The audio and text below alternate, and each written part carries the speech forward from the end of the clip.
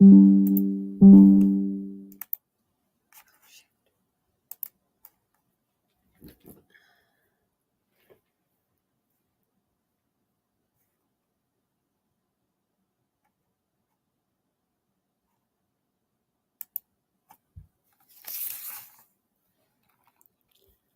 I'm Billy Groom, and I am honored to be speaking at this renowned event, and I'm glad that you're here to join us. I'm an expert in cognitive behavioral therapy for canines, and cognitive behavioral therapy, or CBT, is a scientifically proven methodology that addresses fears and phobias and anxiety, and those lead to behaviors that we may find uncomfortable. And many of those behaviors and those emotions and feelings are associated with grief. So I'm going to start out, I'm going to talk about two stories. Both of them happened for me in my adulthood. And they have to do with a childhood trauma and my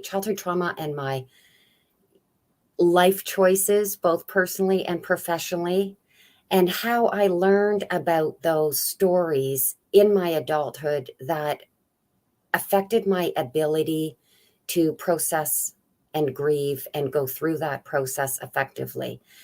I'm also going to talk about different scientifically proven methodologies for addressing fears and phobias and anxiety and ultimately helping us in our grieving process. And then I'm going to provide some suggestions and tips that you can apply in your daily life that can help you reset your brain and perhaps help you in your grieving process. So I'd also like to say I'm not doing a visual presentation today. And the reason for that is I would just love it if you just found somewhere comfortable, got yourself comfortable, and absorb this information. Perhaps close your eyes or sit somewhere where you can have a really nice view, makes you comfortable. There's nothing that you're going to need to look at or to watch in order to absorb this information. So I hope this will be a relaxing, enjoyable, and informative presentation for you. So I'm going to start with the story that was shared to me in very early 2020. So I was just turning 54 at the time. And it was shared to me by a man I'd never met. And it was extremely impactful. And I'm still processing a lot of the information that he shared, but I want to share it with you. So I'll just hop right into it. In early 2020, I was just at home and my cell phone rang like it always does in the day. It was just middle of the day. I figured it was somebody calling about dog training. And so I answered it, and this gentleman said his name, Peter Gibson. And he said that he had found me on LinkedIn, which made sense at the time because I had become quite active on LinkedIn at that time. And he wondered if he could ask me a personal question, which is always an interesting start to any conversation. And of course, I said sure, because why not, right? I don't really have anything to hide. And he asked me if I was from Port Credit, which is in Ontario, Canada, and if I was born with the name Leslie. And that's true. Not a lot of people know both those facts, but I certainly don't hide them. From there, he continued to name drop some people whom I respect and I like. And in my mind, that's putting him about 10 years older than myself. And it kind of solidified him, which was nice. And it was nice to hear from somebody from my hometown. And then he asked if he could tell me a story about my childhood. Now it was getting interesting. Sure. He said that he when he was 17, which put me at 7, he lived in my area with his family, and they had a family dog, a boxer mix named Flash. And Flash was a really good dog, and Peter and Flash were very close. And one day Flash decided to take himself for a walk, which dogs do. So he was walking around the neighborhood, and my parents, I guess, found him and brought him in and was looking for his family. And of course, back then there wasn't community pages and lost and found dogs. So word got around. Over Peter came to our home to get Flash, and my parents invited him in. They were sitting on our back sunroom looking out to the backyard, and Flash was there and everything was good. And he stayed for a while, and he really got to know my parents and really enjoyed them. They had this great conversations, and I asked if I was there, if he had met me, and he said he saw me. I was around, but I was really shy. True, I still am in a different way. And so then he left with Flash, all was good. And then the following evening, my parents were killed by a drunk driver. And this greatly affected him. He was just very affected by this, was very honored he had had the opportunity to meet them, but was very confused and shattered by this. And he said a little while later, a couple months perhaps later, he was playing pickup football in the schoolyard with his friends, and I walked through. And I guess I'd noticed him. And again, I don't remember this story at all, this part of the story. And he said nothing to me. He didn't come over.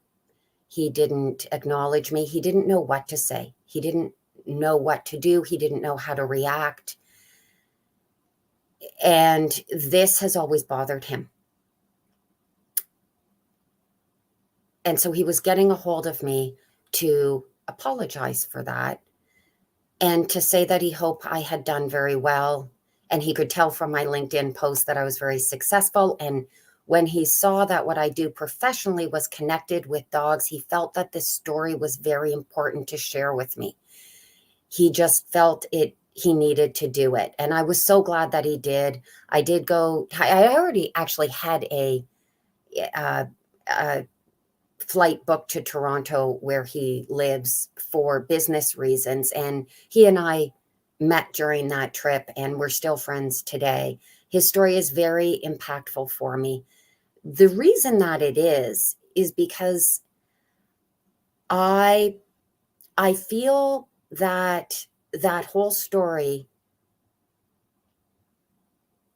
explains a lot of my professional and personal decisions that I've made, which is part of what I'm going to talk about in this presentation, about recognizing light bulb moments when things around you, whether those are stories that are shared, present you with ways of understanding and absorbing information that can help you in your grieving process.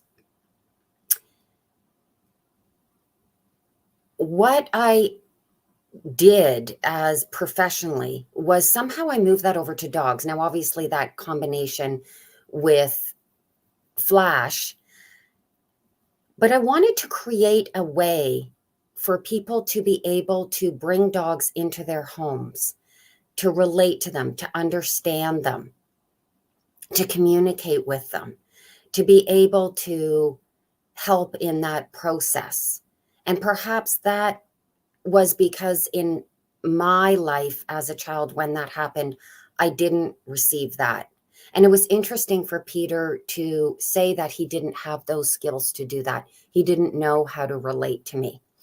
I was placed in a home where I knew the people. It was actually the family that he had referred to, but I also knew I wasn't wanted. Their children were becoming independent adults. They were around the same age as Peter. This family didn't adapt or change at all or try to connect with me. I mean, we knew each other, but connect at this point in our time in our lives.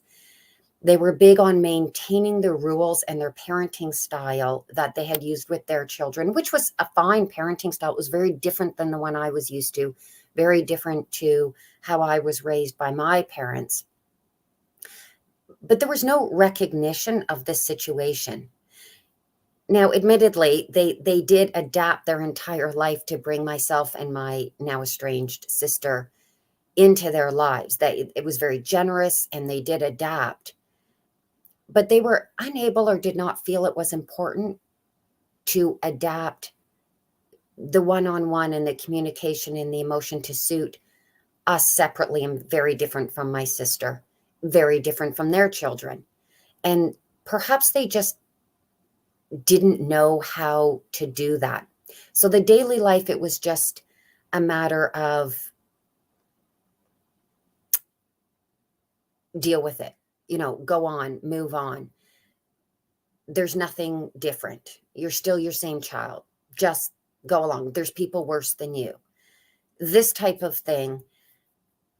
And in hindsight, I now recognize that they were not equipped with the skills and the education to effectively do this. They were also in a grieving process themselves. So, and I should say, for more information on the effects of parenting, be sure to tune into the talk on Sunday by Dave Roberts. He's an expert in this. And also, forgiveness is a big part of which Lois Wagner, who's speaking tonight on a table talk that we're all on, is a very important topic as well. I never blamed them. So I guess therefore I never really had to forgive them. But our mindset on how we absorb all this and how we literally deal with all this is really important. And as a young teenager, I lived independently. I just chose to make decisions on my own. I didn't have a lot of guidance and direction. Not all my decisions were good ones, far from it.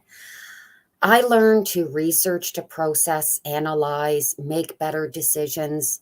I also learned who to trust and to question the motive behind decisions and actions of others. Instead of blaming people, as I mentioned, instead of blaming people, I created a solution which I took over to dogs. And I gravitated to dogs, and I'm sure that this seems natural to many of you. They're non-judgmental, they're soulful, and they're caring. Most need and want to be around people, and they appreciate companionship, even if it's just simply with one person. And I quickly gravitated to the ones with disadvantaged pasts, ones who felt misunderstood, unwanted, and alone. Perhaps I got validation from them. It was a symbiotic relationship. They deserve to live, to flourish, to be understood, to feel wanted, to feel loved.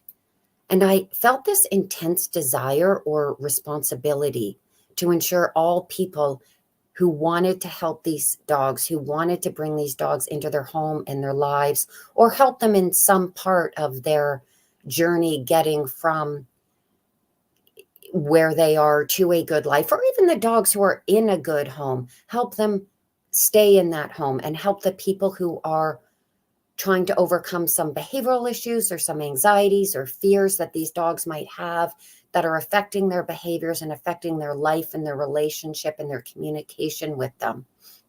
I wanted to create a method that was specific for these dogs. I only deal with dogs that are over the age of 6 months, adolescent, and that's a very challenging time, even with the human world as well. And I talk about that later. I talk about different methods, neuroscience, brain development, cognitive skills, how those affect how we think and feel, our mindset, our ability to reset our brain. There's a few things I get into here, but I wanted to start with that story because I feel it was very important in learning it as an adult and helping it bring together what I've done professionally and personally.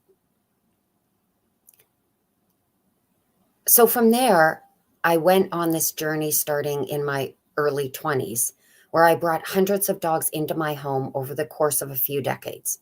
I learned from them how to work with them, how to integrate them into new homes while respecting their needs and emotions.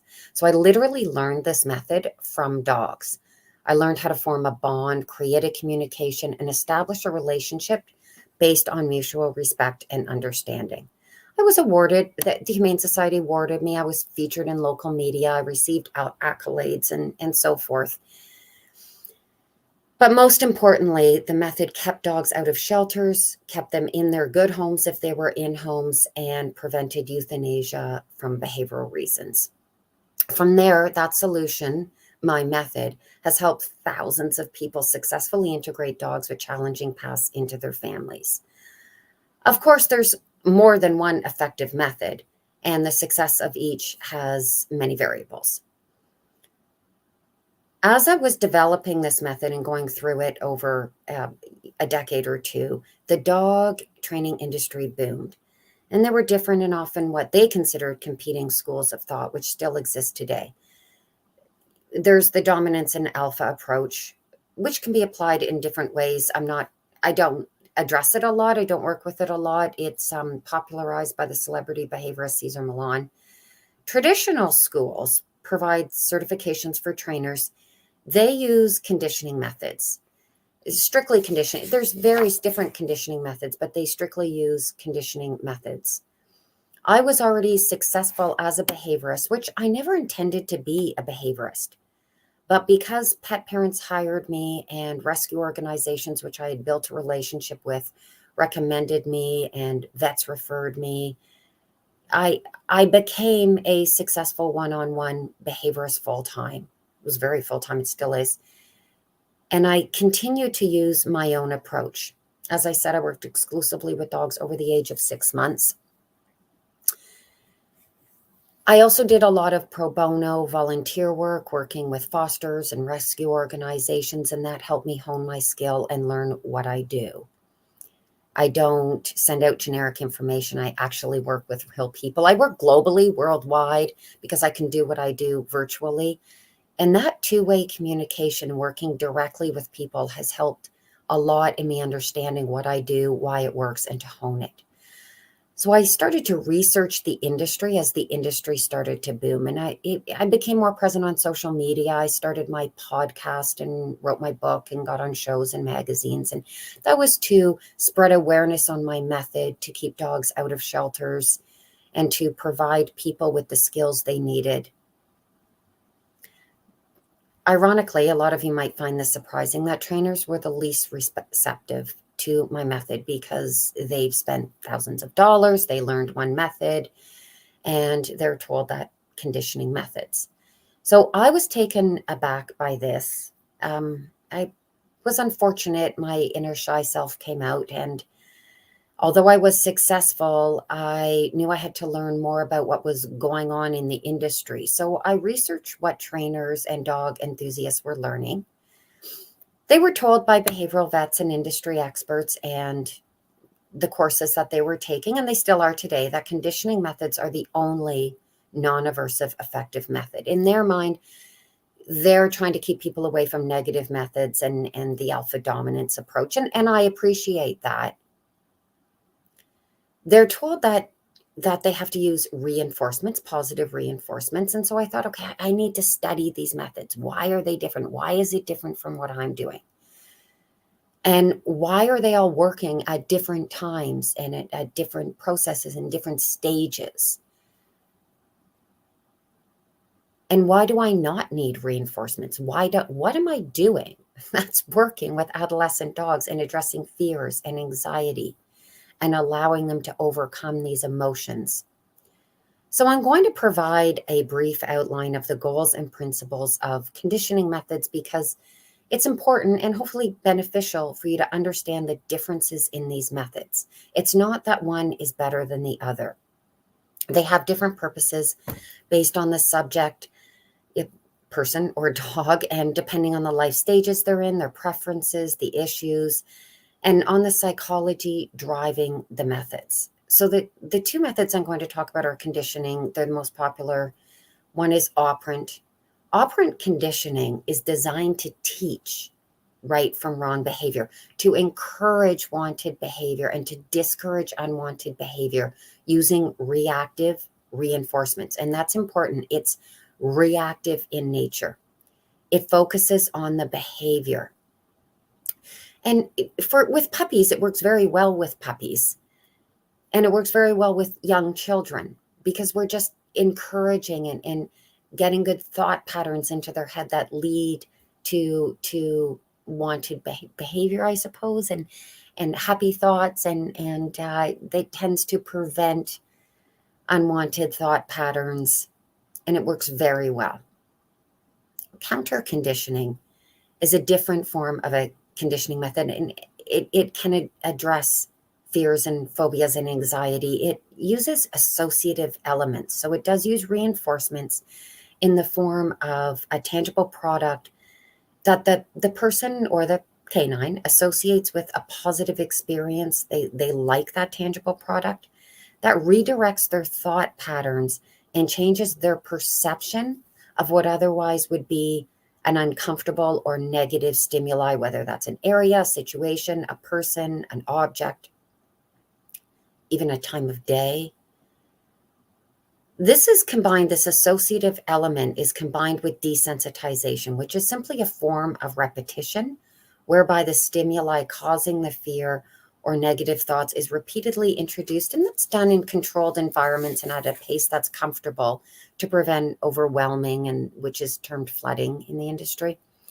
So with counter conditioning methods, the negative stimuli needs to be present, and the person needs to be able, or the dog needs to be able to process and associate that without going into a state of panic or fear. And that can be challenging due to brain development and different life stages.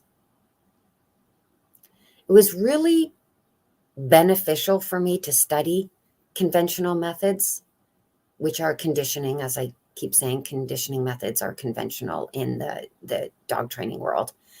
And I took courses on canine neuroscience, which I loved. And I talked with psychologists and child experts and social workers and other professionals who work with fears and phobias and aggression and habits and grieving and these types of things with behavioral issues in people. I literally began to fully understand what I had been doing at this point for almost 3 decades.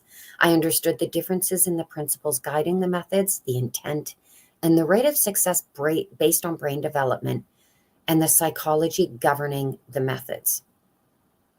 So although cognitive behavioral therapy, or CBT, takes a holistic approach in the sense of not focusing specifically on the behavior, it's not airy, so to speak.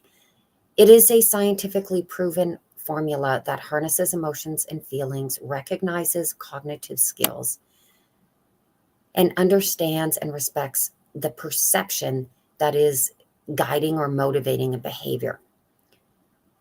Quick reminder, counter conditioning uses associative elements and desensitization to change perception of the stimuli causing that behavior. So it requires that negative stimuli to be present.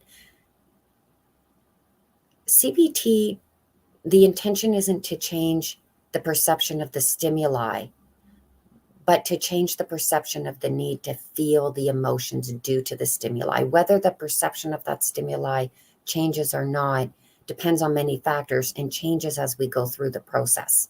So for humans and dogs in the adolescent stage, counter conditioning can be challenging to implement due to brain development. During adolescence, the connectivity between the amygdala and the prefrontal cortex in the brain is frayed. And that's where, those are the two parts where memory is big. So we remember certain stimuli, and then that sends motions forward to other parts of the brain that determine how we react. So when that connectivity is frayed, the signals in our brain we're not able to fully process those signals. And then therefore this is why you'll see actually people talk about their adolescent children as just making quick decisions. They're reactive. They don't stop and process and think about repercussions. They're perhaps unpredictable and emotional. That's because of that brain development and the lack of connectivity allowing the process to happen. And this, of course, I'm not an expert in this, but this is just to give you this idea and a brief overall as to why certain methods can be more effective and how our brain functions differently at different stages. Because conditioning methods requires the stimuli to be present, it can be challenging to incorporate an associative element. The brain development creates such a short window of opportunity. Even if we incorporate distance and a lower level of stimuli, it's still challenging. The memory is effective, especially long-term memory, and counter-conditioning relies on memory, because otherwise, every time you see a new stimuli, because with desensitization you need to, you're starting at square one every time, and that makes it a lengthy and arduous process. So based on the psychology governing conditioning methods and brain development, it can be challenging to implement conditioning methods when addressing fear and anxiety and trying to address habits. And all of these are associated with grief. So in 2019, I'm going to get into it, the second story I want to share with you, which was also shared with me as it's actually more information than it is a story. And it was brought forward to me as an adult. In 2019, I published my book on my profession in the industry, and I introduced my method and approach. And this is when a man named Michael contacted me. He knew nothing about my parents being killed or my process. He learned what was in the book. He is a professor. He writes a lot of books on cognitive behavioral therapy in respect to overcoming childhood trauma, in particular with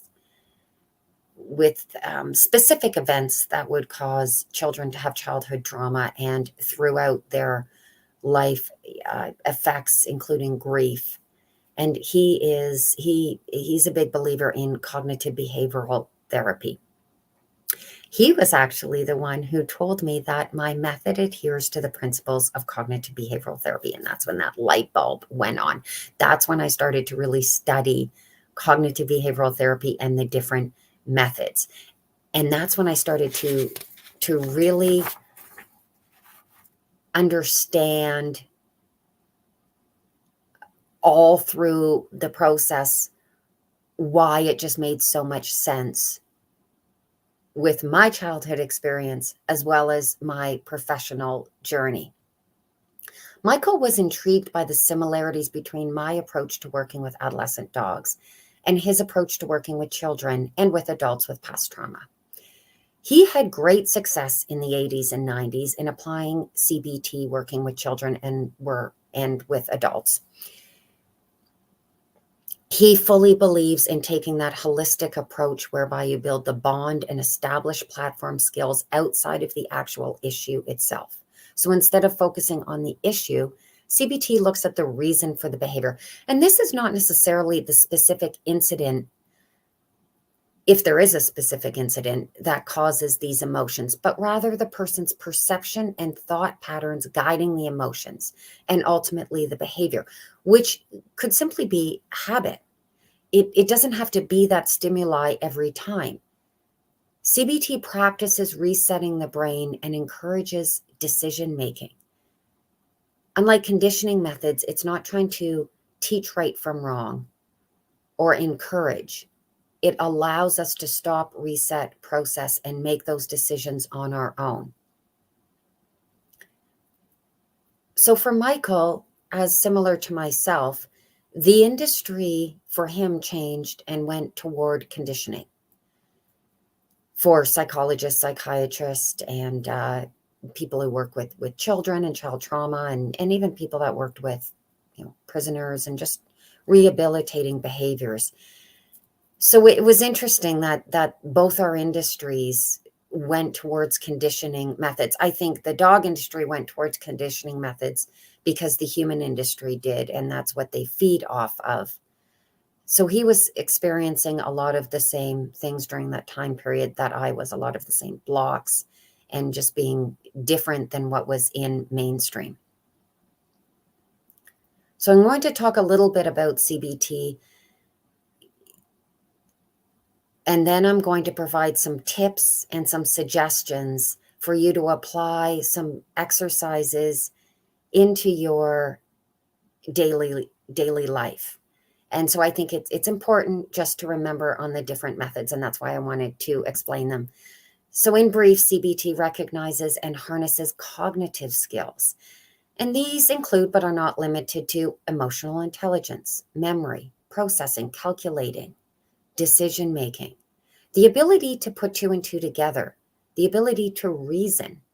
So to address behaviors stemming from cognitive abilities, which is often fear, anxiety, and habits, we need a method that harnesses these abilities, that recognizes them.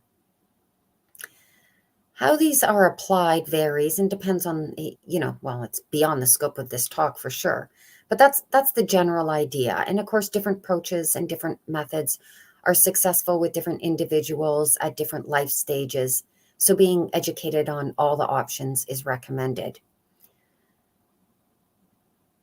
But as I said, for me, that was a real light bulb moment to understand why I resonated so much with CBT and how it helped me.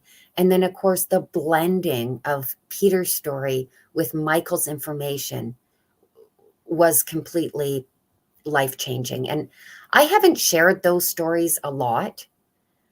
It took me a bit to process them. I actually remember sharing that story for the first time on a podcast that I was a guest on. I became a guest on a lot of shows and podcasts and TV and radio. And I remember the first time I did. And I remember people asking me before that, why the dogs? What got you into the dogs? And I always gave those real generic answers. Oh, resonated with dogs, loved dogs, understood their brain, that type of thing. But I just really didn't feel the need to talk about my parents being killed. I didn't see the connection. I didn't want it to take away from what was important, that of the dogs, helping the dogs and helping people help the dogs. But then when both these stories came together at such an interesting time, it all made sense to me. And I now feel that it is very important.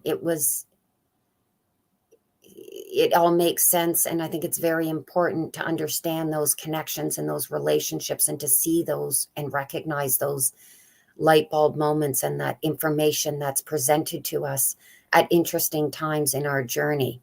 And why Peter told me that story at that time, I don't know, but it was the right time. And perhaps unknowingly or unintentionally, he simply chose to share that story, was a part of his grieving process for the loss of my parents, and he felt he owed it to them and perhaps to me. Perhaps he was not sure. I'm entirely sure he was not sure what the story would do for me. He probably didn't realize it would have that much of an impact.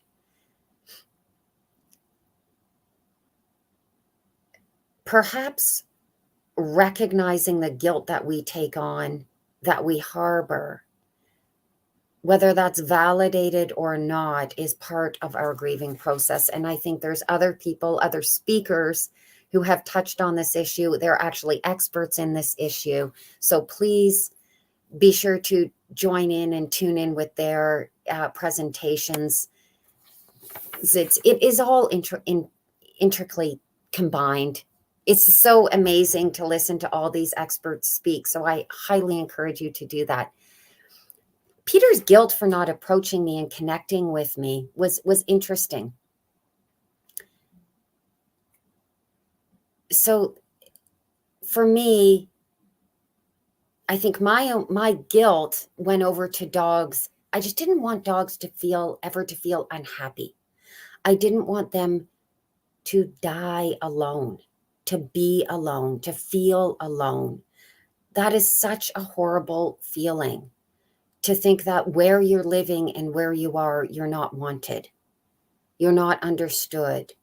You don't have a way to communicate with those people around you and who surround you. And that's so important, to feel wanted.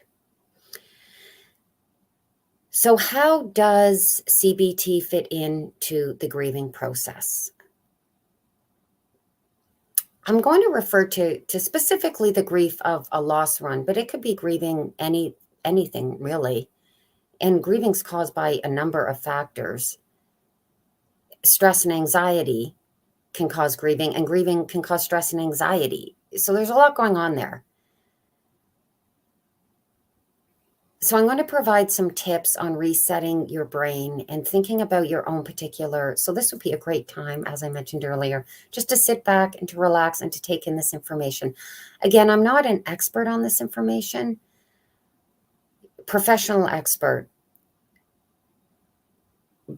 So take this, and the other part about CBT is that it is adaptable to your own scenarios, your own situation. I love it so much because it is not rule oriented. It is adaptable and flexible, and it changes as we go through the process. The actual formula, the step-by-step formula, allows us and provides us that guidance and direction to adapt it to our own situation, our own lifestyle, and to recognize when we need to move forward or to take a step back, to understand when we are doing well, what to do about that, how to address the changes as we go through the process. So think of your ways of processing new surroundings or situations that make you unsure or uncomfortable. How do you feel? Are you able to change how you feel? And if so, how do you do that? And that can be challenging. It can be challenging to think about how we feel. Do we auto fight, auto flight? Even when we're provided with familiar objects or people, such as conditioning methods, we don't necessarily gravitate to those. We don't necessarily make that connection. Are you just hyper focused on what is causing you to feel pain or anxiety or grief? If someone tries to reassure you or comfort you or tell you you do not need to feel anxious or afraid, how does that make you feel? Does that help you? Maybe it does in the moment. Maybe it's what people might term a Band-Aid. And that's not necessarily bad if it helps in the moment. Has it helped in the long run? For many of us, we need to go through that process of changing our own perception. We need to do that ourselves. We need to understand how to do that, to accept change, for routines to change. We need the skills to process that. It cannot be random. We can't just randomly change things and expect everything to be okay. And it often can't be encouraged by others. That will often increase anxiety. And that's the same with dogs. And I learned this from dogs. We try to tell them that they have to think or feel a certain way. They just think we don't know what's in their brain. They think we don't understand them. If we try to tell them what's right and what's wrong and how to react to certain stimuli, they feel that we're putting them in danger, or that perhaps we're going to force them to behave or to do something that they don't want to do, and that can increase anxiety and increase stress. Cognitive behavioral therapy allows for changes and routines to happen without our brain going into a panic state. Often these are caused by memories. And then as soon as that memory happens, it's a habit. Our brain literally, it's a habit. It just goes into this panic state. A very simple example, it happened to me actually in a grocery store when I saw my dog's favorite treats. And that might happen for you if you've had a loved one that is deceased and you see their favorite kind of cookie at the grocery store. How do you feel when you look at it? Are you gravitated toward it, or to walk by it, or to go away, or do you avoid that aisle? Loneliness and fear of change, or the inability to be comfortable with the changes that occur with the loss of a loved one, can be overwhelming and debilitating. These instant responses of panic, as I said, can become habit. I was actually recently a guest speaker on a podcast with an expert on habits, Ian Tolson. And again, it was a fascinating, my podcast is Dog Training Disrupted by Upward Dogology. And that's one of, I took his and put it over to my podcast as well. And it's a very informative and interesting podcast in the sense of talking about how our brain deals with habits and our ability to address those habits, which can be challenging. And it's often necessary when our life changes, when traumatic experiences change our environment and demand us to change habits and routine. Many reactive behaviors, fight or flight or signs of anxiety, are a cause of not being able to process these changes or these unexpected environments. We can't process them quickly enough. And so we just react. Behaviors in others can do that to us. Are they doing what we think they should be doing, or we expect them to be doing, or is what happening in a certain area or environment what we expect? And that leads to quick reactions without the ability to process or even to think of the repercussions. And I spoke about that earlier. That's why I was speaking about that. When one is rehomed, so to speak, or our environment changes, whether that's a dog or a human, it can be confusing and difficult time for everyone. So when dogs go into a new home, they understand the concept of a house. They understand the concept of a family, but their life is different. Their surroundings are different. Their perception of their new family is different. If we treat them like they don't know or understand anything, they're going to think we think they don't know or understand anything. Just because something is different around us doesn't mean that everything we've ever learned or thought or felt just disappears. We just need to be able to process that. And also that environment needs to be able to adapt to the way that we think and feel and what we've learned in our experiences. Think about changing a profession, or more specifically, more accurately, changing a business that you work at while you're maintaining your same profession. So you go to a different company. If they treat you like you know nothing, you're not going to respect or understand that. You were successful at your other place of business in your profession. You know the profession. If they treat you like you know absolutely everything and provide no guidance or direction, they're going to set you up for failure, because you do need to know how to incorporate what you know and your experiences and your expertise in your profession and everything you can bring to the table. You need to know how to bring that to their environment and have it fit in with them. So that meshing of what is new and fitting in with what's comfortable for you. Even if you remain in your same physical location after the loss of a loved one, for example, that place is still forever changed, or at least in your perception, because that person is no longer there. And your perception is what's most important. Remember that. Your bedroom may still be your bedroom, but without your partner, it's a completely different room. Does this mean you should move? No, some people do, and that may help. But we still need to change the mindset. Changing our mindset and having the skills for us to be able to do that and to comfortably take our brain to a place that can process. So with cognitive behavioral therapy, we establish platform exercises to practice resetting the brain at easy, comfortable times and situations.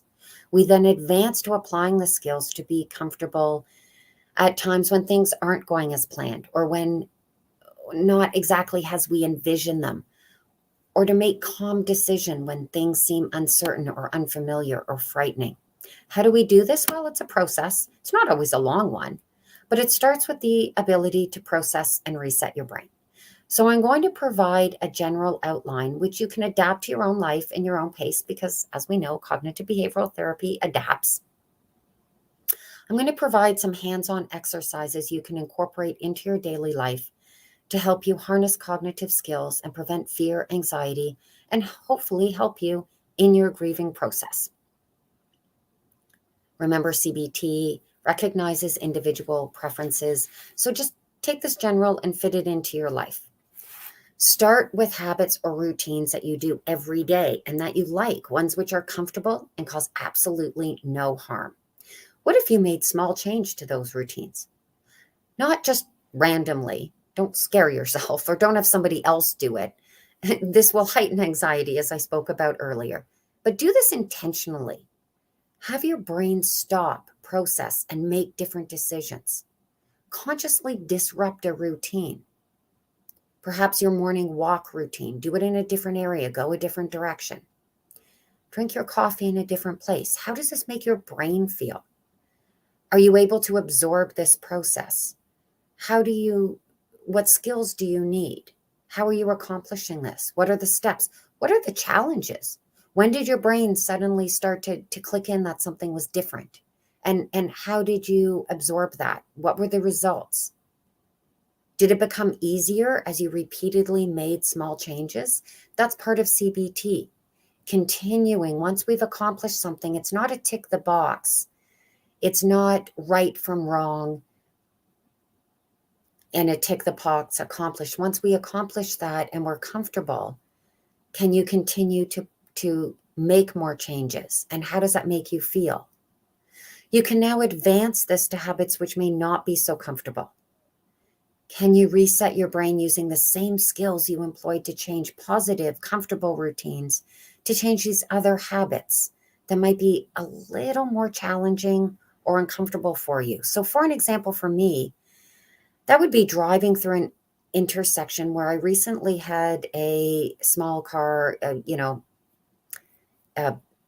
an accident. It wasn't my fault and I was fine and the person took responsibility. But my perception of that intersection is that it is stressful. And it is. It's actually a confusing intersection. So I didn't blame the guy. It's a challenging intersection, but I tend to avoid it. How do I feel when I consciously make that decision to go to that intersection? How about being frustrated when a driver cuts you off? How do you feel and how do you deal with that? And how do you bring your brain back around to move forward and focus on what's important? We can advance that even further. Try changing a habit directly related to what's causing your stress or anxiety and your grief. For example, relating to your loved one or a different situation. Perhaps you always ate at a certain place at your table with your loved one. They ate at a certain spot and you ate at a certain spot. Can you change that? Try bringing the situation that you used in easier situations. Try bringing those forward, your brain thoughts, or connecting how those connect. Ones from your easier situations to these more challenging ones. How did this affect your experience? Be conscious of your feelings. Going back to the situation with the dinner table. Were you able to sit at a different spot? If someone just came in and replaced your table and tells you that you need to be okay with this, that might increase your anxiety. But if you consciously chose to be a part of this change, how do you think your loved one would feel? Could you process that? I hope that you're taking these in and thinking of ways that you can put this into your own life. Now, when your brain goes into a fear of state or anxiety caused by grieving, view it as a habit. It's your brain going to a certain place simply out of habit. And that can be changed. Reset your brain. Don't avoid the thoughts, process them. Harness those same skills and thought patterns as you did in other situations you've been practicing. Harness your cognitive skills. It can be frightening and challenging because they involve emotions and feelings. Our behavior changes when we change our ability to processing, when we change our ability to process. Unlike counter conditioning, we're not changing the perception of the stimuli or our feelings toward that stimuli. We're just teaching our brain to be comfortable making those decisions based on how we feel. As we go through the process, the perception of that stimuli, for example, the cookies, might change. So operant conditioning, the goal would be we would use rewards when we look at the cookies, when we process the cookies. We're going to be rewarded with something that's comfortable, not necessarily those cookies, but something that we find comfortable. The goal is with operant conditioning to like those cookies and to be okay with them. Counter conditioning changes perception of the stimuli. So using, again, an associative element, the goal is to not feel fear with those cookies, not feel that there's anything that we need to fear from those cookies. With CBT, the feeling towards the cookies may not change. We still might think of our loved one and feel a little bit of pain or hurt, but we can process that and we can be okay with it and we can walk down the aisle.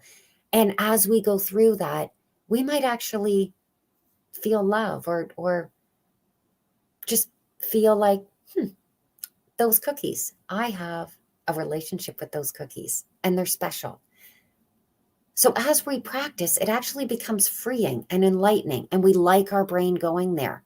And when we own our thoughts and our emotions, we make better decisions. We need to practice that. If an exercise is too challenging, pick a different one. Don't force anything. And remember, we're not ticking the boxes and accomplishing pre-established goals. We're simply resetting our brains. There's no wrong decision. If you regress or you feel you didn't do something well or you had a bad day or a bad moment, just go back to what works. Be comfortable with the exercises that you're doing. Go back to an exercise that works and advance from there. It's not about being right or wrong. It's about being okay with it and accepting your decisions. Harness your thoughts and allow for change. Do this on your own. Don't have someone else do it for you. You can have an accountability buddy. You can have people that support you, but the actions are yours. And you're not being convinced or told how to feel or act. You're making those decisions, and they get easier as you practice resetting your brain. So the repetition is not with a specific reward or with a repeated stimuli. It's with resetting your brain. And that takes time. It's different for individual people. And your teaching opportunities to do this are different. And this is exactly what I do with dogs. I've just learned how to do it with dogs. Dogs taught it to me. And it's really fascinating when you see it in their brain. And when you see it in your brain and you feel it, it's beautiful. So find what works for you. Embrace it. Understand it. You're allowed to feel your emotions. Don't suppress them. Harness them. For me, I think I was doing this as a child, but I was feeling suppressed. So working with dogs allowed me to creatively apply what I wish others had done for me. And of course, I'm only processing this now, a lot thanks to Peter and Michael. And I've been processing over the past couple years. So as I said, I never really spoke about it, but it helps me to speak about it. And I understand the connection and why I made decisions I made and why I was so important to me to understand dogs and to help them and to help people understand dogs and to help people who are trying to help dogs. This, as an innovator, as an entrepreneur, this whole process is not about me. It's about the dogs and the people. And I'm really enjoying sharing my stories and my thoughts and having it come together and to understand it. And I realize it's important in my grieving process and my journey as a whole. I'm writing my memoir. It's titled My Dog Fight. And I encourage everyone who's going through a grieving process to explore, to write, to ask, to research, talk about it, talk to yourself, talk to different people, talk to experts. And again, I'm not an expert in this, so I highly recommend seeking professional help and working through that with them. Focus on you, on your reason, on your story. Feel your emotions. Constantly ask yourself why. Why do you feel a certain way? How's that affecting you? Why are other people doing what they do? What are their reasons? And how are theirs affecting you? Remember, there are no wrong answers. With CBT, it's not about being right, but about getting it right for you. So you should be proud of yourself for taking the step and for entering this journey. And I hope you recognize your light bulb moments and people that are providing those to you and situations that are providing them. Be open to those and enjoy your journey. Thank you so much for being here, and I welcome your questions and feedback.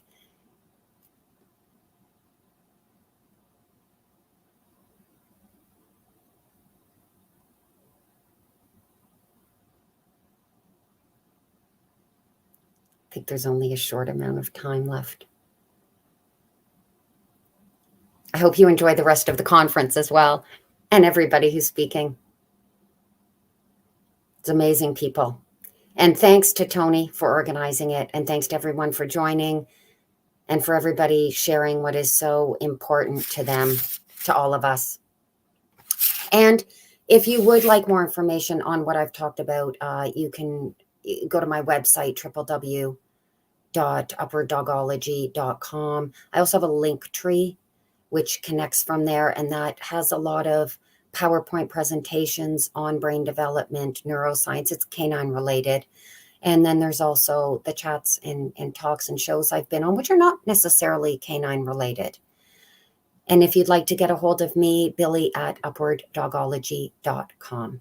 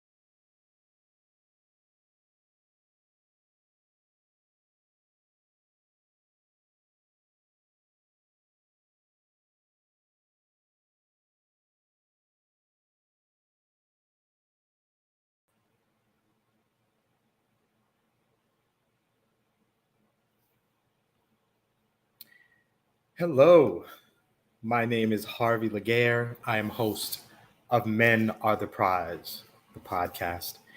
And it is the space where I met the man, the creator of this, the Global Grief Conference 2023.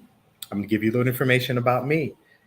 I was lucky enough to be on Tony Lynch's podcast, and we just had a wonderful, wonderful conversation. And from there, I'm like, you need to come on my podcast. We need to talk. And through this, we became friends immediately. We connected immediately as we were speaking. After these 2 times that we spoke, he told me about this. And it sounded so interesting. I needed to be here. I need to be a part of it. So thank you, Tony, for having me here and allowing me the space to speak. My podcast is a space for men to be open, vulnerable, emotional, to speak. The reason Tony was on there is because he was talking about an emotion, a hard emotion to talk about, a hard emotion to deal with, a hard one to define. But hearing Tony talk about how he helps people, how he's dealt with his own, it was just a wonderful conversation. I'm like, I need to be a part of this. So again, Tony, thank you. So like, I'm going to talk here to all these people who are dealing with grief, who help people deal with grief. And I'm like, I don't know exactly what to say. How do I get into this conversation? How do I deal with it? And what I ended up thinking to talk about is how we don't disappoint the dead. I was sitting in a restaurant with my wife and we were talking, and I talk a lot about success, what we're going to do in our life. What do we consider success? What do we consider a positive outcome to whatever we want to be? And then I'm like, what do we do with life? Who determines what success means to us? And my wife just said, you know what? Why don't you take that and see if you can talk about dealing with success, but maybe not the success that somebody who's left you thinks success is.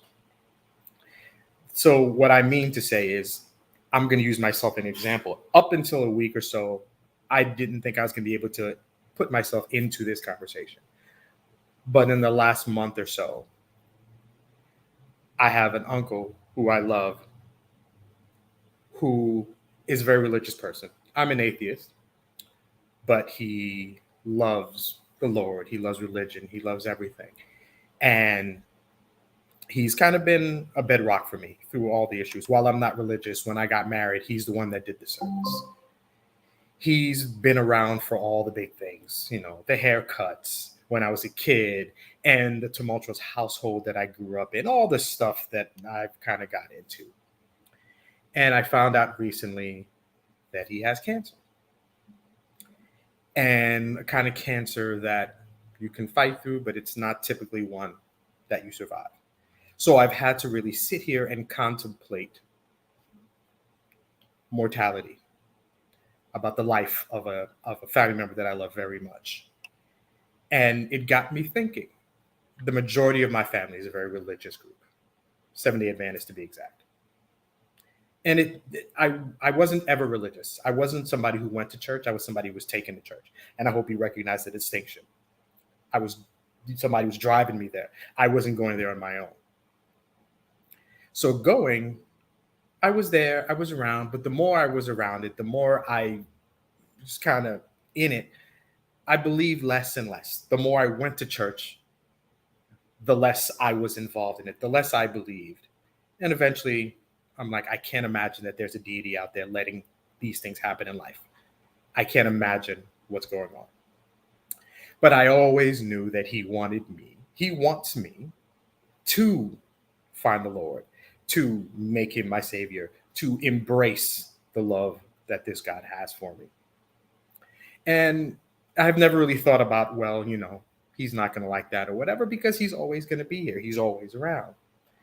But now the possibility, strong possibility, that at some point he won't. And it makes me wonder, how am I going to feel when eventually he leaves? Knowing that I didn't really become or believe what he wanted me to believe in. Will I disappoint him? Will he think less? Because I never got there. I never got to that same place, that same belief, that devout love for God that he wanted for me. So it's something to consider. I don't think I'll ever get there. And honestly, everything that happens kind of pushes me further and further away. I'm a Black man, as you can tell if you're watching, and being Black, I find it amazing that we can believe so much in a God that's allowed so much to happen to us. I'm astounded that we do that. And that's, for me, it doesn't push me closer to church. It pushes me further away from religion with everything that happens. But that's just me. But whenever he passes, or my father, or any other family member that passes, and 99% of them are religious, I've really been contemplating, am I going to disappoint them and they're going to be gone? And will I be able to live with that grief? How am I going to feel knowing that somebody who loved me so much, but wanted me to be here, wanted me to be in this place, and I'm not there? And I've gone through a whole lot of thoughts, a whole lot of questions. And the first thing that I thought of is, I think above all things, these family members, these people who love us, in their core, in their soul, in their heart, they want us to be happy. It's not about us being what exactly they wanted us to be. Like, I'd be nice, but in the end, I think every one of them wants us to be happy. And if sometimes that happiness comes from something they didn't expect, then I think in the afterlife or wherever they may be, they will be happy for us. And they will be happy that I am where I need to be, happy where I want to be, where life has led me. And I've been thinking about that a lot. And so even a few minutes before I came out here to speak, and I'm like, how am I going to get this across? What am I going to talk about grief and the people leaving? And and if you really want clarity, sometimes your kids are the best people in the world. Just minutes before I got out here, my daughter, who's the first one awake, she's hungry and she wants something to eat. She doesn't know what she wants. She's like, I want something soft. My teeth hurt today. I don't know what I want to eat. And I'm going to have oatmeal. And while she's eating oatmeal and I'm sitting here stressing, preparing to speak to everyone, and she's like, Daddy, if you could freeze time, what would you do first? And I'm like, isn't that just a nice, simple question? When you're 8 and you have nothing else to worry about, nothing else to consider, like, these are great questions just for us to have a conversation. So she asked me that. I'm like, I don't know, baby. What would I do if I could freeze time? I don't know, but there'd be nobody else around, nobody else doing anything. It would just be me. What would I do? But then she asked me essentially the same question a different way. Then she said, if you could have 3 wishes, what 3 wishes would you have? Now, in my head, I'm like, why are you asking such introspective questions? It's like 8:30 Eastern Standard Time where I am. Like, it's a little early for this. But why are you asking these questions? And as I'm sitting here making her oatmeal and preparing to speak to you, it really hits me that she's asking me about life. If you could have life the way you want it, if you could live life the way you want it, if everything would go the way that you want it, what would you do? I'm like, that's great. And it really occurred to me that as much, as sad as it may be, for us to lose somebody, to lose a family member, a friend, somebody really important, somebody who we know loved us and wanted the best for us, we have to live for ourselves. We have to live for us. I can live to hope to make somebody else happy, but that doesn't always mean I'm going to be happy. I have to live for me. What's going to make me happy? Why am I going to want to stay on this earth and walk these streets and do things? It's got to be something for me. And I think that's what the people, the family members who leave us, in the end want. They want us to be happy, whether it's the mission that they had for us, the vision they had for us, the plans that they had for us. They want us to be happy, and maybe on our own, or maybe through their plan. So I think this is an interesting conversation to have. And I won't lie, I'm lucky I'm able to talk about this, but the man who introduced me to this, the man who made this a possibility for me, I believe he's around.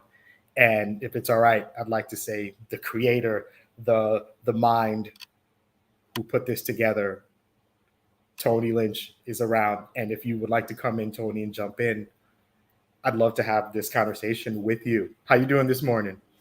Oh, man, I'm doing wonderful, brother. I'm 10 toes above ground, so I can't complain, man.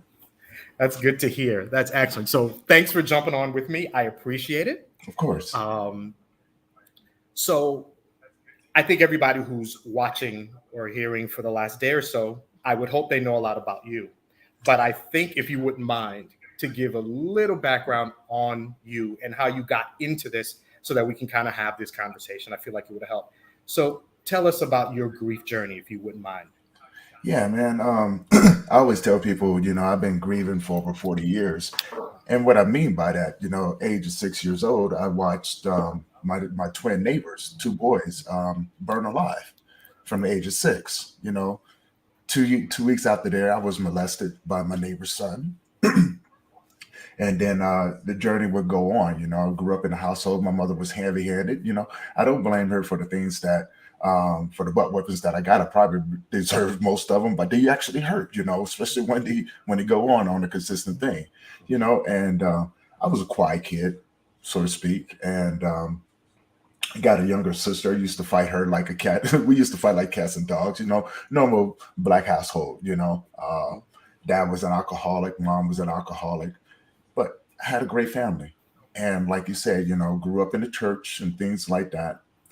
As I got older, I got involved in the gangs. I started selling drugs, ended up going to prison, getting shot. All of these beautiful things all of these crazy beautiful things I like to call them. Right. Went to prison, was in and out of jail, been homeless, 17, 18 times out of my life. Um, but the really journey, the true journey, even after all of that, watching friends commit suicide, get killed, and all of these crazy things, the real journey started when I had my son. And I was a good father to him for just over 8 years, just about 8 years. And 2015, he was overdosed by miscalculation from his pharmacist. So then you think about, because at that time, I was what you would call a very faithful guy to God, right? I was obedient. I didn't have a role model. And so, you would think of said God would be a good role model, right? If I'm his child. I want to understand how to be a better man, how to be a better father. So I would look at these things and go, wow, I can take a lot of this and then implement them into my life. And when my son was overdosed, I watched him go through that overdose for over 3 days. He pulled out. I didn't know, I was afraid. I was truly afraid. And I didn't pray or anything like that. I was just going, you know what? Don't do it. Don't do it. It's not gonna be good if it happens. Fortunately for me, he did come through. Um, the unfortunate part about it is that 9 months later, I watched him take his last breath. And then from that journey, I went through what you would call my grieving process. And it looked nothing like what people would write down, like, anger and all of these things. No, mine was full of bad choices. It was, I lost everything. For 2 years. I didn't know, I couldn't tell you what I did. I went into like autopilot, right? I had a routine. I would get up in the morning, work out, go to work, come home, eat, work out again, and go to bed. That was my thing. I didn't come out the house for 2 years. I didn't want to be bothered. But after that 2 years, I made a bad decision, and I ended up moving to South Dakota. There, I was there for 3 months and lost everything. Was forced to come back to Colorado and bounced around on people's couches, things like that. And I went into what you might call that dark place, right?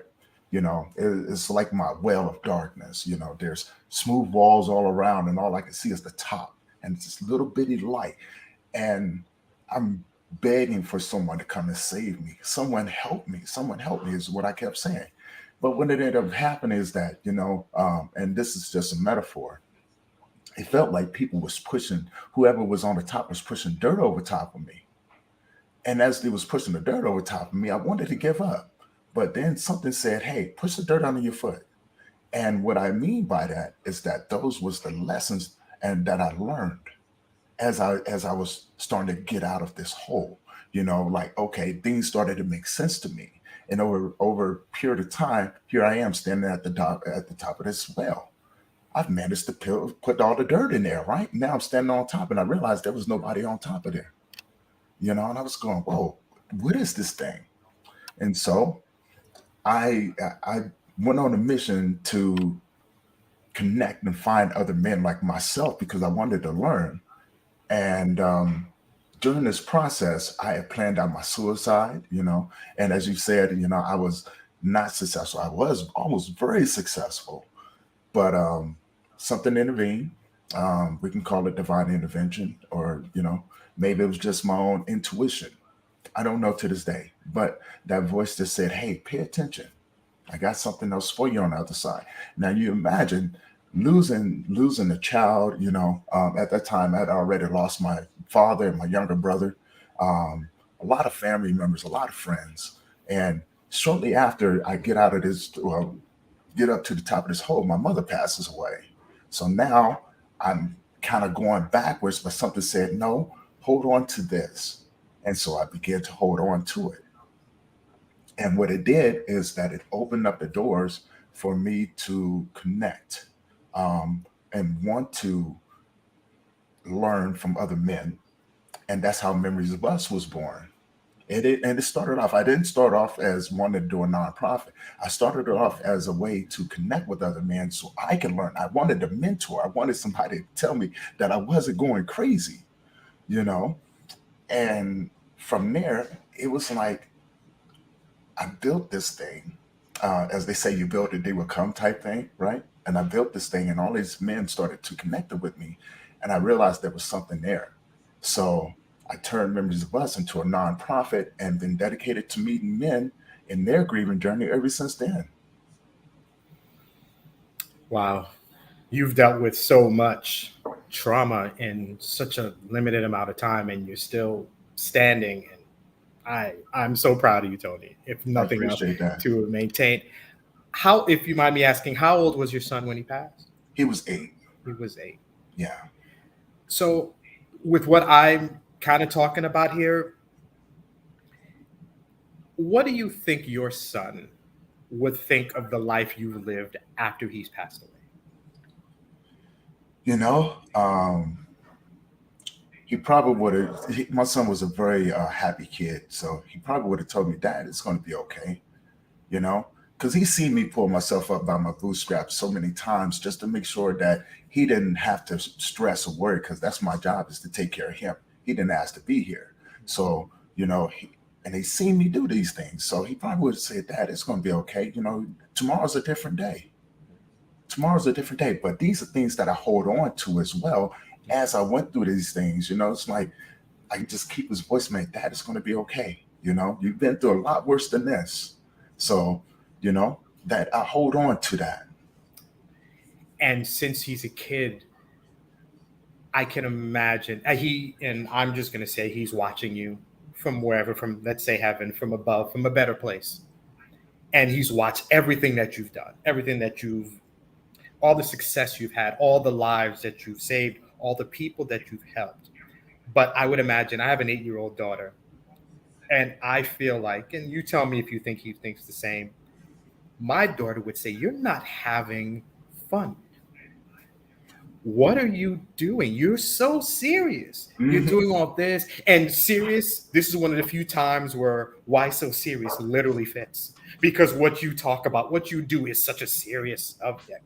Do you think your son would be like, "Go and laugh somewhere and go do something fun. You help so many people. What are you doing for you? When is the last time you had like a real laugh, like you were crying because it was so funny?"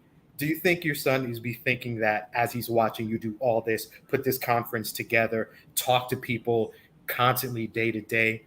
What do you think your 8-year-old son would think in that way for you? It's funny that you say that, right? Because he and I used to talk since he was 4 years old, right? And he and I used to have these deep conversations. And he used to always tell me, "Daddy, sometimes you just got to let your soul go out and just explore the universe. It doesn't have to always be serious, right? Like your soul wants to go out and connect." And so that's what he would probably say to me, Daddy, just sit down and let your soul go out and connect with people and explore the world through the eyes of a child. And to me, that was amazing, right? Because when we think about our children are carefree. They have no fear. We don't start developing that fear until we start to get older. So he helped me see the world through his eyes, right? And in his eyes, the world was this big playground.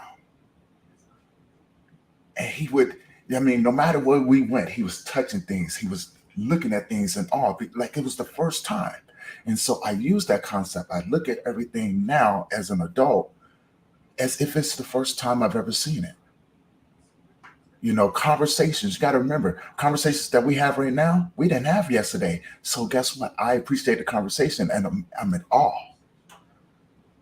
I'm in awe because it's a brand new conversation. When I see the trees change colors in the spring, winter, fall, summer and things like that, it's the first time because you got to remember every season is different. Every day is going to be a brand new day. And so if I can look at that and go, wow, I'll never see this happen again. In those moments, I can grab on to that and to that feeling, and my soul is like happy. When I can go out and serve other people, and be in those moments with them, I'm like a child because for one, I'm curious, right? And you've invited me into your space, and I just want to learn how can I help you. So yeah, man, it's like I think about those things. It's everything is the first time, no matter how you look at it. It's always the first time. We may have moments that changed our lives, but we have a ton of memories that we can hold on to that make us smile, right? Oh yeah. And every one of those moments are a first time. You'll never get to do that again. You'll never put on your pants the same way every day. You'll never eat this, even if you have bacon and eggs, every morning, you're still having it for the first time because it's another day. Facts. As I'm looking through the comments here, and everyone who's watching, please feel free to comment, and maybe we'll just kind of interject what you're saying here. You're really inspiring. It's incredibly true, Tony. I'm gonna spread it out. So we imagine what a child would want you to do with your life and living. Sadly, and maybe not sadly, you've had a lot of people in your life move on. Your mom, you mentioned your mom passed away. What would your mom say in regards to how you're living now? My mother, um, my mother would probably tell me, "Baby, it's gonna be okay." Look at what you're doing. Look how far you've come, right? My mom was always, she always encouraged me to think, right? But not just think. She taught me to think outside the box. Always think, 20, 30 steps ahead of people. Because, not only did she teach me how to do that, she taught me that, hey, this world, you're going to have to learn how to survive. So I understood her methods when I was a child. She was like, hey, you know what? This world that you're growing up in is going to be totally different. So, you're going to have to make some choices. But for the most part, you're going to have to live your life the way that you see fit. And these choices that you make, you're going to have to be responsible for. And so I was like, man, that is something to hold on to, right? Because even at an early age, I understood that people are capable of doing really dark things to other people. And sometimes you have to become something different in order to survive in that world. Mhm. And, you know, um, if my mom can look down on me now and see the things that I'm doing, that's my auntie. You're right, auntie. She would say, son, I'm proud of you. My dad would say the same thing, right?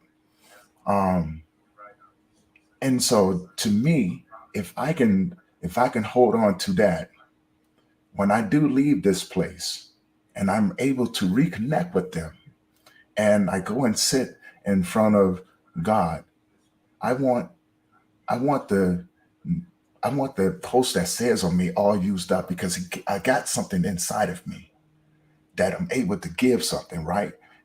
Like this gift. And then I realized that this gift is not mine. I owe it.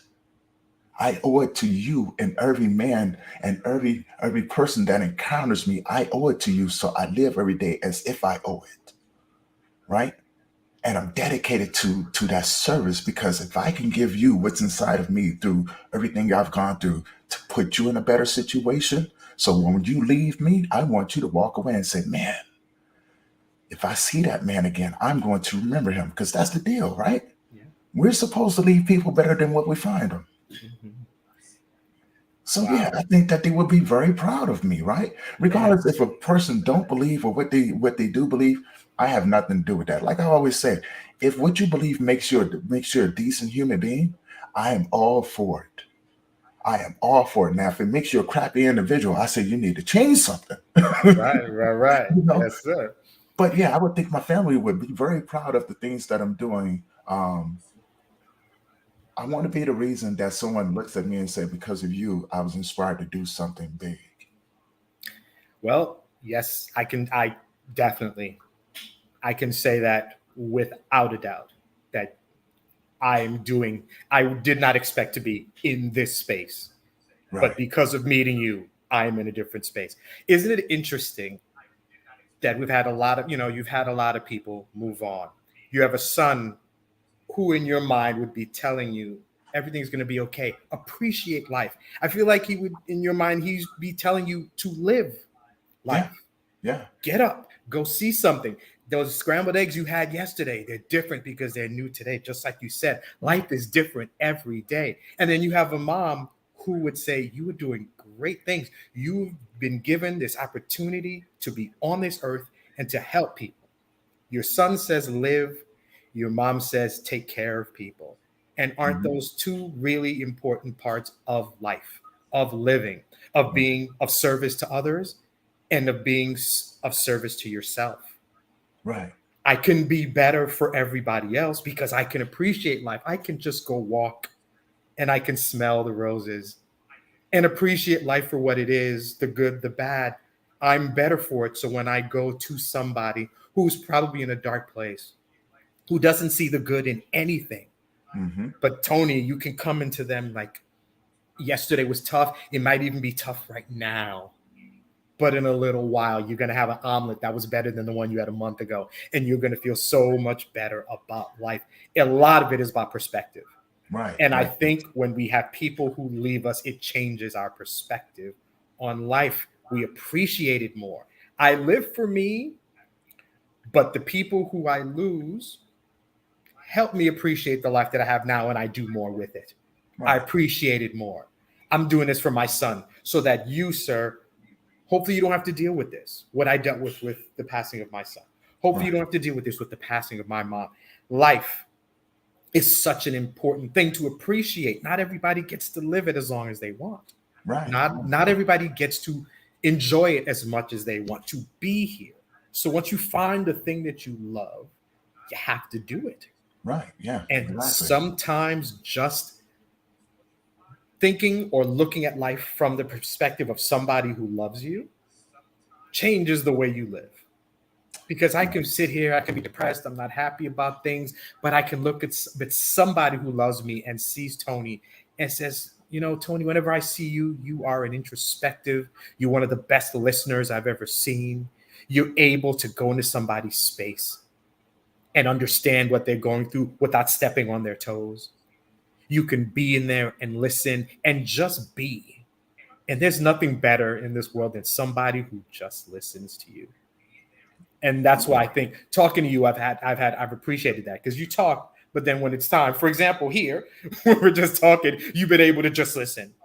And I think that's what makes life wonderful and what makes you so good at what you do. Another thing that has come to mind with this, and I apologize, I didn't mean to cut you off. No, no, no. You're fine. I've been thinking about life in regards to two things: trying to be perfect, trying to live the perfect life, And I associate that with excellence. I want to be the best at everything. I want to do everything I want to be. When life is done, I want everybody to think about this name. Harvey was the best person doing this, blah, blah, blah, blah. Versus experience. Mm-hmm. I got a chance to live life. I got a chance to want to be the greatest at this, but I didn't do it. But I got to experience it. This new thing I've really started thinking about: excellence in living or Mm-hmm. experience in living. And I like the idea of somebody who passes wanting you to be excellent at what you do, but you need to experience life to get there. Yes. Any thoughts as I thrust that in your face and we talk about it? Yeah. You know, I can totally agree with that, and I'm just going to add to it, right? You know, part of experiencing this life is understanding that what you do is not about you, right? It's not about you. You have a family. So everything you do is to take care of your family and make sure that your family grow up happy, healthy, educated, and loving and respectful, right? And all of those different things that you want to implement into your children, and be a great husband for your wife, right? Mhm. So now you understand it's not about you. You're doing everything to be excellent so they can benefit from your excellence, right? It doesn't matter what anyone else thinks about you. It really doesn't. Because of the simple fact, what they think about you is not going to change. Everybody has an opinion. Everybody has an opinion, right? And with those opinions, that's all they are. And the experience that you have in this life are the lessons that you teach other people. It directs how you treat people, but also how you treat yourself. You can go through life and have the worst experience in the world. Like I could take my experience and become a very bitter individual, and people would kind of understand that, right? Or I can do what I chose to do and take that experience and choose to grow from it and learn from it, but extract the information that I need from it, not for me, but for the people I encounter, because I know what it's like to be down. I know what it's like to be tired. I know what it's like to want to give up. I know what it's like to live in a very dark place where you can't trust anyone.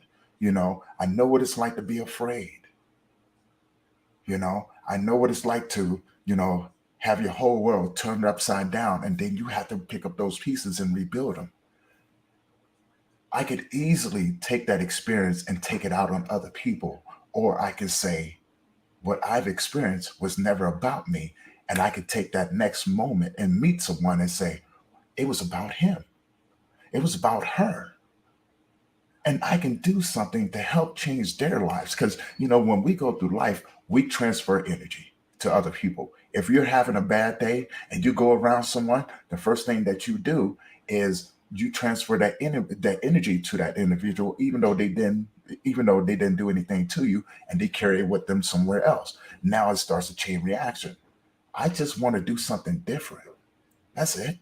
I don't want to, if I'm having a bad day, it's not a bad day. It's just a bad moment. I can look at that moment and go, why am I having a bad moment? Oh, this right here. Well, this is nothing.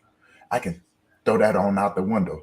And the next moment, I'm on about my way. I learned to let go.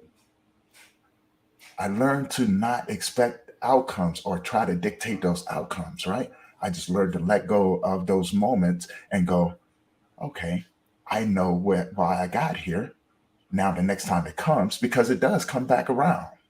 At least I believe it. It comes back around to say, because when you say, I'm not going to do this again, right? Something happens. And that's that recycle. And that's his way of saying, I really want to see if you're serious about what you just said. So having those experiences, you can do something with them. I want to be the best of I want to be the best at what I do in the field that I'm in, right? Working with men. I want to be, the best at being a podcast host on my podcast, right? I'm not worried about what the next person is doing because I'm going to stay in my own lane. But I'm rooting for the people that are doing it. That's the beautiful part about it. Because you know what? If you're doing something good, I'm going to pay attention to you because I want to learn. You now become my teacher, right? Yes, sir. So Yes, sir. yeah, you could take those experiences, man, and you can do something good with them, and you can still be the best about it, and people will still talk. You're gonna have people that talk good about you, you're gonna have people that talk bad about you. That's just the way of life. What are you gonna do with it? They don't own space in your head. It's not about you, right? You're right. You're It's so about right. what you leave behind for other people. It's so true. So true. Just hearing you talk, ideas, just stuff just pops into my head when I'm hearing you talk. And when I was figuring out how this was going to go and how I was going to present and talk, obviously this is the Global Grief Conference. So I was throwing around the idea of grief and how we're talking about it. And for me, something that came up was even a question, but I think I know the answer. And that question is grief a gift or a curse?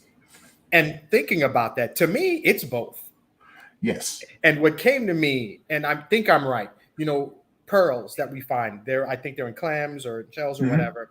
Yes. For me, I associated grief with the grief is that clam. Hmm. And when I crack it open and I get that pearl, that's the gift. So the struggle is the clam, but once I open it and get past it and get that pearl, that's the gift. The Right. curse, it's the look, and then when I get inside it, that's the prize. That's the good thing. And what hit me with that is talking to you because I never thought about grief. I never talked about it at all. Right. But I talk about you, and then we're talking about grief, and we had these conversations, and they were profound. And I was a little bit down a while because I never thought about it. So to bring something so serious to my mind, I'm like, oh wow, mortality and life, and I'm a parent, and what would I do if I lost my kids or a parent? So there to start with, and that to a degree might have been the curse, but that didn't last long Right. because when I got past that, then I'm like, I just met Tony Lynch, and I'm having wonderful conversations. And I'm looking at my family and all these people. I'm not going to think about the fact that they're leaving. I'm going to appreciate the fact that they're here right now. Right. So, how do you respond to the idea that grief can be a gift and a curse? Well, the curse is that when you love someone, right? You want to think that you're going to be with that person forever, or that individual is going to be around forever, and it's just not true, right? But you already have this preconceived notion that this is going to be a forever thing, and when they pass, you tend to go into this place of uncertainty of depending on your perception of the individual or the relationship you have with this person. Now you can grieve many things, right? That's not what I do. I focus on the loss of the loved ones. So grief is, yes, a curse, and it's a gift, right? For me, grief became my passenger. It became my mentor. It became my teacher because I began to break things down and go, man, had I not experienced this, I wouldn't be going through this right here. Why am I? Oh, because I cared. I loved. I devoted time and energy with this individual. Now, here's the beautiful part about it. There's nothing in this world that says that we exempt from any of this. But it's a truth. As long as you love, which is the beautiful gift, you're going to experience some sort of grief when they go, and that is the curse. You can't. It would be awesome to think that we can live every day. You know what I'm saying? Happy and what I'm saying, wanting to move through and all of the. It would. I would love to do that, right? But that's not the reality of it. It's just not the reality of it. If I'm going to love you, I'm going to grieve you when you pass. And if you're going to love me, you're going to do the same when I pass. Only thing I can hope is that the memories that we shared is enough when either one of us pass to go, I am glad that I met that dude, man. You know what I'm saying? And I can share these happy stories. Yes, I'm going to be sad, but if If I'm correct, and even if I'm not correct, your energy is still there. I'm still gonna hear you laughing in my ear, going, "Did you just see what you did?" Right? And it's gonna take me back to a moment to where, yeah, man, I did see what I did. I understand right now. Yes, I'm sad, but I'm so happy that I had the chance to share these moments with you. So yes, it is a curse and a gift, all in the same sense. Now, for me, it's a teacher. It's my mentor. It's my what most people will call, or what I would like to call, it's my dark passenger. Right? Mhm. It's going to be with me for the rest of my life, no matter what, because this is what I chose to do. But the gift about it is that I chose to do this so I can help, so I can serve other people. That I'm here to serve. I'm I'm I'm what you may call a seasonal individual. I'm here when you need me, and then when you're done, I have to go to the next person. I am to be shared, Wonderful. right? Yeah, Wonderful. That's a great description of you and what you do. Early on, when we knew we were going to have this discussion, and I know we kind of got together and for the table talks yeah, that yeah. I've done.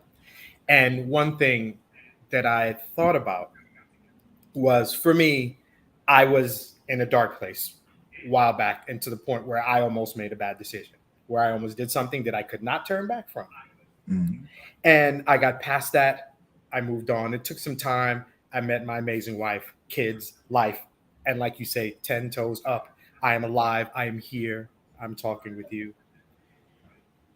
And we were talking about grief. And one thing I mentioned to everyone was, is it possible to grieve the person that you were before? Yes. And so I was using the example of me. I tried to kill myself. I've got the scar on my wrist that I look at to remind myself that life is worth living, and I will never let myself get that far down that I'm going to Mhm. do something terrible. But I also said, aside from that struggle, that depression, that anxiety, all the stuff I was going through, I really liked that Harvey. I liked that guy. He was fun. And is it possible to grieve who you were before? It's not it's not taken away from who you are now. But is it possible to say, wow, maybe I enjoyed life a little bit when I back then, but life has changed. Is it possible to grieve the person that you were before life has changed you? Or do you take it as, I'm somebody new and I was that person for a while, but I'm somebody new now? Do you ever revert back and think, I enjoyed life like this, and obviously you've had some bad experiences. But is there anything about you before all this that you kind of wish you kept, a characteristic, a thing that you did, a way that you saw life that you kind of wish you still had? Do you grieve the passing of something about you? And do you think that's even possible? Of course, of course. Yeah, there are parts of my life, from when I was younger and things like that, that I do grieve. Because you got to remember, when we begin to grow up in this life, you go through phases, right? Mhm. You begin to develop yourself. I miss the kid that I was. I was so innocent. I loved to draw. I loved riding, playing on the skateboard. I loved playing with my sister, being on the swings. I loved fighting with her when we were kids, having those arguments. Right. I loved being a son. I loved being a nephew. I loved being a grandson. I grieve those things because I no longer have those things, right? The game banger that I was, yeah, I still grieve that individual because he was a different beast, right? And so the life that I live, I became what I needed in those moments, right? So if I have to survive, then I have to become something different. That means that my whole mentality, I have to look at the person I have to look at the worst person out there, and I know I have to be worse than him because of the simple fact of, if at any given moment, if he or she decides that they're going to want to come after me, I have to have something to hold on to in order to survive this. You know, so yeah, I grieve that individual, but I know where it is. I know where it is. See, something I heard a while ago, and it was a statement. It said, you have to become a monster. Then you have to learn how to control it. Right? So, yeah. Do I grieve that individual? Yes. It's right behind the eyes. If I need it, it's there. But I don't need it. But and it gives me importance, because what's more important? What adds more value to this life? An individual who's never experienced anything, so when things happen, they don't know how to react, or a person who has gone through those things, right, and chose to do something different, chose not to keep being that individual, but if he needs it, he or she needs it, it's there. I mean, I wanted to be something, be someone of value. So yeah, do I grieve that individuals or those several individuals? I do. I do. You know what I'm saying? But I don't miss them like that. I do grieve them because it was time to put them to rest. See, they don't have no place in where I am right now. They don't. You know what I'm saying? Not unless I need them. I don't need to go out there and survive. Not when I can live. You know what I'm saying? I don't I was homeless, you know what I'm saying? And now I have. I appreciate being homeless because now I can appreciate. I took homeless, when I lost everything, was homeless. I took everything for granted. When I lost everything and began to rebuild my life, now I can appreciate the things that I have. I can appreciate putting a key in the door, you know what I'm saying, and being able to go home. I can appreciate having conversations with individuals like yourself, because when I was homeless, I couldn't do it. So yeah, I grieve that, but I appreciate this, you know what I'm saying, equally, if not more. So true. Agree. Totally agree. Miss Bird threw out a question out there, and it's, do we grieve for our past or who we were? And I think you kind of went into it, and I think it's an interesting question. You kind of covered it. Do you grieve maybe that situation you were, or the person you were in that situation? And even you were just talking about, you were kind of a, gangbanger dealing with potentially a violent life. That person that you were you think you were tougher back then than you are No, now? Or do you think you're no. tougher now? I think I'm tougher now because I had to it doesn't take much to be violent. It doesn't take much to make ignorant decisions, right? You do have to pay for those consequences though. So now I don't now the person that I am now, I have to be tougher, right? Because it takes so much for to not want to do that to an individual, to not want to Hmm. be, it takes a lot to forgive those who have hurt you, Hmm. and it goes back to a lesson that I learned, dealing with a few individuals as I got older. And the lesson was, if I treat you the way that you treat me and you treated me bad, do that make me a better person than you? No, it makes me a worse person. And what reward in it is that? Now, if I take and go, I can't change this individual. Only thing I can do is make better choices. And so if I can look at that individual and go, you know what? It's all good. I really don't care. Because for one, what you're doing doesn't even concern me. It doesn't concern me, right? So it takes a lot of toughness to want it to do that. Hmm. You Yeah. know, Hmm. it takes a lot of toughness to sit back and go, you know what? No matter what you've tried to do to me or what you've done to me, I can forgive you. I'll never forget, because you got to remember, I can still make a choice to stay away from you. It's all about choices. I can choose to be around you, or I can choose to not be around you. You do not get to dictate that for me. I hear you, Tony. So yeah, it takes a lot to be right now to these days in my life. That's where the strength comes from. It's easy to throw a punch. It's Hmm. harder to hold on to that punch and to not do it. Right. I like the idea of, nobody wins a fight No. because it's a fight. But the ability to be in a situation where I could just involve myself in something that's not going to help me, but to have the recognition, to know that doing something might be stupid and I should do it, and to turn and walk away and do it knowing I'm doing the right thing when it's possible that everybody around me doesn't think so. That is a level of strength that very few of us have. Yes. It's because it's so simple to just react. Yes. And it's so much, it's harder, but it's better to sit in a situation, contemplate it, and decide not to react and to step away. So you're so much tougher now because not only do you control your emotions, but because of what you do, going with a lot of other people and hearing their emotions and hearing their struggles and taking it in and not letting it affect you negatively, but you take it and maybe you just give it back to them in a positive view. Yeah. There's very few people in this world who are as tough as you in life because of what you've dealt with how you help people, with everything that has happened to you and how you use that to help other people. As we wind down here, I'm going to go back to this and you tell me what you think. With the podcast that I do, I always end it where I talk to men and I make a point to remind them that there's somebody in this world who values you so much.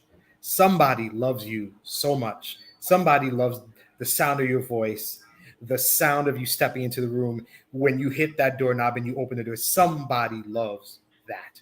And I say this specifically because I kind of got into the whole suicide prevention. And we men, we attempt suicide significantly more than women do. Right. So when I talk about men and decisions that you could make, understand that there is somebody who's waiting for you to show up today. Mm-hmm. Somebody who's waiting to hear you say something positive, or to tell them that bad joke, or to tell them that dad joke that you say every day, or to make fun of them because they love the Dallas Cowboys or something dumb. Somebody's waiting. And I wanted to extrapolate that to the loss of life.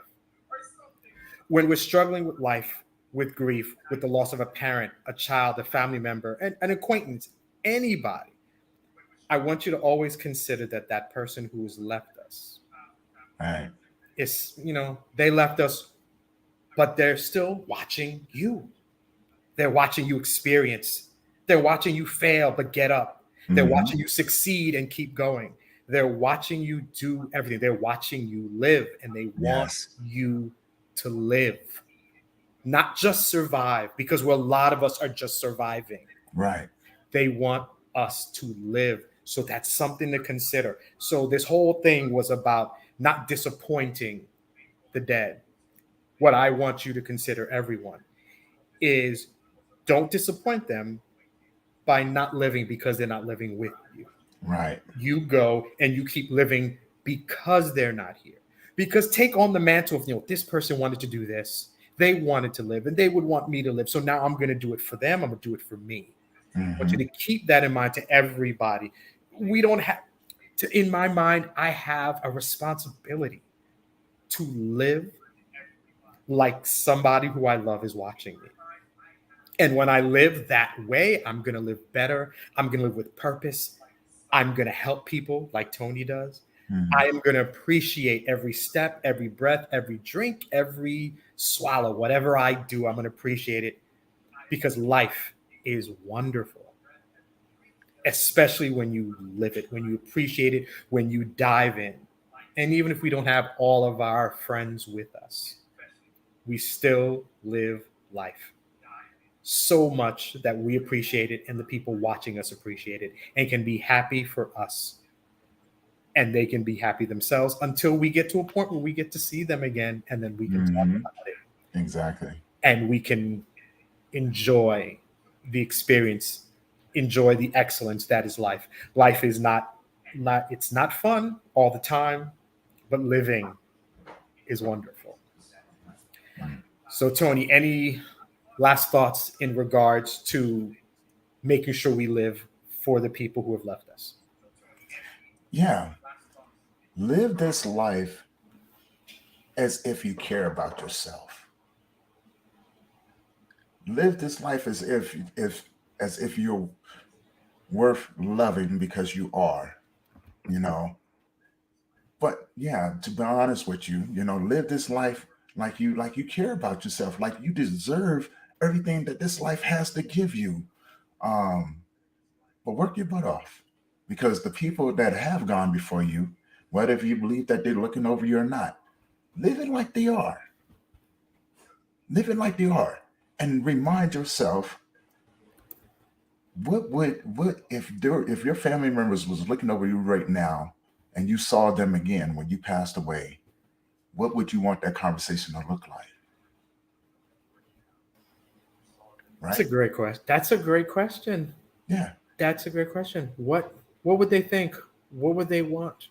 Yeah. Do you? And one thing you said is other people can have opinions about how we live and what we do, but we take seriously what other people, the people who care about us, the people we care about, what they think about what we want to do. And when we leave this earth and I get to have that conversation, I know you wanted me to be a doctor or a pastor or a priest or anything, but above all things, I know you wanted me to be happy with whatever I'm going to do.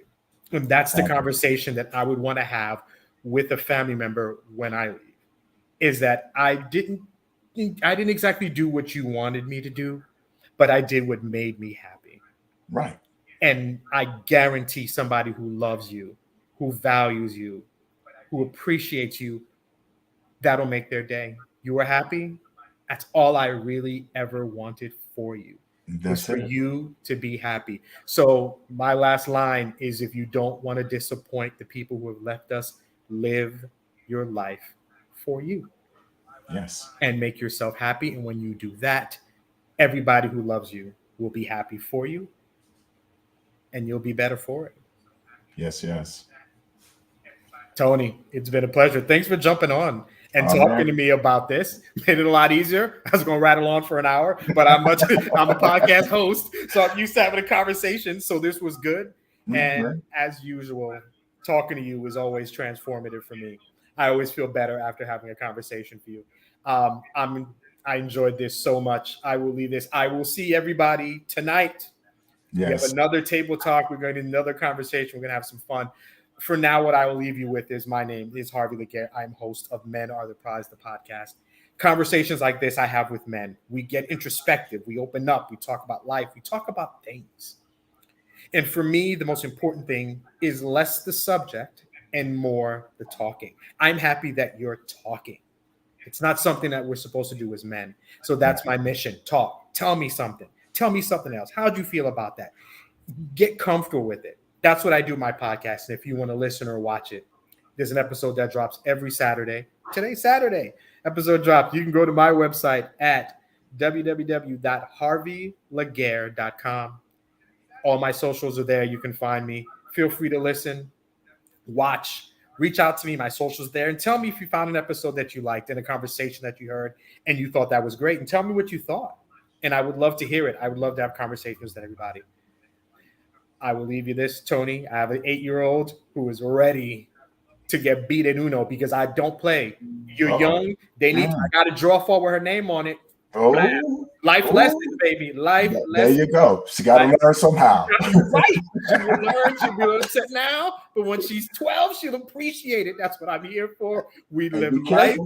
Be careful. They gonna come back. They're gonna come back. You do it long enough, they're gonna come back, and that's what I want. I want her to drop that Pro-4, and I want to see it in her eyes. Like, now what, Daddy? And I'm like, hey, you know what? Hey, man, I appreciate that. Go have fun with your little girl, man. And for everyone who's joining us today for the second day of the Global Grief Conference, stay tuned. We got a lot of amazing presenters today. Like Harvey said, if you guys didn't check out yesterday and didn't see the table talk of those amazing presenters, go to the YouTube channel and check it out, right? Grief Let's Talk About It podcast. Check it out on YouTube. Truly amazing. We kicked off yesterday we brought the smoke, right? Those presenters were amazing. And to end it the way that we did. And so today is even going to be, today is going to be amazing. So you guys tune in. We got a lot of more things coming your way. Thank you for allowing me, Harvey, for being up here with you to have this amazing conversation. And for everyone else that's out here, we kicking off the day like this, thank you for allowing us to do this again. And we will see you guys soon. See you later on tonight. All right.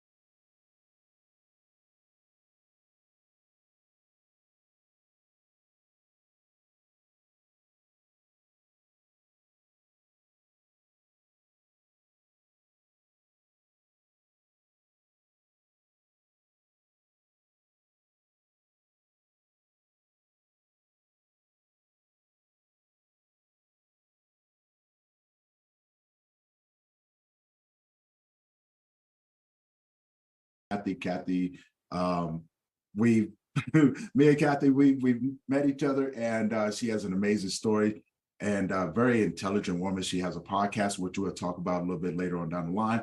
But I don't want to get too far into it. Kathy, how you doing today? I'm doing really well. I'm so flattered by your opening comments. Thank you. Man, Intelligence, and that just makes me happy. it's well deserved. It's well deserved. Thank Like I you. said before, we've had a lot of conversations, a lot of great conversations, right? And so it is just time to share those conversations with the audience, man, and let them take away these gems that you so kindly give me, and let them enjoy you. Sounds So, great. Thank you, Tony, for having me. oh man, it's a pleasure. It's an honor. Thank you for being on. So Absolutely. where are you from? Well, I live just to the east of Niagara Falls. So I'm in the city of Rochester, New York, where Eastman Kodak was born. Nice, very nice. Yeah, Now, um, let's talk about your journey into the work of sure. what you're doing right now, and get into podcasting. Tell the Okay. audience a little bit about that, about Oh, who well, it was you kind of a long journey. The very first loss I suffered in my life was the loss of my father. are. My father died at the age of 46, and it was just after I got married, actually. I was right around 21 years old. And, I had never lost anybody like that other than grandparents when I was a toddler. And I had no memories of that because my parents always wanted to shield me from bad experiences. So I never went to the funeral home, calling hours, or anything. Losing my father, who I was very close to, just kind of blindsided me. But I don't think I'd ever even thought about grief or anything about it. So after the funeral and everything, I just moved on because, that's what everybody else was doing. Right. And then about a year later, I lost an infant child. I gave birth to a son, and he lived just not quite 24 hours and then died. Um, I had acquired some kind of an infection in the hospital. That was very traumatic for me, of course, because I wanted a child, and I never got to hold him or even see him. Mhm. So I just moved on. Then years later, working, I happened to work at a nursing home, and turned out as my mom aged, she became a resident at that nursing home, and I lost my mom, although she lived to 92. So I myself am shooting for 100. I want to make it to 100 years old. Lost my mom and went back to work, moved on. Well, then about 4.5 years ago, I lost my husband. And he had been diagnosed with a brain tumor. It was cancerous. He had served in the Vietnam War. It was thought to have been related to Agent Orange. He was actually a combat medic in the army in Vietnam, boots on the ground. And I cared for him for 8 months and lost him. And man, that just that derailed me. It derailed me. And I remember telling my daughter that I just kind of felt like I had to reinvent myself because I'd lost the person.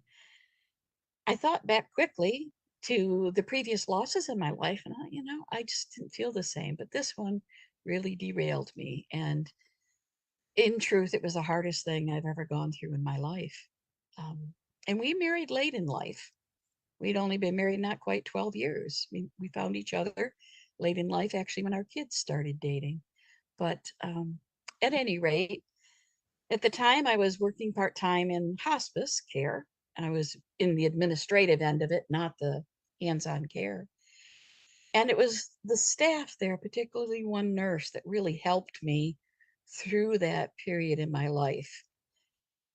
So here I was in hospice, having lost a husband, getting more comfortable about death and dying and everything. And when I left there, they asked me if I would facilitate a bereavement group, which I did. And we had 2 sessions, and then boom, COVID hit. Well, we all know what happened about COVID. Everything stopped. Yes. And then when things started to decline a bit, they came back to me and said, "Well, do you want to start up the bereavement group again?" And I said, I'm just not feeling the bereavement group because, well, we only had a couple people come, and it just seemed like, well, it was nice. I just wasn't giving me anything, and I wanted something that would give me something as well. And divine intervention, call it what you will, all of a sudden the word podcast floated through my head. Now, I hadn't listened to many podcasts. I certainly wasn't a subscriber of any. I don't know where the word came from, but immediately my daughter Stephanie, who was standing there, said, "Sounds great, Mom, I'll help." And I like 6 it. weeks later, we really knew nothing about a podcast. But 6 weeks later, we had recorded 5 episodes and launched our podcast. And actually, that was 2 years ago, tens of thousands of downloads later, and 77 countries with listeners in it. So the rest, as they say, is history. You know, Now, do you feel that podcasting is like the outlet that you were searching for when you were trying to figure out going through the grieving process? Being because I know for me, being a podcaster, I love hearing stories. It helps me in a way of healing, but also helps me in a way of learning to be better at absolutely. what I do. Is The that the what you find learning. with it? Satisfaction? Absolutely. It really does. It gives me far more than I anticipated. And it's probably, maybe I'm being selfish, but I think it's done as much or more for me than it may be doing for listeners out there. We have a diverse set of topics that, and we've talked, I think, pretty much about any possible known to man type of therapy Hmm. that might help alleviate the symptoms of grief. We know there's really no cure for grief. Um, it's time is about the only known thing that's going to make it any better, I suppose. Yeah. But we've talked about sound therapy. We've talked about all kinds of alternative modalities and treatments and everything. Vast topics. And Mhm. I've learned from every single one of them. I have my favorites. We've done personal stories as well. There's always inspiration in personal stories. So, absolutely, it's been cathartic for me. Mhm. It's been educational for me. It's been inspirational for me. And I have met some of the most fascinating people. We have a different guest every week. So, absolutely, it has and is giving me what I was looking for. Now, as a woman, I know we talked about this previously. As a Mhm. woman, what were some of the things that you noticed that stood out to you during the process of grieving? That was primarily different from other people, because I mean, we talked about this. People grieve Mhm. differently. What were some of the Yes. things that stood out to you that you recognized later on that was different than you did from most people? Well, I think the big thing that I noticed, and I didn't notice it at the time, Hmm. it wasn't until I was reflecting back on things. Somebody had made a comment to me, I think it was one of our guests, that, gosh, you'd never know that you had gone through those grief experiences Hmm. and or that you're still grieving, because I'm the first one that says I'm going to grieve the loss of my husband for the rest of my life. Right. I also will grieve the other losses I've experienced, but those grief experiences are different. If anything, they're coming back to me now, fresher from Yes. the things I've learned and talking about them. But um, that's all different. But when somebody said that to me, I had to look back and think, when did it change? When did it change from feeling so devastated, so overwhelmed, to more of an attitude about, I'm moving forward, I'm going on with this? And I had to remember that, well, there was one day in particular that I said to myself, I cannot go on like this. This is not the me I want to be. Mm-hmm. I don't want to be that person who doesn't want to leave the house, doesn't want to go anywhere, doesn't want to interact with people, because I love people. Mm-hmm. So once I acknowledged that to myself, and I really did talk out loud, I expressed it verbally, I don't want to go on like this. Then I started to make some changes. I don't necessarily remember exactly what those changes were right away, but I got myself out more. I remember going for a pedicure. That was pretty exciting to me. I hadn't had one in a while. Um, and then just, I got back to work and everything, interacting with people again, and just kind of put myself back out there. I did not and have not yet, though, even though, how people ask you those stupid questions. When are you going to date Yeah. again? I have not dated again. Um, I haven't really been interested. Maybe a little more lately. I don't know. But anyway, but I think it was that conscious thought and expressing it to myself, that intention that Mhm. I am not going to go on like this. Right. I still have the rest of my life to live, and I'm not going to live it like this. That was the big thing I can really think of. But it's so hard to get out there. It's so hard when you're by yourself. Mm. And my husband and I had had two dogs. A year, almost to the day after he died, I had to have one dog put down. And then the following year, the second one. Then I felt really alone, because I think it was the last thing that we had had together, Right. that I could always look at the dog and think of him and remember him. The dog was gone. So I didn't want to get another dog. Too much to take care of. And I do like to travel. So I didn't want to pay the kennel bill all the time. So I got a bird. Yeah, You got it a was, bird. I got a bird. I like to say she was an interactive bird, though. She was a green cheek conure, Okay. and hand trained, hand raised, and she was even almost potty trained um, for a while. I don't have her at this time because my living situation changed. Um, but she was the person I would talk to when I was home alone sometimes, and she would share my breakfast and things like that. Nice. Still company. So I never lost that desire, I think, for somebody to talk to.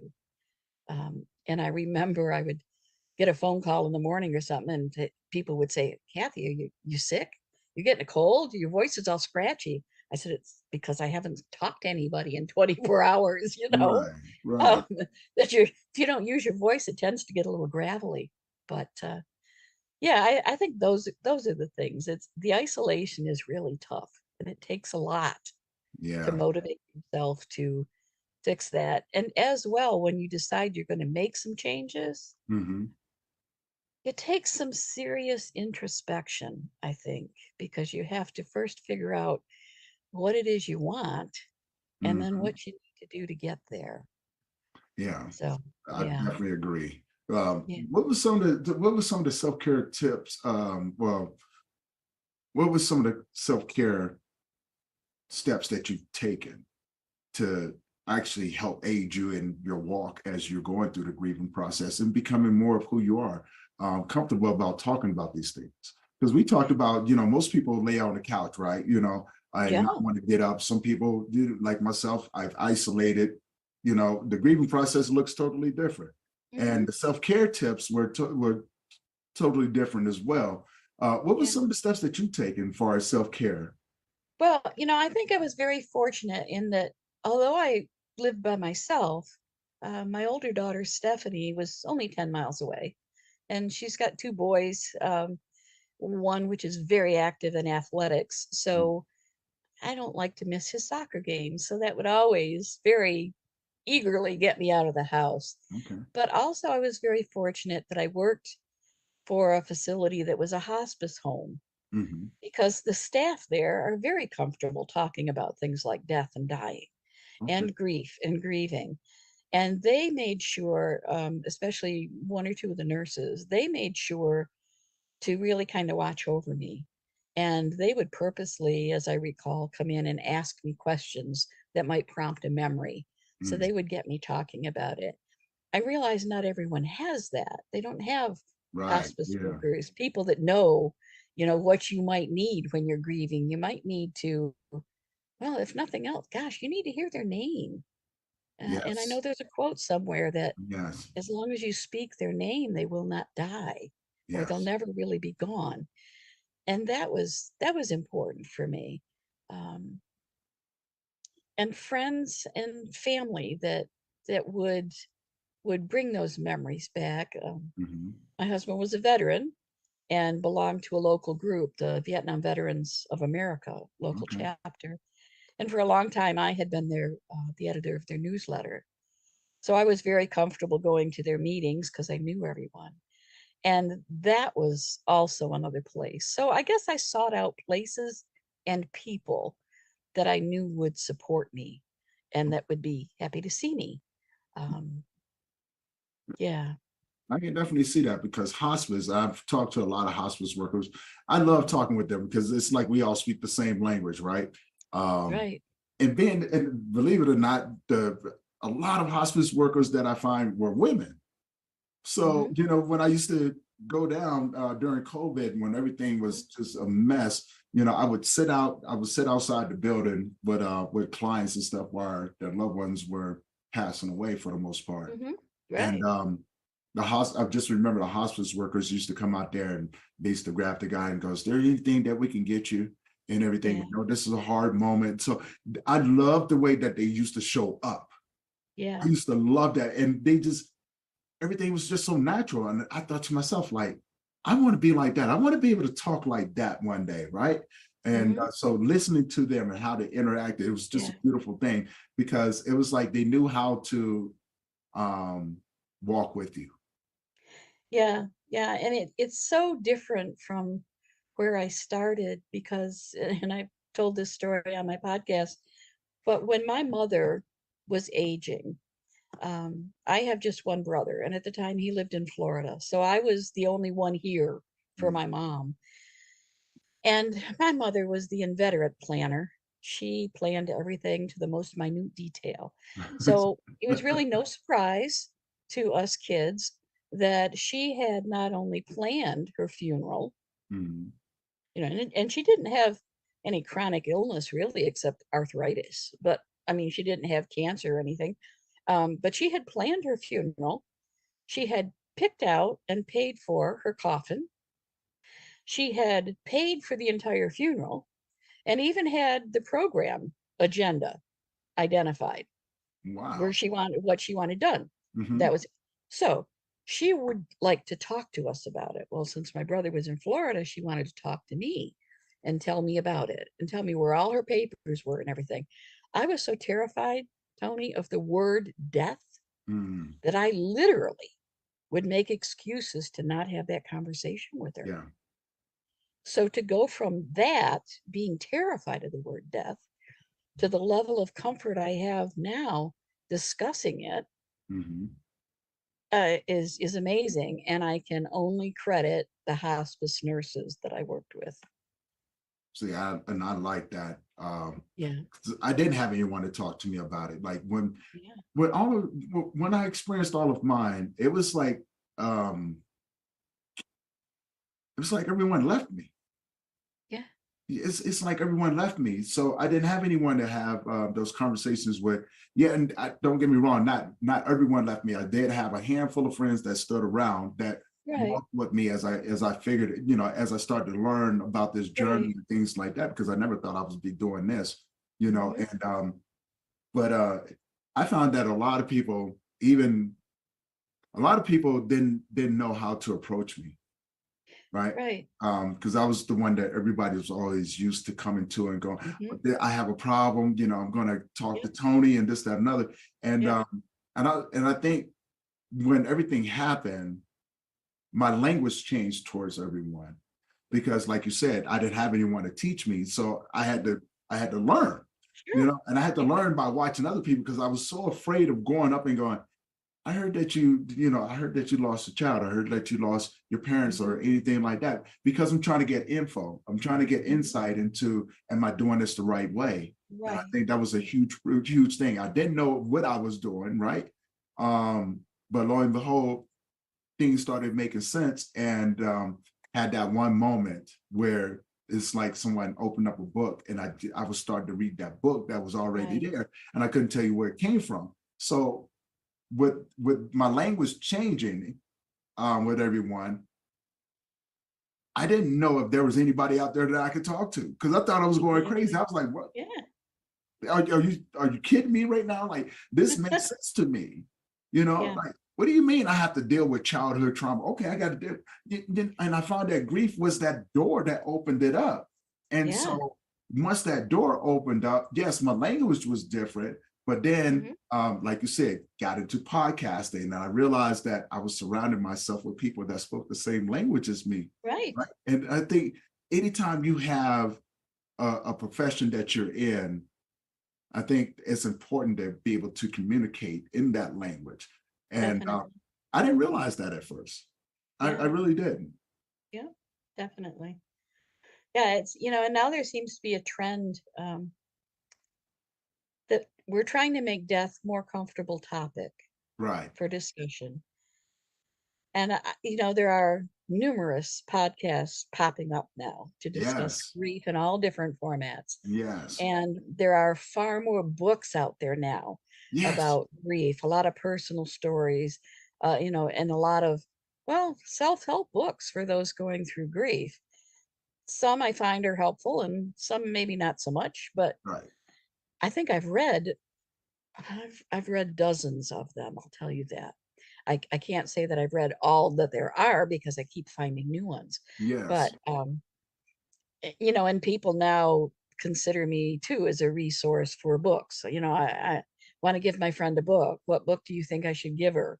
Or, there's a child who just lost a parent. What book do you think they might read to help them? Hmm. So I try to be that resource for people as well. But I think death is becoming a lot more of a normal topic for discussion. Yes. And I Yeah. hope that makes people less afraid of it. And I hope it makes people be more open to supporting people that might be grieving so Yeah. that we don't have to feel like we're living in the closet. Boy, that's a switch, isn't it? It is. Generations ago, it was Yeah. sex that was in the closet. Now that's on the table and death is in the closet. It's like we traded one and put the other one in there. It's like we got to deal with this, but we're gonna have to put this one over here. Like, no, let's bring this one back out the closet, right? And Yeah. I agree totally about what you just said. Since I've been doing this, when I first started this, there wasn't too many men out there. And the No. men that were out there, they were disappearing. So Yeah. imagine a man in the world of grief, and I'm on social media, I'm watching all the women up there, and I'm going, Yeah.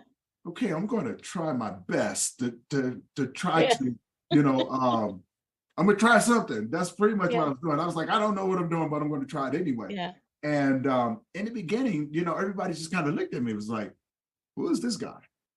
Yeah. What's this thing that he's talking about? These men grieving. And there was women that came up. I was like, oh my God, there's a men's Yeah. resources out here. And Mhm. I realized that when I did try to reach out to them, they was still kind of standoffish because here I am, a new organization, right? And I'm Yeah. a man, Yeah. and we're used to seeing more women. So these always go, we like what you do, we love what you're doing. We Mhm. just don't know what you're doing. Yeah. We just haven't decided what it is yet. Yeah, we just haven't decided what it is yet. I was like, well, it's plain and simple. I'm going to do grief support. I'm going to provide grief support for men. They were like, yeah, Right. we get that. We just don't know how you're going to do it. And so many people, like people that at the churches and things like that, they were like, hey, this may not work. So many people have come before you Right. and have failed. Right. So this may not work, but don't be discouraged. It may just turn you into a different direction. And I'm, Right.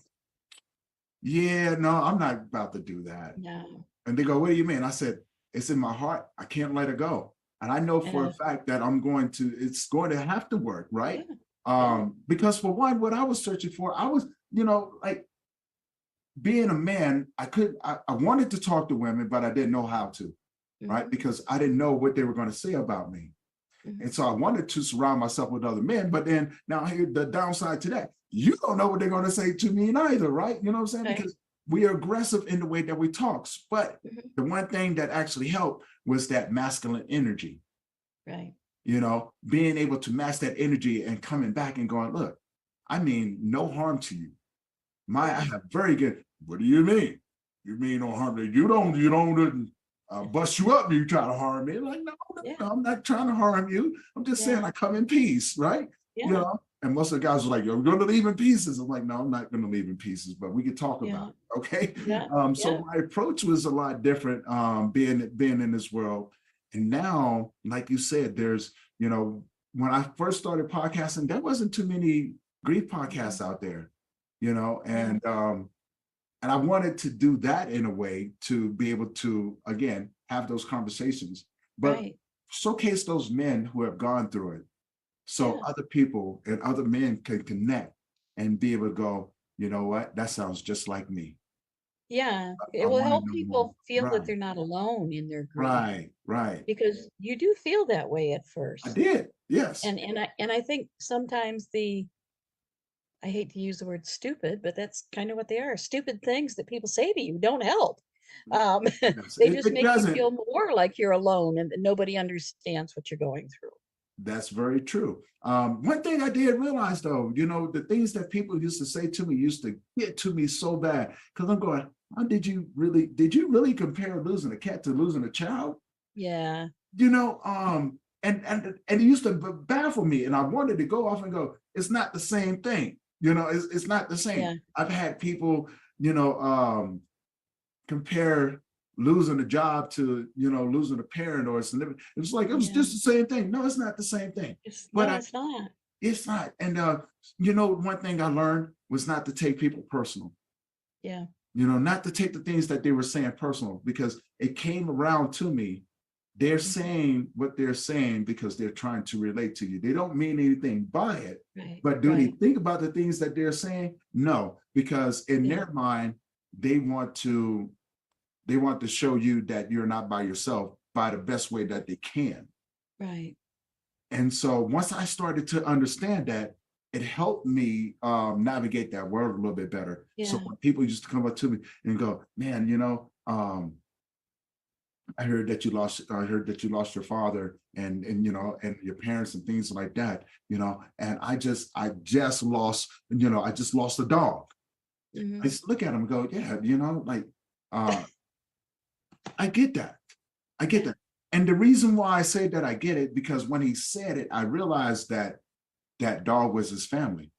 Mhm. Now, in my mind, does it compare? In my mind, no. Not at all.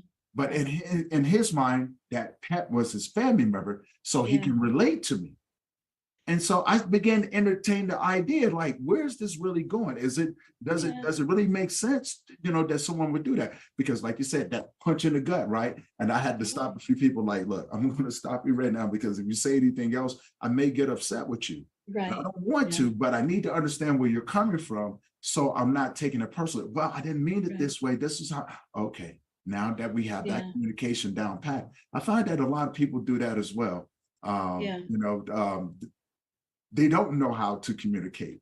Right. Well, So, and I know everybody feels they have to say something, and they yes, can't just hug you. They have to say something in your ear. yeah, And I found that one of the most comfortable things I can say to someone is to give them a hug and say, "This shouldn't have happened."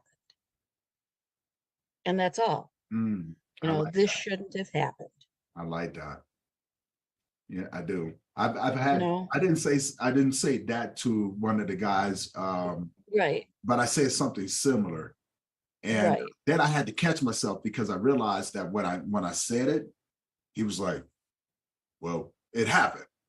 So I Right. realized that he was on the defensive end with me. And so I had to back Right. a little bit and go, okay, what did I say to trick? Oh, this is what I said. Hmm. And I said Yeah. something similar, like, man, I'm so sorry that this happened. This shouldn't Yeah. happen to you. Because this man lost two of his sons to an overdose, right? Right. Pretty much a year apart from each other, right? Right. And so this man I was like, man, that should have never happened. And he Yeah. was like, I was like, whoa, hold on. Yeah. Let me Yeah. just back up a little bit because I Yeah. should have never said that. And then so when I backed up, I said, look, I've known both of your sons, and I am so sorry that this happened to you. Yeah. I'm not going to tell you that it's going to be okay, but I will tell you that I will walk with you as long as you let me, Yeah. and we'll figure it out together. Right. Because losing two kids, I know what it's like to lose one, Right. and that's hard enough. Now losing two, you double that amount on Yep. that pain that's going Yeah. on. And after a while, we was able to sit down and have a conversation and understand where each other was coming from. We were both saying the same things. We Yeah. was just perceiving it and taking it in, receiving it in different Right. ways. You know, Right. you ever had that happen to you where someone takes something in and perceive it in a different way, then you have Oh, to try absolutely. to figure Sure. out how to correct it? Yeah. But a lot of times people won't say anything. Mm, They'll just get annoyed that this is what someone said. right. Um, and they won't try to stop and think about it. They won't try to think to themselves. They just felt they had to say something, and this was the only words that came to their mind. Hmm. Um, or they won't think, well, maybe they didn't mean that. They'll just assume Right. that, that was just blurted out. But when people ask me, I say, well, that's what I would recommend, saying something like, this shouldn't have happened, Right. or I'm sorry this happened. Right. Right. Because what that does is, first of all, it acknowledges that you understand that something horrible happened to them Hmm. and that you feel bad that it did happen to them. And that's really all you're trying to convey to them. Right. I know if it's someone who has lost a child, I try to say, I don't believe it was ever intended for a parent to outlive their children. Yes. You I can know, relate to that. and again, it's a way to acknowledge that what happened and it just wasn't fair. Hmm. You know? And you accept that as well. But Yeah. it's so hard. And the people, we just generally aren't comfortable with silence either. It's really enough just to give someone a hug. Yes. That's all. That Just a touch. hug. That Maybe a little touch. bit longer than a normal hello hug. Maybe a Yes. little bit longer, a little bit stronger. Let them know that you've got them, you know. Yes. Um, Yeah. you You don't know, have to say anything. the first time that happened to me, I didn't know how to take it. I really didn't know how to take it, right? Because as a Yeah. man, we're taught certain things, you know what I'm saying? If a woman hugs you longer than X amount of time, she's Right, interested in you, right? Or right, things like that. right. So let's keep it brief, move back. You go, Hmm. you stay Yeah. right here, I'm gonna stay right here, right? And then we can Uh-huh. have that conversation. So Right. the first time that it happened to me, I became nervous. Yeah. Because I didn't, I I can hadn't gotten understand into that. this field, Yeah. Yeah. and someone came up to me and they was just like, you know what, just come here, just give me a hug. Yeah. And she held me and I was Yeah. holding her and I was trying to back up, I was trying to, okay, enough. 3 seconds is Yeah. enough, right? And Yeah. then she was Time's like, oh, up. no, no, no. And she pulled me closer and just held me. Yeah. And I was so nervous, but it felt so good in the same sense. Like, wow, I actually feel like someone gets it, right? Right. But in the same sense, I'm like, I don't know how to take this. And Mhm. I'm not sure what to do from this point on. And so Right. as time went on, I realized what you had just said, just a Right. little longer hug, Yeah. that little tighter squeeze that you're giving me. Mhm. It's Yeah. showing me that you're empathetic about what I'm going through, Right. right? Right. Yeah. Because I And didn't. I struggled yeah. with it. And I think the other thing you can do is, maybe it's somebody you don't know well enough for a hug. So maybe it's a coworker or something. So maybe you reach Mhm. your hand out to shake their hand. When you take their hand, put your other hand on top so that you have both hands around their hand. Mhm. That's just also another subtle way to let somebody know that this is more than just a, hi, how are you? Right. You know, because with both hands holding theirs, again, you've got them. Mhm. You've got them. You know, I didn't do that because I think I would got punched out from most of the men that I've interacted with. You know what I'm saying? Like, You do have to kind of gauge your yeah, audience. you know, I kind of gauge it a agree. little bit, right? So what I found that would happen, and I wouldn't recommend people doing it unless you're comfortable with the person that you're with. Uh, Right. I used to grab them by the hand, and when they did, I just opened up the other hand and just pull them in to me, Oh, yeah. then I would grab them, right? And Right. do you know how many men that I've had just melt on me Oh, sure. because I'll and bet. I didn't know.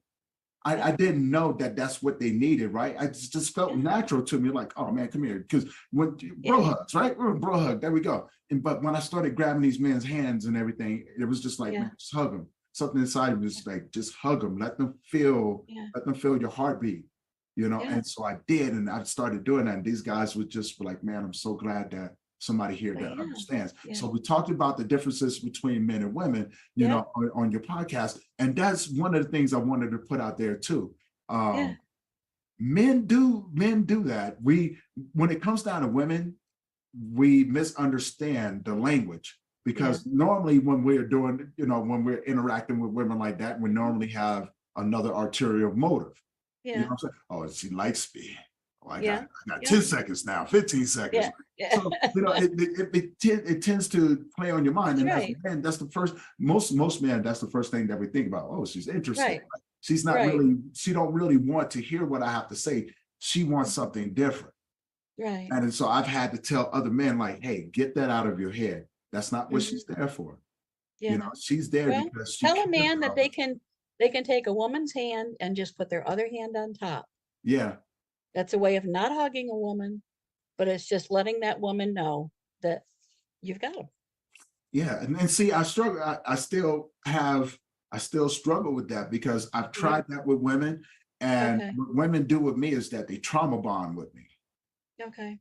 So Yeah. and so I keep a distance when it comes down to it. Like whenever I get females that come in, they know that I work with men. I Yeah. constantly go, hey, you know what? I want to set you up with a female that would be better suited to be able to speak with you Right. and provide you what you need. And Uh-huh. they go to them and come right back. Oh, you know what? I just didn't feel comfortable with it. And so Yeah. it puts me in a situation to where, you know, I have to remind them, you're going to tell me Right. things about yourself that you normally don't. Right. You're going to go real Right. personal with me.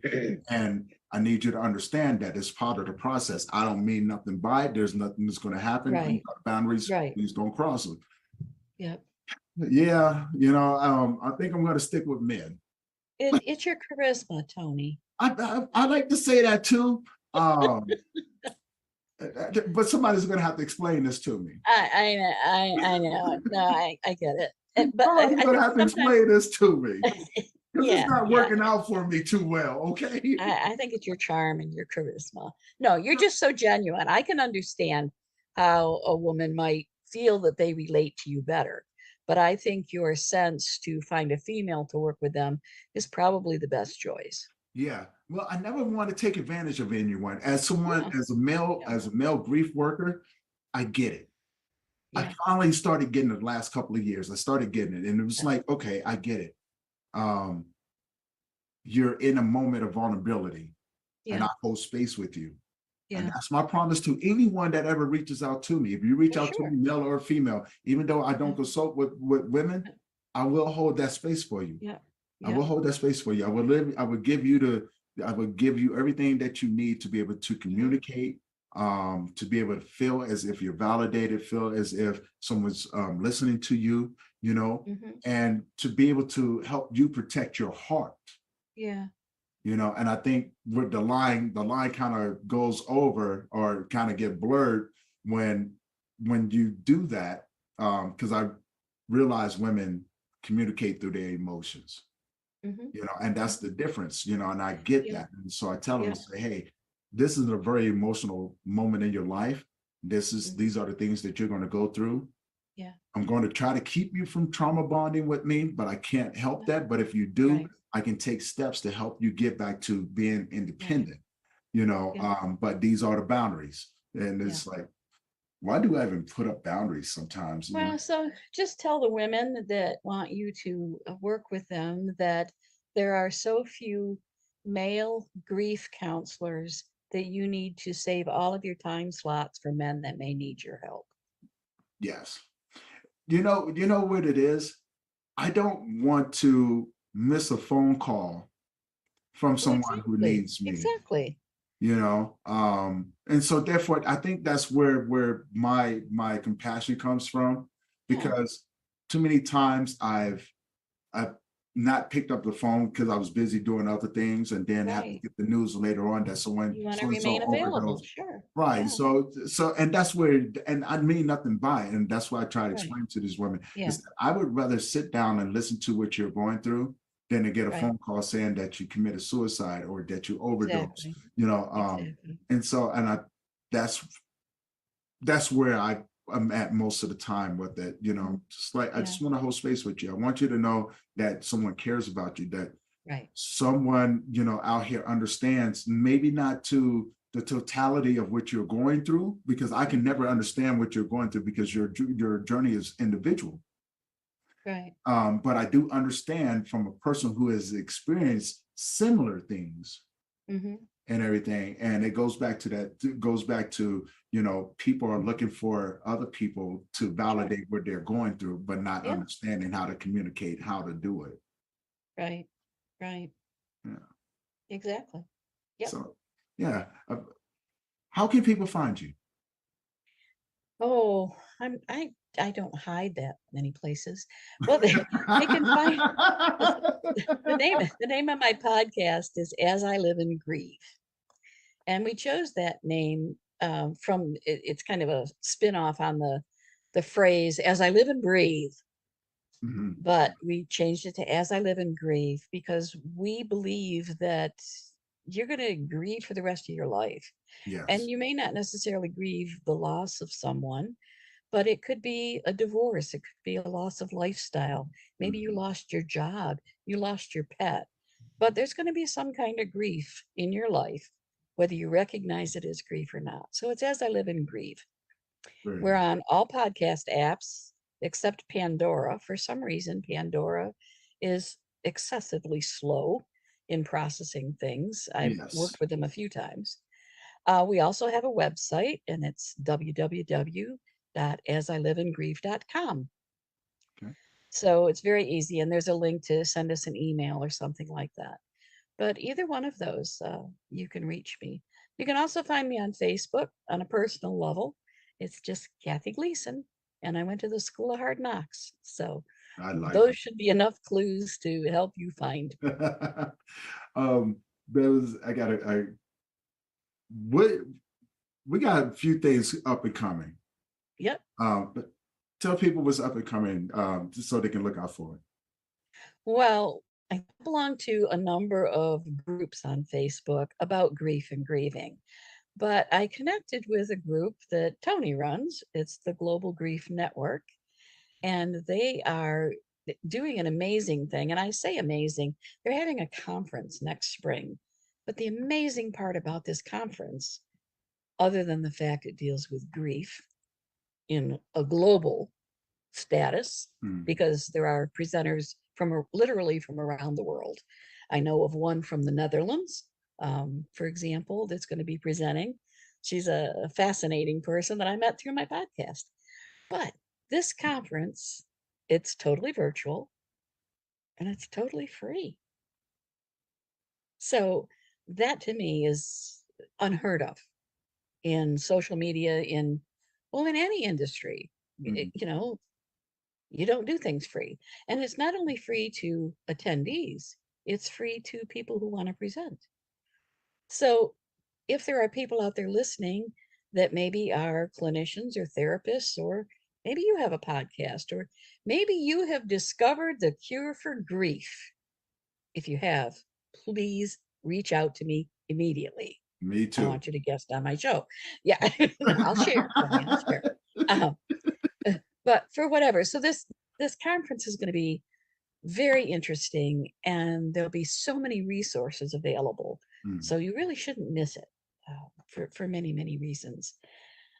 Other than that, there's just, I know locally in the Rochester area, I do a book group with a slant toward grief. And what we do is the books we choose are books about grief and grieving.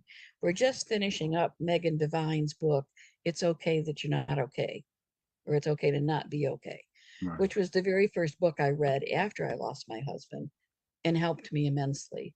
And next, we're going to read and discuss The Wild Edge of Sorrow by Francis Weller, who has a concept called the 5 Gates of Grief.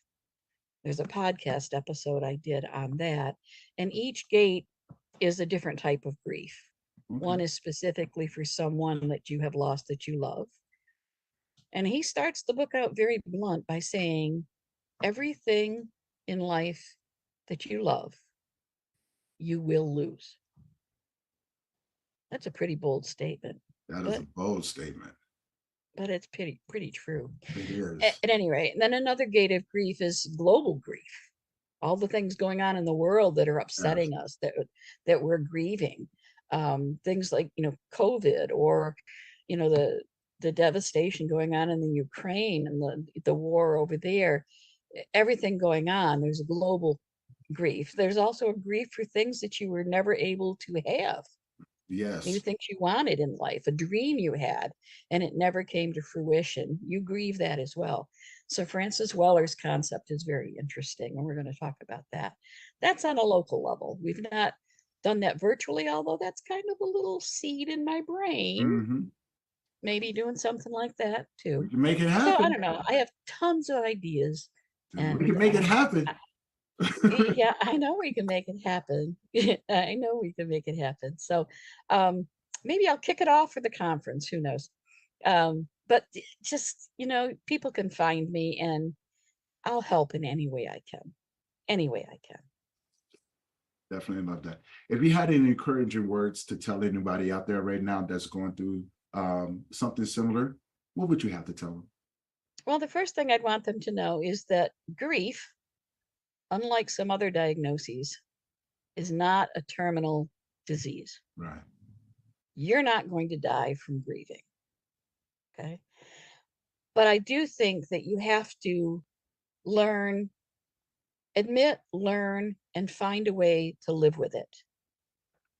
It's naturally going to change over years, Mm-hmm. but it's going to change a lot faster if you kind of walk in the right direction, I guess, is the best way I can put it. Yeah. If you, like happened to me, decide one day that, oh God, I don't want to live like this for the rest of my life.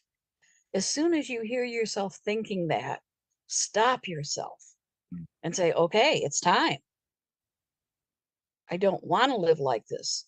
So what do I need to do about it? And start finding some direction for yourself. Start setting some intentions for yourself and move in that direction.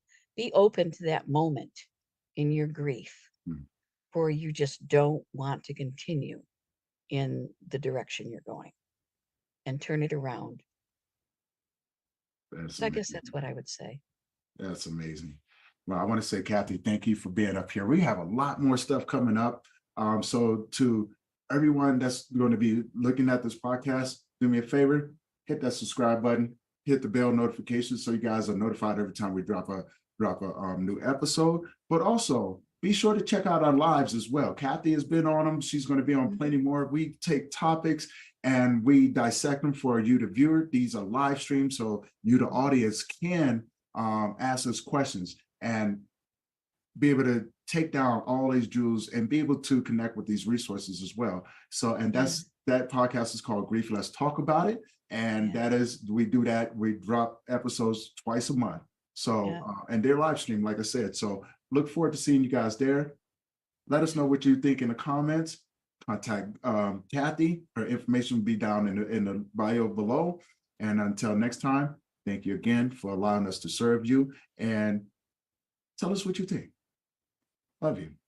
Thanks, Tony. Thanks, Mwah. everybody. Thank you. Bye-bye.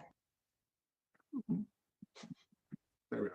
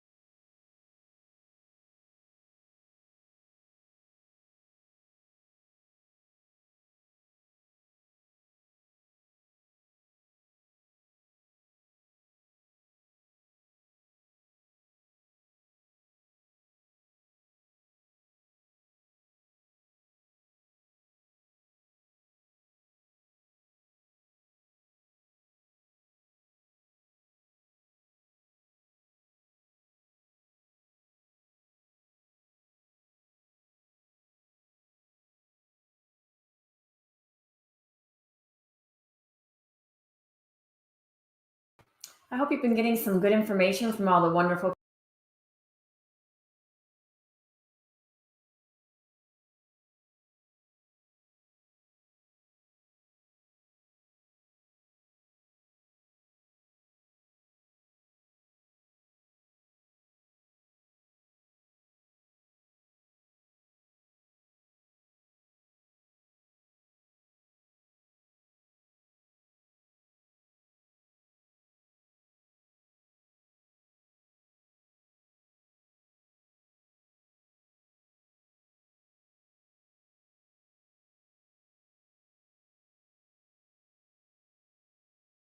presentations here at the Global Grief Conference this weekend.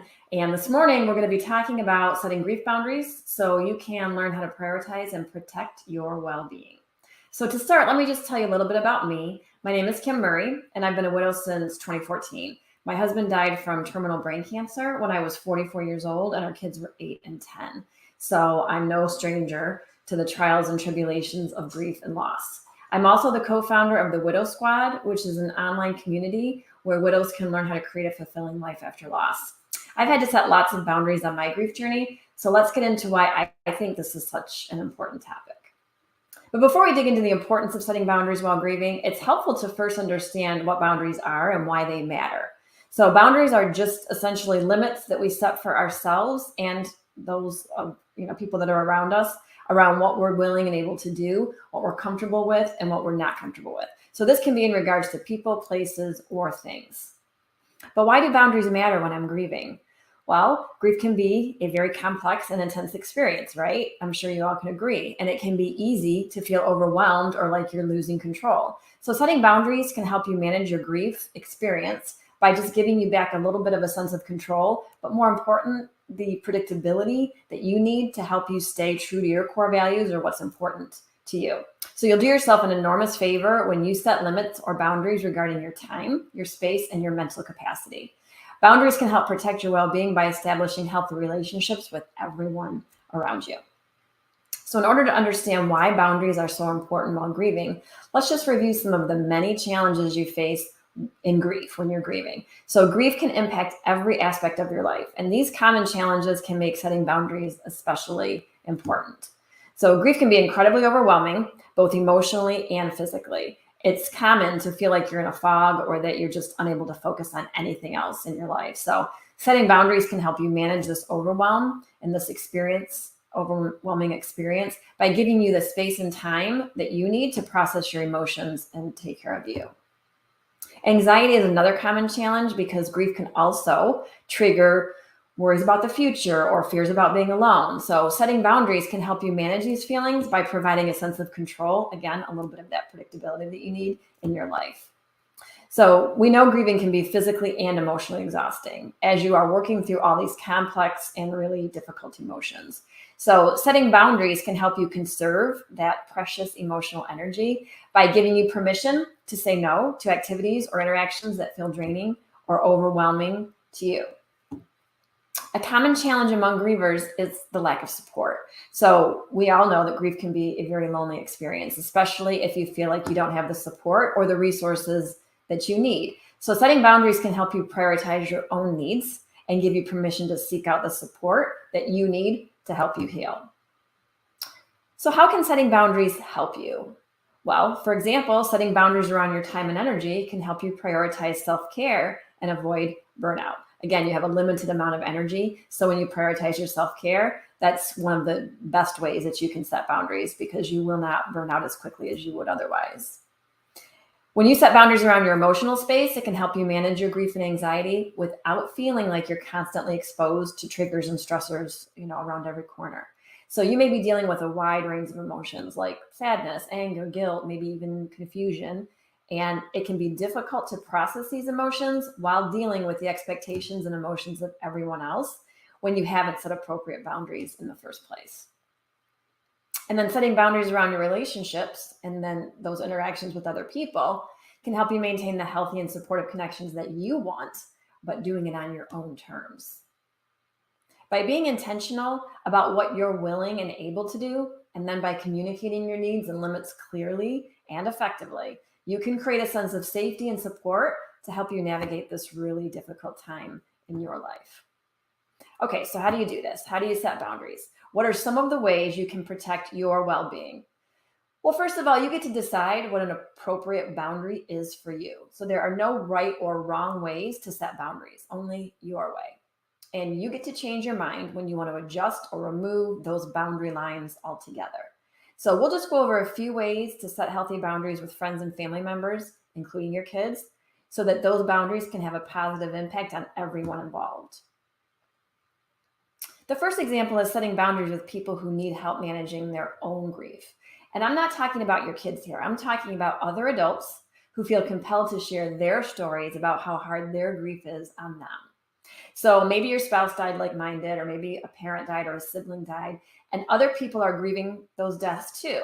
So this boundary with other adults, this is for the other adults who need help managing their grief. So you set a boundary with other people who are grieving and need help managing their own grief. So I remember in the early days of widowhood, I really resented the fact that I felt like I had to help other people process my husband's death.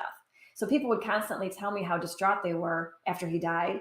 And I didn't have clear boundaries back then. So I ended up absorbing everyone else's grief until it was all just too much for me. So while you can acknowledge and appreciate that others are grieving too, you can also set boundaries to limit requests for your emotional assistance. A tip for setting this type of boundary would be just to say something simple like, I know how hard this has been on everyone. Have you thought about talking to someone professionally? I wish I had the emotional capacity to help you process your grief, but I'm struggling with my own grief right now. I'm not sure people realize what they're doing when they come to you with their grief issues, but you can gently redirect them to seek counseling somewhere else. The next example is setting boundaries with people who are overly supportive. So it's nice to have a support network of friends and family because they often want to do everything they can to help you in your grief. And while I'm sure you appreciate the support, sometimes people can go overboard. So it's not helpful when the overly supportive folks think it's okay to check up on you constantly or ask you repeatedly to do something with them or go places with them because they think that they know what you need better than you do. So even though most people have good intentions, it can also sometimes feel like too much. So instead of answering phone calls, every phone call, or responding to every text message, you could suggest a time or maybe a place where you can catch up with your friends and family, again, on your own terms. So you might set up a weekly or a monthly coffee date or a lunch date, or make plans to talk on the phone at some interval of your choosing. You might reply with something along the lines of, your support is super important to me, but I'm having a hard time responding to all the texts or phone calls or whatever it is. And then can we set a weekly phone date or a biweekly coffee date, monthly lunch date, whatever works for you, and catch up then. This takes the pressure off of you to reply every time someone contacts you when you're not in the best place emotionally to do this. Sometimes people ask a lot of personal questions also, and you get to set boundaries around that too. So you get to decide what details about your experience you want to share. People like to ask lots of questions about situations they're not sure how they would handle if they were in your shoes. But not every question requires an elaborate response. So a question I got asked a lot after my husband died was, did you have any life insurance? And I wouldn't share my finances with people prior to my husband's death, so I certainly wasn't going to share any details after he died. Some people might not realize their questions violate your privacy because they don't have any personal boundaries on what they share, and that's okay. We all have our comfort levels, and we get to decide what details of our lives we choose to make public. But if you run into people asking personal questions you'd rather not answer, just say so. A simple "I'd rather not say" would suffice. The other way to approach people that you feel are a little too forward is to question why they're asking. And not as an interrogation, but more of just like a casual interest. When people ask questions about your finances or your job status or your kids' mental health or your mental health, and you reply with, well, why do you ask? This takes the onus off of you and requires the other person to decide the real purpose of their question. So maybe they were being nosy, but maybe they were just trying to be helpful. Either way, turning the question around takes the burden to answer right away off of you. So again, a simple "I'd rather not say" is an appropriate answer. But if you need more concrete examples for setting this type of boundary, You could say, I like to keep my finances private, or I know your intentions are in the right place and you might be worried about me, but I'd rather not talk about my job or my kids' grief, or if I'm getting counseling or whatever it is you don't want to discuss. Whatever the off limits topic is, just say, I'd rather not talk about it. The next example is setting boundaries with your kids. So you get to set boundaries with your kids too, even though they're grieving a similar loss, even if they're little and even if they're adults. So setting boundaries with your kids doesn't mean pushing them away or ignoring them. It just means being clear about your needs. So when you're specific about what you need, you're modeling to your kids that it's okay to request time and space for yourself. You get a moment to yourself and your kids learn valuable coping strategies. Or when you're specific about what kind of behavior you will and will not accept, you're modeling that you teach people how to treat you and you won't settle for any kind of disrespectful attitudes. I used to feel guilty about setting boundaries with my kids because I made that mean that I was a terrible mom. But I've learned that giving people clear instructions, especially your kids, helps them navigate confusing situations. So when I didn't set clear boundaries, our house was in chaos. But when my kids knew what I wanted or needed or expected, it made things so much easier. So I'm not saying my kids never argued or talked back, or tried to wear me down to get their way. I mean, they were kids after all. I'm just saying that when I adhered to my own boundaries, I made situations less confusing for all of us. So setting this type of boundary isn't easy because we're your kids, but it is doable. So letting your kids know exactly what's going on could look something like this. I'm going to take a walk around the neighborhood for 10 minutes, 20 minutes, whatever it is. I can drive you to the store then. Or if you need help with your homework, please ask me before dinner. If you're dealing with your adult kids, you could say, please call before coming over. Maybe they like to come over and they don't tell you that they're on their way. And you can ask them to please call before you stop by. Or I'm asking that we address each other with respectful words and tones if things are getting contentious between you and your adult kids. You get to decide what it takes to make it. And you get to say no to whatever it is you don't want to do. No is a complete sentence. But sometimes it feels awkward to just say no without a follow-up reason why. And you absolutely do not need a reason. But if you feel like you do, here's a few examples to help you over that awkward hump. So you say no by saying, I'd love to, but I can't fit it into my schedule. Or maybe I appreciate the offer. I'm honored that you asked me, but I can't. So this, thanking them for thinking of you, but again, denying the offer and saying no. You're so kind to think of me, but I can't. I can't help, but I know someone who can. Or, you know what, just the simple, it doesn't sound like a good fit would suffice. Sometimes setting boundaries also means letting go of some of your relationships altogether. So most of us have experienced the friend who we thought would be there for us, but wasn't. Or the friend who isn't sympathetic to your grief. No matter what the issue is, you just don't feel comfortable around certain people anymore, and it's okay to let them go. It might not mean letting go forever, or it might, but maybe you just make a boundary that's more of an imaginary wall for the time being instead of a simple line. So, for example, I had a friend whose kids were my kids' ages, and we met when the boys were playing in Little League, and we became quite close. But after my husband died, my older son went through some pretty tumultuous years, especially in high school. So those were some of my darkest days because no matter what I tried, my son just kept getting in trouble with the school and with the law, while my friends' kids were straight-A students who never got in trouble. So, okay, that was fine for them. But when I was hanging on by a thread on the brink of a nervous breakdown, my friend used to call or text or whatever and complain about how hard it was for her son to deal with not getting into the college of his choice, or how sad he was when he got a B instead of an A in a class, stuff like that. The police were showing up at my door at 11 o'clock on a Tuesday night, and my friend's kids got a B on a math test. So this went on for a while, and I tried to be understanding of her dilemmas, but honestly, it just got to be too much. There's much, much more to the story, but just suffice it to say, I had to let her go. I had to stop engaging in that relationship for my own mental health. I wish I could tell you that we had some profound conversation where I explained how we were moving in different directions, blah, blah, blah, but I didn't. I just stopped communicating and we slowly drifted apart. So I don't know the exact right way to let go of a friendship or other relationship that's not working for you. All I know is that when setting the boundary means letting go altogether. So you can acknowledge the change in your relationship dynamic and decide if you want a simple boundary line or if you want to put up that wall. Letting go does not necessarily mean forgetting your friend or holding grudges. It just means that you might allow the friendship to fade away by maybe just communicating less over time. Setting boundaries while grieving can be a difficult and complex process, and it's important to approach it with care and compassion. So here's some tips for you to set your own boundaries while grieving. Before you can set effective boundaries, it's important to understand your own needs and your limits too. So take some time to reflect on what you're comfortable with, what triggers or stresses you, and what activities or interactions help you feel supported and safe. This can help you be more intentional about the boundaries that you set and communicate them better with, those people around you. So be clear and specific.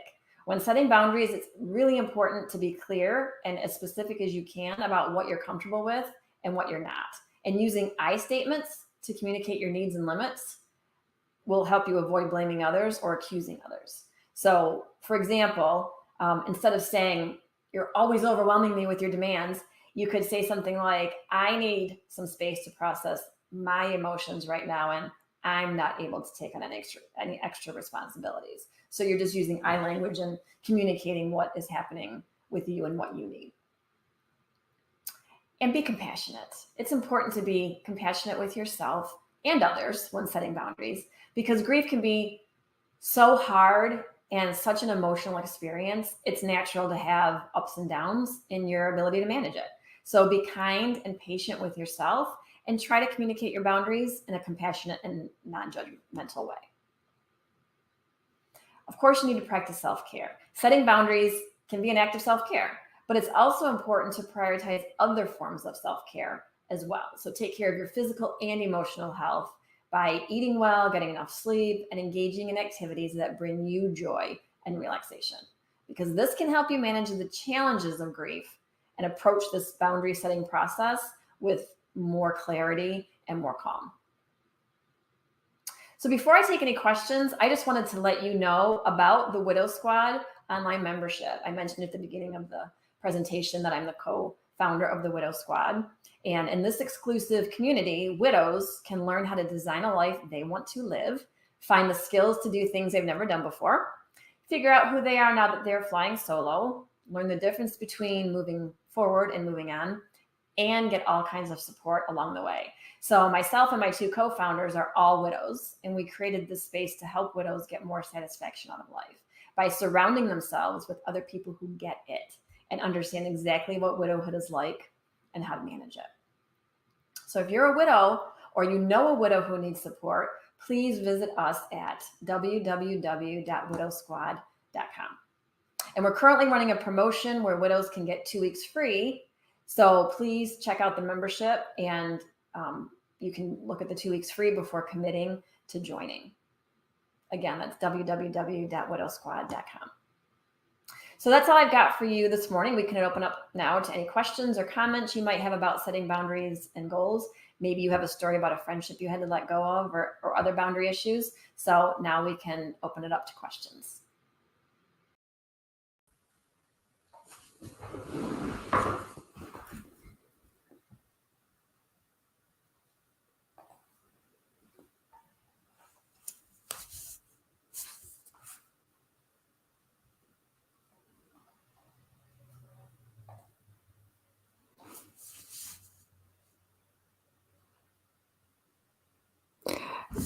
Can you hear me? I'm just wondering if I need to answer this live or in the comments section.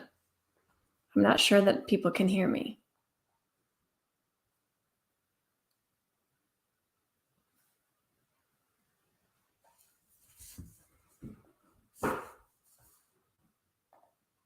Oh, okay, sorry.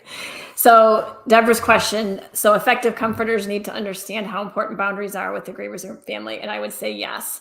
I think in all of us that are dealing with any kinds of grievers in our lives, the people that are comforting us and the grievers themselves just need to understand what appropriate boundaries are with everybody, because we all have our own comfort levels and what we're willing to do and share and express. So yes, I think we all need to be aware of what the boundaries are in everybody's lives. So I'm reading the comments. Okay, I don't see any other questions right now, but I'll stay on for a few more minutes in case anybody has anything they want to share or any other questions that they want to ask.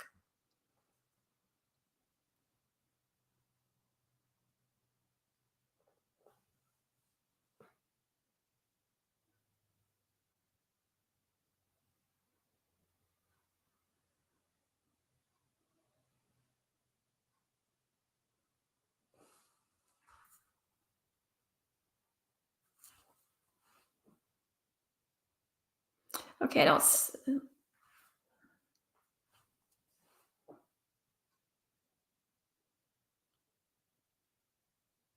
Okay, so the question is, how do you suggest that they set those boundaries? This is what I was just reviewing in the presentation, is just deciding what is best for you and what you need. So whether you're setting boundaries with your children or with other adults or with other family members, is simply deciding what you need, what brings you comfort, and not going past those imaginary lines. So when I'm talking about boundaries, I'm thinking of like this imaginary line around me that keeps me in a comfort zone and keeps me sane, because I mean, honestly, grief can be obviously very overwhelming. So when you're setting your boundaries with these other people, you're just staying in that line and understanding what you're not willing to cross. So when I was first widowed, I didn't have those boundaries. I wasn't able to let people know what was too much for me. So as I said in the presentation, I absorbed a lot of other people's grief. So I think just deciding what is okay for you and what you're willing to accept and not accept is just something that you can communicate to people of, I'm not willing to help you right now, or I can't discuss this right now, or maybe I'm not in a place where I want to go out and be social right now, but maybe I will in a few weeks or months or whatever, keep asking, but just don't expect that. I think other people need to know that they can't know what the griever is feeling because they're not walking in their shoes. So when you set those boundaries and you communicate them effectively with other people, you're helping them understand what you're going through and how they can be the most supportive to you.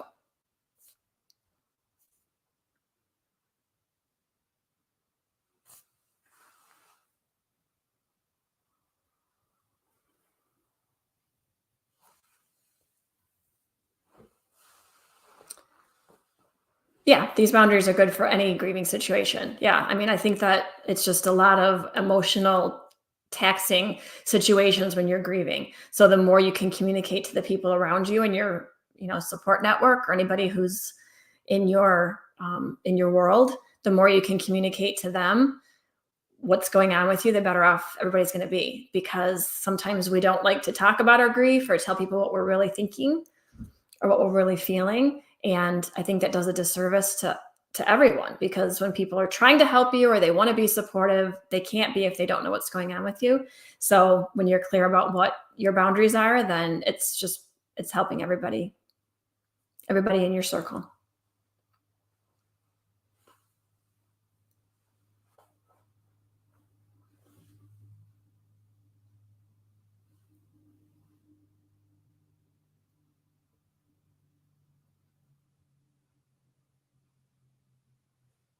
The comments, thank you for sharing. Absolutely needs to be discussed. I agree. And I suffered a lot of unnecessary times because I wasn't setting boundaries. So I contributed a lot to my own suffering because I wasn't being very expressive in what I needed and letting people know. So especially my kids too. So like I said, I think that we all fared a lot better when I just decided to start letting them know what my boundaries were too. And then we were all able to have a more effective communication when we were clear about what each of us needed.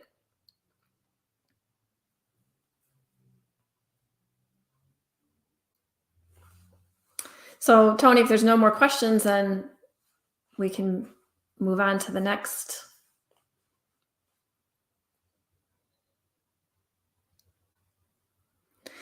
The question is, what do you suggest for those new widows? We, as I said in the end of presentation, I do have a widow membership. It's www.widowsquad.com. And this is what we talk about. This is a lot of the things that we do in the Widow Squad, is talk about the things that are affecting widows specifically. So a lot of support areas, and grief support networks and things like that are wonderful for grievers in general, but we focus specifically on widows. So if you're a newer widow, then I would suggest, popping in and just checking out the kind of resources that we have for you, because we run the gamut from new widow to seasoned widow and talk about all the topics and everything in between. So I would suggest checking out thewidowsquad.com.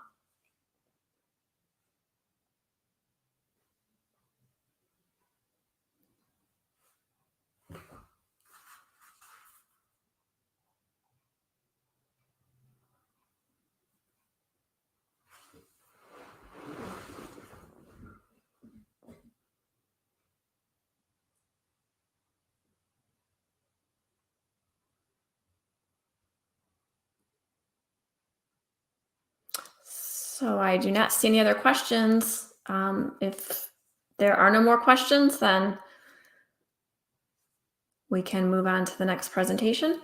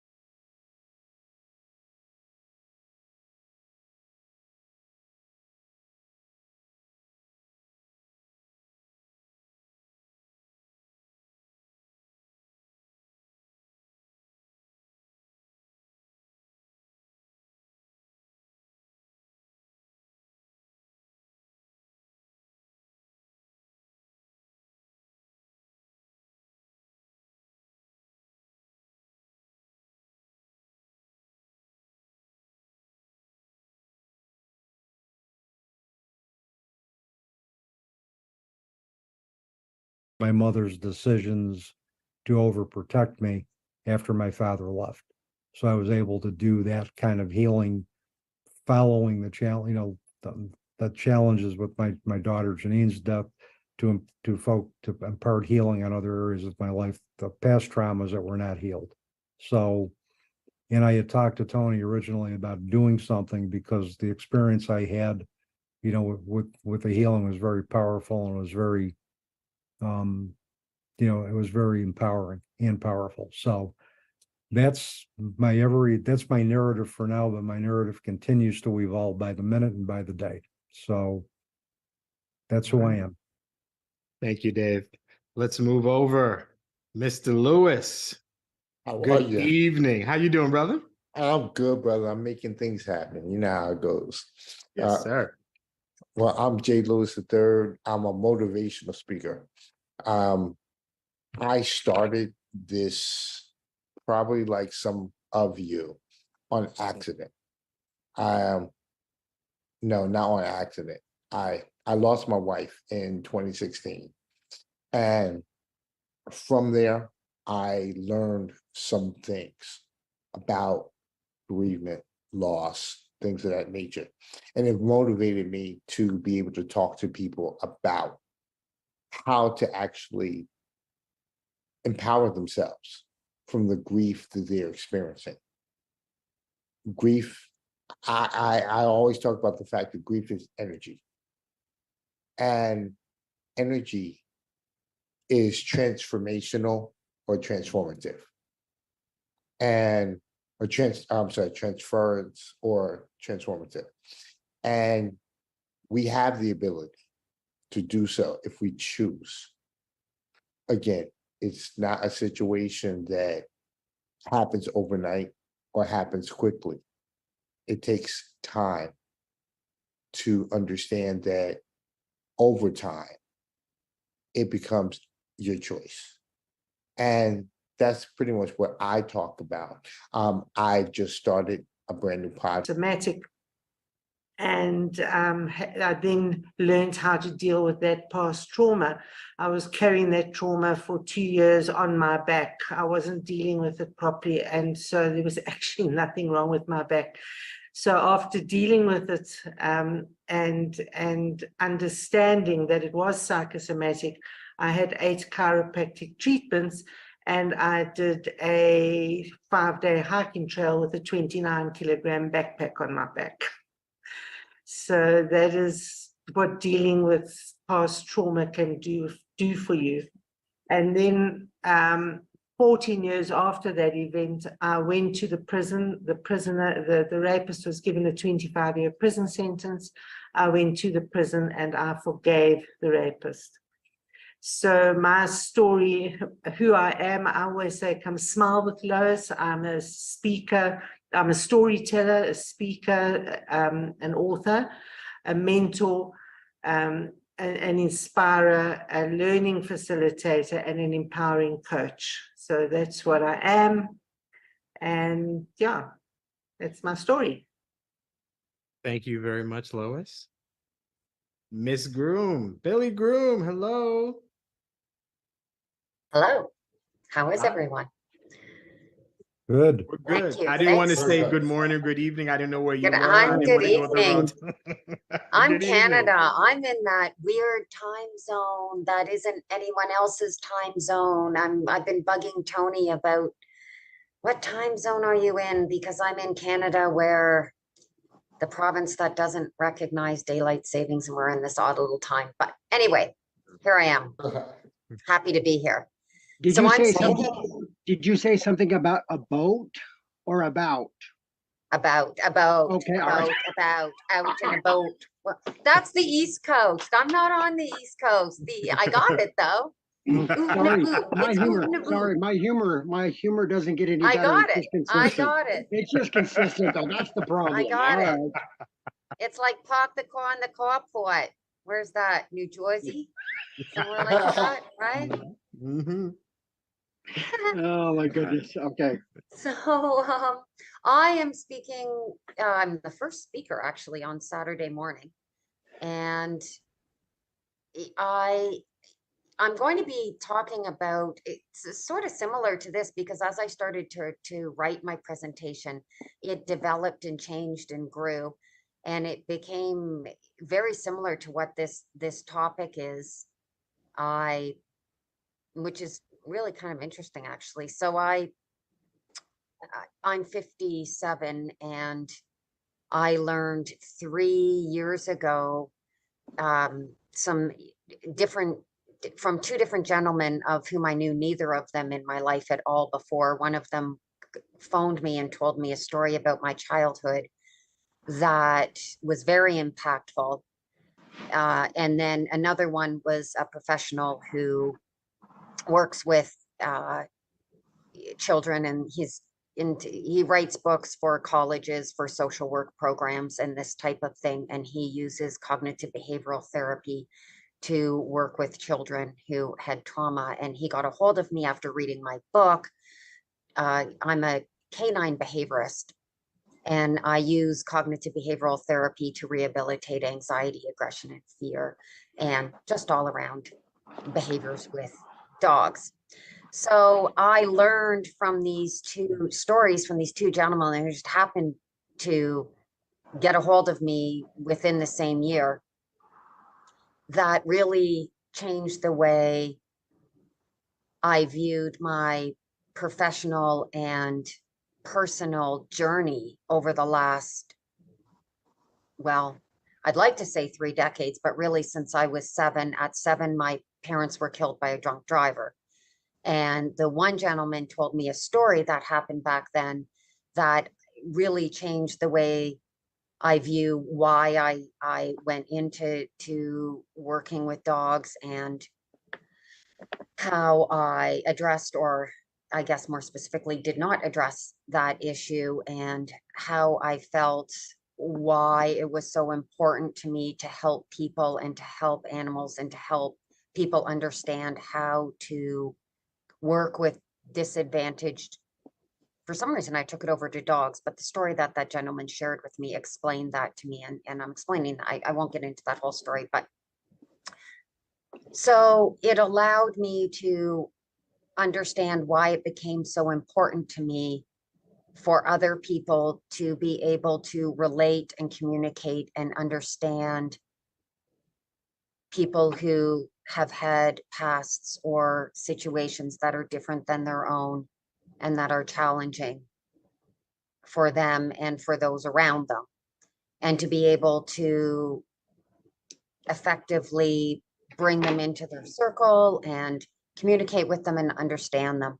And that's why I have been able to do that more effectively as an adult after being told those stories and after learning those. And it really brought everything together for me. And so my grieving process has become so much more effective and beneficial for myself and for those around me. So that's what I'm going to share. Wow. Right. Mr. Johnson. Wow. First of all, I am absolutely honored that I'm a part of this panel, but also that I was asked to be a part of another conversation, panel talk, a few weeks ago with Tony and David. Brain, which reacts to images and is activated by trauma, is highly activated. The left side of the brain, or the language part of our brain, and the ability to talk about it, completely shut down. And so a lot of times people will say, well, I have no words, and that may be because of some specific changes. So what I'm getting to is, yes, talking about it is important, but also I think having the prerequisite coping skills to deal with that is also important, because talking about it for people that have experienced severe trauma can simply just re-trigger trauma.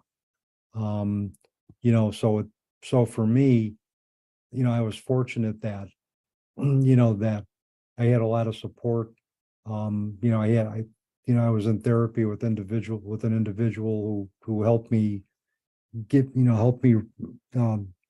touch with the coping skills I would need to re-engage in a world that was different. And I was able to talk about it freely. But I think in general, yes, being able to share your story in a community that supports it, where there's universality, where you can identify and individuals can identify with you, is very therapeutic and very healing. And it just helps us, I think, re-engage in life with purpose and with meaning, not only in honor of our children or our loved ones, but with them as well. So that's all I got for now. And that was plenty. That was quite a bit. Billy, how about you? I like this question. I think it's good to hear other people's stories. I think for me, I never shared it. I never shared it. I never talked about it. I just never, people knew me for years on end and never knew that my parents were killed. I didn't want it to take away from the success of my profession or the importance, which I'm really sure I understood totally at that time. When people asked me why I got into working with dogs, I sort of fluffed off an answer. I don't really know what I said. I just, I didn't want to see them be euthanized and surrendered, the typical dog loving answer, when in actual fact, I learned, as I was saying earlier, years later, that it's such a completely different answer, actually. But I don't know, I just never talked about it. I didn't want it to override, because some people will do that, especially in my profession, or I shouldn't say especially in my profession, because perhaps it happens in other professions as well.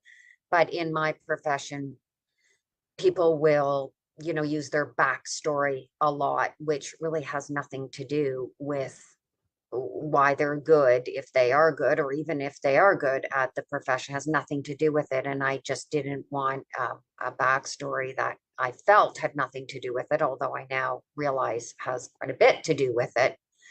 So I just never talked about it. So yes, I think at the age of 50, the first time I spoke about it on a podcast when I was being interviewed. So I've been on tons of shows and in magazines and books and that kind of thing. And I clearly remember many of them asking me, and I never talked about it. And I clearly remember the first podcast that I did share that story, which I'm going to share a Saturday morning. But I clearly remember doing it, and it was a very surreal experience. So I think it does to learn it and then to process it enough to be able to share it as an adult.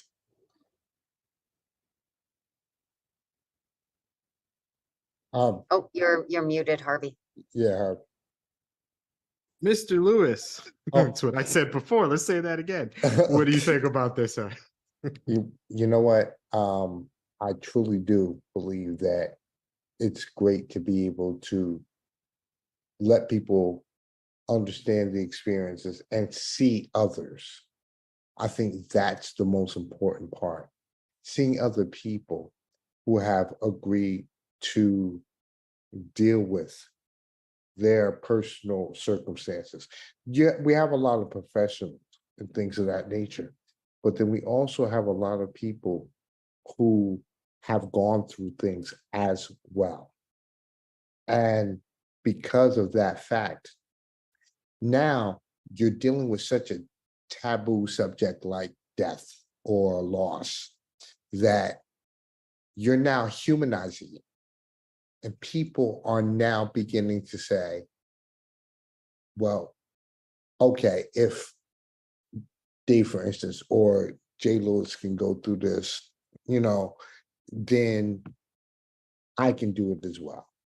I can deal with it. One thing that I think all of us have probably experienced is the fact that a lot of people don't want to have this conversation because this conversation is interesting.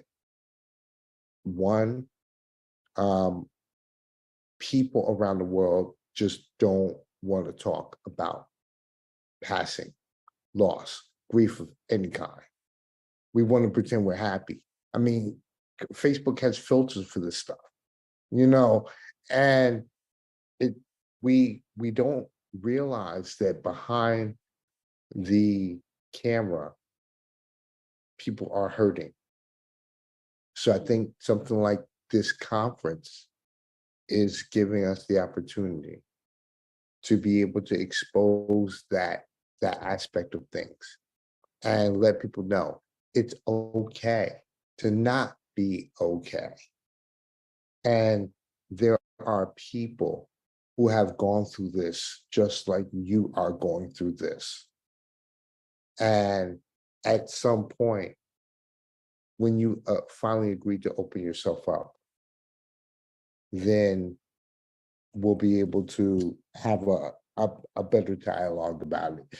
You'll be able to heal from the situation a little bit, especially because you'll be around people who create a safe space environment for you. That's pretty much where I am. So my bottom line is yes, it's great to be able to be on one side, and it's also a healing thing for me as well. Thank you, Mr. Lewis. I'll jump in here and kind of talk about myself for a second. The reason I started the podcast is just for me. I grew up, made it through high school, regular. I went to college and failed out miserably. Went there and let's just had way too much fun and didn't spend enough time in the library. So needless to say, I came back home and my trauma began before that, but it really hit me after failing out of college and coming home. And what I came home to was a home with a father, because my parents were divorced and I was living with him and his wife and whatever, to a parent who couldn't even look at me. He was just so disappointed and just disgusted with my mere existence in his home as his failure. He's an accountant, successful. I'm his son. I'm supposed to be like the heir apparent, supposed to be the next big thing and do something special. And the only special thing I did was fail out of college and came home. And I was there and I was just surrounded by disappointment. And day after day, month after month throughout this year, I lost my self-esteem. I lost my value. I lost everything about myself. That got to the point where I tried to kill myself. Obviously, I failed. I'm still here with you. But it took me a while to get past that. I had to get out of there and I had to work on myself for a long time. And once I kind of finally figured out what was going on with me, what was going on with life, once I finally figured out that I'm of value, that I'm important, that people care about me.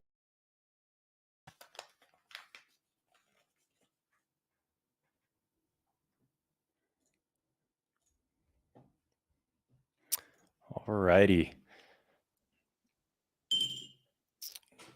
Let's get started. Thank you so much, Tony, and everyone else involved in setting up this Global Grief Conference of 2023. I'm absolutely honored to be a part of this and share a little bit about my story and myself and also my work with This Is Why. And so thank you again so much, but let's just jump right in. I wanted to talk about This Is Why, a creative platform and community I founded back in June of 2021 on Father's Day for individuals who have lost a parent as a child or teenager. So let's get right into it. I just wanted to share an introduction, a little bit about myself. I was born and raised in the greater Seattle area in Washington State. My mother still lives in Washington State today, and I have one older brother, 3 years older, living in Los Angeles, California. Being born and raised around the Seattle area, I graduated from the University of Washington, go Dogs, and pretty much as local boys you can get there. I love music from all different genres. I always feel like, any genre, if good music is good music, then, that's just something I'm gravitating towards.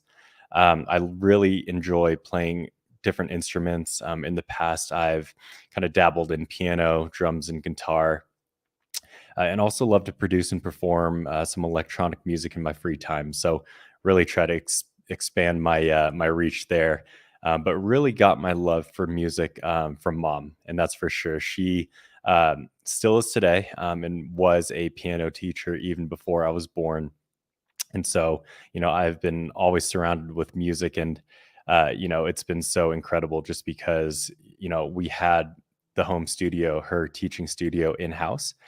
So, all these different students would come in and out, and, I would just hear all these different, genres and skill sets. And it was always just something I was around. So really, really awesome to kind of hear, the different styles and, the interactions and that sort of thing. So definitely got my love for music from her. I started out playing piano, but funnily enough, I actually went to a different piano teacher, not my mom. Just because, my mom thought I would always argue with her and just say, no, I don't want to do this, do that. So we thought it'd be best to go to one of her peers. But of course, Mom would always be, helping with practice and that sort of thing. In middle school, up until middle school, I kind of thought that the classical piano route wasn't exactly my vibe. So ended up taking some drum lessons, and that was really freeing and something just to get a lot of energy out, and really enjoyed that. And then ended up taking a guitar class in high school as well. So, kind of having those three instruments was so fun in my life. And to this day, I love playing piano just in my free time, just playing along with songs that I love and really enjoy. So it's really kind of a relaxing, soothing experience for me that way. On top of music, sports have been a huge part of my life. Just such a foundation of my life. That's a nice kind of outlet, to get away from the busyness of things, but also just enjoy the competitive nature of it. So growing up, I, was a big baseball player, also played basketball and soccer.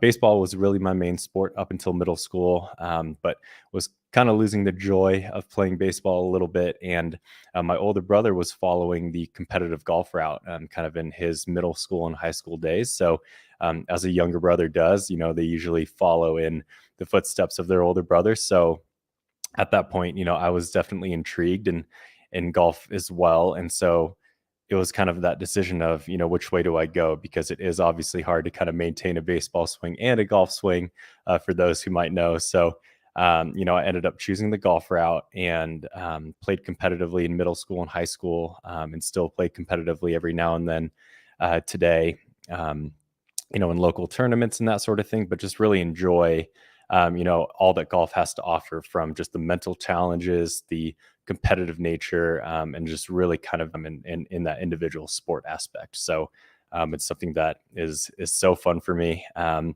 just like a lot of people around this world as well, I've been getting into pickleball lately, which is awesome for me. I haven't been a big paddle or racket sports guy growing up, but it's something new that I love to kind of improve my skill set on. So that's been a lot of fun, just playing with friends every now and then.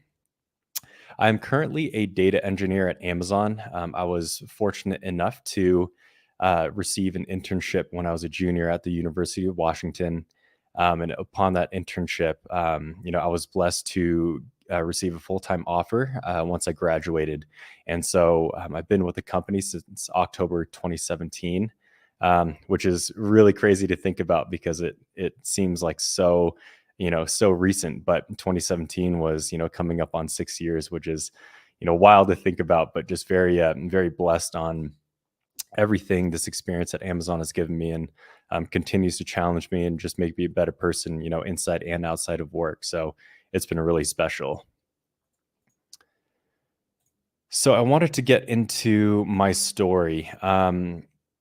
It started on November 3rd, 2004, and that's obviously a day that I'll never forget. And to kind of summarize a little bit, my father was a lawyer in the Korean American community around the greater Seattle area.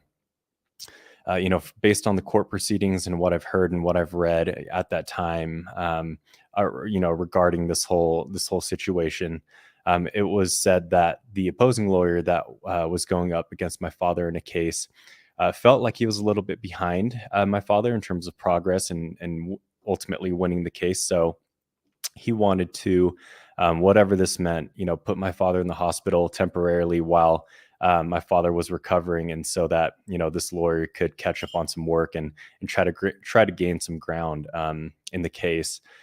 And so on November 3rd, 2004, my dad and the opposing lawyer were supposed to show up to court together. But the opposing lawyer actually came to my dad's law office, and as my father was walking to his car, fired off a silenced pistol 3 times at my father, and one bullet unfortunately struck my father's head. And that left my father in a bedridden coma for a little over a year, about a year and 3 months, until his unfortunate passing on February 11th, 2006. And that was 9 days before my 11th birthday.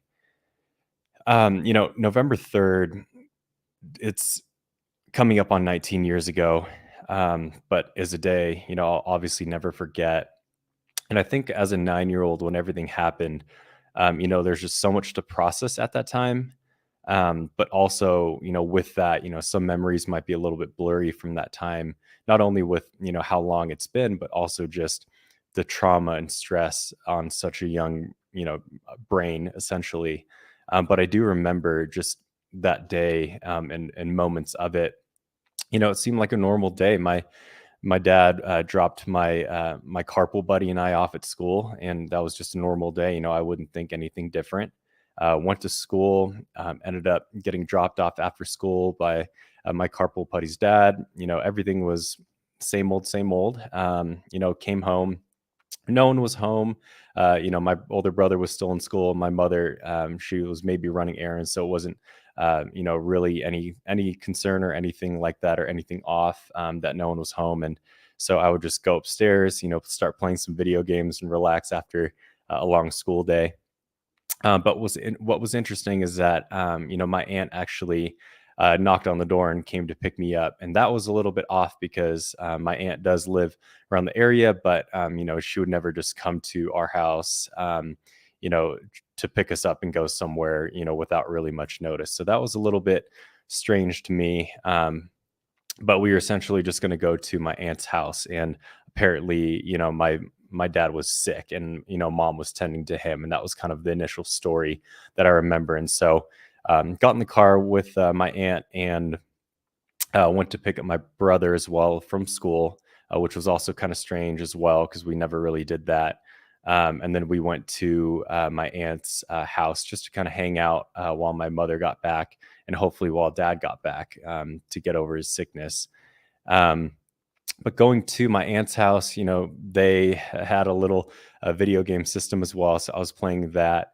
And, a few hours later, I believe it was when my mom came, and there was just a lot of commotion with my mom, my aunt, and I had no idea what was going on.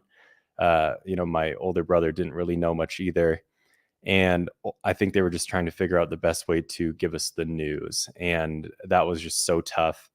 Once she did so, I knew, that was going to be just an incredible, just hard thing for her to do, but she knew she had to do it and just give it to us, in the most raw form. So she ended up getting my brother and I, sat us down, told us the whole situation. And, I remember my brother broke down, but for me, it was just so much shock. And I just remember I just kept playing my video game. I think it just didn't really hit and didn't really process because I just didn't understand how something, traumatic like that could happen so abruptly. So I just kept playing my video game, and I was just trying to think about what mom just said. And, it took a few hours for things to kind of resonate. And, ultimately, my mom felt it was best for my brother and I just to stay at my aunt's house for a little bit, because there was going to be a lot of, local news coverage that was going to be disturbing our family. And if we were to go home, they were going to show up, at our front door and ask questions and disturb us that way. So we felt it best to stay at our aunt's house for a little bit. So that evening, we ended up going back home, going back to our house, grabbing some things to stay at my aunt's house for a few days. And, once I started seeing those pictures of our family and with dad around the house, that's when I really broke down because it really started to resonate with me that, things were never going to be the same from this point on. And, dad maybe wasn't going to be coming home again. So that was something where I just completely lost it, just seeing so many different, pictures on the wall. And, that's what really, really hurt me. So, grabbing some things, heading back to aunt's house. My cousins did such a great job just trying to, keep my brother and I as in the best headspace that we could, just having fun with us and playing some games together. But, I remember my mom was just telling us, hey, you don't have to go to school. You can take some time off, obviously, don't feel pressure to go. But for whatever reason, I did, want to go to school the next day and ended up going. And my memory of that was just, I remember there was an intercom announcement, just talking about, hey, we have a student who's gone through this. Please give him and his family some space and some time and respect, respect his privacy in this way. And so I just remember that intercom, announcement, and things were just kind of, going through the motions of the regular school day. But I just had such a, incredible friend group. And, some of my best friends were just doing their best just to say, hey, let's go to recess. Let's have some fun. And they were really there for me. And, just at our young age, for them to kind of show up in that form and just in its most simplistic fashion, just try to support me, in that tough time was something so, I'm so grateful for. And it was something that helped, so much, whether or not they knew it, in that time. So, kept going to school for a little bit, same as my brother. And I think my mom wanted my brother and I to have some time before we visited my father in the ICU, because I knew that it was just going to be so hard for us to see, my father in that state. And I think she just wanted us to, have some time to just, consume everything, digest everything, and just, until we were, as ready as we could be to, have our first visit to the ICU. So, so we ended up going to the hospital, visiting my father, and I'll never forget that moment. Apparently, that was the first time, when my brother and I first got there, that was the first time that my father was able to open his eyes even just a little bit and have the strength to do that. Other than that, he, couldn't really communicate, couldn't move, but just opening his eyes was enough, and that was his way of letting, us as a family know that he was listening. And he knew that when his kids were in the room, he just had that much strength just to be able to open his eyes just a little bit, just to let us know that he was still there. And, this was going to be an effort for us to all just get through this together and do what we can to see if we can get my dad back on his feet. So that was the first of many ICU visits. And just over those months, just a lot of visits to the ICU, to the rehab centers, and just, going with mom, as she was taking care of dad. And it was just so incredibly hard to see him in that state, just still unable to communicate. And, just having that consistent, visit of just seeing him in that way, that was just so tough to see. And so over those months, we knew that he was struggling. He was fighting so hard for survival.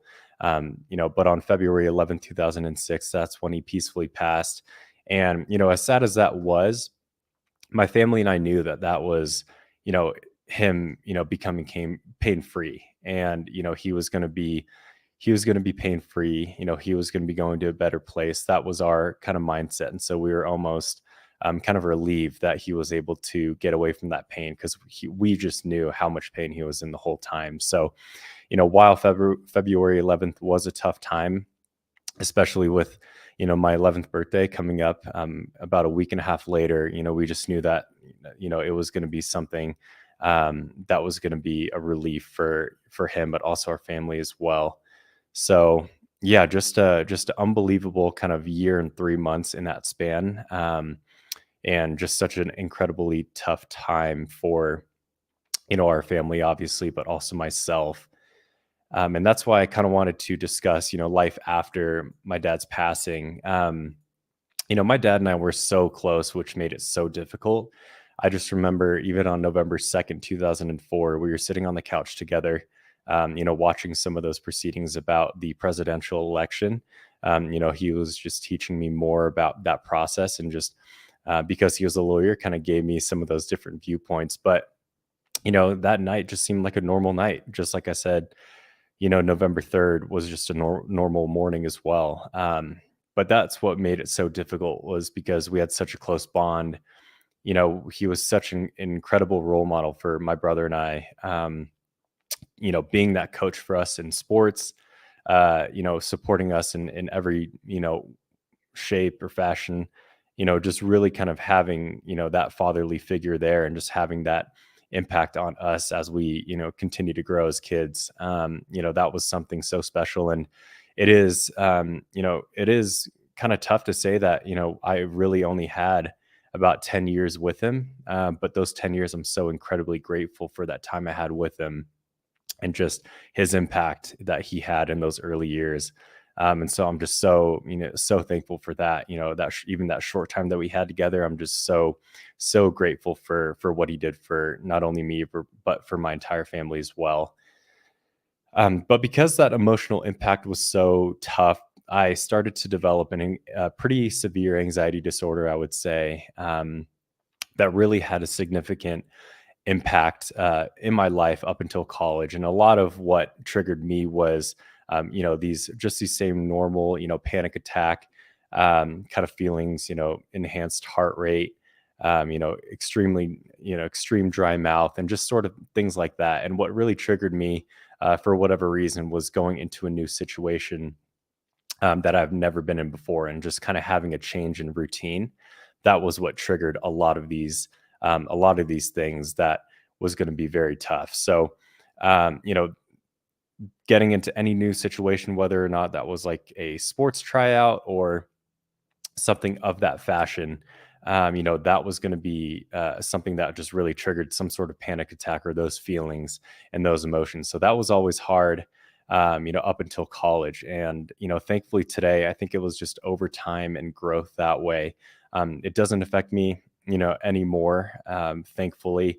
But I just know, just how hard it was, for those years up until college, just dealing with these things and kind of getting away from my routine and really trying to expand and, to have these different experiences. That was always difficult for me. So, that was something that really impacted, my life in all areas. And so with that, my mom saw that obviously, and she wanted to support me. And, she thought it would be best for me to see some different professionals, and some counselors and therapists, really just try to see if they can help me through this. And, I think it was just me, especially in my early, teenage years around 11, 12, 13, 14.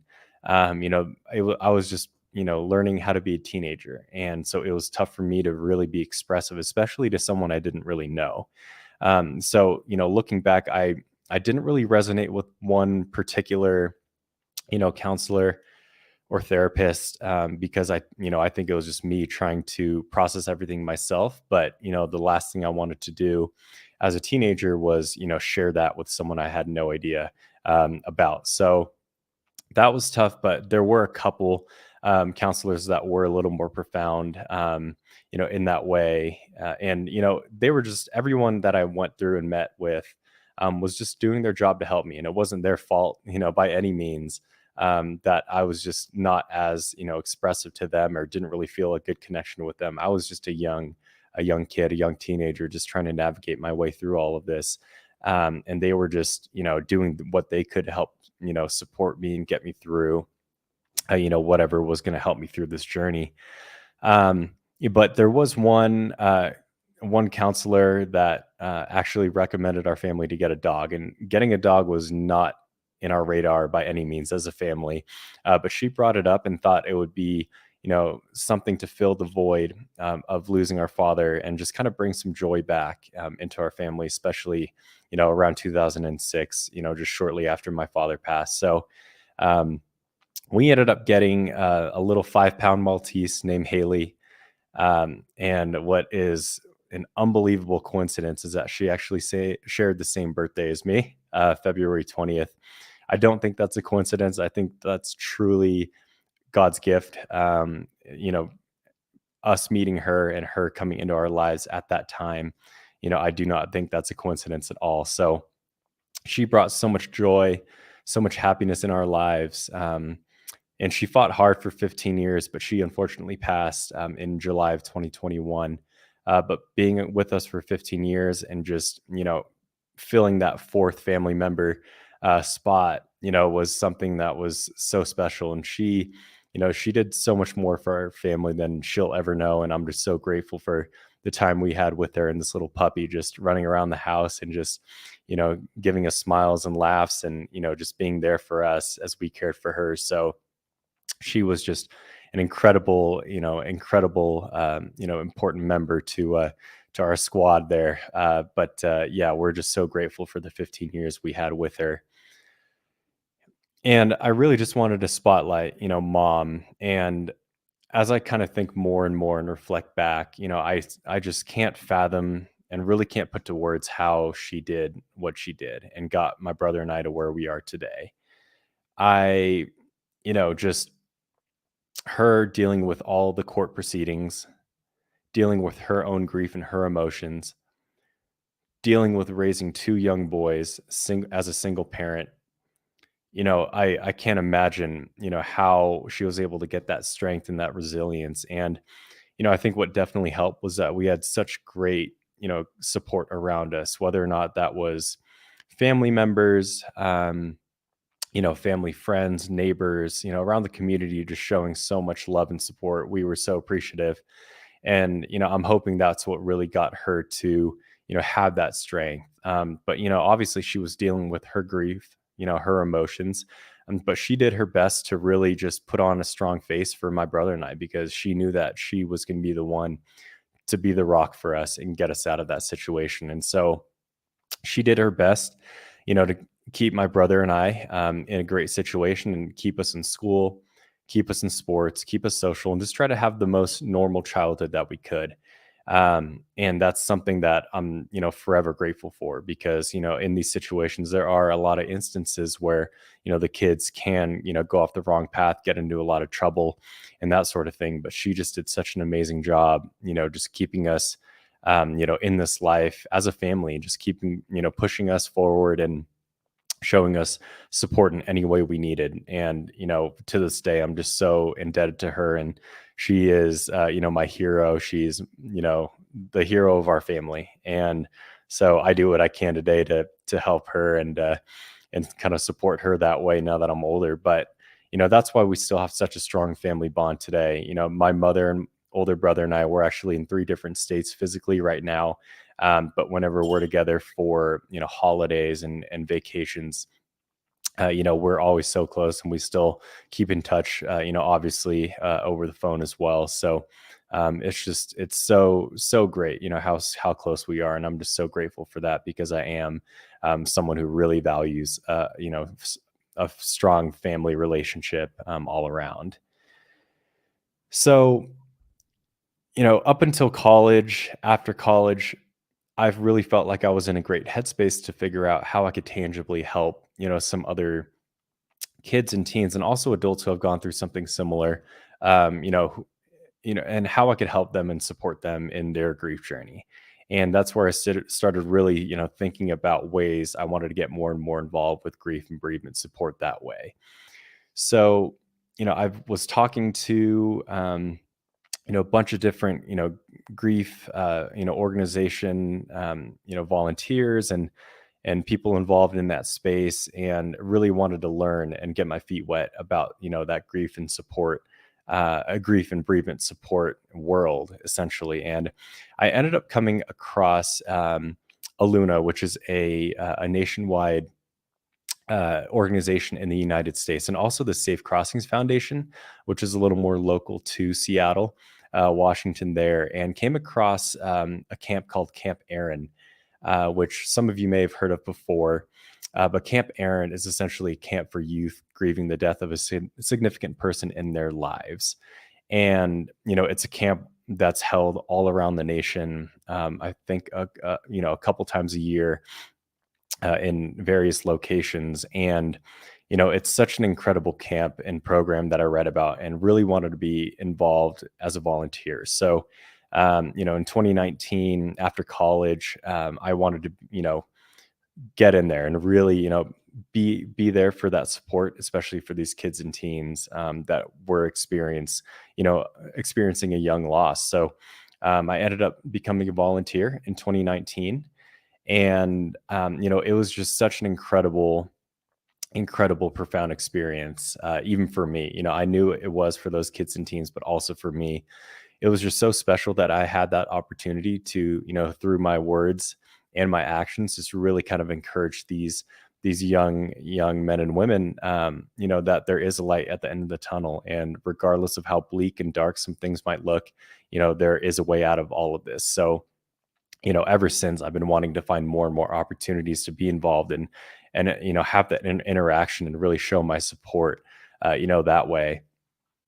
I had the honor of being the pianist, during the ritual events as well, which was so special. The ritual events were really kind of those commemorative tribute events. That was really kind of the opposite of, having fun and playing games. It was really just, sharing your love, in such a profound way and a commemorative way. And just seeing these kids just, throughout the camp, just have a lot of fun, meeting a lot of other kids and teens who were going through a similar experience. But then during those ritual events, just seeing them break down, release everything that they, had in store, that they just needed to get out, that was just so impactful for me, because that was similar to me where, when I was at my aunt's house, nothing really resonated. But then, when I went back home to pick up some things to stay at my aunt's house, that's when it suddenly hit. And I think that was similar to some of these kids and teens as well, just because, it was that moment of, now you can release everything, because it does give you that,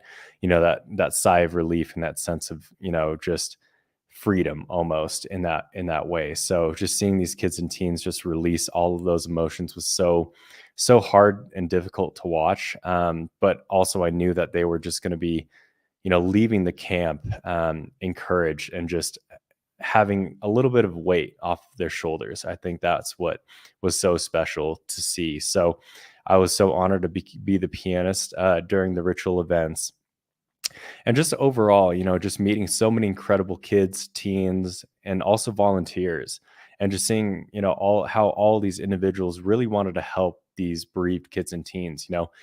What was so special was that a lot of these volunteers, whether or not they experienced, a loss in their own lives or similar loss, they just wanted to help these kids in any way, shape or form. And some of these volunteers were also even former campers, which I think is so incredible because they were on the other side of that and really wanted to help out, these kids that were in their shoes, at some point in their lives. So just seeing this whole community of support, and just seeing how, we had such a great program for these bereaved kids and teens and just try to give them some joy and some happiness and bring back some fun in their lives, I think was so, so awesome to see. And just supporting them and encouraging them to kind of live the best life that they could moving forward. And, I knew these kids and teens were just able to meet each other. And I think that's what was so cool, is that they didn't have to feel alone anymore. They were able to meet someone else who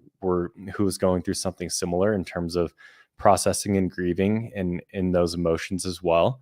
And with that, they were able to kind of, meet new friends and, understand that, they were going to get through this journey together. And I think that's what was so special, was that they were able to kind of, figure out that, I'm not alone. And there is someone else, at least one other person that kind of feels the way that I do. And, if we can just connect moving forward and just, keep each other going and keep each other up and supporting each other, I think, that's something that was so foundational to see. And I know that that's going to be so beneficial for their entire grief journeys moving forward. So after Camp Aaron, back in 2019, that definitely got the gears going in terms of, okay, I love doing this and I want to do more of it. How can I more tangibly do something, similar in terms of just helping these bereaved kids and teens? And I really started to think about, my ultimate vision, my goals, and just these lofty aspirations of really helping these kids and teens. But I also knew that, I had to kind of start somewhere and, just get my foot in the door and just put one foot forward and just begin my journey on this path of, grief and bereavement support for these kids and teens. And so ultimately that led to, kind of formulating a game plan, talking to more and more, people around just the grief support world, and these professionals who are just so incredible with the work that they're doing, and just learning more from them, and really just taking all of this feedback and all of these recommendations just to get kind of a concrete, tangible game plan together. And that's what ultimately led to This Is Why. There are obviously so many different learnings leading up to, launching this grief support platform in the community. And I'm just so grateful for the connections I've made, and just so many, great, special people who are just trying to help and, support, any type of loss and bereavement. But, for these kids and teens, just being able to meet these professionals and just knowing that, we're going to have this allyship for years to come, because it's really just that aspect of having as much support that we can provide for, these kids and teens who have experienced, a loss themselves. That's what we want to do for them. And so, that's what really led me to just formulating that game plan between 2019 and 2021. And that's when I launched the grief support platform in the community, This Is Why. And that was, done in June 2021 on Father's Day, as a fitting day. It just felt right, and I felt like I was prepared and ready to release all of this, to the world. And so, again, This Is Why is a creative platform and community for individuals who have lost a parent as a child or teenager. It's essentially a written blog format where individuals can just share their stories and have that opportunity to release, anything on their minds, anything that they've been kind of storing up, and just share that in an expressive format. And, I definitely know that it can be a little bit hard to vocally and verbally express, how someone is feeling. And so I felt like providing an opportunity to do it in a written format would be something a little more welcoming. And just something where anyone can just really lay it all out if they wanted to, and just really provide that opportunity for them. One of the key facets of This Is Why is I do want to provide that safe space for individuals, like I said, of all ages, whether or not they just experienced a recent loss as a child or teenager, or even an adult who is still on their grief journey of losing their mother or father as a child or teen. I want to be able to provide that opportunity for them to share those emotions, those thoughts and experiences. And I do provide that option of anonymity because I know, it is, a sacred, story that everyone has. And so, whether or not they want to share their first name and their first initial, or just be anonymous, it's really just that way of, being able to release, their story into the world and just kind of put that out there. And just have that kind of be an outward form of them releasing anything that's been pent up inside of their minds and emotions, and in that aspect as well. And I really wanted to build a community for with others who have undergone similar circumstances. Obviously, this demographic of This Is Why is pretty specific, but it's obviously near and dear to my heart and is exactly where I fit in. And I wanted to build and start up a community that can kind of bring us all together, because there are so many of us who have gone through something like that. And so I just want to be able to have everyone support each other and highlight kind of how past experiences have made us who we are today. And it just really spotlights our perseverance, our resilience, just to continue having the most positive and optimistic lives ahead. And also, I feel like grief and mental health should be topics of discussion that are less stigmatized. I think we're still working in a world to do that. And, unfortunately, loss in all aspects is still frequent, in a lot of different ways. And, especially with this COVID 2020 pandemic, it just amplified all of that. And so I think it's so important to continue talking about grief and mental health, and just showing that there are so many different layers of support globally, not just within our, our local region, but globally, where everyone just wants to come together to help out, everyone or anyone who is really just in a tough spot, just in a dark place, grieving, some sort of loss. And I think just, although there is a lot of loss out there and the frequency of it, I think it's so important that we just need to also have the enhanced frequency of support, and just more and more people just jumping in this battle together, and just having that community of support. I think it's so special. So that's really kind of what I wanted to start out with This Is Why. And it's been such an incredible journey, coming up on almost 2 full years, which is pretty wild to think about here in a few months. But it's been so profound, just interacting with so many incredible people, hearing all these great stories. And it's just a passion of mine that I don't foresee myself stopping at any point soon. So I did want to share a little bit about sharing your story, and the opportunity for you to do that, or if you know someone who might be interested. The website is thisiswhy.life, and the story submission page is on the website, but also thisiswhy.life/submit-your-story. And a few things here, I never pressure anyone to share, as an individual. Every individual has a different level of comfort and vulnerability. And so I never obviously want to push anyone to share their story. I just want to provide that opportunity for someone to just release, what's been on their mind, and just really just have a sense of relief, ideally that way. Again, anyone has the ability to share anonymously, and also has the opportunity to share a special photo as well. I don't force that as well either, because I know photos and can be so sacred and so special for an individual. And so if there is a generic photo that the contributor wants me to provide, I'm more than happy to do that. But if there is a special photo, commemorative photo, kind of like these to the right here, I'm more than happy to share those as well. But it's really just on the individual and that contributor to just share what has been on their mind and just release anything that's been up, these thoughts, feelings, and emotions, and just provide that opportunity for them to just lay it out on paper in a written format and to share that there. I really just hope that sharing these stories can provide, encouragement, inspiration, and strength in a reciprocal manner, because there are readers who, whether or not they've experienced a similar loss, they can always gain this inspiration from these incredible, incredible stories of, these individuals who have gone through something so tragic, so difficult, but have, navigated through their journeys and are continuing to do so. And I think readers can just be able to draw strength from that and just see all these different, experiences and perspectives, and just see that there is a commonality in terms of we're all getting through this together, and we're trying to take things one day at a time and just own the day, essentially. There are a lot of things in this life that can cause, feelings of overwhelm and worry and stress.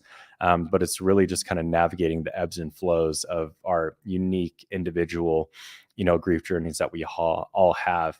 And again, for the contributors as well, on the other side of the readers, and just sharing your story, releasing, anything that's been, caught up, in your mind, and thinking about it that way. And so that's been, something that I want to be able to kind of have that, again, that community aspect of just both readers and contributors, to kind of, have that support network together in a collaborative manner. So that's been so special with the stories that, I've seen so far, the individuals who have reached out to me off to the side, but, I'd love any and every story, and just have all of them be a part of the This Is Why community.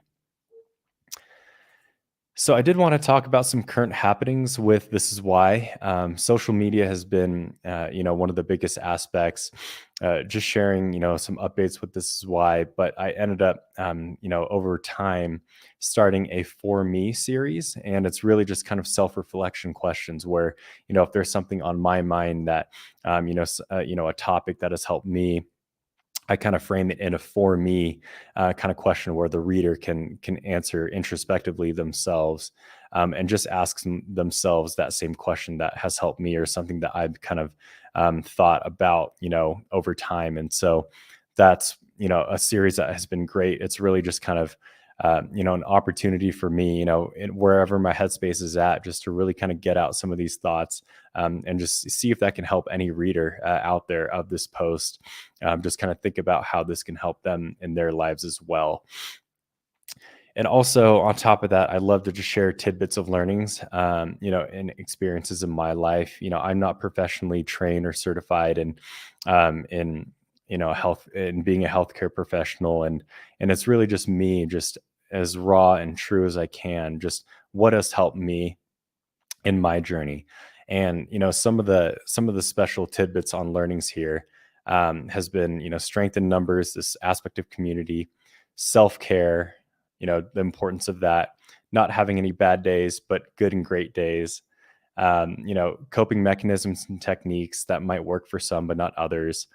So many people are going through some sort of internal battle and struggle. So this idea of not being quick to judgment and having respect for everyone else is so important. Love and empathy, appreciation and gratitude, and just other collaborations with organizations, and just being readily available as myself as a resource, but also This Is Why, and just being another ally in this effort to just help out all these bereaved individuals the best way we can.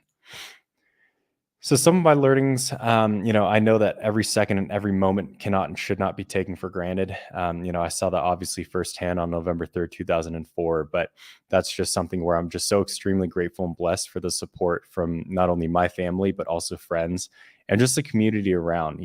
They are who, what got me here today. And I strive to really just take each and every day, just to be the best I can for my family, peers, and, myself as well. Grief is a lifelong journey. It's unique to everyone. And I'm navigating this each and every day as well. There's going to be some darker days than others, but I want to be able to help, others in their journey, because I have a small sense of what they're going through, and just want to do what I can to provide, some encouragement there. And there are some 3Fs found this 3Fs foundation that I live by: faith, family, friends, in that order. That's something, that's so foundational to myself and something I live by each and every day. And, that's what keeps me going in this life and just really grasping life, and, taking full advantage of, my time here. Yeah, so coming up, I know we have about a minute. Keeping in touch, the website is thisiswhy.life. There is a Linktree link, linktr.ee/thisiswhylife, and that'll bring you to this screenshot on the left with all the applicable links and platforms. Social media, This Is Why Life. My email is brian@thisiswhy.life. So please feel free to reach out, outside of this presentation. I'd love to hear from you and interact with you there, and would love any questions or comments from you. Final thoughts, I'm just so thankful for, so much support out there for grief. And I just want to be another part of that. And, my family, has been so important to me, and I just want to be my best for them, my best for my father, and really just try to, show and share my learnings with anyone else I can, that's going through something similar, or who has gone through something similar and really kind of needs encouragement there. So, it's just been such a profound journey, and I'm just grateful for each and every day I have here in this world. I know we're just out about time. If there are any questions, again, please feel free to reach out at Brian at thisiswhy.life for any of these social media links. I'd love to hear from you, and just really appreciate everyone's time here, allowing me to share my story and my journey. And I'd love to hear from anyone and everyone, but thank you so much again, and really appreciate the time.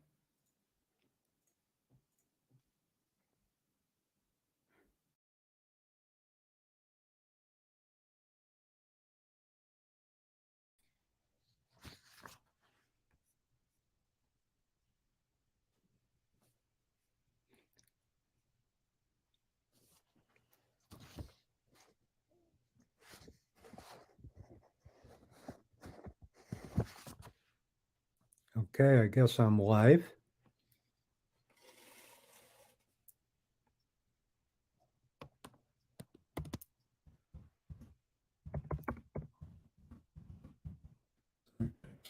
First.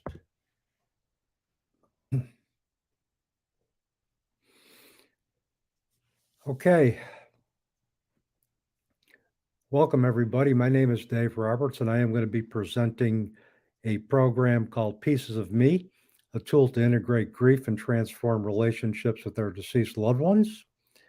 And I believe I have a couple of individuals who are going to be joining me, but I'll get started until they get here. So let's there's Michael, and there's Kathy. Hi. Hey, how you guys doing? Good. That's Hey, good. everybody.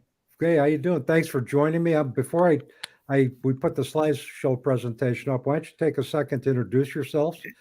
First of all, I'm grateful that you're joining me for this presentation. Introduce yourself, and just you can let everybody know what you're going to be doing for the upcoming conference as far as workshops go. So, Michael, ahead, I'll start with Kathy. you. Okay. Okay. I guess I'm starting. Okay, fine. I see how it is. Well, Hi, if you want to everybody. refer to Kathy, we can. Thank everyone who is here presenting and listening, watching, replays, whatever. There's a reason that you're here, and this is a place for all of us to learn from each other, grow, and heal. So thank you, thank you. Michael Overly. I do a whole bunch of things, and I'm presenting at this conference on different emotional states. The thought is you don't know what you don't know, and that includes yourself and others. And so I'm super excited to be here and to help Dave with this, and to present on my own, and for all the other presenters who are here giving their time, love, and energy to this. So thank you. Thank you, Michael. Hey, Kathy. Hey there. Thanks so much for inviting me to join today. I'm Kathy Gleason. I host a podcast called As I Live and Grieve. We've been going weekly episodes for over 2 years now, as well as the podcast and interacting with guests each week that have given me insight and perspective. I've had 4 major losses in my life: my father, my mother, an infant child, a newborn actually, and more recently, 5 years ago, the loss of my husband, my spouse. So this has all put together a package of experience, knowledge, and perspective that I'm happy to share. I was kind of on the backside of the conference, helping with scheduling and everything, not presenting this year anyway, but I'm happy to serve as support and a resource where asked. So thank you. Thank you, Kathy. Thank you, Michael. I know you'll have some great input throughout the presentation, and I'll be soliciting some from you as well too. So, all right, here we go. The slideshow portion of the show, of the presentation. The topic is Pieces of Me, a tool to integrate grief and transform relationships with our deceased loved ones. Again, I am Dave Roberts, and I am no stranger to loss, having dealt with grief since I've been 5 years old. But the event that got me into taking a deep dive into the whole field of thanatology, or the study of death, I will share that event with you very shortly. So just bear with me, and I'll keep you in suspense until then.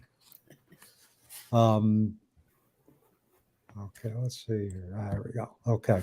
Purpose of the workshop is I want to introduce those participants who are listening to a technique that can promote movement through and integration of grief by embodying the best qualities of our transitioned loved ones. Now, I use transition to describe the death of a loved one. Transition for me means that person has transitioned from the physical realm into the afterlife realm.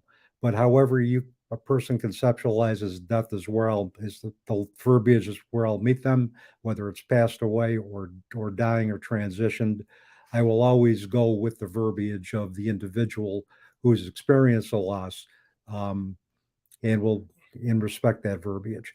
Also, how embodying those qualities can facilitate continued bonds and transformation of relationships with our transitioned loved ones. But first, some background. This is my daughter, Janine Marie Roberts. She was born in April of 1984, and she transitioned from this world in March of 2003. So I have walked the path of a parent who has experienced the transition of a child for well over 20 years. There is not anything about grief, about life or life after death, that I have not explored.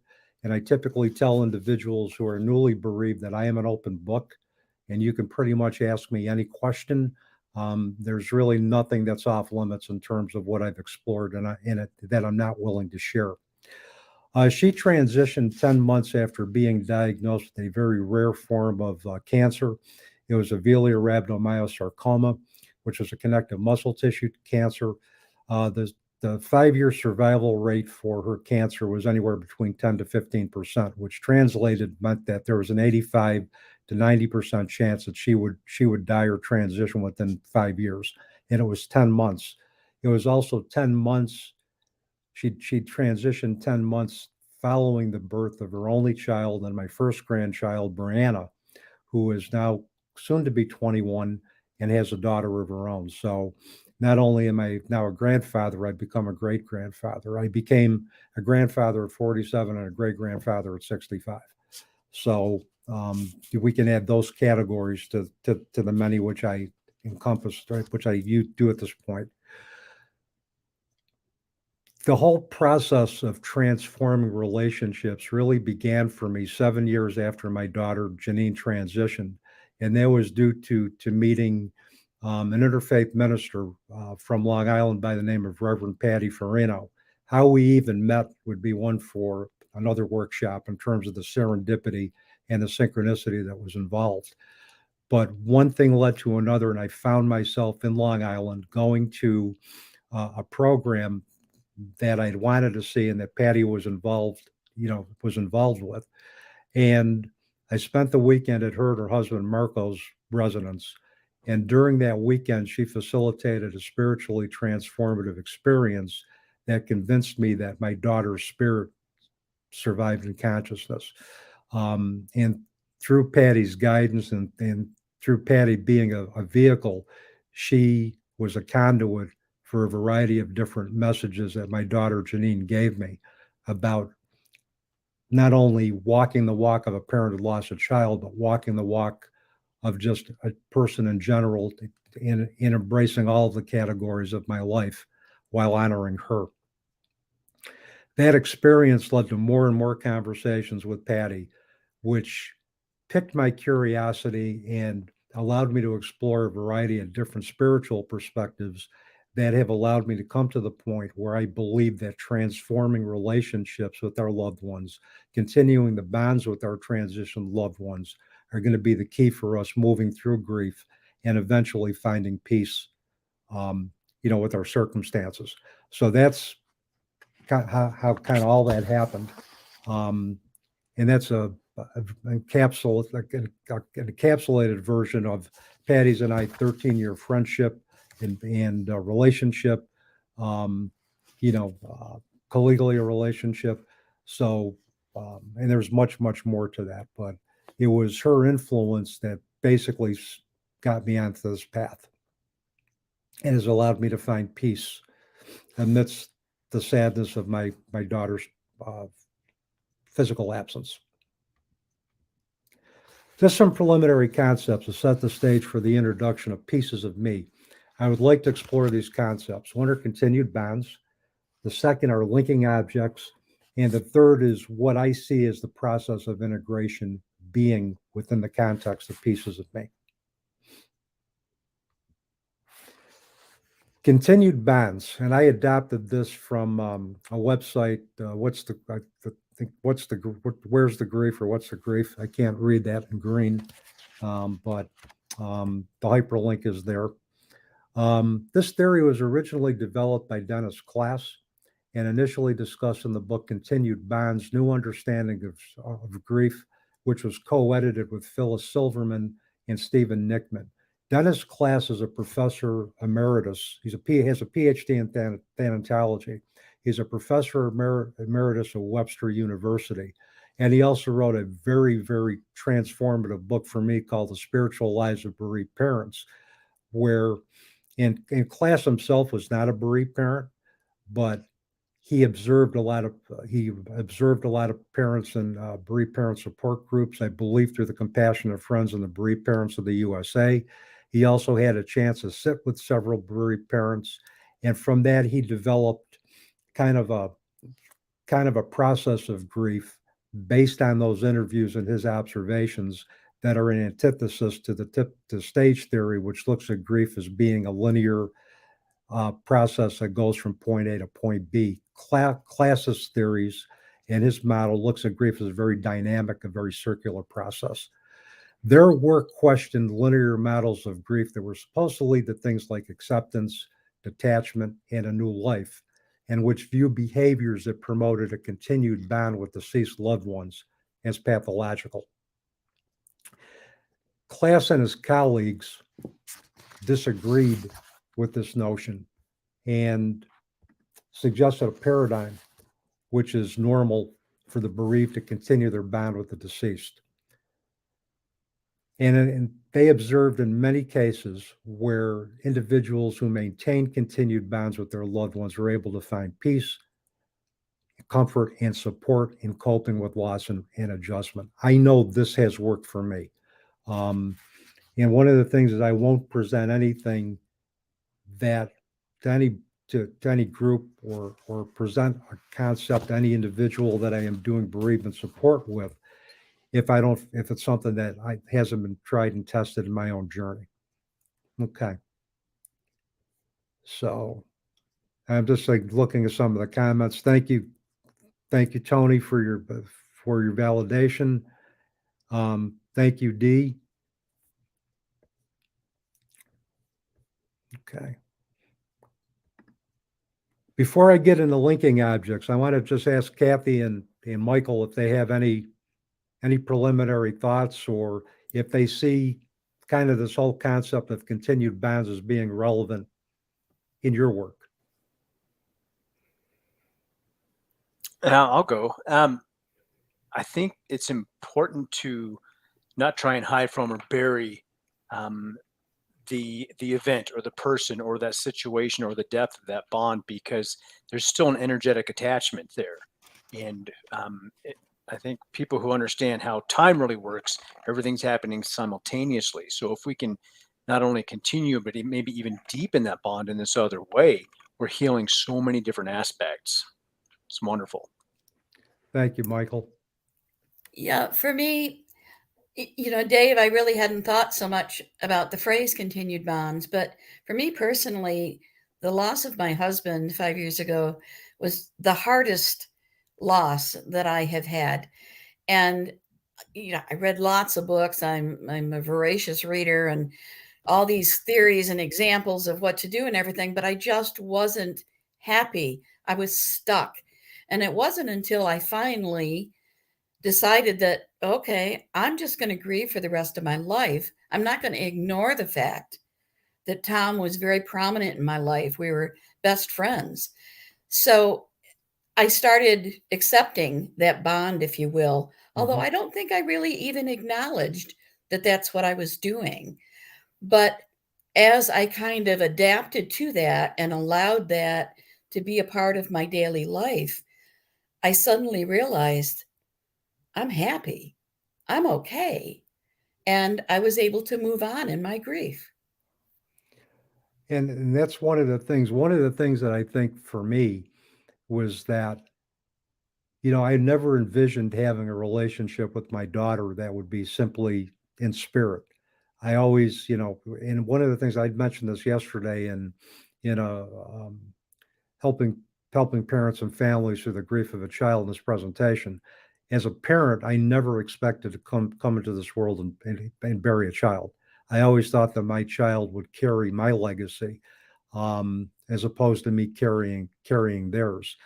And it's the same with anybody, I think, who's experienced catastrophic loss, or the loss of a sibling, or if you take a look at individuals who've been married for 50 or 60 years, you're talking about spending 3/4 to 4/5 of your life with somebody. That in and of itself is catastrophic. So I never really expected, well, I'd be talking 20 years later about having a continued bond with the essence of my daughter's spirit. I would have never, especially with my science-based background, but as you know, life tends to deal you some cards that, if you try to play the same way, are going to keep you stuck. But if you try to play them a little differently or look at them differently, it'll help you move through and move on. Or move forward. But thank you, Michael. Thank you, Kathy. Linking objects. This is another one of classes, concepts, which I absolutely love. Linking objects are objects that facilitate continued bonds with their transition loved ones. They can connect us, no matter how big or small, to memories of our time with them on Earth. And it can, in some cases, allow us to relive those memories as if they are happening in real time. So essentially, we could take a look at any object.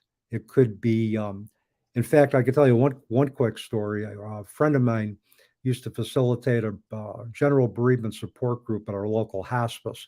And she used to have an activity, or she would dedicate one of those sessions to having individuals bringing a photo or an object where there was a story attached to that. And we, I think, all know the value of bearing witness to other individuals' stories and telling our own stories of loss, or just of our life in general.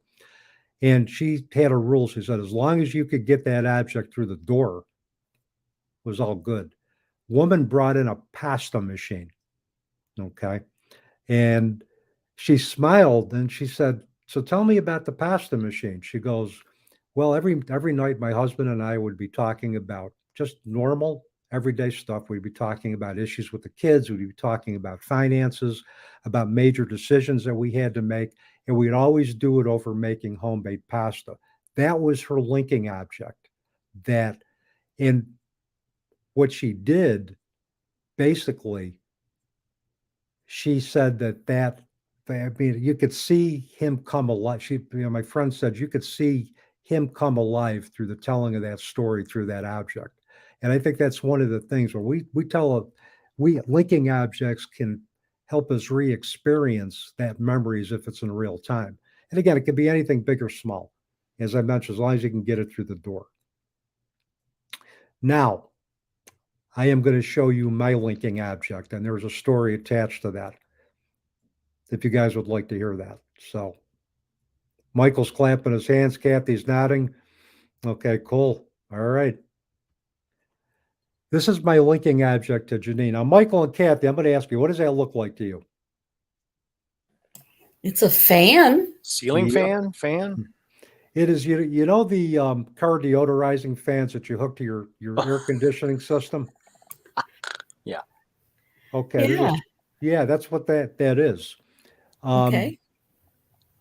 She had to be about 13 or 14. I want to say 14.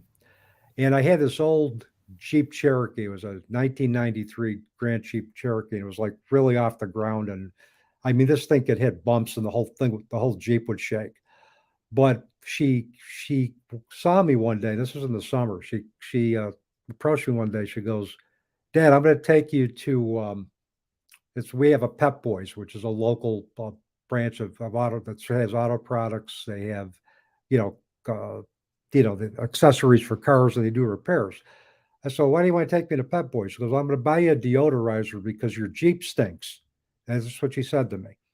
Now, my daughter was about as subtle as a trumpet solo. Okay, when she had something to say, she would say it. If you asked her a question, you got an honest answer. It might not have been the answer you wanted to hear, but it was honest and it was genuine and it came from her. So we went to Pep Boys, and I remember the exact day. I can still remember it almost 25 years later. It was a sunny day. She was on my right. I was to her left. We walked up to the counter. There was a nice young man, sandy brown hair. I had shorts on. She had a summer outfit on, probably shorts and a top. And she picked out this winter green fan. And she goes, "This is a fan we're going to put into your car. But I'll give you two guesses who paid for the fan." It was me. Okay. And but I looked at her and I smiled. I said, "Yeah, you just wanted to get me out of the house and get it." She goes, "Yeah, I did." And I knew in my heart she wasn't going to pay for it. I wouldn't have let her anyway. But that's the story that I hear. Now, interestingly, I had lost track of this fan. And about 6 months later, it just mysteriously appeared in my garage, and it was in a hidden compartment of my garage. I happened to open that compartment. That fan was sitting there. I keep that fan on my desk to this day. And whenever I want to relive that story, whenever I want to connect to Janine, that's one of the many ways that I do that. And whatever linking object's going to work for you, it's all good. It's whatever's going to connect you to that memory. And when I'm feeling the yearning for her physical presence, recalling that story, looking at the fan, recalling that memory as if it's happening in real time, inevitably brings me peace.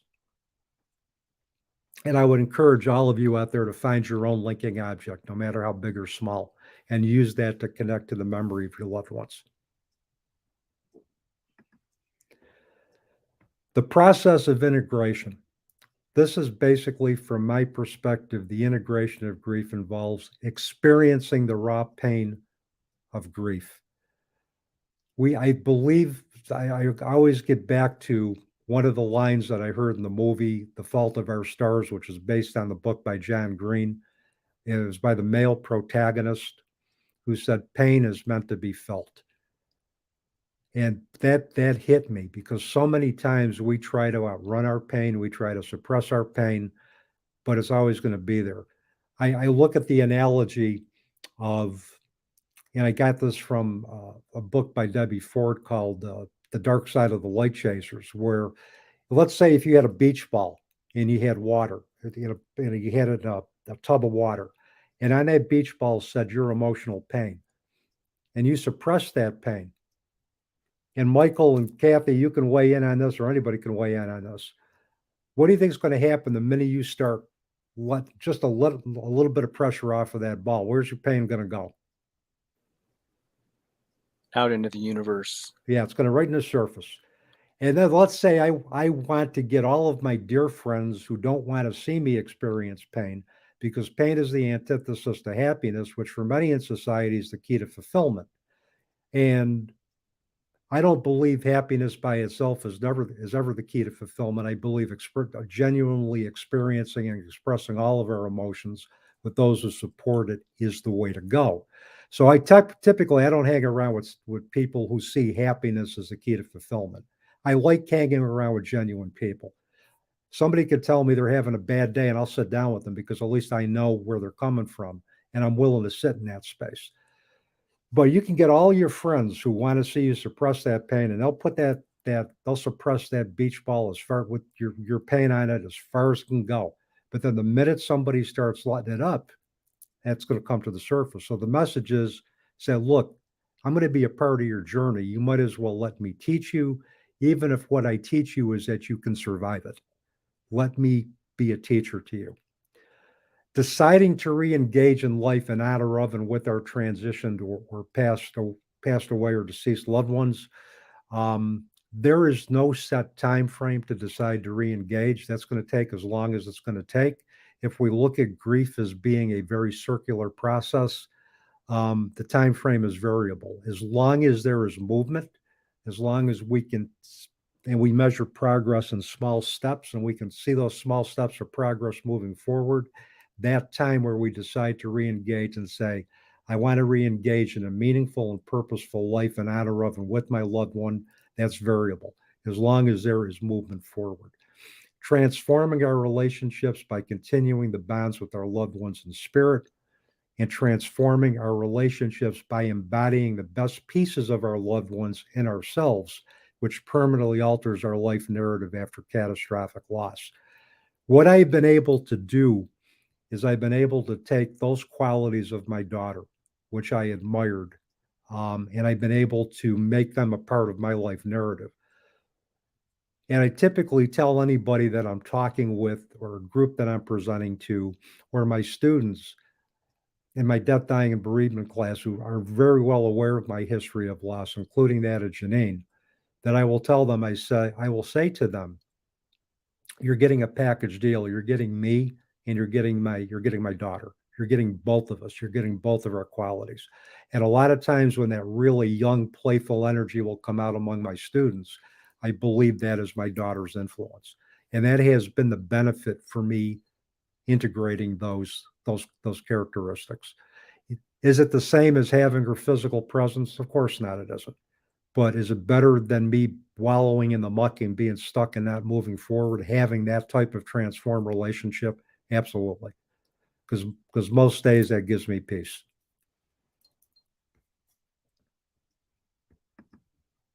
Okay.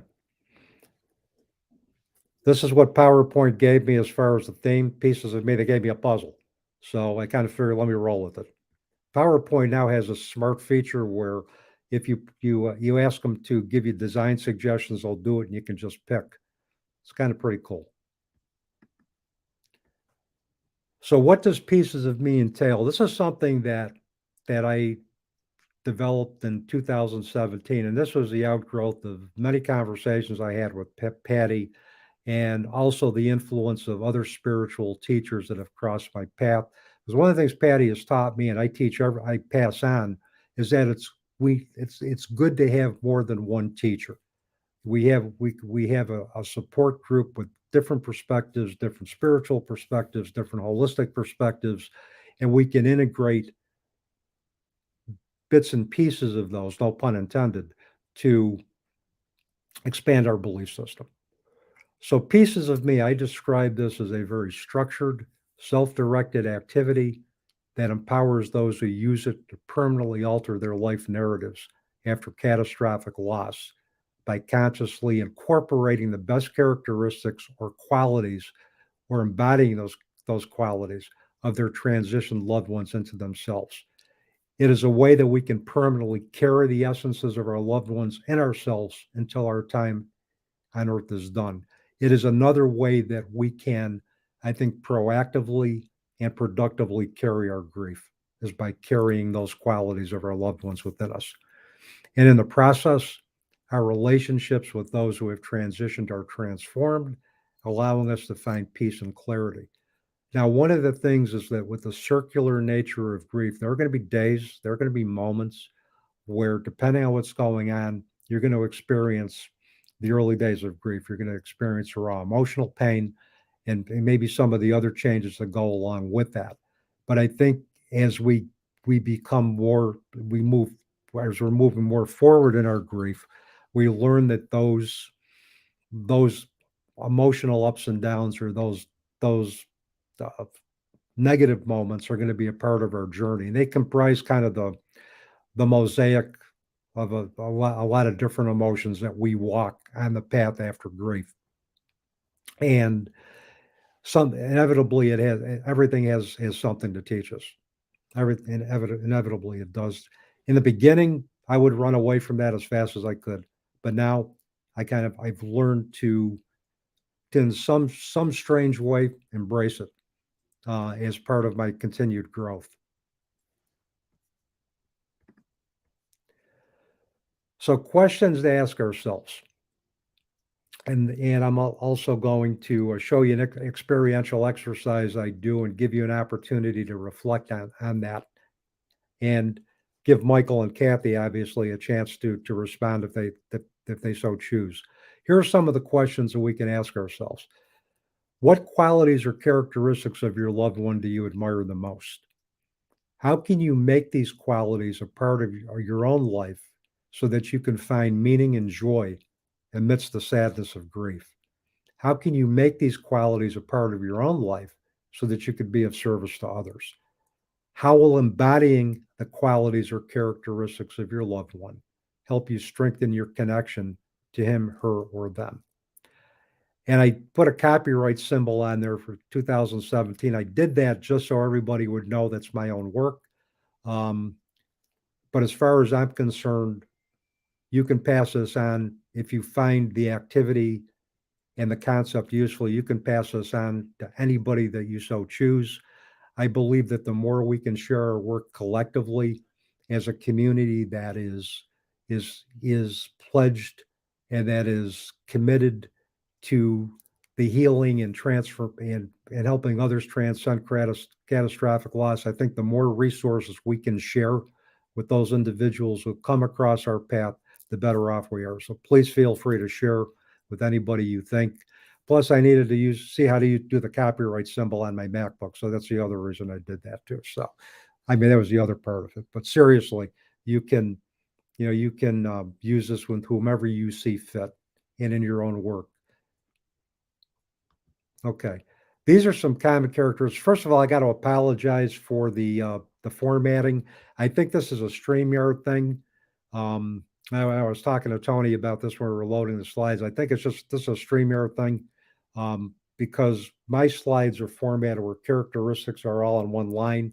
But when it uploaded, perhaps the StreamYard settings put it this way. So, okay. So these are some of the common characteristics I came up with.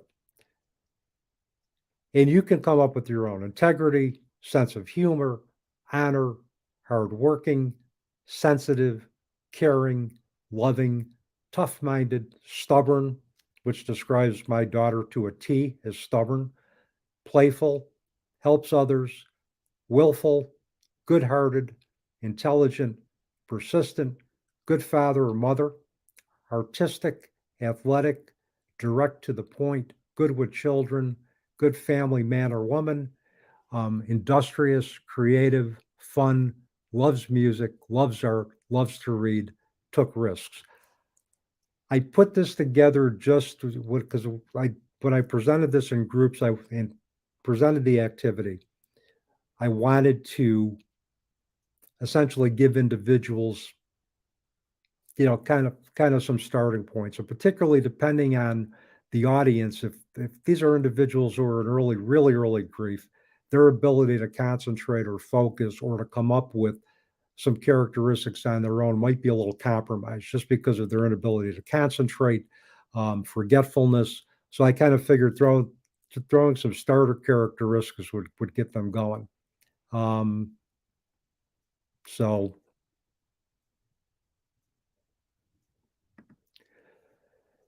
and again, this is the experiential activity. You could answer all questions on the handout, integrating our grief after the death of our loved ones.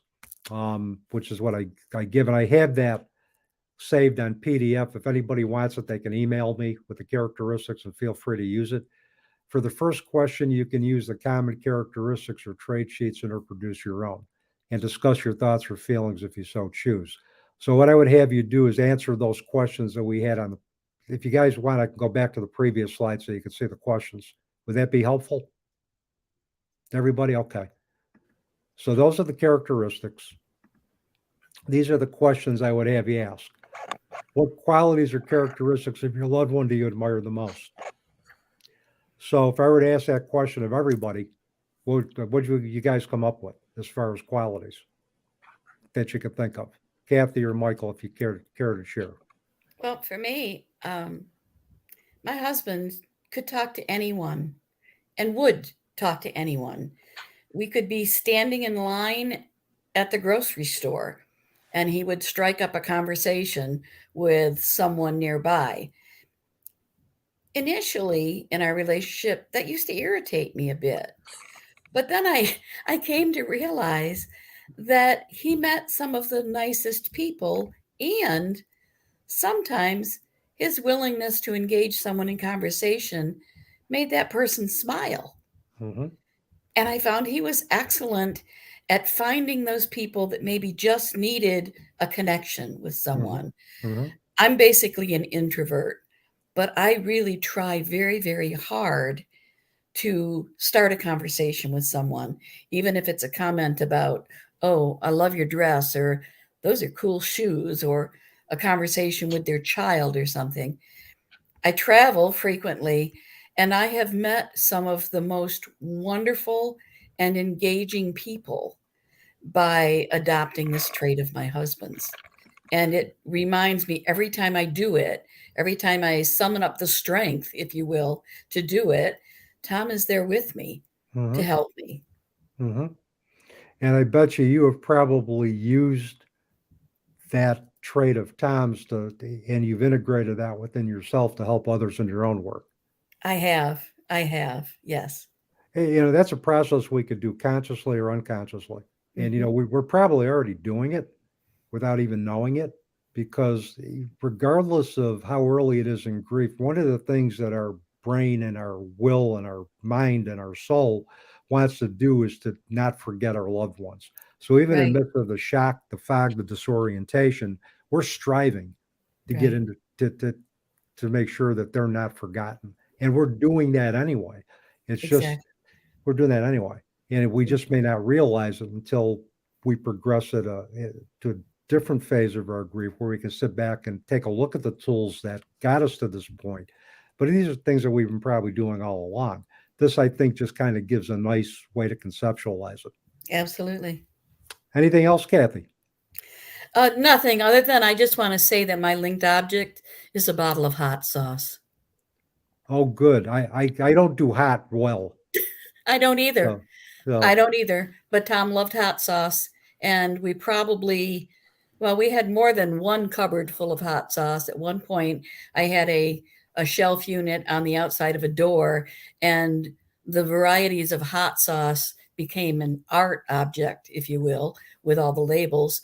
And most of them he never opened. He just had to have them. Mm-hmm. Yeah, I don't do hot well, but he did. So that's good. That's good. I admire those people who can like breathe fire and still, and not be knocked over by it. So, right. So every bottle of hot sauce reminds me of Tom. Cool. Michael, what about you? You anything you want to share with that? Yeah, you just used the word. It's share. When you were speaking earlier, an image popped into my head of a picture. I don't remember the event. I think I was like 1 or 2 years old, of my brother slicing off a piece of cake and feeding it to me.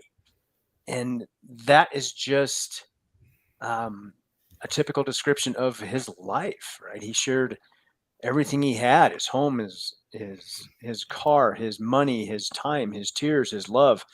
He was just this amazing guy. And he was showing me that through all the years that he was still here. And he taught me that. And I didn't realize how much I actually do that with other people. And yeah, so that's just an amazing, amazing gift. Yeah, and then he sounds like both Tom and your brother. So Tom sounds like a very amazing. Your husband Tom sounds like a very amazing guy, and your brother. I don't forget. You didn't mention your brother's name, or if you did, I forget. Yeah, Bob or Bobby. Bob or Bobby. And Yeah. Bobby sounds like an amazing brother as well too. And Yeah, he is.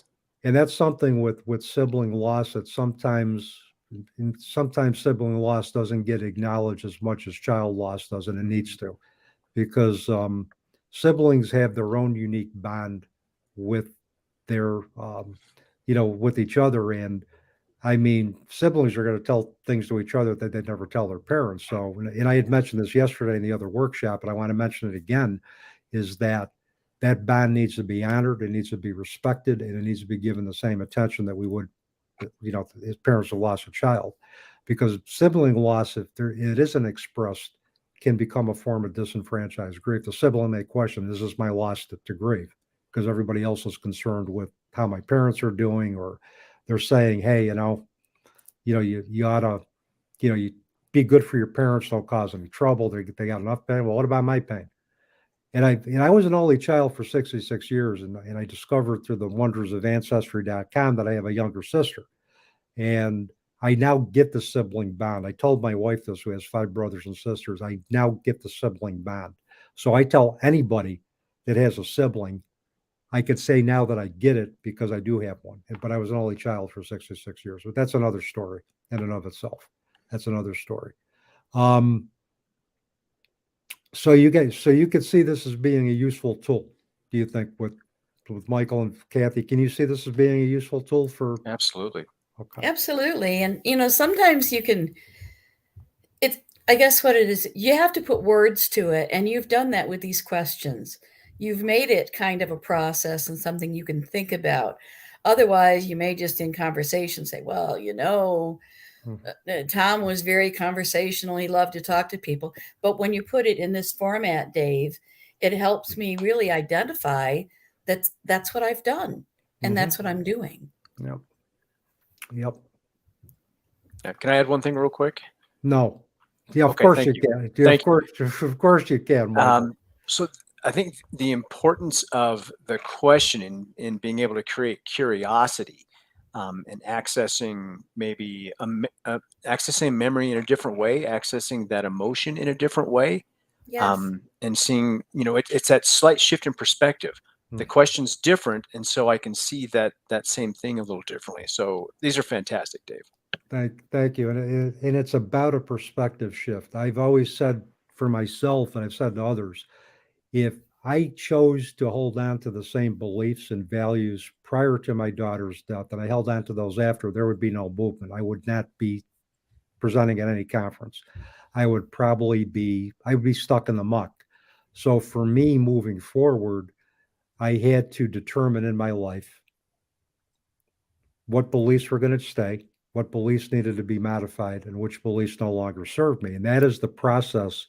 That's all about that process of integration, is determining, okay, what's your world going to look like now? And am I committed to living in a world that's going to be different because my loved ones are not physically present? And that's one of the reasons that the linear models or stage models of grief do not apply, because that process takes a few years.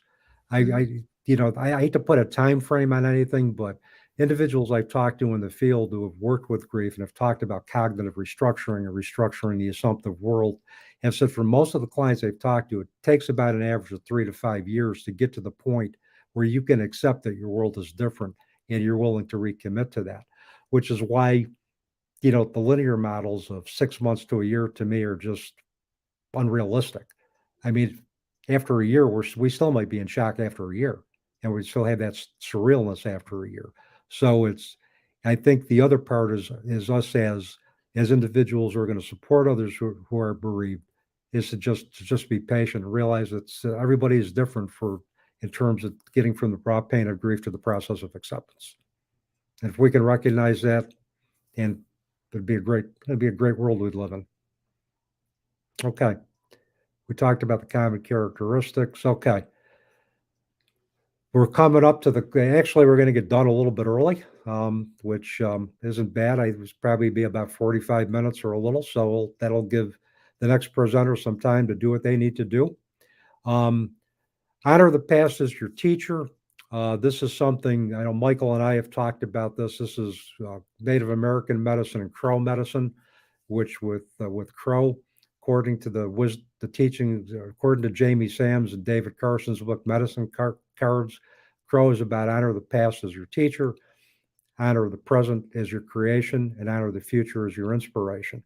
Crow can also teach us to confront our fears. If you watch crows out in nature, they will chase hawks who are much bigger than them. They're fearless.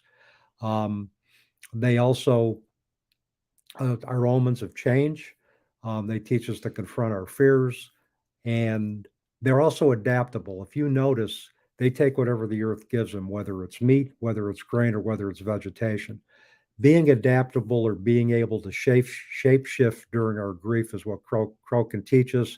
And being adaptable is to me a precursor of being resilient, and Crow can teach us that.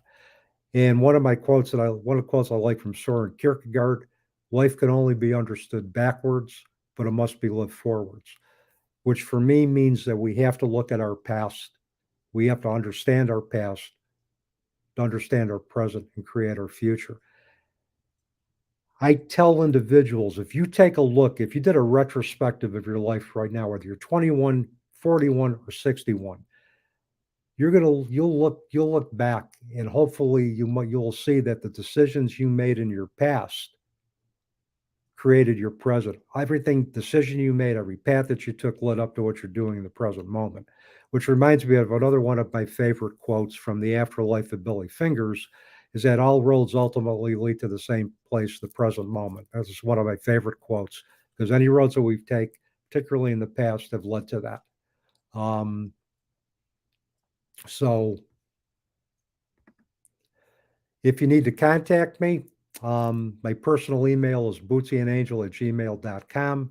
If you want to give me at my Utica University address, but it's drobert@utica.edu. My website is www.bootsyandangel.com, and my phone number is also listed. I am also on social media. My son has dubbed me the world's oldest millennial, and I'm trying to live up to that.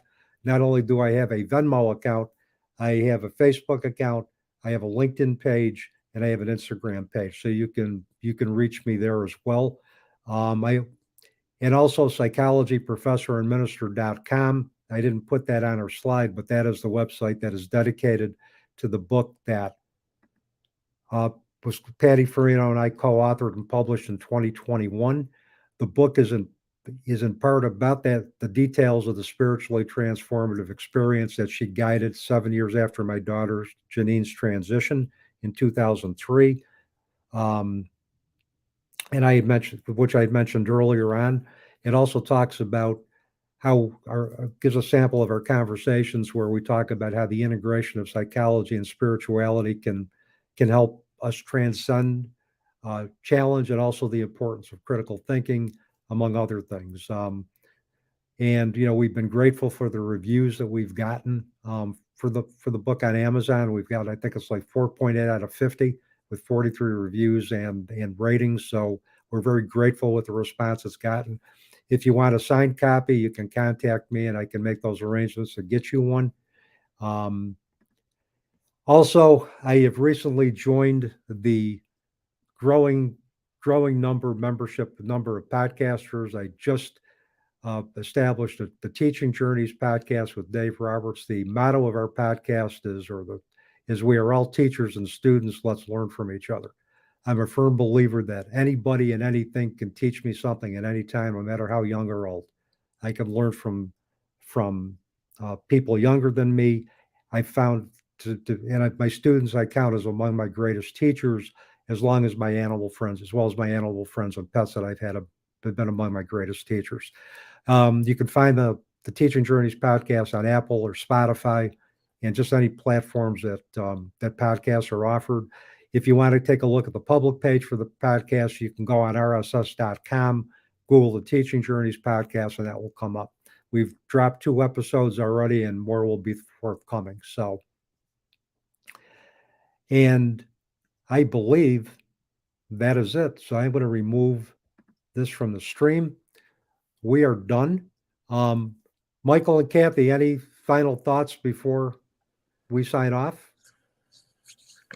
Just super excited and grateful to be doing this with you. And I love the methodologies you've come up with to help people. So thank you for including us. Well, thank you for being a part of it. I was very grateful that you guys wanted to participate, and your input, both yours and Kathy, just added to the presentation. And really your perspectives were, I learned something from them. So that's the importance. We learn from each other.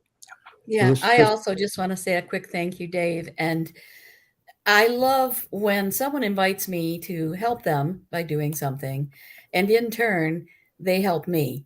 So thank you for your phrasing and everything, because it is giving me something to think about and a different perspective.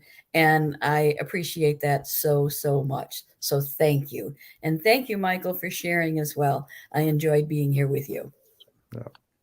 And I enjoyed being here with you both, and hopefully we can do this again sometime, maybe on a panel.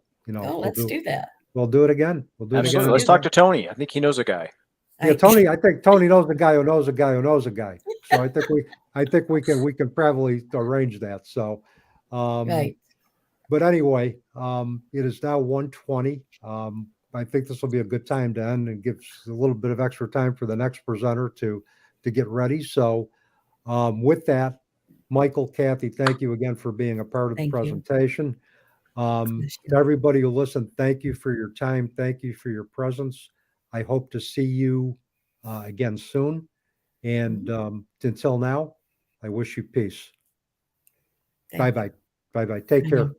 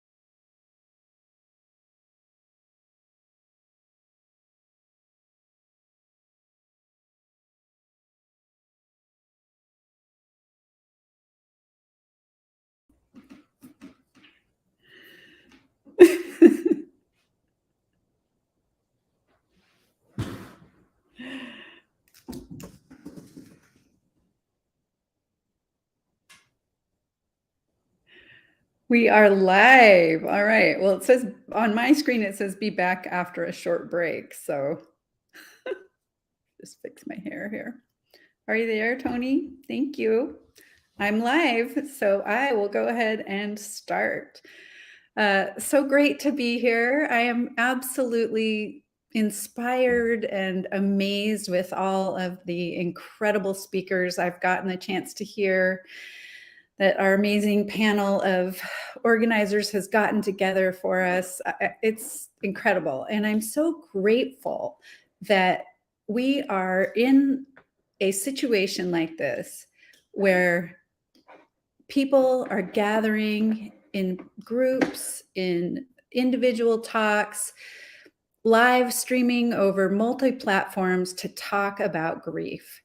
Because what I've noticed, one of the biggest things in my grief work is people are not educated. And when we are in grief or when we're trying to support someone in grief, oftentimes we are making other people's lives more difficult, or our lives are made more difficult by the fact that people don't know what to say and people don't know what to do. So this grief summit, global grief conference, what a blessing to be part of it and that it's happening. And I think it's going to help and improve so many lives. So thank you for the opportunity to speak today. I'm Michelle Ann Collins. I'm the author of 5 best-selling books. Well, 3 were a contribution and then 2 I wrote by myself. My 2 most recent books, in fact, their 3-month birthday was this weekend, came out in January. And they are specifically directed towards surviving spouse or partner suicide loss or supporting a survivor of spouse or partner suicide loss. There's a lot of great information in there. And you can find them on my website, inhabitjoy.com, or anywhere books are sold. I am a grief coach and a grief educator, a yoga therapist, and a meditation and mindfulness instructor. I'm also an Ayurvedic educator. And my biggest certification, my life certification, is I am a suicide widow. I've also suffered mother loss. So I'm going to ask you, we've all been kind of watching our screens and watching our phones, and I don't know how long you've been on, but I am going to ask all of you to take a deep breath. If you're in grief, you've probably heard this a lot. We're going to talk about that a little bit later. But while you're breathing, I invite you to close your eyes or look down if that makes you comfortable, and just take a moment to go inward. And I'm going to ask you a really deep, important question. How are you? How are you really? So often when I'm working with people in grief and I ask them, I always start every session with, how are you? And I'll get a story. And we're going to talk about story a lot in this time that we're together. But how are you really? The answer isn't, oh my gosh, he did this and she did that, and I'm late on this and I couldn't get to that, and something broke and I can't afford this. That's not how are you. How are you? Go inward, deep inside, and really think and feel how you are. Now, this is a mindfulness practice, bringing your awareness inward. I'm going to go even further and ask you, what do you want?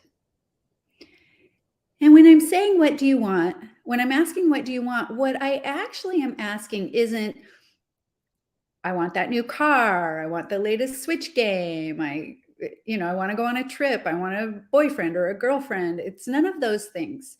So try to set aside material and relational things and ask yourself what you truly want.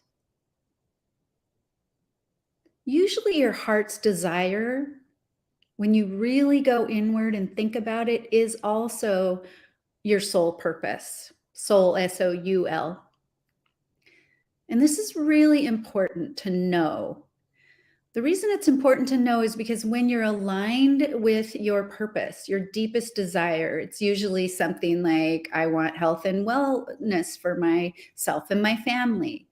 I want the world to be at peace. I want more love in the world, something like that, something really deep. And when you're aligned with that soul purpose, with your deepest desire, you suffer less. And grieving is about suffering. So what can happen is you can use that desire, your values, if you will, to guide and motivate you on your grief journey. Because usually when you're in grief, you don't know what to do. You don't know where to go. You don't know who to talk to. You're overwhelmed and you just can't make a decision.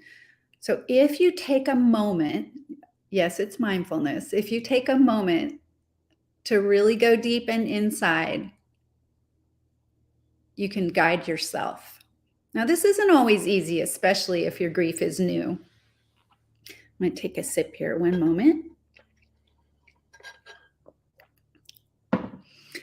So I'm going to explain a little bit about what mindfulness is and then go into how it can help you. Mindfulness is defined by our big teachers of mindfulness as being fully present in the moment without judgment or reaction. If you Google it, you'll probably get something very similar to that. A lot of my teachers have used this image to explain mindfulness. Your life is a TV show, which I love that idea because then you can kind of choose, is my life a comedy or a romantic comedy or a drama or hopefully not a horror show. I kind of like Ted Lasso right now. Anyway, if your life is a TV show, you are not you're that inner desire you just spoke with, hopefully connected to. You are actually the watcher of the television show. You are not the actor on the screen. Now, when I first was exposed to that thought, I really didn't understand it. So if you don't understand that and it doesn't make any sense, that's okay. I'm going to give you a lot of different ways to try to understand that. Another way to put it is that you are loving awareness. The true you, the deep you, is loving awareness. Give it a second. Research tells us that we have 60 to 80,000 thoughts a day. That's more than 1 per second during your waking time. Not only is that happening up here, but we also have all of our sense information bombarding us. So what we're hearing, seeing, smelling, tasting, touching. So we have all these thoughts happening and we have all these sensations happening. How can we possibly make any decisions or choices or even really know what's going on? Well, it's because we filter. And actually, research tells us that we can only pay attention, our full attention, to one thing at a time. And I know you multitaskers out there are probably like, no, but it's true. If you are doing the dishes, talking to your friend, and watching TV all at the same time, what you're actually doing is a third of the dishes, a third of watching TV, and a third of talking to your friend. You're briefly touching your attention in on all of these different things and not giving your full attention to anything. Thus, maybe you've done the dishes before, talked to a friend and watched TV and found that a dish was slipping out of your hand and breaking. If you're fully paying attention to doing dishes, much less likely for breakage. So we say in the mindfulness world, when you aren't where you are, you suffer. One of my teachers says, get your head where your body's at. When you aren't where you are, you suffer. I know these are big concepts, so I'm going to go slow. Power of Now author Eckhart Tolle describes suffering and mindfulness in this way. Suffering cannot survive in the now. When you deeply accept this moment as it is, no matter what form it takes, you are still. You are at peace. When you deeply accept this moment as it is, no matter what form it takes, you are still.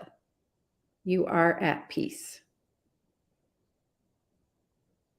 When I first came across Eckhart Tolle, soon after my husband died by suicide, the idea that there was no suffering in the present moment made me actually pretty angry. Might have caused a little suffering because I was like, of course I'm suffering. So that's why it's a pretty big concept. And so I get it now, but I'm going to give you some more explanation to try to ease you in. So a brilliant yoga teacher friend of mine and I were chatting one day outside a yoga studio where we were both working. And there had been some really poor management decisions that were negatively affecting both of us in big ways. And what she said to me, she's such a sage. She said, Michelle, this is what's happening. Here's what's happening right here. And you can practice this with me if you want. Hold up one hand. This is how things are. This is how we want things to be. The distance, the space between our two hands is where all suffering resides. I'm going to say it again. This is how things are. This is how we want things to be. This is where all suffering resides. So if we accept the present moment exactly as it is, Eckhart Tolle goes farther to say, as if we have chosen it. Look at that. No suffering. It's a practice and it's really hard. So if your first reaction to what I'm saying is, are you freaking kidding me? It's okay. At least you're listening. Yesterday, even Betsy Guerrera, and if you didn't see her talk, she's awesome. Go back and look at the replay. The way she explained it is acceptance is freedom.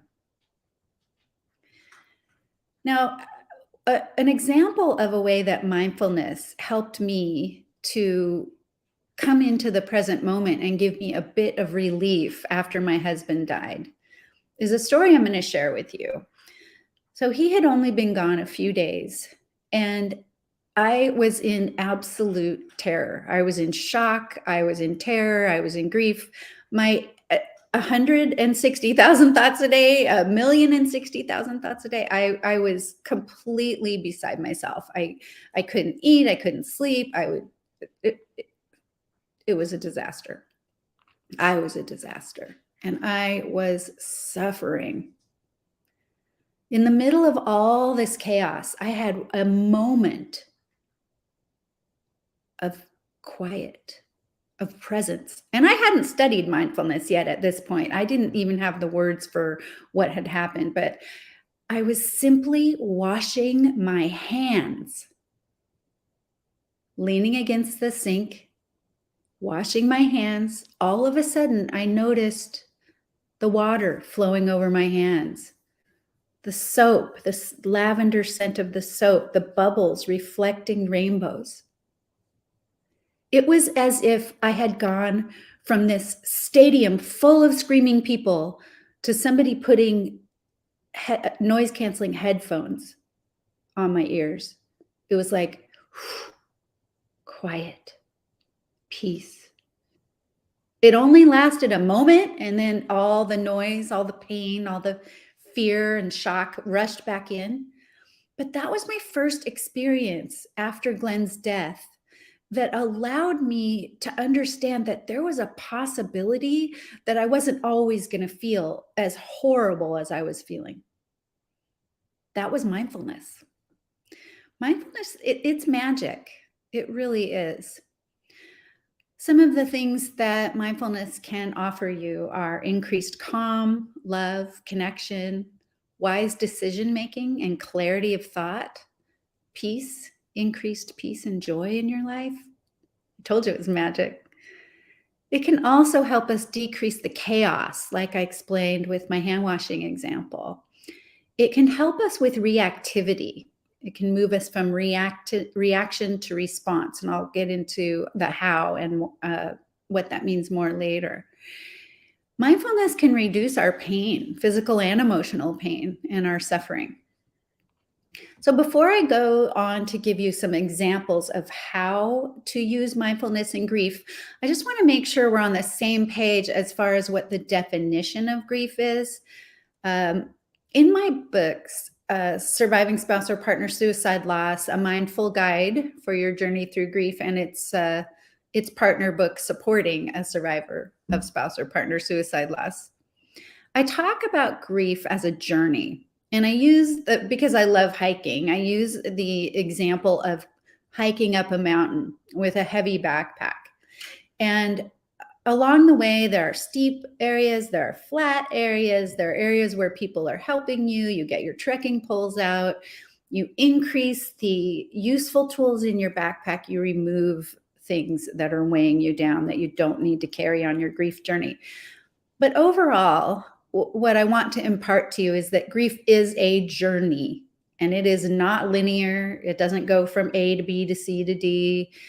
And once you summit your healing journey, it integrates as part of you, but it never leaves you, never fully leaves you. So there is no end. You just grow around the grief. You grow through the grief. And you can look back on that really steep mountain and realize how far you've come and how strong you are. Look at what you climbed. So grief is a natural, normal process, and it's an ongoing journey. David Kessler, a world-renowned grief expert and my grief educator certifier, if you ask David, how long am I going to grieve? He will tell you, well, how long is your loved one going to be dead? That may seem a little harsh, but it's true. We miss them always. So one thing we know about grieving is that it is a solo journey.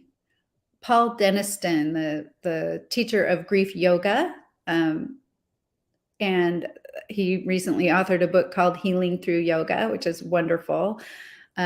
He says, your grief is as unique as your fingerprint. So just to give you some perspective on that, nobody really knows what we're going through. And that's why we need a lot of tools and resources, because each person we can connect to in our grief can offer us some help. This weekend has been amazing. If you haven't been able to see all the talks, go back and look at the replays. There's so much rich information to be had. Grief can include every emotion, and we've heard this, actually, I heard this a couple times yesterday and this morning. Any emotion, all emotions are welcome in grief. You can experience sadness and anger and longing, rejection of what is or denial, and emotional and physical pain. The original outliner of the process of grief, Elizabeth Kubler-Ross, who actually developed the stages that we're all familiar with while working with the dying, not the grieving. When she and David Kessler were working together, they modified the stages so that they are the 5 stages of grief. And I think what most people get wrong about those stages is that there is some sort of linear order in which you are to experience them. There's not. You could be angry one day, sad the next, angry the next day. You could be angry for 10 days in a row and then go into depression, then back to anger. I kind of think of it like a big whirlpool or a big spiral. So when you're early in grief, it's really big. You're really angry. You're really depressed. You're really bargaining. You're very much in denial. And at least in my experience early on in grief, I was never in acceptance. And then as you go through your grief journey, the highs and lows, and mostly lows, start to get a little bit smaller, a little bit more manageable. You're gaining tools, you're growing strength, you're seeing your resilience. And then you may go through some anger, some depression, any of these stages. But what happens as you go through the grief journey is it no longer rules you. It no longer rules your life. You're grieving and you're living a joyful and fulfilling life. You miss your loved one and you're able to contribute to the world. When David Kessler, after Elizabeth Kubler-Ross died, he was touring the world, teaching about grief, helping, mass shootings and disasters, earthquakes, all of this. David Kessler on the front lines in the grief world. His son suddenly died. So he took some time off. He knows about grief. He knew what to do, but he still had to go through the process. There's pain. You can feel pain in every cell of your body when you're early in grief. And as he was going through the process, what he realized was there's a 6th stage of grief. And that 6th stage, he named finding meaning. And he wrote a book about it, which I highly recommend if you are a grief worker, especially, and you haven't read that book, please do.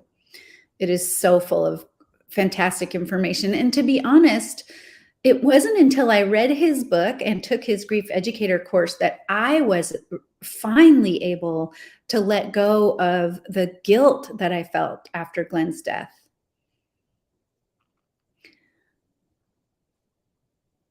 So now there are 6 stages, and you're welcome to be in them at any time. But the finding meaning stage is especially important when we're talking about how mindfulness helps us in grief. You remember the little exercise we did at the beginning of my talk where we went inward? Well, in case you weren't on yet, we went inward, we looked at our breath, then we looked at how we're feeling, and then we looked at what our deepest desires are and translate that into values. By the way, this talk could be a 3-day workshop. So if it's too much, too fast, when we're done, just give me a call, contact me through my website, and I'll lay it out for you. So finding meaning connects to your values. So one of my values is education. I love to educate. It's important to me that people are educated. And I ended up taking a grief education course certification, and now I'm a grief educator. So that's meaning. But a lot of times people, when they're faced with the idea of finding meaning at their loved one's death, finding meaning in their grief, it's horrifying. And I completely understand that. My husband died by suicide. There's supposed to be meaning there. Ugh.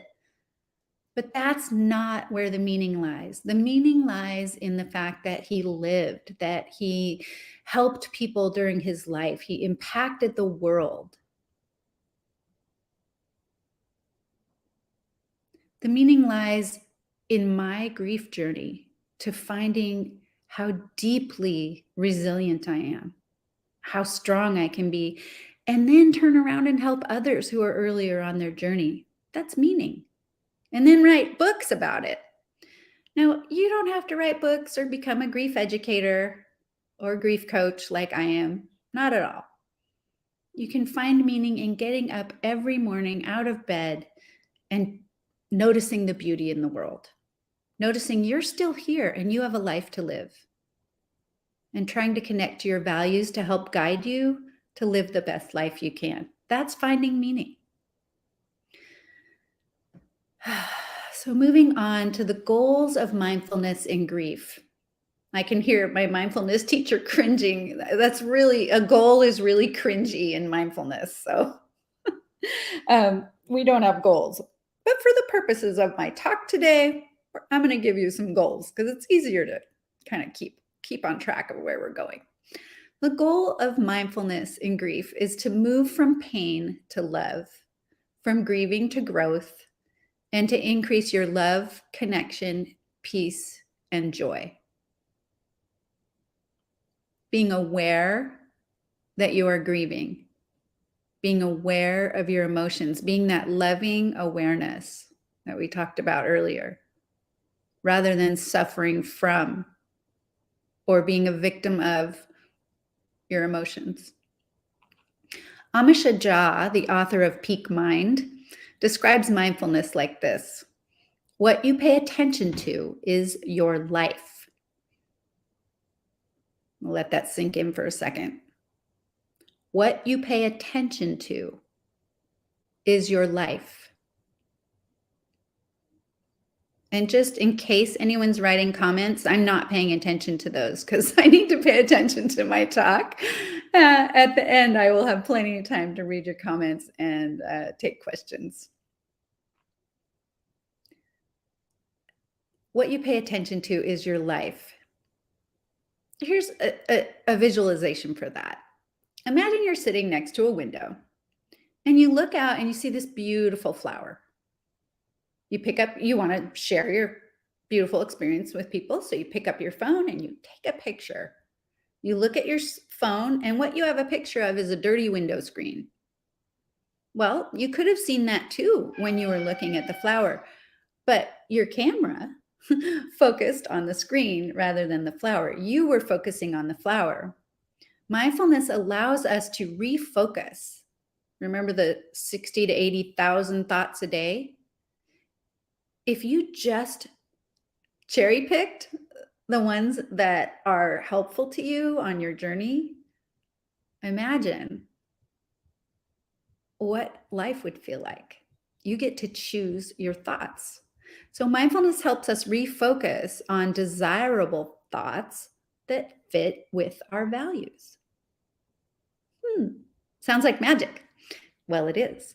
I want to run us through a mindfulness practice now. So if you're ready, make yourself comfortable.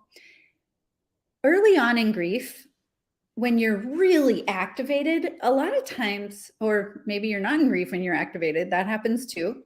A lot of times people say, oh, take a deep breath. Take a deep breath. Well, good luck taking deep breath when you're, a million thoughts and so much and decisions. And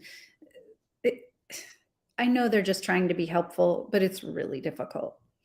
So here's a practice you can use when the deep breath doesn't work. I always do recommend trying the deep breath, but if the deep breath is like, do this. And I invite you to do this with me, not just listen. When you're having racing thoughts, overwhelming emotions, and reactivity, take a moment to do the 5 sense practice. 5 senses in mindfulness.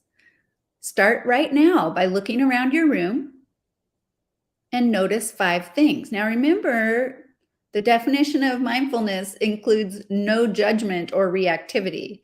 So if you're looking around your room right now and you're seeing a dirty sock on the floor, or you're seeing dust or anything like that, just go with it.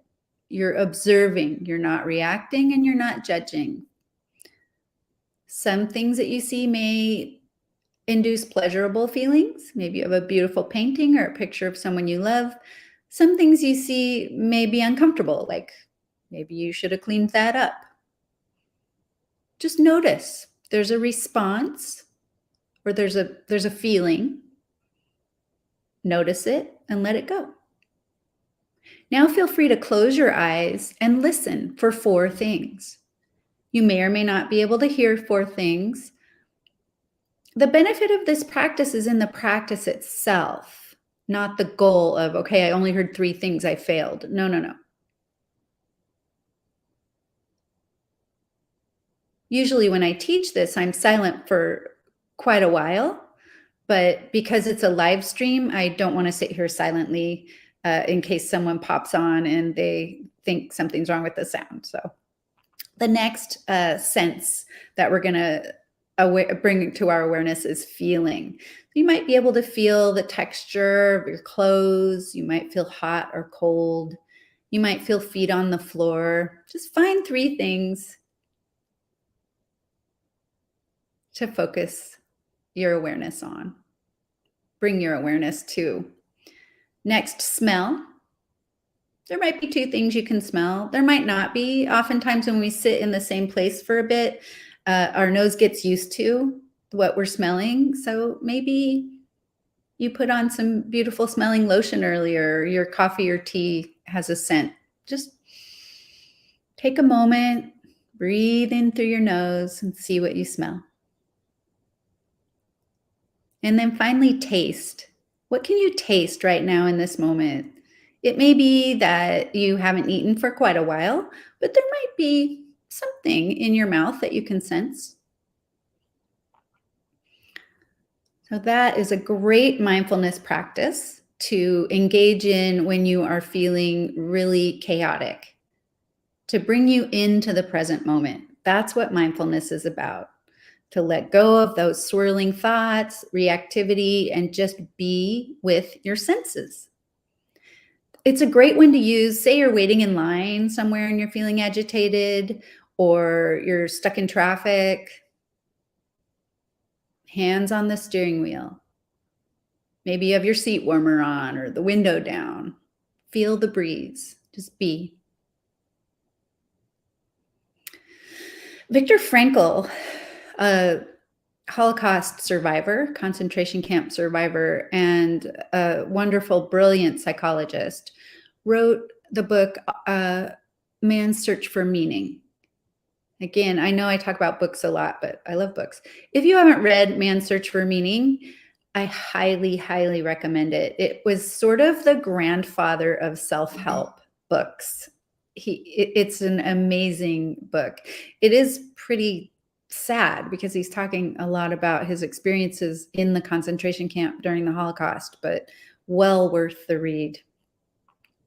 Viktor Frankl tells us between stimulus and response, there is a space. And in that space is the power to choose our response. In our response lies our growth and our freedom. The power to choose.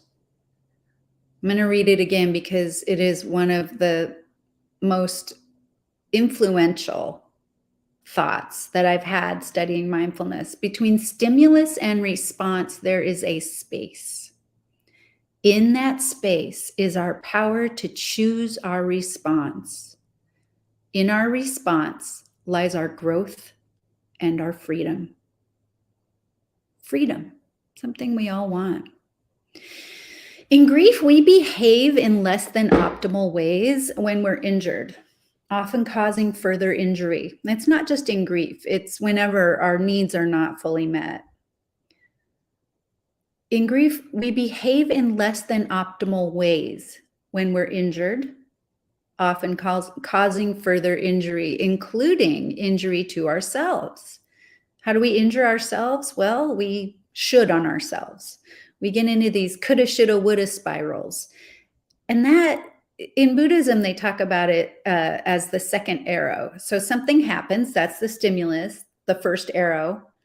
And then the second arrow, we shoot because we're being hard on ourselves or reacting in a way that we regret. So it's pretty impactful to think about that. Not being hard on ourselves.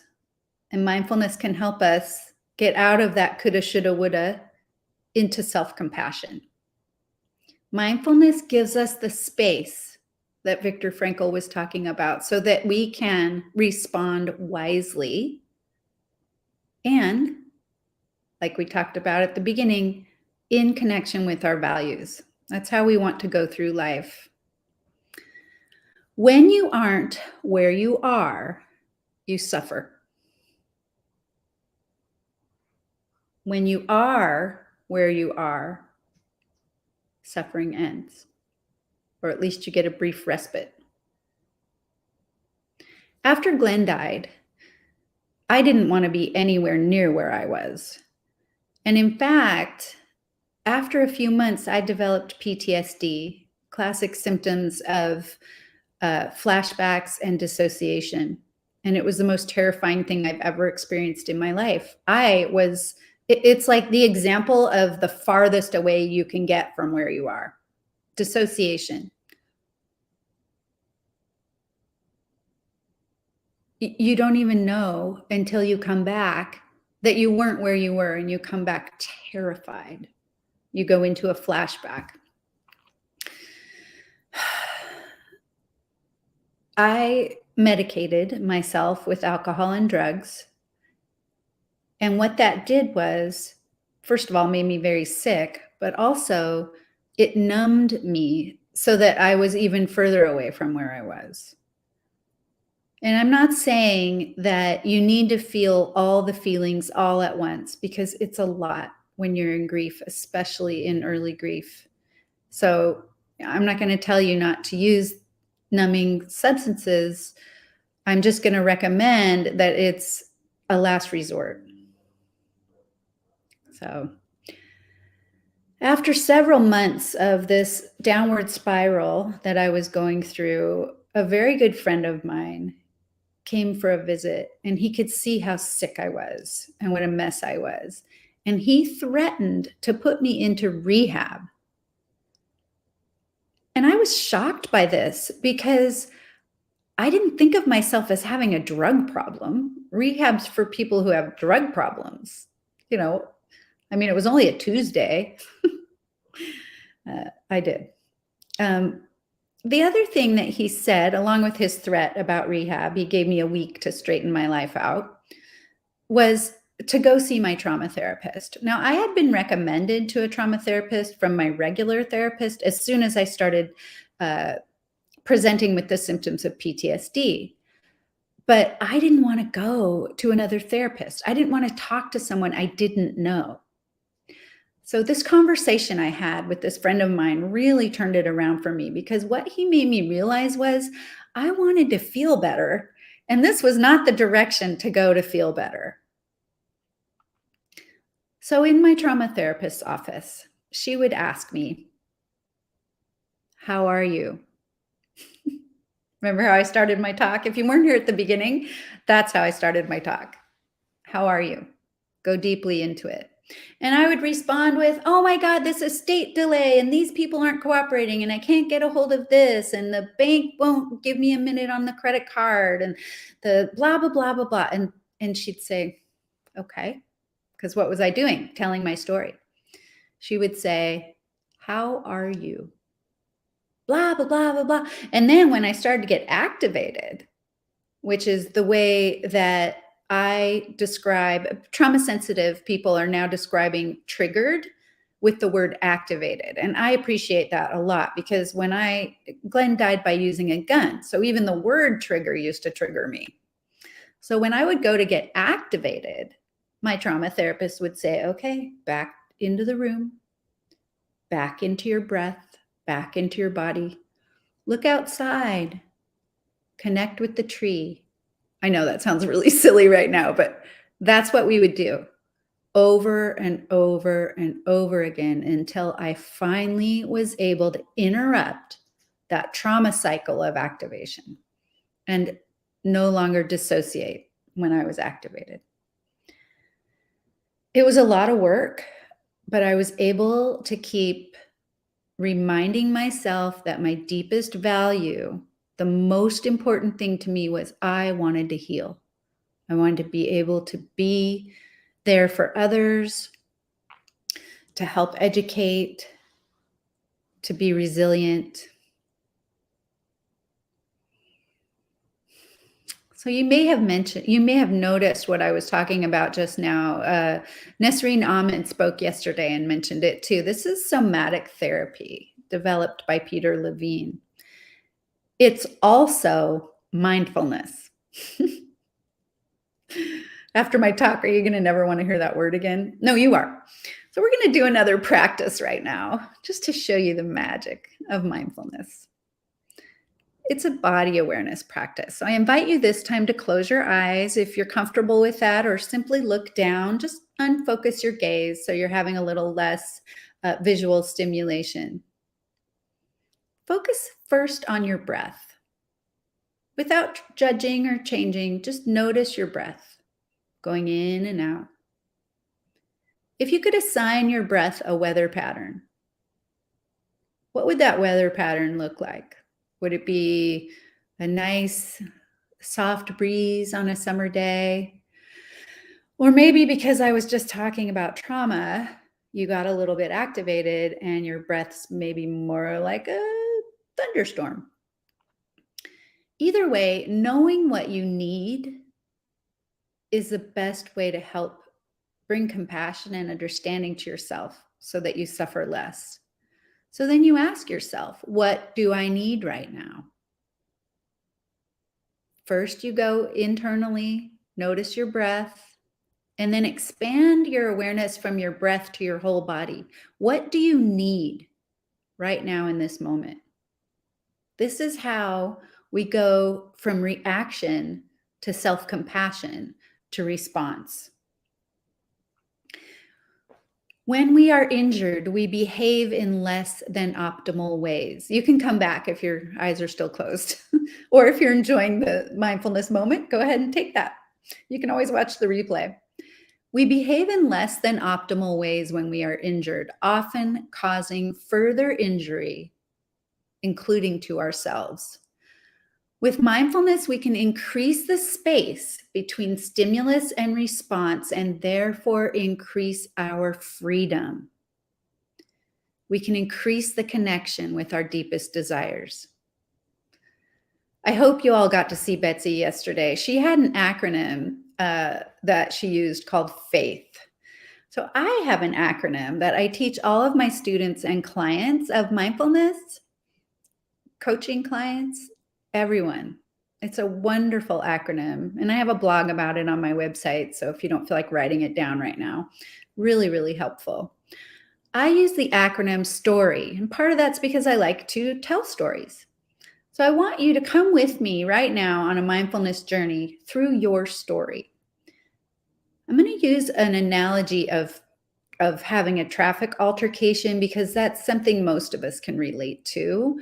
If it doesn't work for you, then just think of a time where you were very disturbed and you reacted in a way that you do not necessarily feel good about now. Jen Zwink yesterday gave a great talk. Again, watch the replay. She talks about blessing and releasing. And this is coming. This is part of this mindfulness practice where instead of reacting in a way that you might regret when you are injured or insulted or activated, bless and release. May God be with you, or whatever term you want to use. May the force be with you. Yay, Star Wars. So with mindfulness practice, you get to write your story. You get to decide in the moment, because you've given yourself that space between stimulus and response.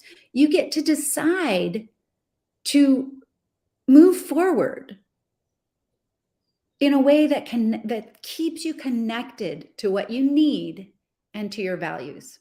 You gain the power to release yourself from the prison of guilt, sorrow, shame, and anger. You still experience them, but they don't run your life. So here's the story practice. S is for stop. So we just got cut off in traffic. No. Before you react, you stop. T is for take 3 deep breaths. Sometimes it might take 5, but try it. And like I said earlier, if the 3 deep breaths doesn't work because you just can't get into your deep breath, then do the 5 senses exercise. So see, your toolbox, your mindfulness toolbox is already filling up. So you stopped, you took 3 deep breaths, and here's the magic. You observe the situation, but you observe in a way that you are still connected to your values. Your values are probably not flip that guy off and honk your horn, which may actually increase the problem by causing other people to swerve or getting into a fight. You know, that person may come back at you. I mean, so you don't want to exacerbate the activation. You want to bring it down, reconnect. So you're observing possible choices of how to respond. Well, one of your values is most likely to be a compassionate person. So explore that. Compassion with myself. I am angry. I am feeling anger right now because that person cut me off in traffic. Maybe with practice, compassion with others. You're feeling compassion towards others. Okay, I know it's hard. It's a practice, and I can help you with that too. But I don't have enough time today. So practice, mindfulness, practice of compassion. Maybe that person was in a big hurry because their mom just had a heart attack, or it was a pregnant woman rushing herself to the hospital in labor, or maybe they were just an asshole. But like I mentioned earlier, we behave in less than optimal ways when we're injured. So likely there's more to the story than they were just an asshole. They're injured. And now you respond, bless and release. And you go home or you go to your destination and you do not arrive in this big angry spiral. You arrive staying in touch with your values and no regrets. That's your response. So you stopped, you observed. Wait, stop, take deep breaths, observe that I was mindless for a second looking at the chat. I know it's time to wrap up. Tony, STO, observe, respond, and the why. So what about the why? Well, I like to celebrate accomplishments. So the why is, yes, I did it. I practiced and lived mindfully. Or because we're not perfect, there's always room for improvement. So the why might be, yeah, I'm gonna try harder and do better next time. Yeah. So remember your story. Write your own story. When you bring mindfulness practices into your life, you can write the story of your grief journey. You gain the power to release yourself from the prison of guilt, sorrow, shame, and anger. You still experience them, but they do not run your life. So go out there and live a mindful life.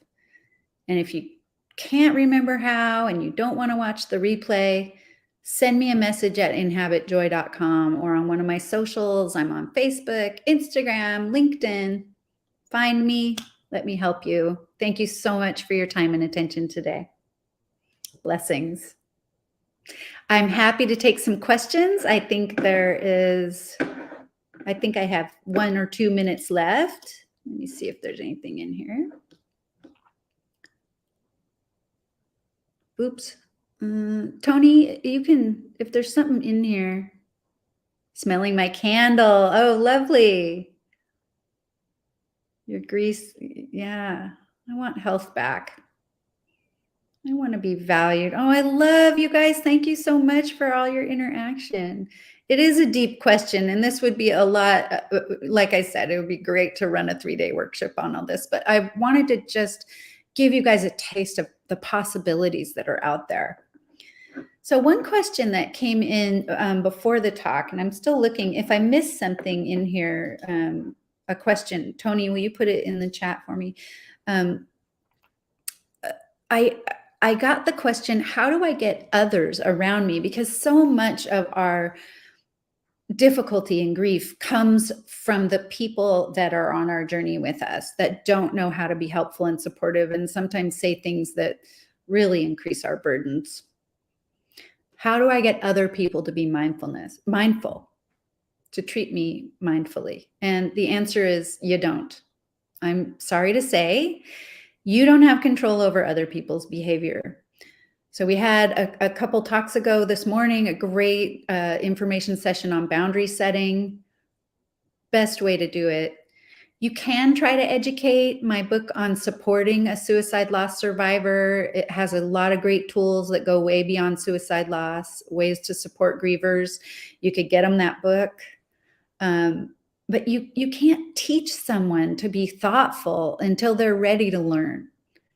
So maybe just like in our boundary setting session earlier, it might be time to surround yourself with people who get it. Spend more time in your grief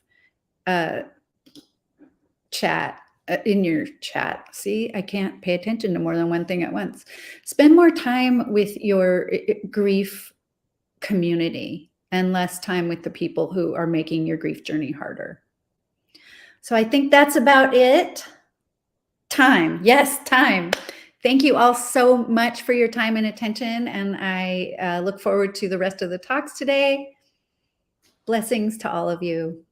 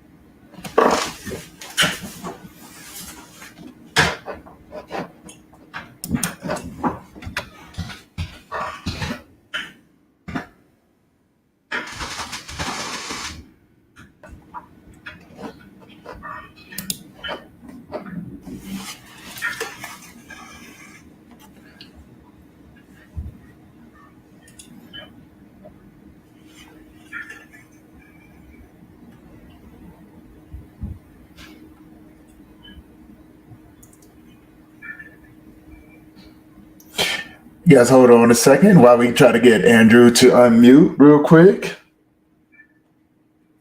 I am so sorry. I had it on mute because I was trying to be respectful of the last guest. All right. No, no worries. Over again. Hey, Tony, thank you for joining How me you here. doing, brother? I'm doing well, doing well. I know I just did my whole intro. I got to back it up here a little bit. So anyways, thank you everybody for joining me in this little segment here. My name is Andrew Caldarella, and we're live here at the Grief Conference 2023. Now, during this 45-minute segment, we're going to cover the way to overcome negative thinking, depression, grief, suicidal thinking, and if there's time, a little bit more. I know this is going to be rebroadcast and is being shown live on a lot of different channels right now, so I want to say thank you for everybody who's joining me live and to everybody in the future. I really do appreciate you being here and for all your support. Now, the reason why you're going to benefit from spending this short time with me is that we're all exposed to these issues. And if we're going to be our best, we really need to understand the solutions that work for us no matter where we are in life. Note that I'm going to leave out a lot of details. We had a 2-hour show last time, and I didn't have time. But just know that there are videos that I have on my website and on YouTube on how to overcome negative thinking, grief, depression, suicide, and addiction. So you can check out the details that I may miss during this. They're also in my book entitled The Way. Now, there's a lot that can help you in those videos, but as also I have other videos out. There is a Life Essentials Masterclass that I just released, and it really shows us all how we can be our best and fix our world. It contains really an overview of the way too. And again, you can find all the videos on our website. The website is 7wayme. That's the number 7, W-A-Y dot, sorry. That's the number 7, WAY.me. And you can go there. You can find a big button on the homepage to get to the master class. You learn about the way and the one, how they're the solution that we're all kind of looking for. There's coaching programs on there. There's ways you can join us on all the social media. And anyways, all sorts of ways you can show your support and join us and learn about the stuff there. Now, I know that everybody's here. Please remember when you're here to, if you're watching this, to share this with other people, to give us a thumbs up, a like, and do that for everybody on this conference. Donate if they need it. Again, the hub for everything for me is 7wayme. You can go there. It's like a command. You can say 7wayme now. It'll take you to my website, and it'll give you all sorts of good stuff. Now, my advisors felt I should talk about myself a little bit, give you a little insight of my life. But I really don't have a lot of time to go through that in detail. So you can learn about that on the website and other videos I've been on, a lot of shows. But just know that I was born one of those kids that people wrote off. I was born with disabilities, a patch over my eye, I was horribly bullied, mocked. Terrible things happened to me a lot. Had a lot of tragedies in my life, lost a lot of people I loved in really horrible ways. But I was able to succeed, going to college, got degrees. I've been running my own business for over 20 years. I got my first book out in the last couple of years. And I'm saying all this, my mom helped me a lot during my childhood. I'm just saying all this so you know that I have experience in what we're all talking about here. But again, this isn't about me. You can learn about all this other stuff on the videos. I'm trying to cut this short because I have a lot to say and we never seem to have enough time. So let's get started. And one of the most significant problems that humanity faces is problems with negative thinking, depression, grief, suicidal thoughts, and addiction. The first key to understand here, in my opinion, is to know that there's nothing wrong with you or me or any of us that are having these issues. These circumstances come up naturally as part of this great game of life. We're all going to go through these issues, at least most of us. And the fact is, there are a lot of people that have gone through what you have been through or going through. And there are a lot of examples of people who have turned this small or great wrongness or tragedy or hardship into something good. There are many of those examples in this conference right now. Now, knowing this should bring you hope and security, because knowing that others are like you and made it out really does prove that there is a way that you can make it to. It's turning the negative into the positive is what you really want to do, what all people want to do. And it's really what you want to do. And really the whole point of this conference, the point of my book, and the point of the mission that I'm on is to help us all become our best. So this next big key, I kind of mentioned it, is that we all really want to overcome these negative issues. We don't want to feel depressed, have negative thoughts or feelings, to grieve forever, or to even want to kill ourselves.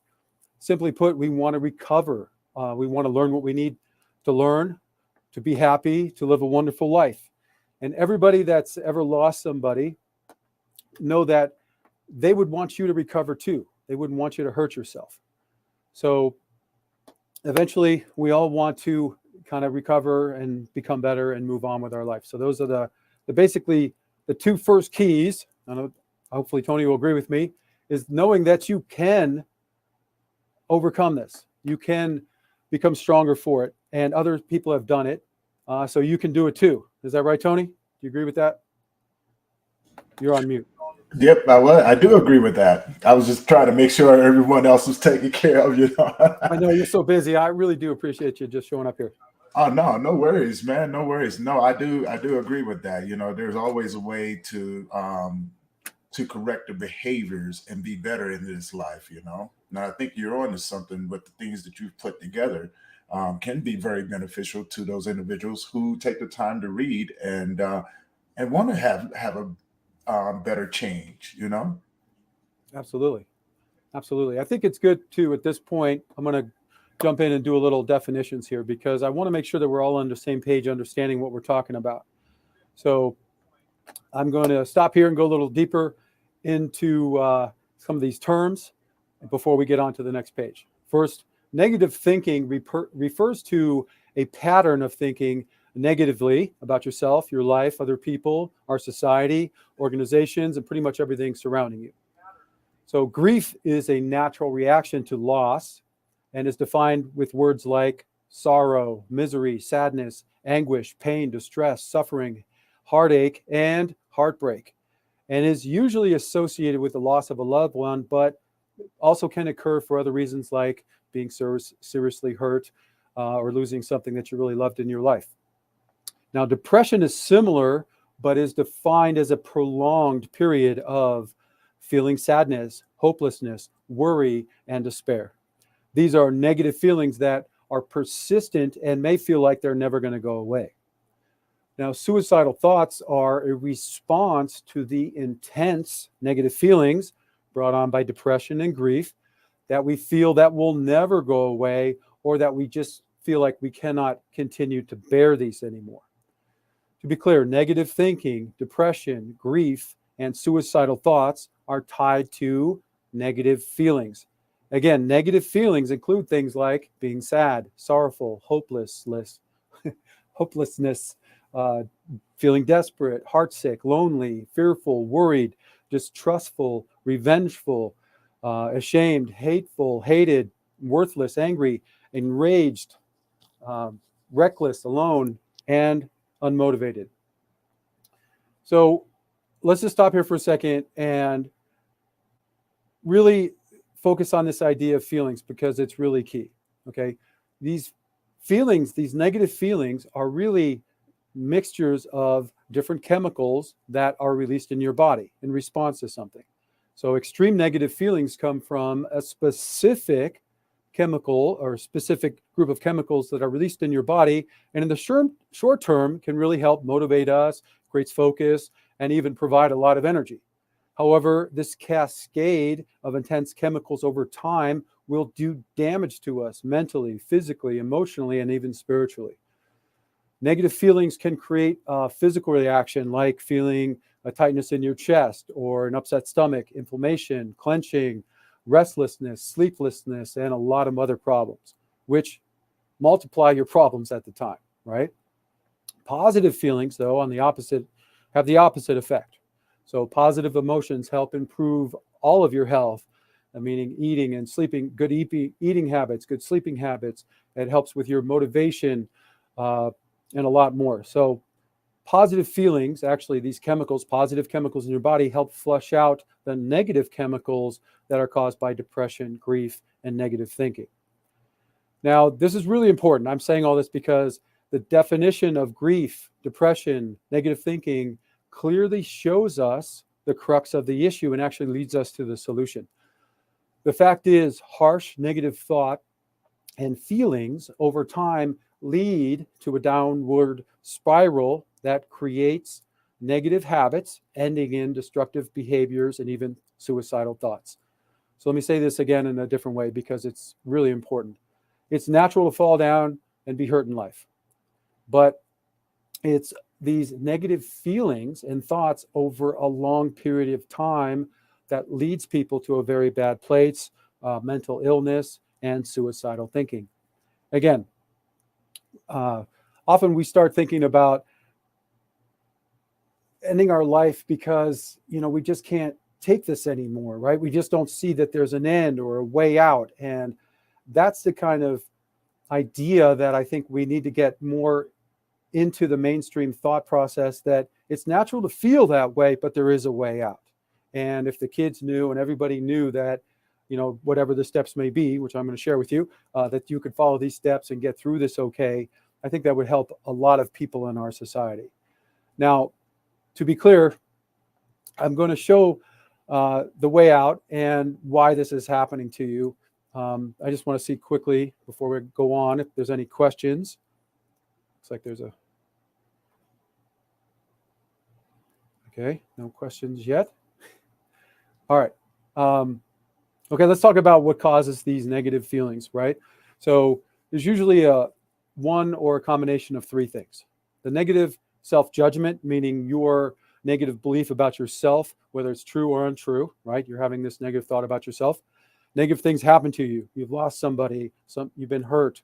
Something happened or even will happen to somebody that you loved or yourself or a world. This can really make your whole life feel like it's falling apart at this point. And the third is you're just in a really negative place. Maybe it's you had to move out of your house. Now you're in a place where you don't like, or you're just growing up in a place you're not happy about. It's really negative. It's not conducive. It creates a lot of negative feelings and depression around you. So those three issues, it's either self-judgment, something happened to you, or you're living in a place that's really not conducive to you, is what causes most of our negative thinking, depression, and suicidal thoughts. So what we want to do is understand that it's the fact that you believe these thoughts that are negative, and it's what your attitude is towards them that really affect you and can cause a lot of problems. So does that all make sense so far? I'm trying to go a little fast and I'm skipping over some stuff. Tony, are you with me? I'm with you. I was just thinking about some things because we've talked before, just recently, going through some things and, talk with you. And it was a huge blessing to be able to talk to you because, I was in a very bad place and thinking about what you're saying, being in such a tiring place, um, it weighs on you mentally, emotionally, spiritually, and things like that. It can weigh down, and you can feel as if you want to give up. Because I know I was there, right? You know, but then it was, as you said, changing that thinking um, and surrounding myself with more positive in a more positive atmosphere actually helped bring that out of there. And I was able to see the other side of it and go, okay, this is just a little small bump in the road. But it was, it's definitely difficult when you get there, right? You know what I'm saying? Yeah, Because most people get there, and they don't have that way, that outlet to, begin to change their thoughts.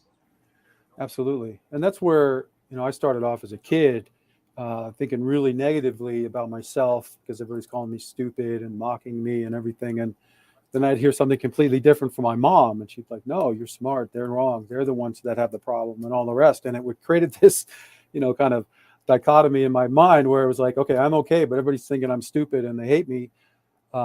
So living your own reality, no matter what's happening around you, I think is one of the key skills that we can pass on to our kids and just to learn how to uh, create within our own life, because it really does make a big difference. Because no matter what's going around you, you can still feel that good feelings. You can still feel that you are worthy and a good person, and all the rest of the things that make you smile, right? And even though it's a bad place that you're in, and it's not to, I've been hurt where I was never thought I'd walk again or anything, and it gets to the point sometimes where you just don't know if you have the belief, right? You don't have the energy. You just like laying there on the ground crying because you're broken.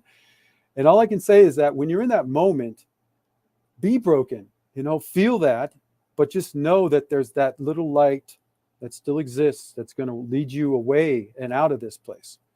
Okay, I don't want to go too long on that, but that I think is really key to instill that on our kids and in our society. But let's just go a little deeper into so we know a little bit why these things happen to us.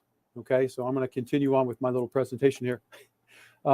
Intense negative feelings, thoughts, grief, and even depression and suicidal thoughts are normal, and they are here for a reason. I kind of mentioned this at the beginning a little bit, but negative feelings are designed really to get us to focus on something, to learn, to give us energy, and to help us solve these problems. And as you know, when something's wrong, right, you don't sleep well, you're really focused on it. So it's something that is a natural occurrence. You're not strange for having these things happen to you.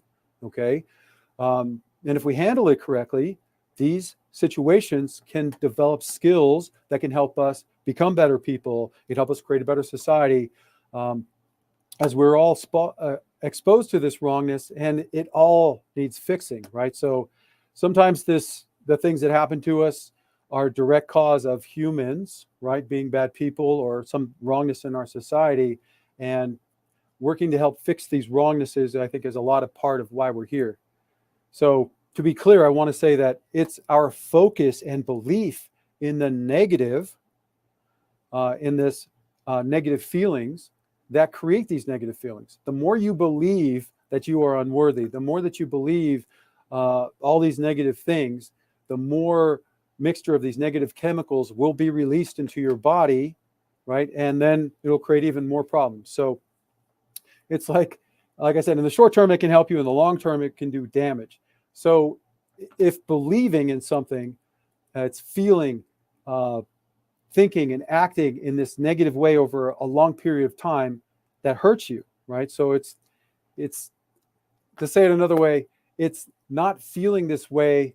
I'm sorry, I'm having a hard time here. I have some notes here and I have a hard time reading sometimes. So just give me a moment.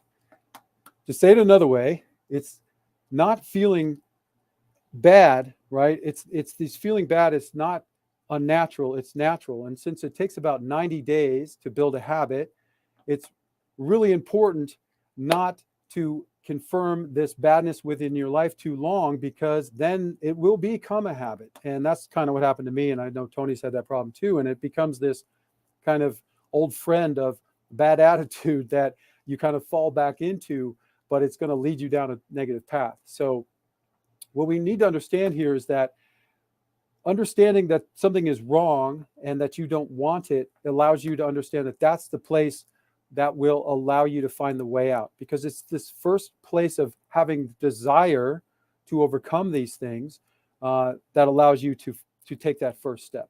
And again, it takes about 90 days to build a habit. So the solution that you're after needs to work pretty fast, and it needs to help you get through this in a very positive way. So the question is, what thoughts and actions do we need to take and have if we're really going to overcome this? Now, I talked about this a little bit. It's knowing that others have gone through this and have been better for it is the first idea, right? So you know you're not alone. We also learned that this is a natural process, and it works by releasing chemicals in your body on how positive thoughts and actions can wash those away. So we've learned a couple things so far. Now we're going to go through a few more steps that are going to really help you find this total solution. And I can tell already I'm almost out of time. So I'm going to run through these pretty fast. Okay.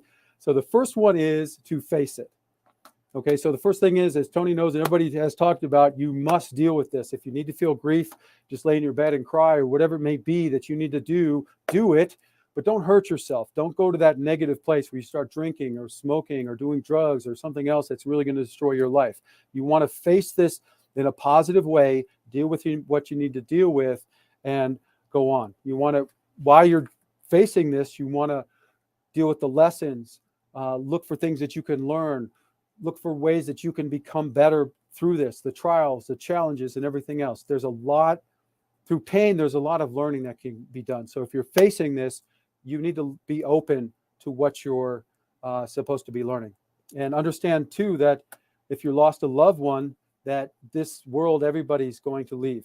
Okay, it's a natural process. You will get through this, but know that that person that you lost, if they loved you and you loved them, they would want you to feel good, right? They wouldn't want you to hurt yourself because of them, especially. So to honor them, you must take care of yourself and do the rest of the good stuff that you need to do. Now, again, we talked about this. You must see the way out. Okay, the way out is first your desire for it not to be. Okay, your desire. Even when I wanted to kill myself, I had somebody tell me, your desire to kill yourself is the desire to want this to end. You can end it in another way, though, by just getting better too.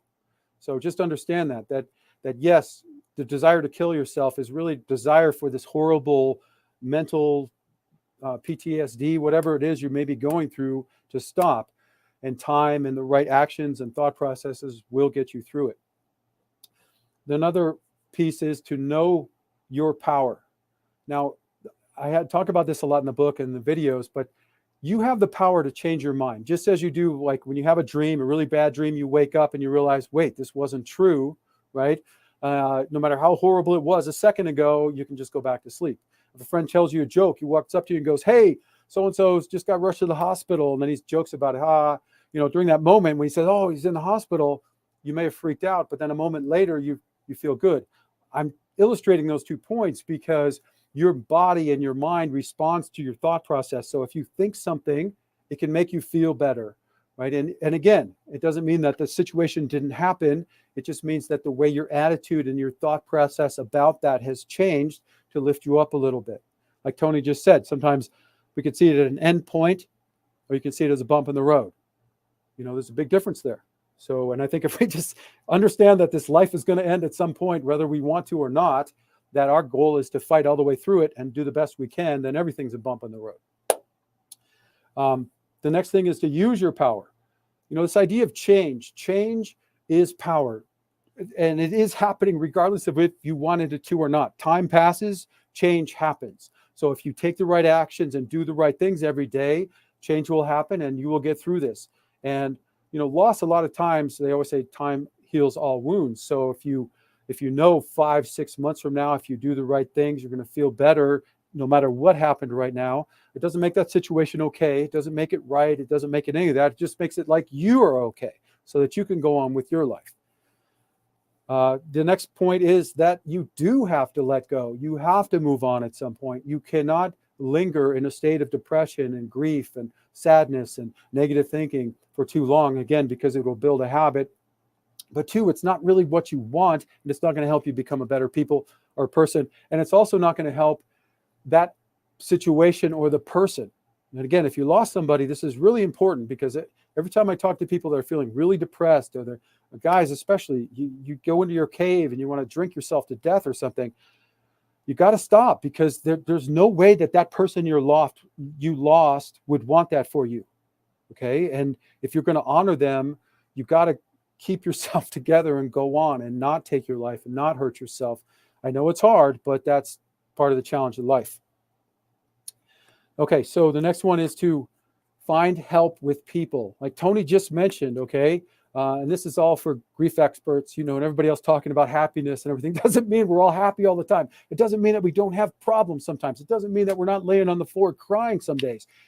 It means that we know how to get up. We know how to reach out.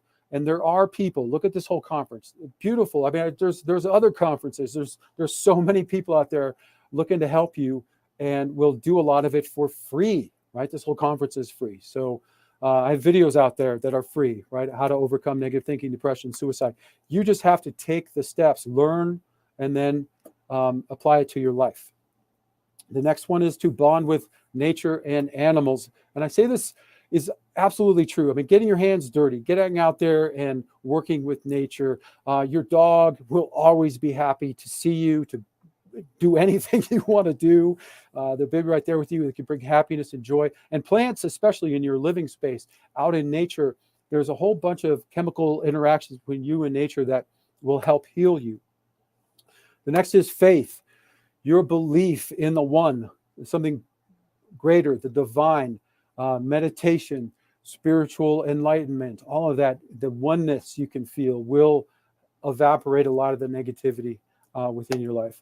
Helping to fix something in our society. You help you fix something and you can fix yourself. There's a lot of good people out in the world that not only want to help you, but are helping to fix problems. And maybe you don't need a depression expert, but if you go out and help kids, it can really lift your mood, bring hope to a lot of people, and really make a big difference. The next one is to replace the negative with the positive. I talk a lot about this in the book too, as well as in our society. What we need to do is not focus on the negative, the thing that we're giving up, like we're giving up smoking, we're giving up, grieving or whatever it is. We're not. We're focusing on being healthy. We're focusing on living a good life, remembering our loved ones, the special moments, the good times, not the hard times, not the ending times, not when they were at their worst, but where they were at their best. And when I talk about people when they've lost somebody, a lot of times they have this kind of a PTSD thing where they remember the worst moments at the end. And I keep telling them, every time that happens, replace it with a positive thought. Remember the special moments. We were at the beach on your walk or with your kid or whatever it may have been. Focus on that instead of that negative. The next one is to follow the way. The Way is the book that I wrote. And in there has a lot of things, but this is really important. I'm going to run through a few things that I talk about. Working out, training your body every single day, doing yoga. Don't do it too hard so you hurt yourself, because you want to do this all the time. But keeping yourself fit and working out really helps, because it releases those good chemicals in your body and will wash out all those negative ones. So if you're going through a really traumatic time in your life, right, go for a long run, swim, lift weights for a few hours, whatever it may be, and keep mixing it up. It'll really help you feel better, right? The other thing is ensure that you take care of your daily routine, sleep correctly, eat correctly, hydrate yourself, brush your teeth, wash. I know a lot of times when we get in these times, you just want to lay in bed and not do anything. But trust me, if you just do the basics, you stick to this basic routine, eating properly, sleeping, and all the rest of the basics, at the end of the day, no matter how bad it was, you can say to yourself, well, at least I did that and I didn't drink and smoke and, or whatever it may be, right? So just take the small wins as you go through them.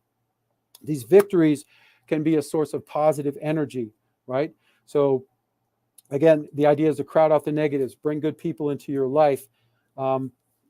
And just before we wrap up, I know I have like 1 minute. So I'm going to say 7 reasons not to kill yourself. And this is really important. 1, it's not what you really want. What you really want is to recover from this and feel good and have a wonderful life. 2, you don't need to do it because it's not needed. I just talked about the way to get through these things and not kill yourself. So check out the videos, follow the plan, and you will make it. Also, know that you're going to hurt people that love you if you do this, and you may cause them such depression and horrible thoughts that they may kill themselves. So you're going to start a chain of horrible negativity that's going to hurt a lot of people. No good person wants you to kill yourself. Everybody wants you to get better and feel good. So you feeling bad is accomplishing nothing. You're not making anything okay by doing so. So honor your lost loved one by taking care of yourself. Also know that if you try to kill yourself, and I've talked to some people like this, you might fail and you're going to regret it. I've actually saw a video of a kid who took something and he was freaking out because he knew he was going to die, and he regretted it, and he was crying, and then he died right there in the video. So what I'm saying to you is you don't really want to kill yourself, and you are going to regret it. And just have faith. Have faith that you're going to make it through. You got to believe in yourself. You got to believe that you have the power to overcome these issues, and that you will. Okay, just it doesn't matter how dark the day is, right? It's always darkest before the dawn. They say that's not actually true because it's lighter before dawn. What it means is there's hope right around the corner. No matter how dark it is, there could be, your salvation. So just hang in there, and it will make you stronger. Okay, I think we're out of time. Am I right, Tony? Nope. No, you got about 15 minutes, brother. Oh, I have 15 minutes more. Uh-huh. Okay, I thought it was okay. All right, well, that's good. So I just went through all these. This gives us a couple minutes so we can talk then, Tony. So I just ran through a list, and this idea of how we can all overcome depression, suicidal thoughts, our grief. It's like getting through it. We talked about that, how important that is. But it's also important to understand that you want to get over this, and while you're going through it, to take care of yourself. Because obviously, especially with loss of a loved one, your loved one would not want you to hurt yourself, right? I mean, does this all make sense to you about what I'm talking about? About how we get through this? It's daily practices. Daily practices of positive thinking, positive movement, and just taking care of yourself, being aware of what you're putting into your body, what you're putting into your mind, how you're feeding your spirit, all of those different things, because as I was telling someone earlier, it's so easy to think in a negative way, right? That's the easy part about it. The hardest part about it is because we've been conditioned over a period of time through life's challenges, situations, events, so to speak. And we tend to lean into those negative things. And when that's all you see, it's kind of hard to see past that, right? So it's helping an individual understand how to retrain themselves in a way to where it's beneficial. Yeah, and after talking with so many of you, I think we need to teach this in our schools, at least something, every year where they had a 20-minute, an hour, whatever class on how to deal with these negative thoughts and depression and grief or whatever it may be, because they're going to go through it. Children aren't immune to losing parents, or even a pet, can be really traumatic to a kid. So, teaching them how to deal with this stuff, I think would really help our society later, because as adults, we tend to act out in ways that aren't necessarily the healthiest ways sometimes, especially if we weren't, when I say raised correctly, given these tools as kids on how to deal with our anger, our frustration, our, depression and everything else. And then it turns into sickness where, you can see it in our society where we act out in really crazy ways. The same thing like bullying, right? We got to fix these issues as kids so that when kids grow up, they don't act out in our society in such, horrible ways. I think that's, I think that's one of the points of this whole conference, is to share this and make it, reduce the stigma or get rid of the whole stigma around it. There's nothing wrong with you for, having grief, it's natural. But what's not natural is you ending up killing yourself, or, you know, starting on a path of now you're an alcoholic because you lost your wife or your child. You know what I'm saying? Like those are the skills that we need to teach people on how to handle, teach the skills on how to handle these things so that they don't go down such a negative path, because then you're having to recover from those problems that you added on becomes, you know, much more difficult than it would be just to go through the loss that you're dealing with. You know what I'm saying? I think that's like one of the biggest things when I coach people is like, don't make it worse. You know, it's bad now, but don't go down and, you know, especially men for some reason. It seems like men always seem to want to go down some really destructive path. And, you know, it's about mindfulness for sure. It's about focusing on your life and creating the happiness. You know, a lot of overcoming negativity is really cultivating happiness, you know, or positivity and the rest. So keeping those things, that's why I went through this list of, you know, like nature and faith and using your power to move on and control your mind, meditation and workouts and all these things, because it allows you to take control of your life and will help you in those moments where they're at their worst.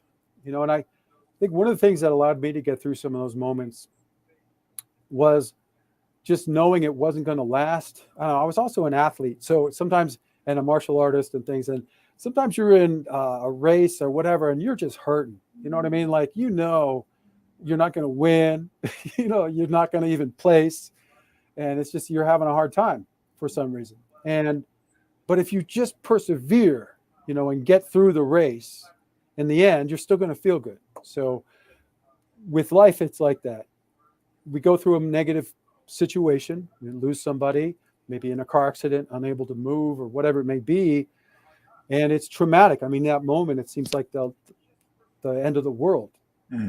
But I think at that moment, you also have to realize time's passing and the world hasn't ended, and it's how you deal with it that's going to make the difference. So, you know, I think for all of us who speak at these events and go through all these things and try to help people, it's a blessing and it's a curse, because everybody that I talk to that wants to help people through this has been through, like you, Tony, been through hell, right? We've been through hell to get here. You lost a child, lost loved ones. You learn these lessons through really hard experiences.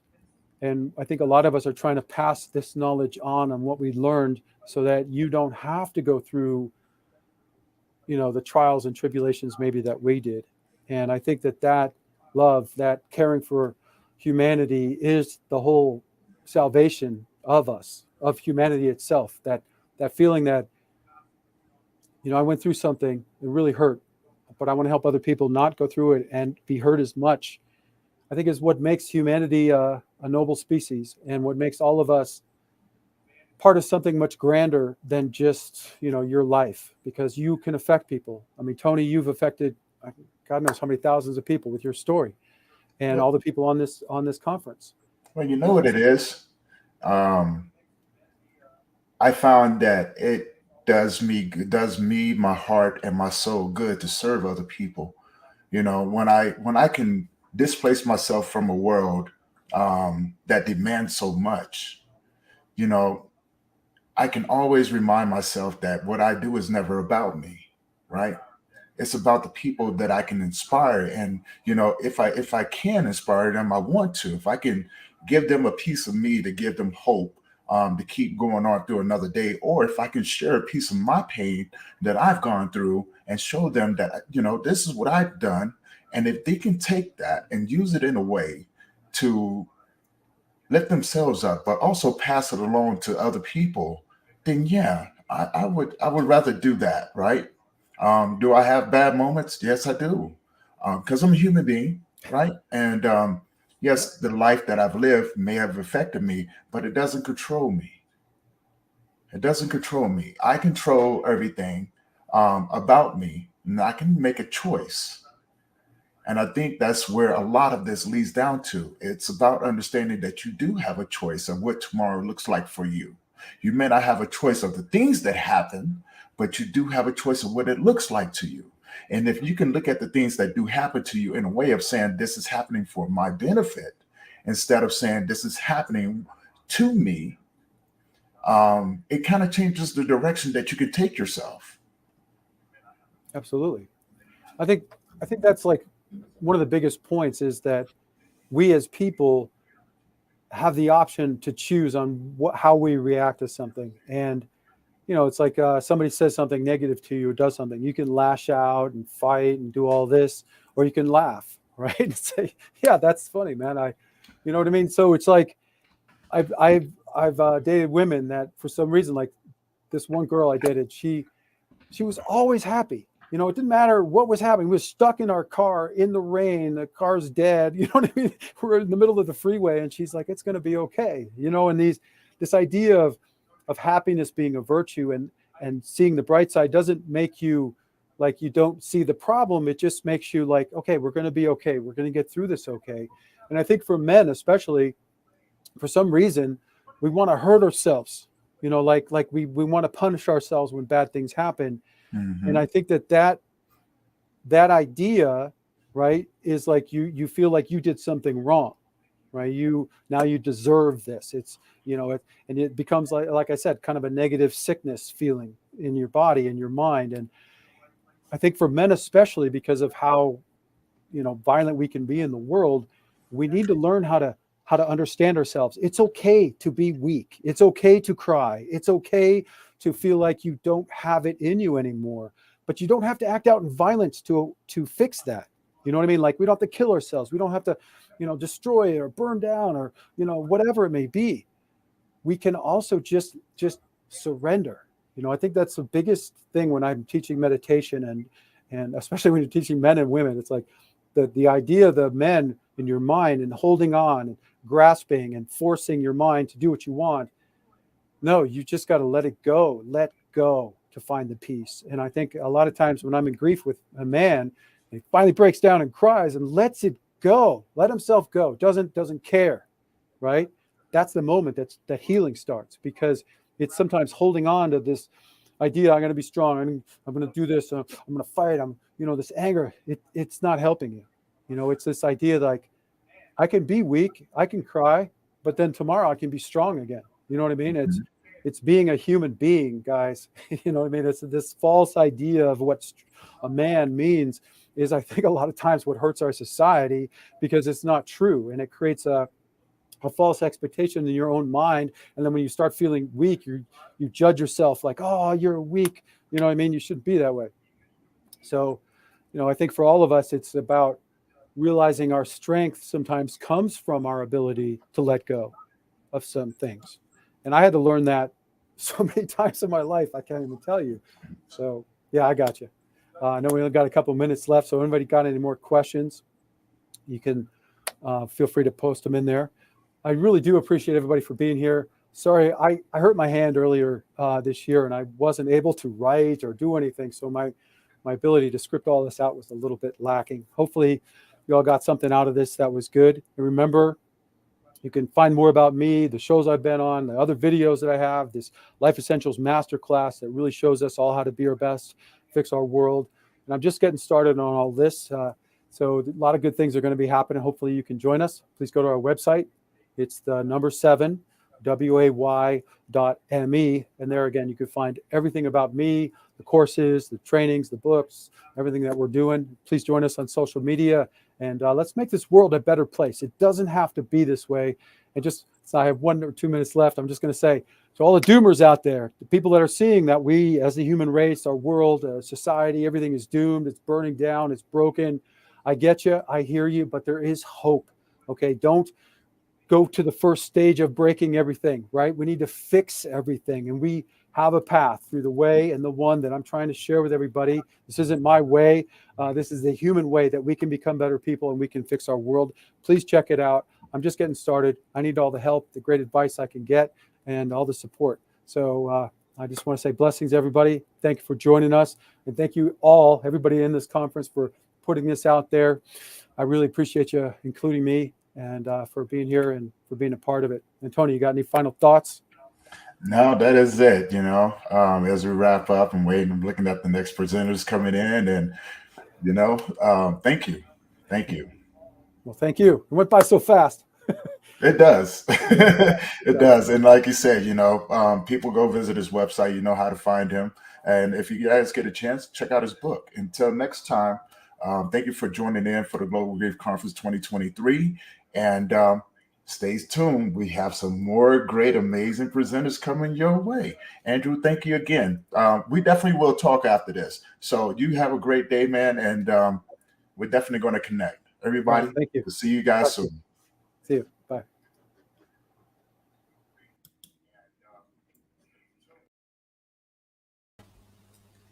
Hello? Gosh, we look really dark. Can you hear us? Oh, Yes, I can. oh, phew. But our lighting is not working. So we look That's okay. You can't see me at all. I look really. We look dark. Okay, we're not live, are we? We are live. No, Oh, no, we're definitely live. I told you we're going through it, man. We definitely making it happen, Okay. So I don't. Do you guys want me to jump off and then you guys introduce me and I come back on? I mean, because I could do that, right? Y'all know this is live too, so. Okay. All right, I'm gonna jump off and I'll see you guys here in about a couple seconds. All right. Okay.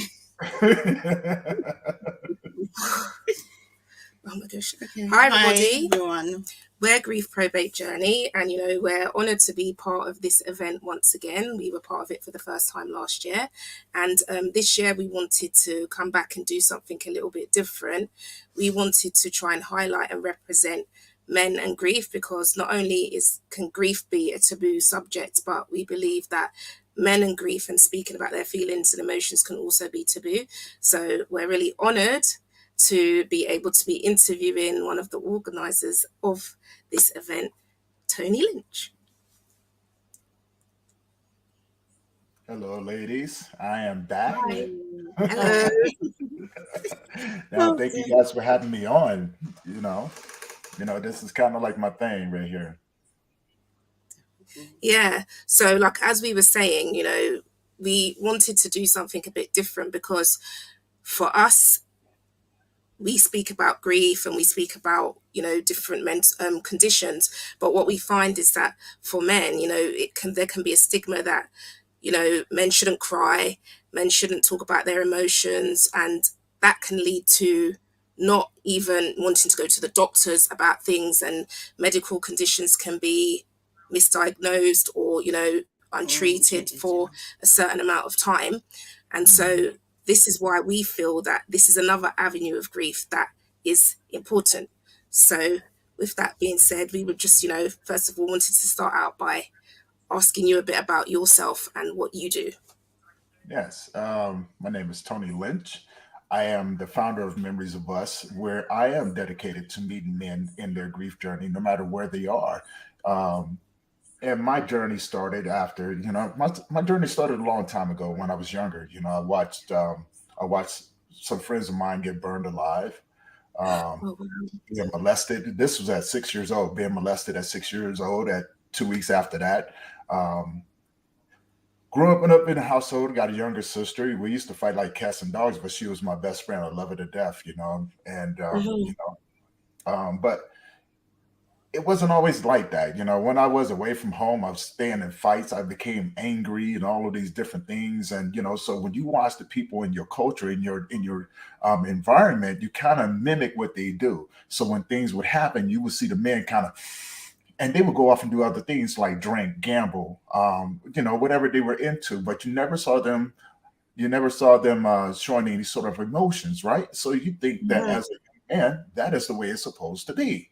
And as you get older, no one ever tells you, that it's okay not to be okay. So you tend to compile all of these different things. I got into the gangs that are, and so the damage that the gangs did from being shot, always having to be in survival mode, being homeless, right? But always being told you got to man up. You got yourself in a situation, you got to get yourself out of it, right? So you tend to suppress those emotions. You don't want anyone to know how you're feeling, because as young men, we're taught weakness equals, you might get hurt, Yeah. If you show a sign of weakness, someone is going to look at that and go, okay, you know what I'm saying? This dude's a punk or whatever, right? So it kind of adds to it. You have to put up a certain persona in order to protect yourself, in order to survive in this world. The real part of the journey started when I lost my son. You know, Yeah. I lost my father when I lost my father and my younger brother when my son was born.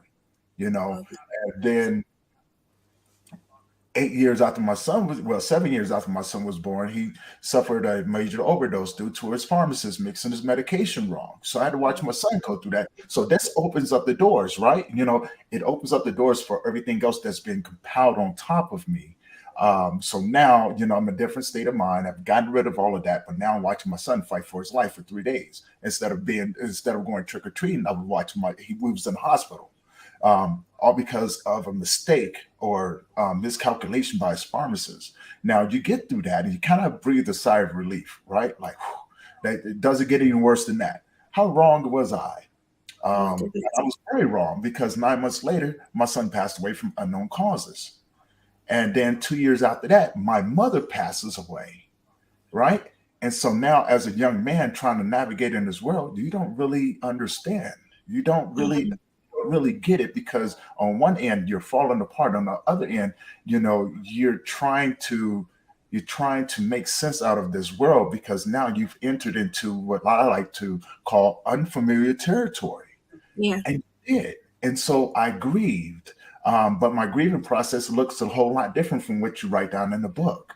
The first 2 years I was on what you might call autopilot, right? So for the first 2 years, I knew that I can get up, go to work. You know, I was working out at the time. So I had a daily routine. I get up, I go to work, I come home, I work out, I eat, maybe watch some TV, and I'm going to bed. Wash, rinse, and repeat. So for 2 years, that's what I did. But I couldn't tell you what I did in that 2 years. It was like, I just knew what I was supposed to do, right?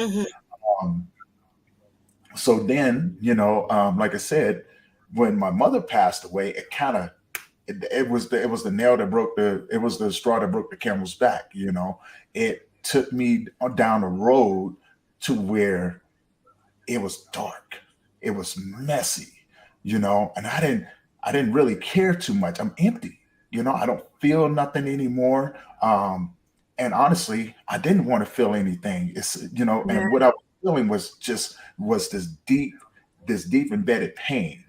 And throughout that grieving process, I made bad decisions.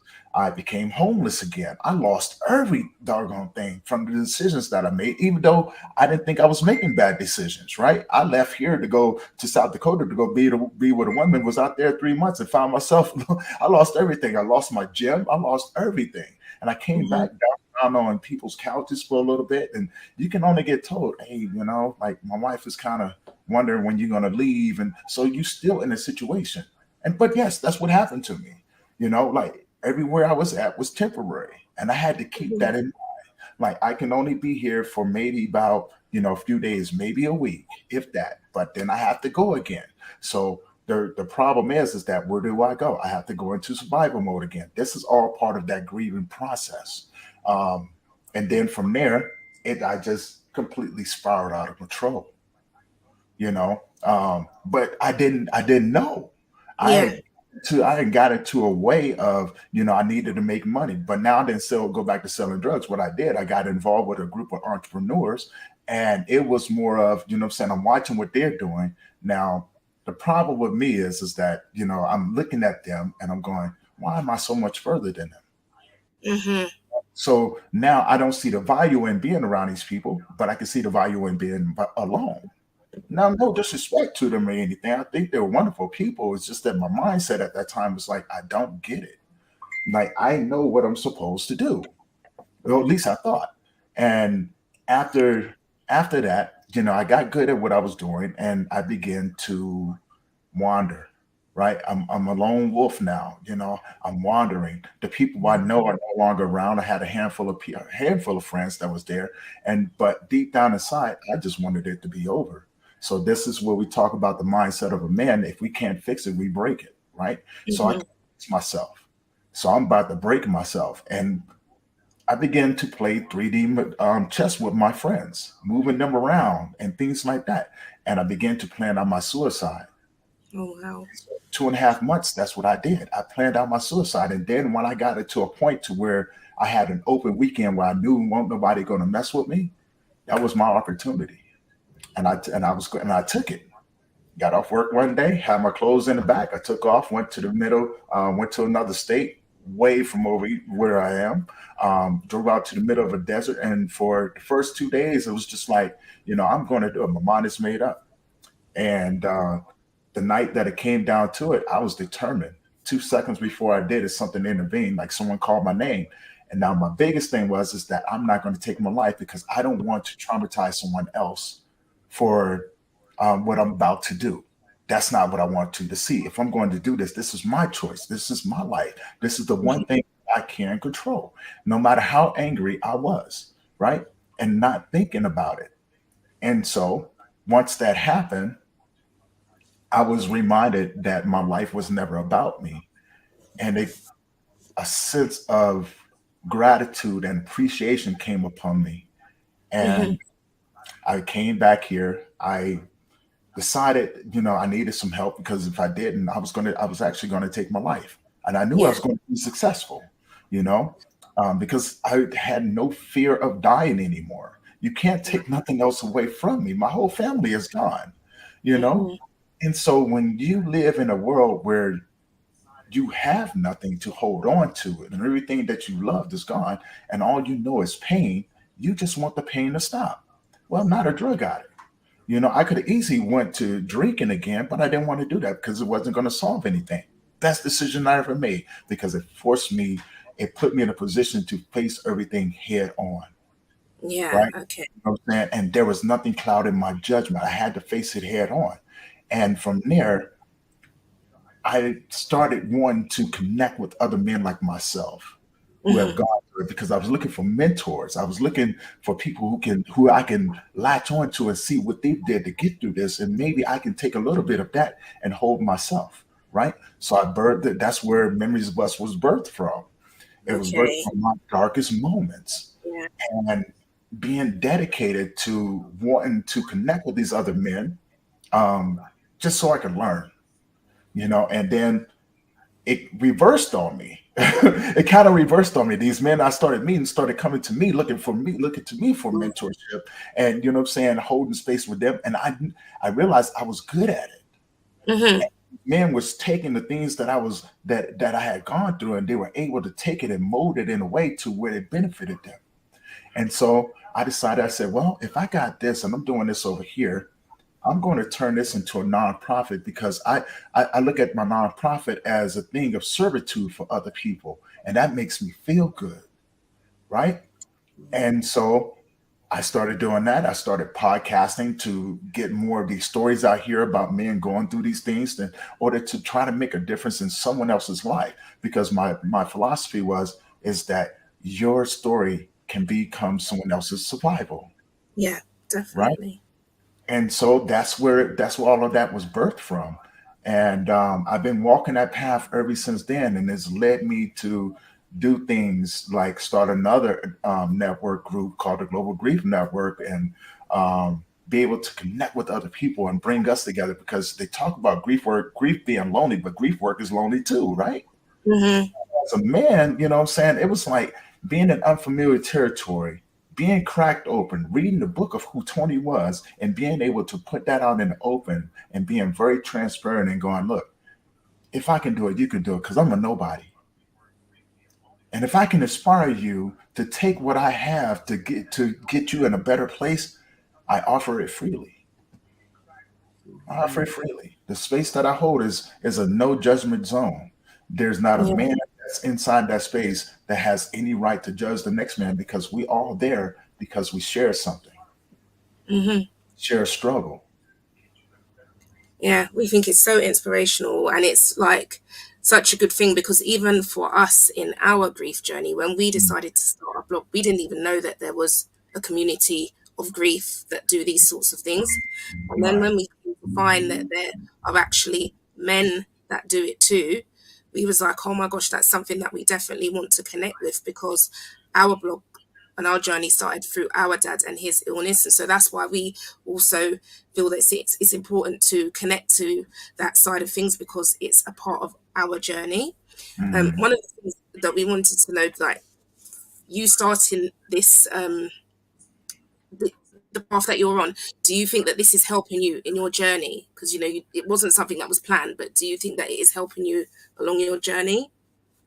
Yeah, it does, because I can take people's stories and I can extract those beautiful things, that silver lining that maybe they don't see, and maybe it's something that I'm missing, right?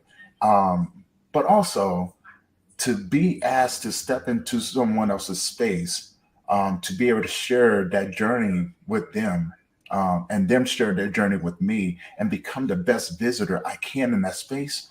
Yeah, it helps me an awful lot, because I realized that one of my love languages was acts of servitude. So when when a person is able to live within their love language, that's a beautiful thing, right? Because it changes everything. It changes. None of what I've ever gone through is about me. It's what I took from it that I'm able to give to others. And to me, that is the best feeling in the world. So why wouldn't I ever take the chance to be able to give this thing away? Right? If I love that feeling, then yeah, I'm looking at every opportunity. Who needs this? Where can I give it to? You know, you need it. Oh yeah, I'm searching. You don't have to look for me. I'm already looking for you. As soon as we lock eyes, I'm going like this. I'm on you. I got you. Right? You know what I'm saying? I'm coming over there like a thief in the night. And when I stand beside you, how you doing? I got something for you. You know, I'm like the grief dealer. I'm like the grief dealer. I got something for you. You want it? Wait, how much it cost? It's free. Yeah. But, you know, like you've been through such a lot of things and, you know, many different scenarios and situations, and you somehow managed to pull yourself through.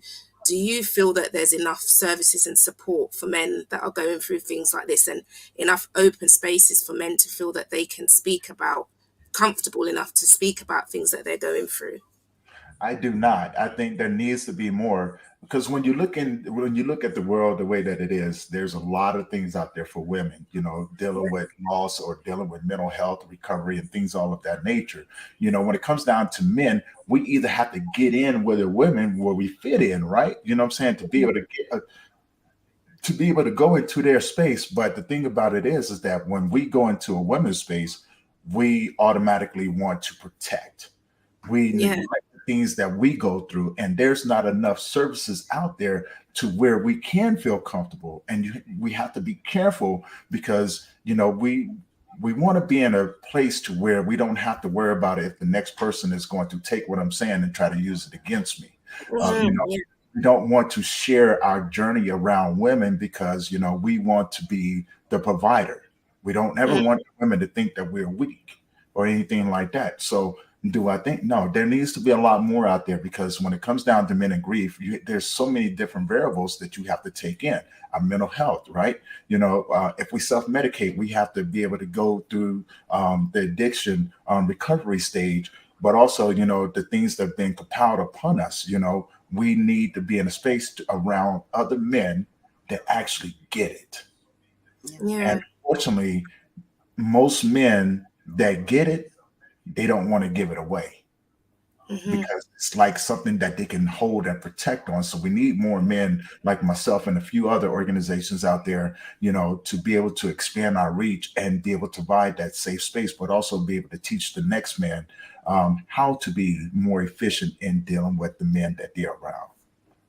Yeah, because, you know, it seems that there's like, you know, still that kind of stigma of, you know, men need to be tough and men need to support and shouldn't open up about those things. So like, what advice would you give as to why it is important and necessary to not hold these things in and speak about it if you have the opportunity? Well, one thing that strongly stands out. Look at the statistics between the rate of how men can take their lives, commit suicide. That number is through the roof, through the roof. That's the reason, that's one of the biggest reasons why we need more facilities out there that are heart-centered for men, right? Because we want to get that number down. With the rate of men taking their lives, who's raising our children? Yeah. You know what I'm saying? Who's looking out for the women in our neighborhoods, right? What's happening to our communities if the men aren't there? They're falling apart. The kids are growing up without fathers, and the mothers are raising young men. But honestly, young men need other men around them for mentorship. Yeah, And if they're not around, then it leaves those young men to try to figure it out like I had to, right? And we need more men to understand that, hey, if we don't start opening up about what we feel, we're going to do a whole lot more damage than what we're doing good. We need to get those numbers down. We definitely need to get those numbers down, because the less men take their lives, that's more men into the families. There's better families, that can help raise these kids and help guide them, because a young woman needs a man to show them what a good man is about, right? Yeah. And young men need a good man to show them this is what it's really like, when you get older and you have to step into your manhood, right? They need guidance. Young women need role models. And if they don't have good role models, we all make bad decisions. So the importance is there, You can only be around but so many people that take their lives before you start thinking that that's the way it's supposed to be. It's a normal thing. Yeah, that is so true. That is so and true. it's the same. Like, you're based in America, we're in the UK, and it's the same thing worldwide, really. Yeah. Oh, this is a global thing. It doesn't just affect one nation or more than the other one. We're all going through the same thing. And so that's the importance of reaching out and building these organizations and, connecting with them so we can all be on the same page, right? We may teach a little different, but that's the reason why we reach out. So, you may teach something that I don't know. Maybe I can implement that into my programs or something. And, you could take something that I'm doing and implement it into yours. So that way we're providing better services across the board. Yeah, definitely. That's why we feel like, we're really glad to be part of this, because it's global, it's worldwide. And as you said, as my sister said, we're in the UK, you're in America. So, we can connect in that way and get people together and try to, get it out there that bit more, because it is really important. As you were saying about suicide, not just with that, there's a lot of health issues that affect men more than women. Right. And so, if it's not something that they're speaking about and feel comfortable speaking about, they could be living alongside this for a lot longer than necessary. That's true. You ever wonder why that is, though? Why men don't like going to the doctors? It's just think about it. Think about it for a minute, right? The last thing with men, especially because with the world, the world puts a lot of weight on us, right? We got to do this. We got to be a certain way. We have to be tough. We have to be able to do things, and this, that, and another. So the last thing that you need is to go to the doctor, and the doctor gives you a diagnosis that you really can't deal with. Yeah. So like me, I'm guilty of that, right? You know what I'm saying? If I'm hurt, I'm like, I'll tough it out. I'm not going to no doctor, because the last thing I need that doctor to do is tell me something that I can't. Be like, oh, you died. No, I'm sorry. You could have left that to yourself. You know what I'm saying? If I don't know, I don't have to deal with it, right? Now, that's a naive way of looking at it, but it's a true way of looking at it. The health issues and things that we have, we're just like, we'll take a deep breath, we'll suck it up, and we'll because we have responsibilities, right? We have responsibilities. We want to make sure that you guys, the women, that our families are taken care of. And if we get a diagnosis, we tend to lose hope. We don't want to work so hard anymore, right? We tend to give up, because it's easier to give up because you get so tired of fighting. Right? You know what I'm saying? And that's what this life is for most men out here. It's a consistent fight. And when you're tired of fighting and you get news like that, you're just like, why am I even doing it anymore? At least if I don't have the news, I can keep fighting, because I know this fight is going to benefit the people that are around me. reason why we don't like going to doctors. Yeah, yeah. That leads on to like something that else that I wanted to ask, because you do a lot of great things, and it's like your work and on these platforms and networks that you have. So Mhm. what are the sorts of things that you do to like help prevent like burnout or mental fatigue, if that's how you're feeling? I stay focused, and this is just me, and maybe there's a handful of other men out there that will actually get it. I stay focused on the fact of that what I do is not about me. Okay. It's just not about me, right? It's so much bigger than that, right? Because if I made it about me, I wouldn't do it. Yeah. You think about that. But if it's Mhm. about the other people that I can impact, that gives me drive. That gives me a purpose to get up and want to search out those people that can take this gift that I have and benefit from it. It's not Yeah. about me. You know what I'm saying? Like during the Global Grief Conference, it's not about me. When I'm sitting down with other men, it's not about me. Mhm. You know what I'm saying? Even though, yes, I had to live this life, but it was never about me. Look how many other people benefit from that, right? So, do I get tired? Yes. Do I get burned out? No, because Okay. I truly enjoy and love what I do. And I Yeah, think that's that's a good. great feeling when you can get up every day and do something that you enjoy doing, right? Mhm. There's no burnout in there because every day is a different day. Yeah. Yeah, it's a different day. So then, you know what I'm saying? I'm gonna look at tomorrow and go, okay, I'm going to the next day like this is brand new. I'm looking at it just like that. The past is the past. I can't do nothing about that. You know what I'm saying? Yeah. But today, I'm dedicated to the day. And whatever comes my way, I'm open to it. And I'm going to give and give my gift away to where there's nothing else left, Mhm. right? Because that's the deal. That's the deal that I made with this world. I found out what I was supposed to do, and now I'm supposed to manifest it into this world and give it away until I can't do it anymore. Mhm. When I leave here, I'm leaving nothing else behind. I'm totally emptied out. I'm totally emptied out. So when I rest, people will talk about the footsteps that I made. And if I inspire them, they're going to talk about how I inspired them, but they're also going to talk about doing better than me. And that's what it's about. When I leave this place, I don't want nothing left inside of me. I will not contribute to a graveyard that I didn't help build. I will not. But what I will do, I will contribute to a world that I want to see left better than what I found it. Mhm. Because That's to me, that's the goal. That's the deal. It's all about perspective, and that's a really good way to feel. and to look at it, because it's like what you're saying. I kind of, for myself, I want that. I want to be able to sort of not forget what's happened, but to move on and look at it in the way that you're saying, that you are helping people and it helps you as well. Mhm.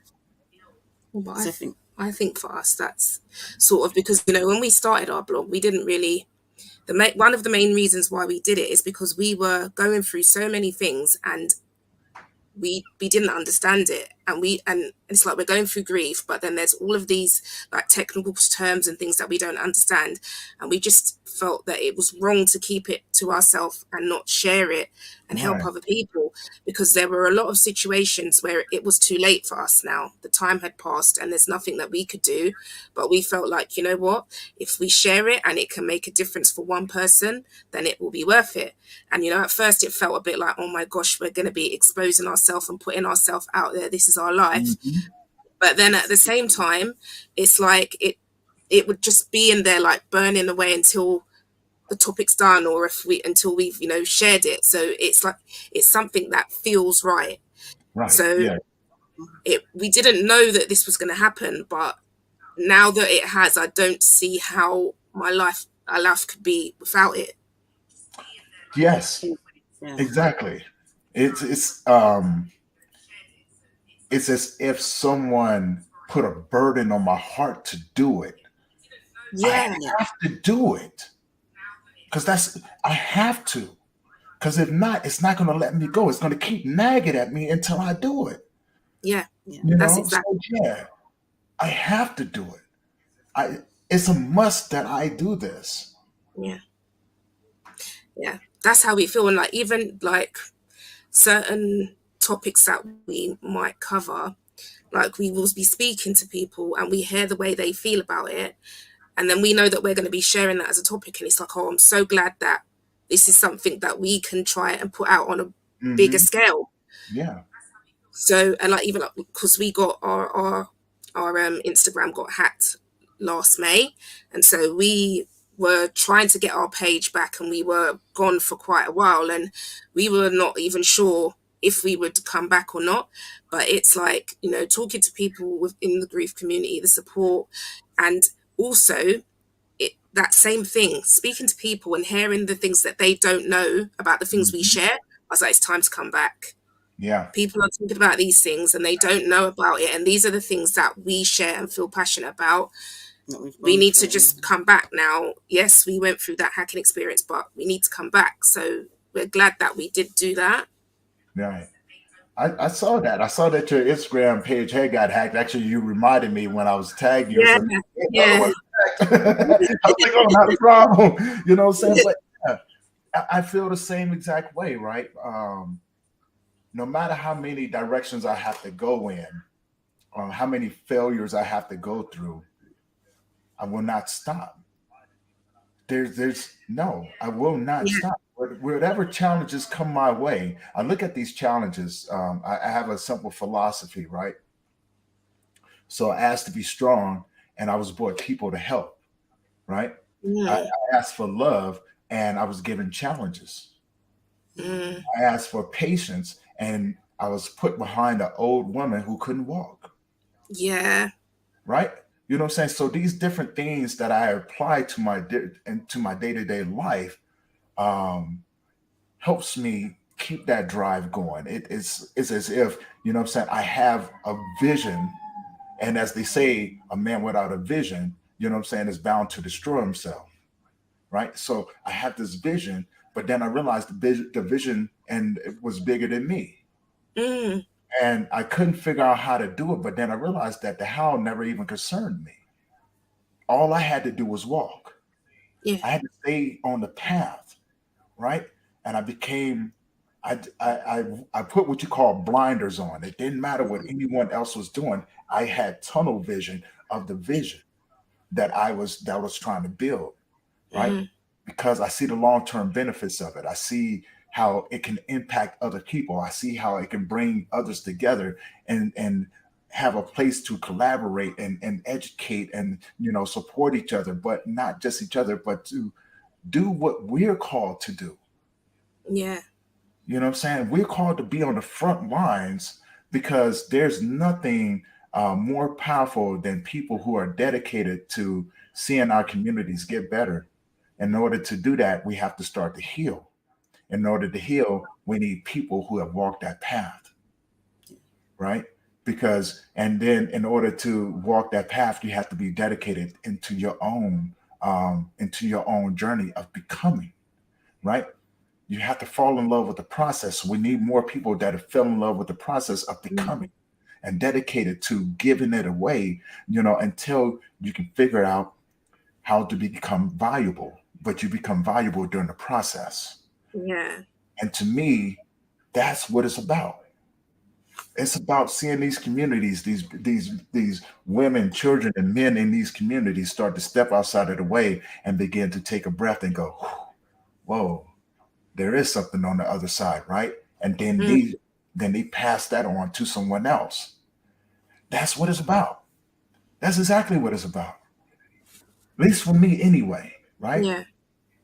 I would rather be on the front lines with you than to be digging a hole to put you in. Because that hole don't mean that hole is not going to benefit anyone. It just becomes a memory. It becomes a tragic incident. But if I can get you to stand up and come out that hole and begin to brush the dirt off your knees And all I have to do is sit there, and then because I can't do the work for you, but I will sit there with you inside of that hole and go, look, if you throw the dirt on top of you, you throw the dirt on top of me. But I promise you, if you stand up, I'll help you get out this hole, and then we'll walk. And you don't need me anymore. And so I become a seasonal individual. I'm only here until you need me. Then I have to go somewhere else, right? Because there's someone else out there that needs me. That needs this thing. But I look at the journey that I have with you, and to me, that is a huge thing, because we always have that journey together. But your journey is going to take you somewhere else. And my journey is going to take me somewhere else. I just know I have to follow it. Yeah, definitely. I think as well for us, part of the reason why we probably had the strong feeling to want to help other people, that comes from our dad, because he was very much like that. You know, he was on like many committees, and like involved with charities and getting grants for his local area. And he was from Barbados, and before he left there, he helped with like stopping of privatization of some beaches and things. So I think that's a lot of the reasons why for us it was like, you know what, we have to do this, we have to share this. It wasn't ever a plan, but as you said, like when it feels like, there's something just nagging at you, because at that time we were going through probate, and it just so happened that I was watching something, and in it, one of the family members had come to sort out probate. And every time I heard the word probate, it felt like something was like, just me. And like every time the word came, it kept doing it, and it wouldn't go away. And literally, that's when we published the first topic for the blog, because I was like, obviously, it's time to start doing this now, because it bothers me that much. I can't even sit watching TV and not hear the word. I think it first originally came from basically our dad's treatment in hospital, how he was treated and how we were treated. Oh yeah, that was a lot to do with it as well.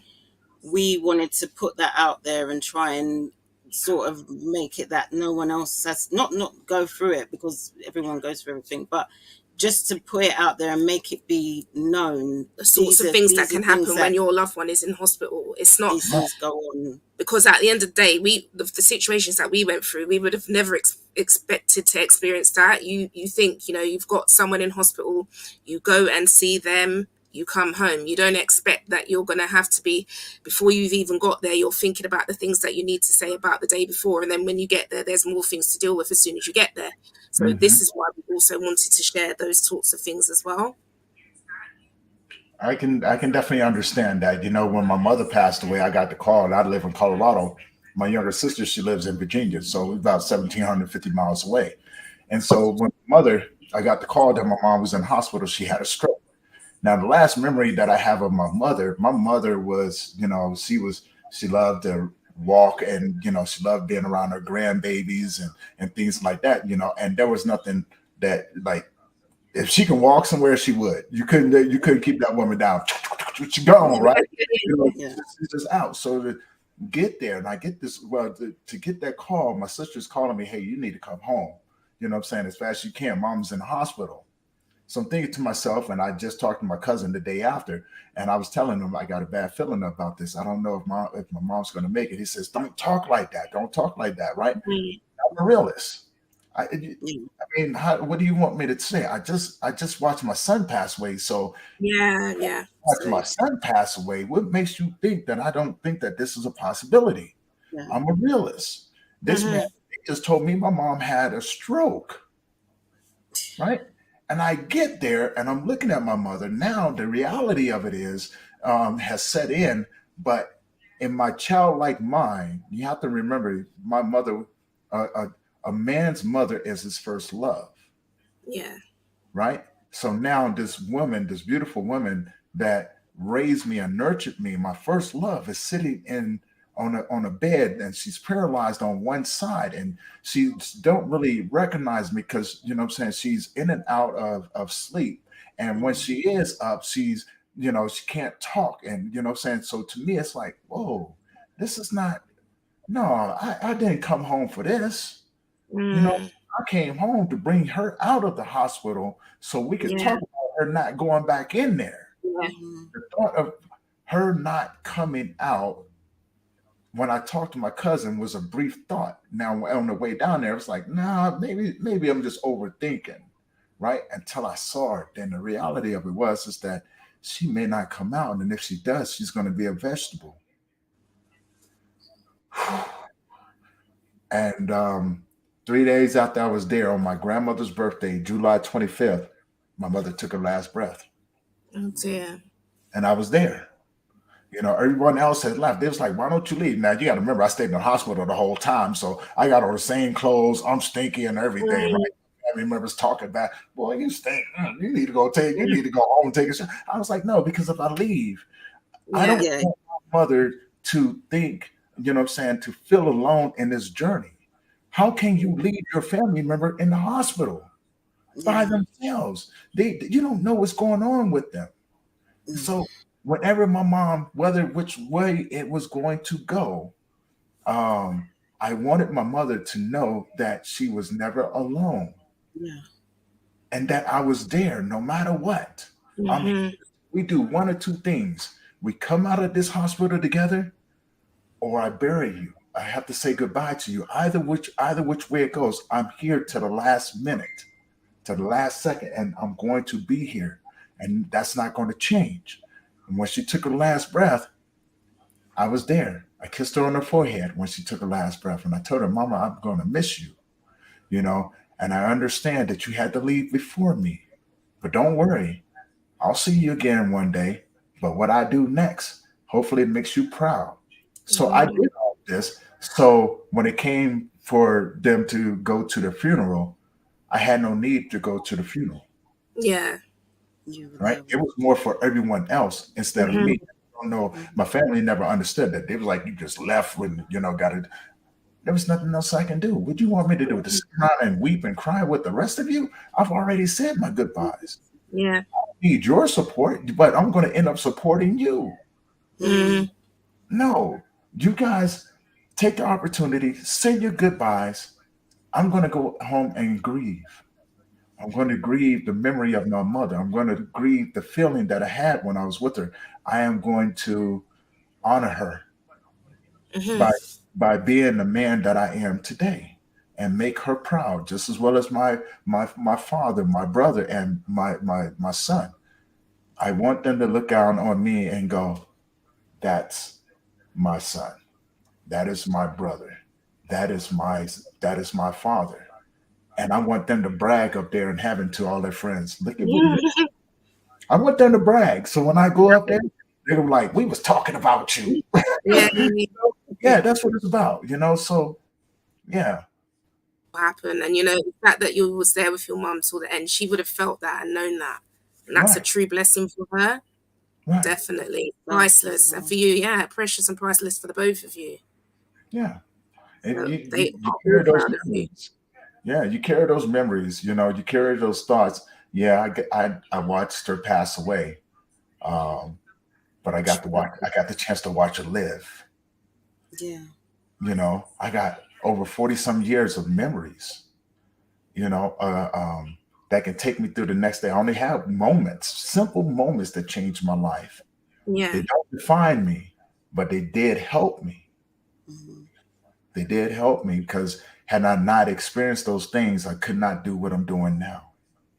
Yeah. And that's a guarantee, you know. Mm. Oh, it's been a really nice you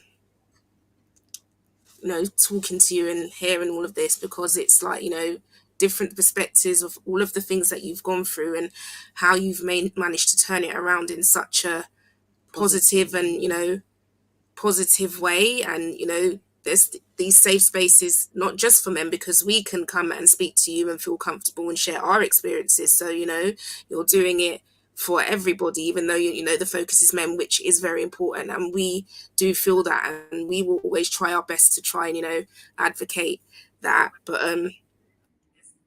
just want to know if there's anything else, like any parting things that you might want to say. You know, in this world that we live in, we are all better together, right? You know what I'm saying? There's not a journey like this that you should try to attempt on your own, because you can find yourself in difficult situations to where you can feel trapped. And I'm just here to remind you, you're not trapped. You just need someone to come in and, what I'm saying, let you know that you're not by yourself. You're not Yeah. trapped. You know what I'm saying? Tomorrow's another day. And if I can help you get through those moments in today, we'll deal with tomorrow when it gets here. We're not going to worry about it right now. That's what I call living in those moments. So every man and woman and child out there that's joining us for this Global Grief Conference weekend and everything like that, you're not alone. And I know you guys have probably heard that so many times, but it's a true statement. You're not meant to do this alone. Yeah. You're not. You need other people to help pick you up or give you a certain belief system that you can hold on to you can develop your own. You're not meant to do this life alone. Yeah. You're just not, and I'm just here to do my part. I'm just here to do my part. I'm just a small fraction in this thing that we call this grief world. And and I just want to do my part to a point to where can't nobody say he was lacking. I don't want that. I want people to say he came in, he did exactly what he was supposed to do. And in turn, this is what we were able to do, not just me, right?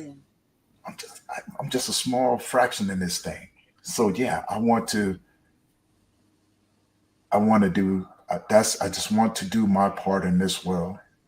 I want to manifest my gift, and I want to give it away to anyone who needs it, because I can't carry it with me. I'd be a fool if I did. You know what I'm saying? It's not mine. I owe it. See, I know what I'm supposed to do in this world. I know what my purpose is. And my goal is to fulfill it. That's it. You can't do it alone. And it's take individuals like us to give you the things or help you give with the things that we have, because it's not ours to keep. Yeah. It's not ours. And like we've been watching a lot of the presenters, and with each of them, like we can relate to it in so many different ways, and learning things that we didn't even know. Like for one, I think it was Dee Parker, and she was with her nephew, and speaking about grief, and he said that for him, grief was his parents divorcing. I would have never thought that. Me and my sister, our parents divorced at the age when I was 8, and it's only listening to that I was like, wow, that's grief. So I was experiencing that from that age, and I've learned that only yesterday from watching that, in a sense that's would you have thought that? No, I think looking back now, I see that is, like you say, what that was. But at the time, going through it, I would have never have thought that. But now it opens up the doors for you to understand how vast this grief world really is. You can grieve a job, loss of a car, the loss of, loss of things, the loss of a house. You can grieve those things, right? You know what I'm saying? The difference is that, when you're the person on the other end, what are you good at, right? What are you good at? Because there's always going to be someone who brings something else to the table. And I stay focused on the things that I'm good at, because it makes sense to me. But I'm open to understanding all the rest of it as well, because what it does is like, oh, I understand. I get it. Yeah. I get it. So to have such a vast universe and understanding that these simple things that we take for granted can cause a grief emotion allows us to expand and be more diverse and inclusive in the things that we do. Yeah. Definitely. Yeah. Because I think for us as well, like, we started a blog, we didn't really know where it was going to go. And in a sense, it's kind of taken its own path and taking us on a journey with it.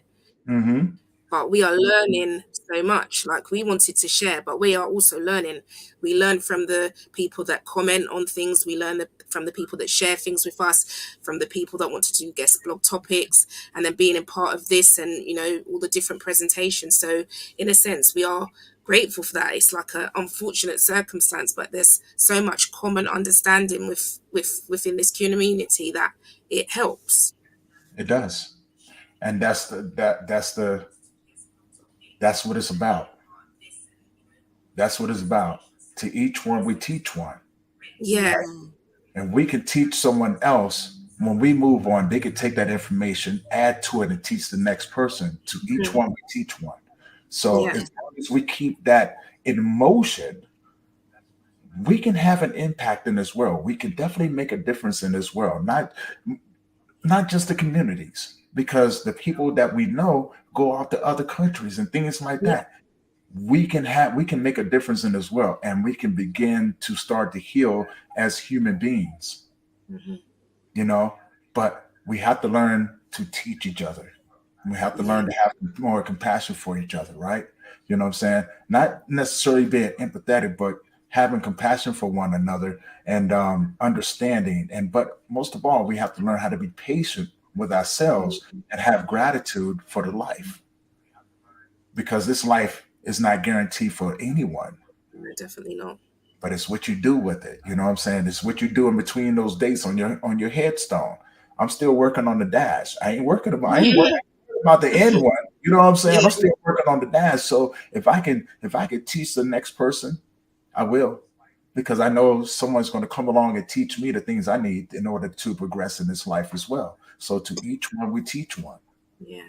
That's even like with us as well, because when we first started it was mainly just me and my sister doing stuff, but like nephews, they are a lot more involved now, even down to like choosing some of the topics there in some of the videos. And for us, we feel that is important because it was our dad, but it was their granddad. So, you know, the fact that they are so interested in it makes us feel that, you know, when we're older, it's something that they could do in their own way as well, but they're involved from now. And I think in the same sense as well, because that they're learning this from now, hopefully it can help them for when they experience losses. Yeah, because for us, exactly. Definitely. That's what it's about. That's what it's about. No matter when you start, as long as you start. Yeah. It doesn't matter where you start or when you start, as long as you start. That's the key to it. You know, and as long as we keep starting, there ain't no stopping. Exactly. Because if you're talking about it with them from now, gives them that thing to, so it great, like you said, it's you take it and you sort of improve on it, so they can break down the taboo for them talking about it and being able to talk openly to other people about it as well. Yeah, so that's something that we feel really because if want to we're impart not on. improving, then we're not growing, right? You know, look, I'm not the best at anything. I just practice, right? You know what I'm saying? I practice so I can get better. You know, other people may tell you something different. That doesn't concern me. In my mind, I still got milestones I still have to go through, right? You know what I'm saying? So to me, I'm still a pup.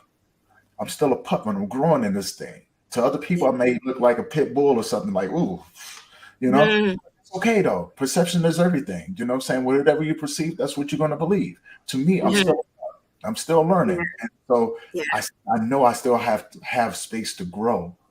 But as I'm growing, you know what I'm saying, I got a whole bunch of puppies behind me that I'm giving to, you know. And to me, that's a good feeling. You know what I'm saying? I don't need them to follow me.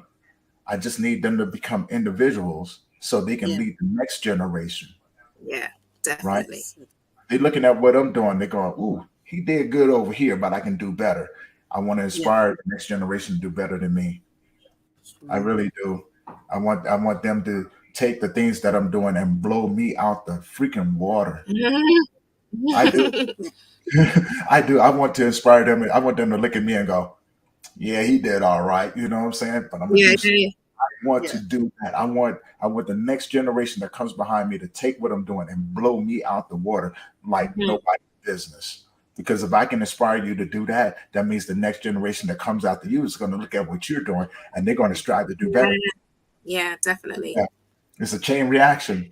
Yeah, that's it. That's it. Yeah. Yeah, chain reaction. To each one, we teach one.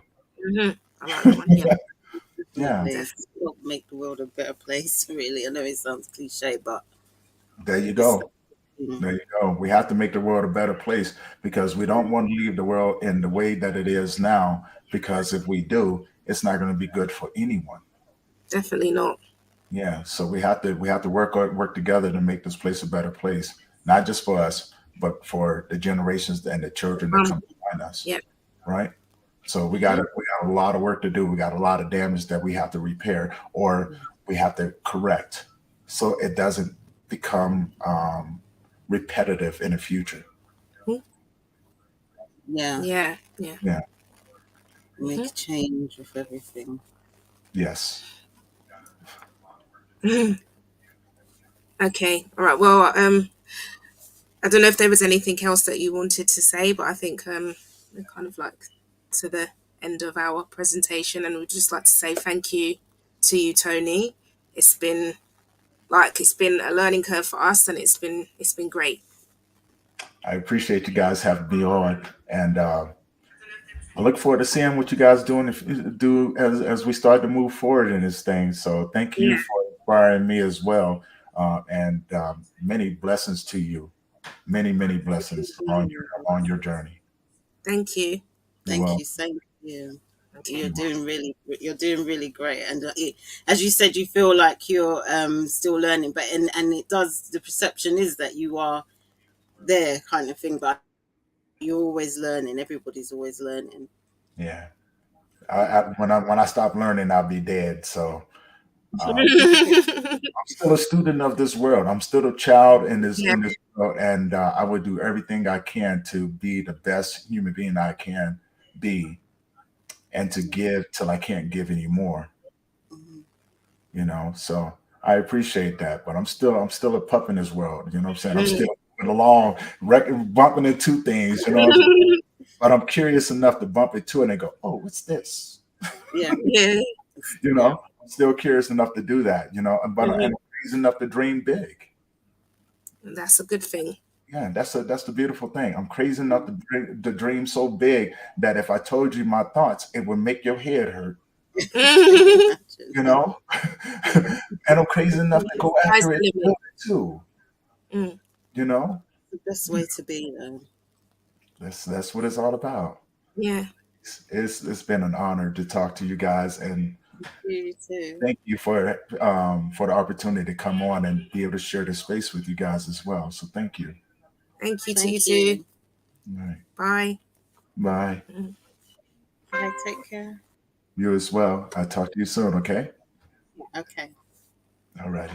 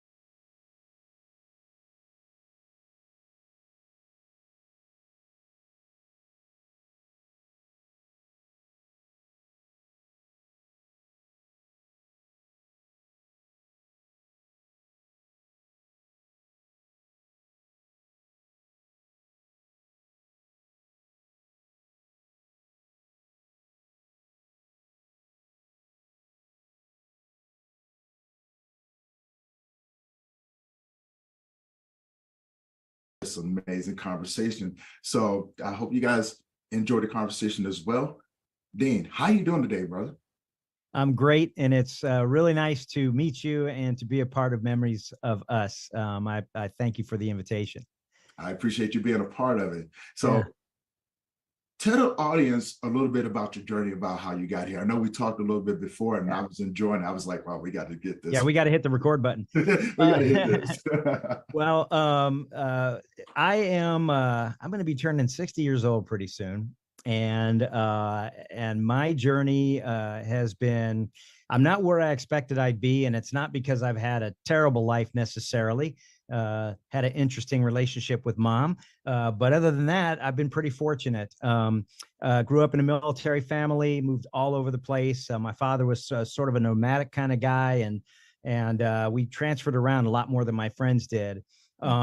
I loved, I hated moving at the time, but now when I look back on the first 18 years of my life, moving like 18 times, even with staying some places for a few years, I realized that I got an experience that a lot of people, haven't had the benefit. When you're flying over a big city, like let's say New York City or Chicago, and you look down as you're coming in for landing and you see all those blocks of houses, whether it's in a rural area, whether it's an urban area or whatever, you realize that there are a lot of people down there that have never gotten outside those blocks or those neighborhoods. Right. And that's their whole globe, their whole world.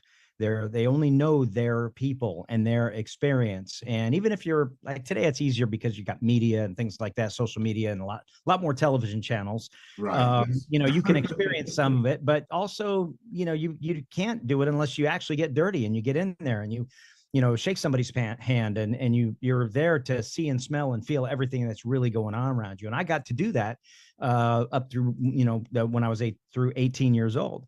And we lived all over the country. I was born in Germany, and my last place that I lived that was most exciting was I went to high school in Italy. And then my last half of my senior year, I went and moved to Nebraska, of all places. And that's where I ended up because my father's last station was there. Okay. And he retired and he moved with my little brother and my mom to Chicago. And basically I went to school in Nebraska, and that's where I stayed for, until 25 years ago. And I met my wife there. All my kids were born there. We moved to Iowa for a job 25 years ago. And here I am now at 60 years old with what's coming to be the close to my corporate career. This company that I'm with is in the end of life business. We actually are an insurance company that provides funding for prearranged funerals, and we work with funeral homes all across the country. And when somebody wants to plan ahead and pay for it, we have products and services that allow people to do that. And we don't need to go into that, but it is a good thing to do, is to plan ahead. And everybody does it at different life stages and stuff. But the main thing is how I got into the business, which is very interesting. Growing up, I wanted to be a doctor. That's number one. And number two, I wanted to have a hometown. Never had a hometown. I wanted to be part of a community. And at the time I felt I wanted to stay. I did not know that I would always feel nomadic, but I always wanted a hometown. And there was a show back in the 80s called Northern Exposure, for those people who are about my age, where a guy goes to med school, right? And this town in Alaska pays for him to go to med school. And what he had to do is he had to go back to that town and work off the med school, right? And I always wanted to be in a town where I was the town doc, and I birthed the babies and took care of the old people and took care of the families, as they were going through, the cycle of life. And when I got to college, I realized after talking to my advisor that I probably, even though the body made sense to me, and I worked with ambulances, and I was always the first aid guy and all that there was a lot more to being a doctor and a lot more school than I could probably handle. Right. And a friend of mine got me into broadcasting, and I had always DJ'd at parties, and he got me into DJing at weddings. And pretty soon I was having a pretty successful radio career, and I was on the air for probably 10 years, and I started producing commercials. And what I realized is, moving around like I did, we talked about this earlier, where, you have to be very observant and find ways to fit in. And, they talk about immigration and assimilation and people losing their culture. And that's the sad part about the assimilation word, right? And I learned that, wherever I was in the world or the country, I absorbed that culture. And it's not like when we lived in Texas that I talked like a Texan, right? But I still understood what it was to be part of that community. And if I wanted to have friends, or if I wanted anybody to relate to me, I had to reciprocate. And so in a way, you have to assimilate. That doesn't mean giving up your own culture, values, beliefs, or personality, but it does mean that you need to find a way to fit in. Okay. Right. And it's very difficult these days with everybody being polarized on everything, and nobody wanting to understand a person's experience before they start pooping on them, Oh yeah. But, and that's something I feel very blessed from having to move around, is because that's my natural predisposition, is to figure out why somebody's acting the way they are, why they believe what they believe, or why they say what they say. And it usually comes down to the fact that their personal experience is something that I can never fully understand, but I can understand that they had a personal experience that's Right. affected them Yes. this way, right? Yeah. I can be empathetic or sympathetic, but maybe not empathetic, because I'm not part of the culture. I wasn't born there. I didn't have years of experience there. I didn't eat the dirt, or come from the dirt, or whatever. And so I think people need to realize that, and moving around my whole life, that kind of helped me out. After I was in radio for a while, a friend of mine from college called me up, and he said, "Hey, I'm thinking of coming to town and starting an ad agency. And I've listened to a lot of commercials you've done and things like that. And how would you like to get together and do this?" And by then I had a real knack for writing ads. And I was always, when I didn't have friends, when I first moved into a place, I would always make up stories in my head about things I observed. And so I'm a natural storyteller, which helped me become a pretty decent copywriter. Right. And so I could tell the stories for people and help them with their brands. In about 1991, our little agency got called by some people at a funeral home, one of the managers there. And he said, "Hey, we heard you guys do a lot of good work, and we need help. We need to be able to tell our story a little better than a lot of funeral homes are. It's a icky business. Nobody wants to think about death or dying. And every time they come here, they're sad because somebody died, that they love or that they know. So what can we do to do that?" And so after a while, we started working with them, and we started really, they became the #1 recommended funeral home in the area, only because we were very open and transparent. And we told people that there's a lot more that they do than just the bad part about helping people through a death experience. Right. And so within about a year and a half, I felt like, wow, this has everything I think I ever wanted. I mean, there was a little bit of medical with the embalming and the restorative arts. There was definitely the healing part and the caring part. And there's definitely the community and the caring for the community part. And so I told the owner of the funeral home about a year and a half into our relationship, I think I want to be a funeral director. And thank God for people who can kind of see things that you can't, because he said, ordinarily I would jump at the chance, because there's not a lot of good quality people that we can attract to this business. He said, but funeral directors need what you've done for us. And if you'll continue to do what you do, I can keep you close to the business. I'll recommend you to all my friends, and you can build a business helping other funeral homes. And I'm like, okay.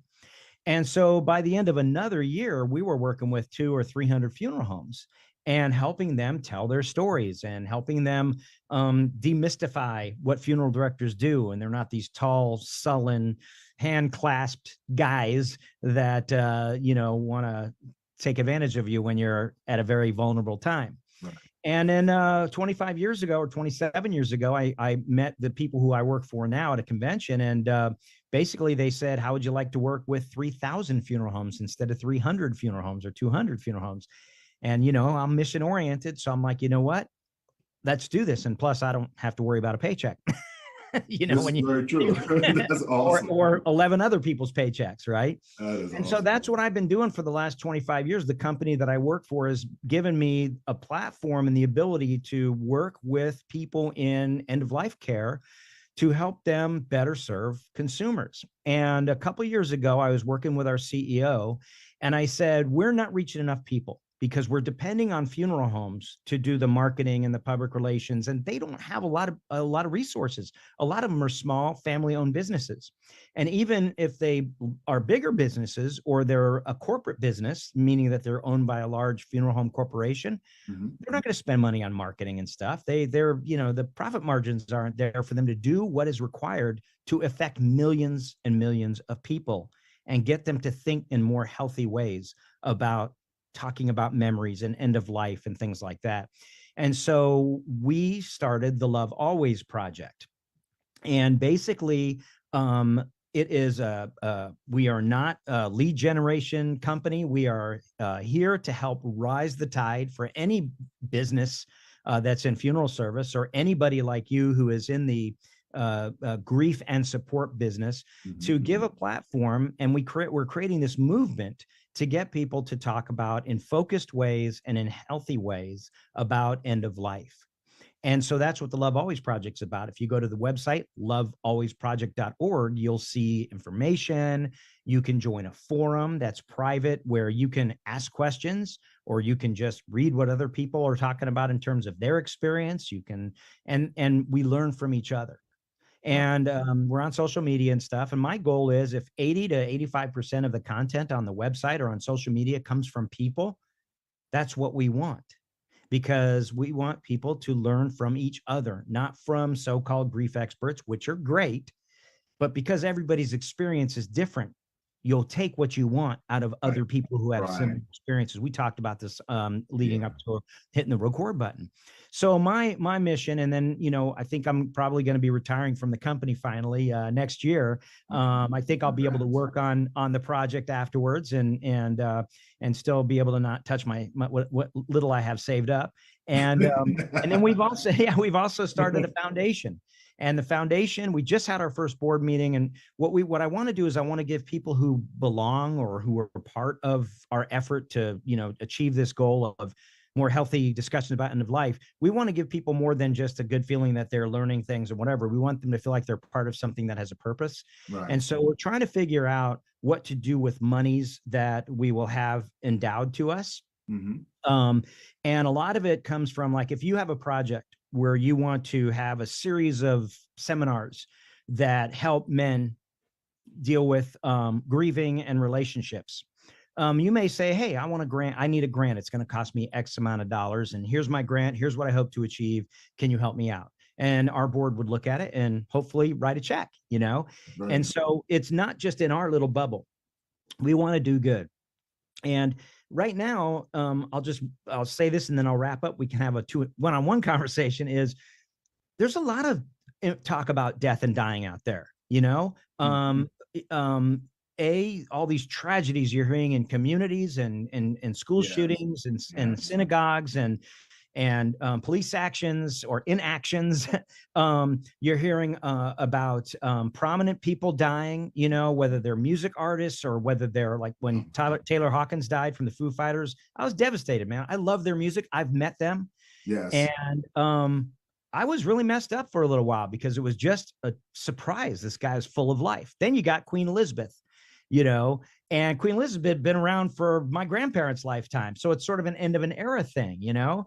And, you know, Betty White, I mean, but, you know, it's just these people, especially influential people, you know, whether it's, knock on wood, Maya Angelou, you know, passes away, you know, years from now, but she's a major player in my life with her words, you know? And I think that, God forbid, the day something happens to her, and hopefully it's a long life and it's natural causes. But I think of it, this is what I'm saying. You can be prepared for these things and you can think about it so you're more prepared. And when somebody does pass away, you can function to do the things you need to do, whether it's a relative or it's somebody you admire and have never met. But you can also make sense of it in your own mind and heart and say, okay, they're not alive. I'm not going to read new stuff from them or hear new music from them or hear a new speech from them or whatever it is.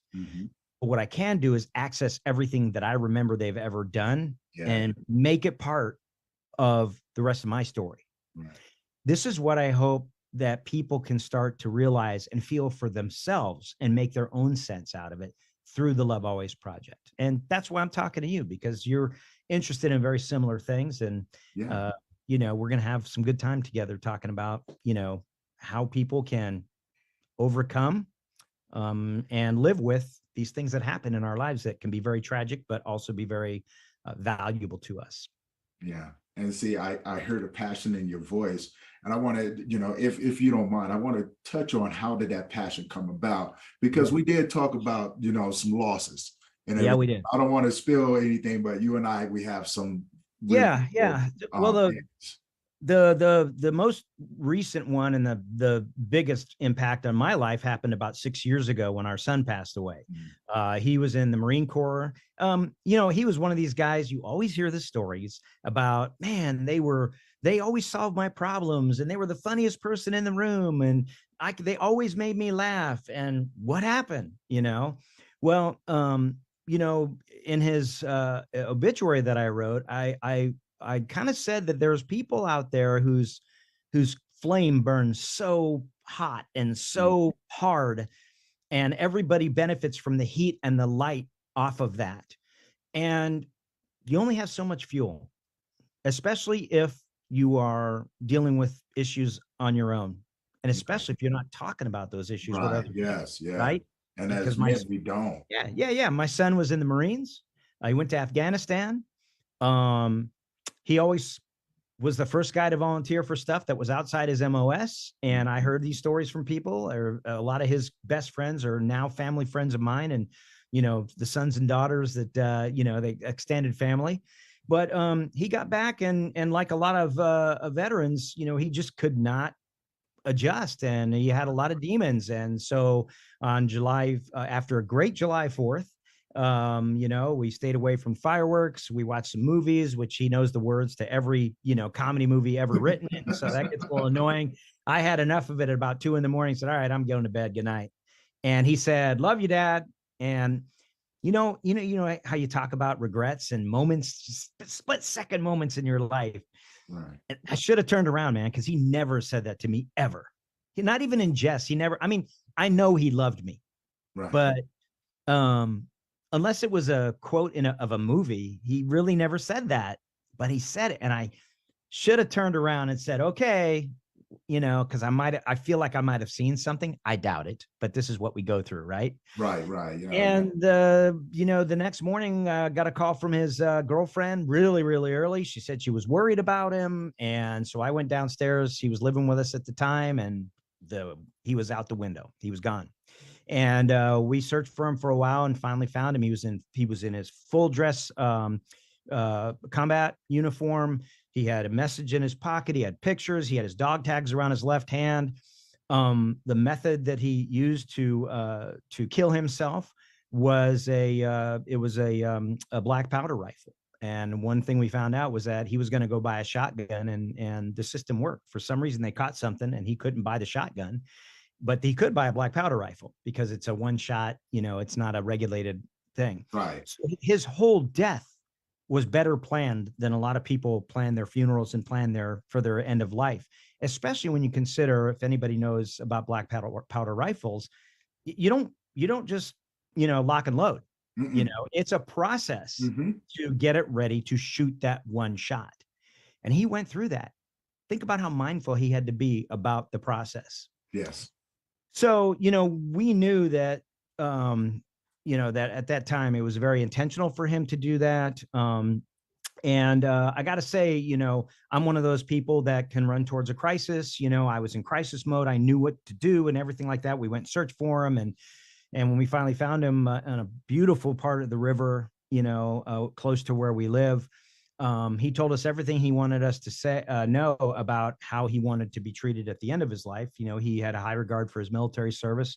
My whole family obviously is military, except me, unfortunately. It's a big regret I have.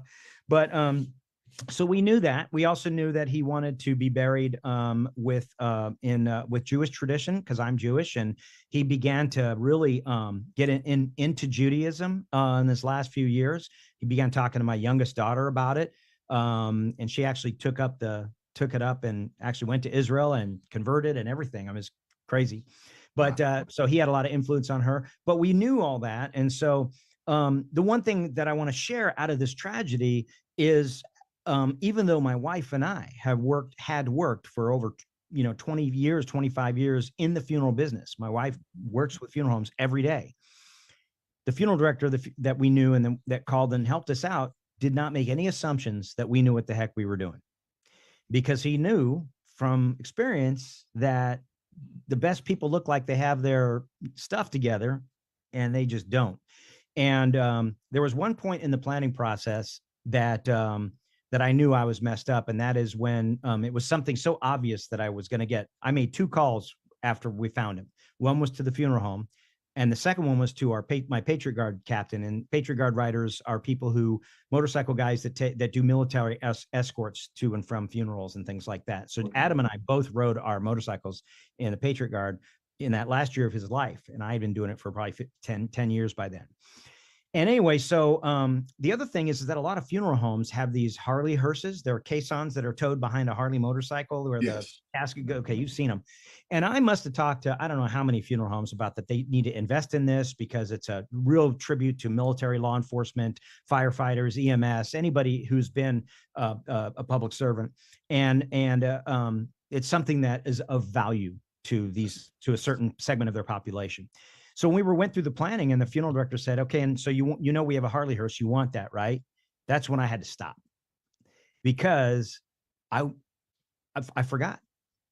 If he hadn't said that and asked me about it in the process, I would have forgotten it and would have kicked myself for the rest of my life worse than I am now. And so the other message is, even though I'm a professional working with funeral homes for all these years, you just never know what your brain is going to do. Yes. When there's a death that is significantly impactful to you. Right. And so that's the message for me, is that when people say, how am I doing even all these years later? And do you ever get over it or feel better about it? You know, my answer is hell no. You never get over it. You never get over it. You're never going to hear their voice again. They're never going to ride motorcycles with you again. They're never going to, you're never going to hear them quote George Carlin or Richard Pryor or anybody. You know, you're not going to have them do that anymore. And so, you know, I go downstairs and sit on the toilet that he sat on for 1.5 years while he lived here, and I'm sitting right where he sat. And too much information probably there, but you know what I'm saying? My point is that you do very physical things. I don't always sit down. You know what? I do have 2 daughters though, so they probably appreciate. Anyway, they're gonna get you. Yeah. Well, listen, this is how I deal, right? This is how I cope. No, I totally get it. I totally get it. You know, as men, I love having conversations like this. We talked about it earlier. You know, as being men, we do have a tendency of detaching away from things. Yeah.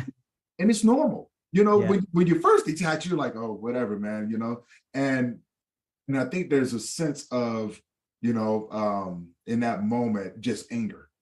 You know, you don't want to deal with it anymore. Numbness is right there. I think we talked about this a little bit. And anger also repels people. Yes. So when they're mad, they stay away. Right. Yeah. Well, and as men, we're good at pushing people away because, for one, we don't address these things. We don't talk about them, right? No one's ever taught us that it was okay to not be okay, you know. And as we talked about before, the S word, survivor. We had to survive these things. It wasn't as if someone came in and gave us a blueprint and we had to, you know, and we could navigate it. No, we had to survive those brutal nights, those lonely days. You know what I'm saying? Those empty conversations, that brain fog that comes in, the routines and everything that we develop to not deal. Yeah, and it's hardwired into us. I know plenty of guys whose mothers were the main strong person in their house. The mother raised him. My mom was the strong person in the house. Trust me on that. And you know, and even though I had a female in my life who was the strength and the tough one and the leader and the manager and everything else, you know, she's way more quote man than I'll ever be in terms of the way she dealt with stuff in her life and the way she handled herself with people. You know, back in the 70s, women weren't, and she was like, you know, she definitely wore the pants wherever she was. You know, she took charge. People respected her, and there are a lot of women like that. Yet. Even though they're in our lives and influence us, we still have this hardwired thing that we have to be tougher, stronger, more survivor, protect, and everything else. And that robs us, in my opinion, of the ability. And look, I talk like I know what I'm doing and I'm practicing it myself now. I'm a very big hypocrite because I still don't know, you know. We never know. We No. never know, right? And It's a it's that learning hard wiring. process. Yeah, Yeah, yeah. it's a learning process, man. You Yeah. know, I always tell the men as well. I was like, you know, before you step out or step into this, we have to address something. Look at the people who told you that this is the way it's supposed to be.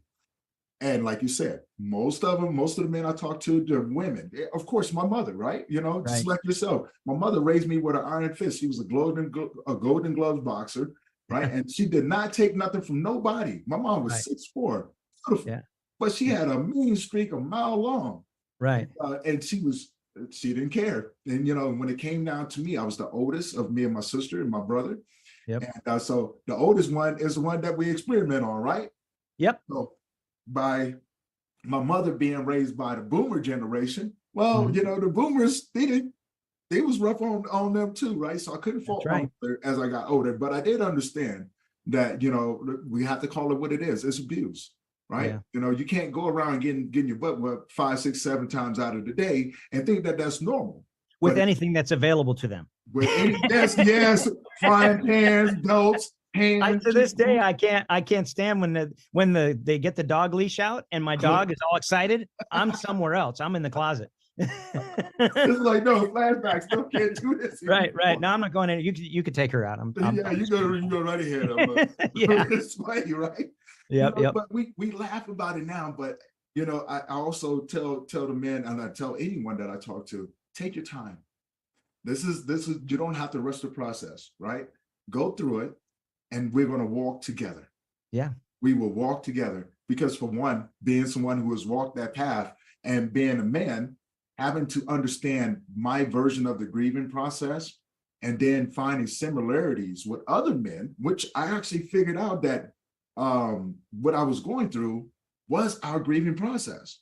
You know, the bad choices, the homelessness, the anger, the isolation, all of these different things, a combination, the addictions and things like that, they're all part of our grieving process. Right. And there are things to try and make us feel better. Whether Right, it's right. solitude, whether it's narcotics, nicotine, alcohol, you know, whatever it is, there are things we're trying to medicate ourselves with, you know, and, you know, there's a lot of addictions, but you can be addicted to abusing lots of things, you know? Yeah. So, and I didn't realize that neither, because I Yeah. never, you know, like when you, like I quit drinking a while ago because of my son, when I had him. And I knew when I had him, when he was a little kid, I had to go through some things through the courts and get somewhat partial custody of him because his mother was a narcissist. And I couldn't do any right. So she dragged me through the mud for a little bit. And I was like, okay, you know, whatever, you're the best teacher. Yeah. Worst experience, best teacher in the world. Yeah. Right? Because she stripped me down. I think that was the process. She stripped me down to the bare minimum. And I literally had to rebuild myself into who I am now. Yeah, you knew what you learned, what not to do. Well, I know what I don't want. What you didn't want. Yeah. I know what I don't want, but you know, I'm still working on things. And it's been a journey. It's been a really beautiful process of reconnecting to the energy that my family left behind. Yeah. So now I don't feel so lonely, you know, even though I'm a loner. You know, I've always been alone. And I've in a lot of ways, I've always been okay with that, right? Because I can detach from people, but also when I need to be in a moment with people, I don't have to bring those emotions with me. I can be an empty cup. Pour into me everything that you need to get off, because I'd rather make the sacrifice and carry that with me so you don't have to carry it with you. And having developed certain things to be able to release it into the universe and let everything work itself back out as it's coming back to the healing process, right? Yeah. And so I tell all these guys, I say, hey man, don't think that you're the only one going through it. What you're doing right there, been there, done that, you know? Yeah, you know, and one of the things we talked about a little earlier, just in preparation for today's talk, was that I think that another problem, I hate to keep going back to the ills of the world, but no, go ahead. One of the ills of the world is that we have, the world is so big now. You know, it used to just be my block and then it was my town, and then it was my city, and then it was my region, and then it was my country, and now it's, we're global. And what's happened is that we have forgotten, there's too much for us to take in terms of trying to understand that other people have had their own unique Yes. one in 8 billion Yes. experience. Yes. The 8 billionth baby was just born on Earth. Yes, it was, wasn't it? That baby was born, and there were probably babies born within seconds of that baby who were, let's say, in China, right? And another baby was born, same color hair, the parents knew each other, everything else. They could have been with this most absolutely similar circumstances from the standpoint that they were born on the same day. They were 8 million and 8 million and one, right? Right. Yeah. The moment they came out of the womb, and the moment the first person touched them, their life experience began on a timetable and on an experience that is completely different than even if the same doctor touched them first. Yes. Because it's influenced by their environment and the first breath and everything. We forget that, you know why the help desk can't help you with your computer? Because you don't know what the heck you did 2 seconds before it broke, and you can't tell them. And that's what they need to know before. Every time you hit a stroke on your computer, it changes the set of circumstances, right? Yeah. That's what happens to people. Every input creates something in your brain and makes you do something, say something, smell something, feel something, hate something, love something. And we're all different. It doesn't matter. And so that's why the grieving process is so different. That's why social media and other things are such a challenge, because people are taking things very much at face value. Right. Right. And, forget the ills of the world and politics and stuff when it comes to death and dying and trying to deal with the most personal of things. As a person like you who wants to help others, I think one of the things you said to me was so important, is that you have all this experience to draw upon. And the men that you're talking to don't have to see that you've also done it and they're not alone, which some of them do. Right. But they just have to see that you're willing to listen to their perspective and have them tell you how they're feeling about something based on their life, because we both lost a son, right? Yes. And completely different circumstances. You live in Colorado, I live in Iowa, whatever, military. On my side, you had your set of circumstances. Are we grieving? Yes. Do we not have a son anymore? Yes. But you're a different person. You're dealing with it in a different way. I'm doing it with a different way. Maybe the one thing we have in common is that we're both equipped a certain way physically. And because of that, we have a genetic disposition to act a certain way or not feel a certain way, right? Men have similar characteristics, but we all have different experiences, right? Right. Personalities, Our yeah. personalities, our characteristics as we deal with it, Right. We talked about this a little bit. We have to step outside of our way. Because as men, we want to, let's go for it. If it's in front of me, I got to go for it, right? Right. So that's that survival mindset, and it's like everything has to be a battle. Not gonna beat me. I hate using the word break, because I'm a human being, and we're all human beings. We're not things, right? You can break a thing, you can break a bone, and we can put a cast on it and heal it up. When it comes down to loss and feeling that pain, you have to call it what it is, and it's hurt. You cannot break a human being. You can hurt a human being to the point to where they feel as if their world has imploded on them, right? But it is what it is, still hurt. And I find that when you take broken out of it or break out of it and replace it with hurt, you tend to find avenues of searching that healing path. Right. And so as men, I'm like, hey, you have to really step outside of your way. And the reason why I say that is because you're going to do more damage to yourself by getting in your way than anybody else could ever do. Yeah. I was watching I couldn't watch the whole thing. I'm going to watch it in segments, but Jonah Hill, the actor, has just released a documentary called Stutz, Stutz. it is about his therapist. He's been through millions of dollars and many years of therapy. Not unsurprisingly, a lot of people who are actors are doing, it's a healing thing, first of all, for acting, but Right, yeah. it's tough because they have their own stuff to deal with, and then they're in these characters, right? And Jonah's a funny guy, but he's also an introvert, believe it or not. I'm an introvert. I am too. I'm a big radio guy, man. But you know what? When I went to a remote and people came up to me, I was like, hi. Anxiety. Right. So anyway, but his therapist has Parkinson's disease, and Jonah Hill he found some value in this therapist. And again, I haven't seen the whole thing, but what I learned from just watching quickly was that the guy's process, first of all, he wanted people to be able to feel like that after one session with him, they felt like that they had something to do that can make themselves feel better. Right. Unlike a lot of other therapists who you go through years and it's a process and whatever. Most therapists don't want to tell you what to do. They want to ask you what you think you should do. Right. And this guy think that's BS, and he tells people what to do, based on the set of circumstances. One of the things he said is he drew this pyramid, and he said, for us to be able to really get, on with our lives, is we have to know what our, I forget what he called it.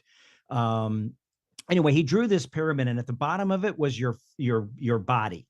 You have to know your body first. And as we all know, Jonah Hill has dealt with a lot of weight issues. And I have my whole life. I've been up and down. Every other year, I'm 100 pounds heavier, I'm 100 pounds lighter. It just depends on what's going on in my life. And so food is one of my things, right? Yeah. And sometimes I lift weights. yeah. And sometimes not food is the way, right? Right. So anyway, after you get your body dealt with and sorted out, we all know how we feel when we overeat or when we're overweight or when we're too skinny and we're hungry. It just messes with your mind to the point where you can't deal with the outside world. And those are people. So once you get your body set, the next middle part of that pyramid is people. How do you interact with other people? How do they interact with you? Once you are in a position where you can do that in a way where you're not hurting or struggling with yourself, your body, not your image of your body, but actually how you feel, then you can see when you're your best with people. And then at the top is yourself. And that is, how are you in the world?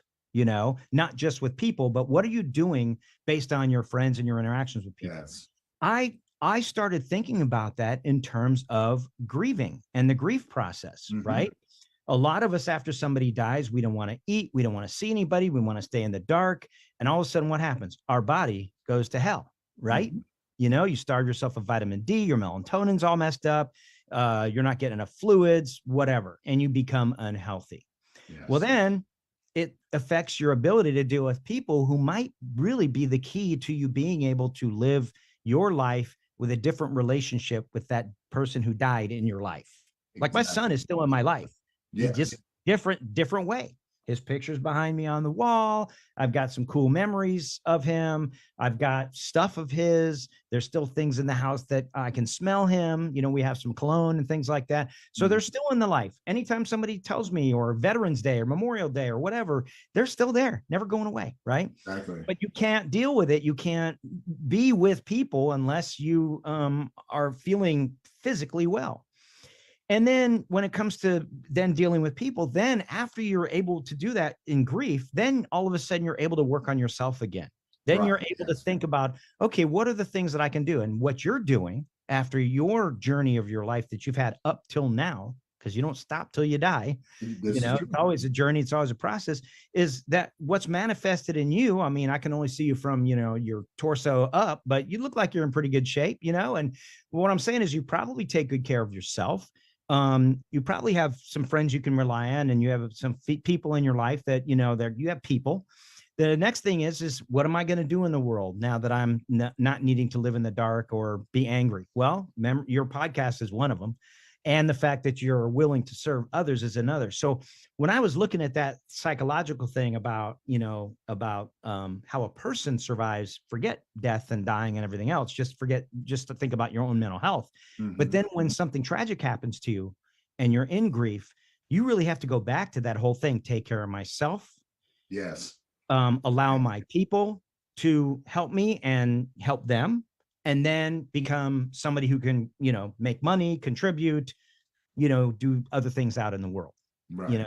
And So it's very interesting that, you know, and look, my three parts, body, people, and myself, are completely different than anybody else, you This know, is because true. of my Yeah. experience. So Yeah. I don't know if that helps your audience or not, but I if you're definitely know. interested, I mean, I only got through the first, you know, 45 minutes before I was at my house. My wife was working out of town, and I was like, you know, I can't watch this right now because I need at least to hear footsteps in the house, you know, because Right. it bums you out, kind of scares you a little bit. But it's a really good show because it's a whole different thing on mental health than I'd ever seen before. And this Right. guy Yes. has some Yeah. pretty good visual models.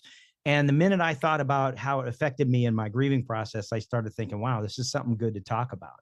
Right. So, you know, if your listeners are curious, it's a Netflix thing and it just came out. And so maybe that'll, you know, help some folks out. No, definitely. We always pushing good mental health. Yeah. Right? You know, and like you said, you know, just to tie everything in together, you know, when you're going through it, just to add to your pyramid, you know, that mental health should be in there. What people need to understand about the people aspect, make sure there's going to be people that's going to be in your life, and there's going to be your tribe when you go through this. And what I mean by that, so you have the people in your life, like your family. They may not understand exactly what as a matter of fact, let's just be honest, they are not going to understand what you're going through. Right. As you said, as an individual. Now, going to your tribe is the people who have gone through it, other men or women, whichever groups that you're into, that really have walked that path. They don't understand it, but they get it. Well, you know, that's a great word. There is a book by Seth Godin, actually. He's a marketing guru, called Tribes. Mm-hmm. And that is another thing that is inherent in us genetically. I mean, you go back way back to, you know, the first peoples in Africa, right? And they all, wherever, it was usually geographically, it wasn't so much how they looked, you know, because everybody looked the same for millions of years, you know. You've got different species of human beings. But what happened is that as they grew and went to different parts of the world and they had to survive in their own ways, they became tribal, right? The first the tribes were small groups of just families, and then they became larger groups. And in the book Tribes, Seth Godin actually talks about what you just said, is that this is why brands are, from a marketing standpoint, are so important. I ride Harley-Davidson motorcycles. No matter how hard I try, no matter how many other brands I've tried, like I was on a BMW most of the summer. And guess what I did? After went back to the Harley? went right back to the Harley. Why? Well, I went to the rally for BMW people, and I've been to a million Sturgis rallies up in South Dakota. And if you were to take everybody's clothes off, they'd be the same. 65 years old, hair coming out of their ears and their nose, ponytails that are inappropriate. The women I won't go into, I'll only talk about the men. And the difference is that at Sturgis, they wear leather, and in the BMW rally, they wear Birkenstocks. But we're all motorcyclists, right? But what I'm saying is that it was for 22 years, I've been riding Harleys, and that was the community I was used to. That was the sound I was used to, the smells, I mean, I was used to. It becomes tribal. And so you mentioned something that's inherently strong, okay? And I can never understand, like, I'm a Jewish guy, okay? And you may have a best friend whose grandparents died in the Holocaust, and you've heard about it your whole life because you lived next door to each other, or you went to school together, or whatever. But there's no way you can relate to what it's like, but you can certainly respond and understand in ways that show, but you're not like him in that way, or her. And so people are attracted to people they like because there's inherent trust. And right now, unfortunately, people are using the wrong kind of cues to not trust others. And again, not to get too, I don't want to get political, but I mean, social media is really amplifying the differences in people too much, in my opinion. And I'm talking culture, color, background, whatever you want to say. And I think it's very important that we start to understand that deep down, we're hardwired for things, and we're not only hardwired for things, but then you've got on top of it all your different experiences that take your wiring and continually rejigger and plug and unplug and whatever, to where we're so individual that nobody could understand us, even if we share very visible traits. because True. I'm a New York Jew and they're a Florida Jew or a New Jersey Jew, or, you know, I can say that because I'm Jewish. I'm not going to use other cultures, but I'll use myself as an example, right? When I Yeah. go to North Carolina and I'm in a Jewish population and I hear a North Carolina accent, and the person is saying knish or something with a word in it, I'm like, that just doesn't sound right to me. My people are you can't be Jewish. You sound like antebellum, Yeah. And but no, because their grandparents and my grandparents came from Poland and some of them died in the Holocaust. So, okay, we can understand. They're like me, Right. Did they raise their kids the same way? No. Are they grieving the same way? No.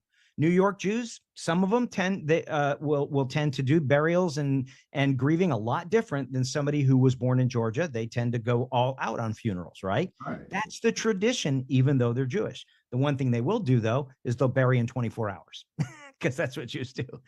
And it's so I'm bringing this all up because I think it's very important, even as we just interact among ourselves in a lay fashion, that as close as you may feel to somebody, I would ask that people listening to this podcast think about their relationships and make sure that they're being the best they can be when their friends or relatives need them the most, because we're so predisposed to saying, yeah, no, I get it. I understand. No, you don't. No. You can't. So you nod quietly and you ask, what can I do? How can I help? How does it make you feel? How can I help you feel better?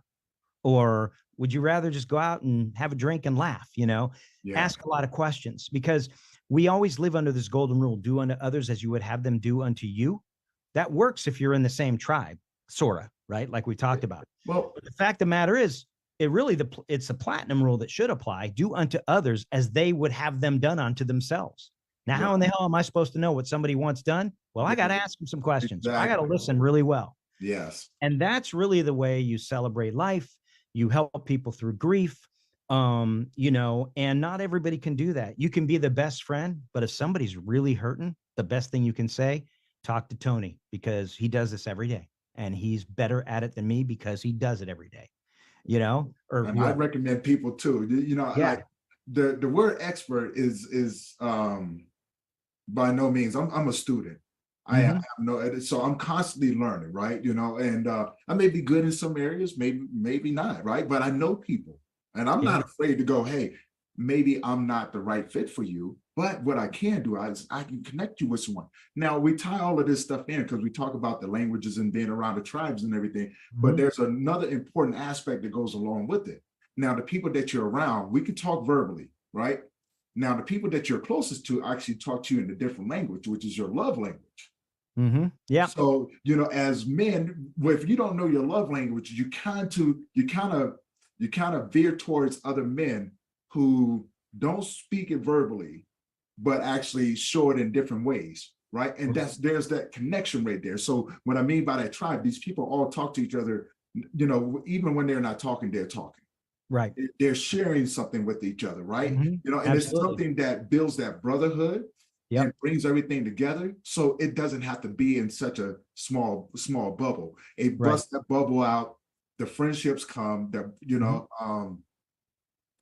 respect for each other, the validation, the no judgment. We all did it. We're walking it, right? But it's so much that goes into it, tying in that pyramid. It's like, I love that pyramid because there's so many different layers to it, and you just add to it, right? These different things that will actually help you extract what you need from it, to take those steps. So Well, I tell you, I definitely am going to keep in touch with you because I think we can help each other out personally and professionally. I have learned a lot from our previous conversation. I learned a lot, but even just here, I hope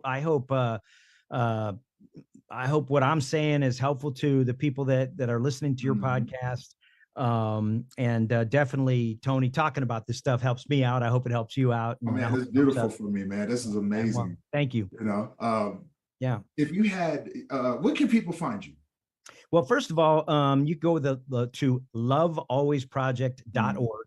And just check it out. I mean, you don't have to, we need an email address to be able to, stay in contact, and to the forum, because in case anybody else wants to post on the forum or comment, that's how we do it, is email address. You'll get emails from us, but it's not like if you go to e-commerce and you're getting pounded by stuff every week. It really is just for us to make sure you still know we're there every once in a while. We're not selling anything. Certainly, it's not a lead generation source, even though my company is underwriting it. I would not have taken on the project if it was going to be an overt lead generation process, because that would be not honest with the folks. Right. We're on Instagram, we're on Facebook. Just type in the Love Always Project or Love Always Project, and you'll find us there. And really, you can contact me through the website. And if you're curious, I would just say, look, if anybody has an interest in helping others through their own stories, that's what really does help. Right. If you've got something to share it on our Facebook page or Instagram. Go to the website and type stuff in. If you like our content, share it and like it. And hopefully we're going to be expanding our our services and our learning, mainly through the people that are participating, but also we have a lot of great experts that are guiding us and making sure we're not making some wrong steps and giving people bad advice or bad information. So awesome. Yeah. Now, if you had any inspiring words to tell the audience out there, what would you tell them? Well, one of my favorite movies, and my whole family's from Queens, from Flushing, so it's not the Bronx, even though my mom was born in the Bronx. But A Bronx Tale is one of my favorite movies in the world. And Robert De Niro says to his son, Cologio is his name, says, "The saddest thing in life is wasted talent." And I can't help whenever I hear of a person who has died, especially a young person, whether it's my son, your son, my favorite artist, my favorite poet. It's always untimely death when you have an attachment. But I would say that live your life with purpose, because the saddest thing in life is wasted talent. Every single person has something to offer. And you got to find a way to find it. And look, if you got to be homeless for a while or not have all the things you want for a while, trust me, I'm a voracious consumer, so that's hard for me to say. But you got to go through some things to not only find meaning, find your talent. Maybe I was going to be a doctor. I became a broadcaster, then a marketer, and now I'm all about, end of life. I'm talk about dying all day and, and death. So find that talent,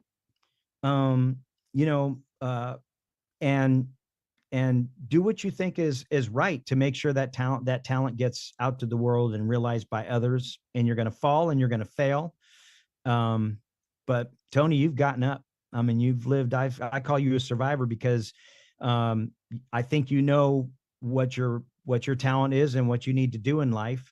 And does that mean you're never going to find yourself without a penny? And does that mean that you're never going to find yourself with a bloody knuckle? Maybe not, but I know just from knowing you the short time I have, that those are all things that you learn from and that you're trying to make good from. So I applaud you for that. It's been a pleasure meeting you and talking to you, and I do want to keep in contact. Oh yeah, you don't get rid of me that fast. We got other things going on, and so yeah. With that being said, I want to thank the audience, and for those who are passing through, make sure to hit that subscribe button. Leave us a comment. Tell us what you think. Dean's links will be down below, so please reach out to him. And he got a lot of great things going on, especially for you guys who are looking at planning a funeral in the life. Right. Reach out to him. He's doing amazing things. Thank you. With that being said, you guys keep your head up. I love you. Until next time, love you. Yeah.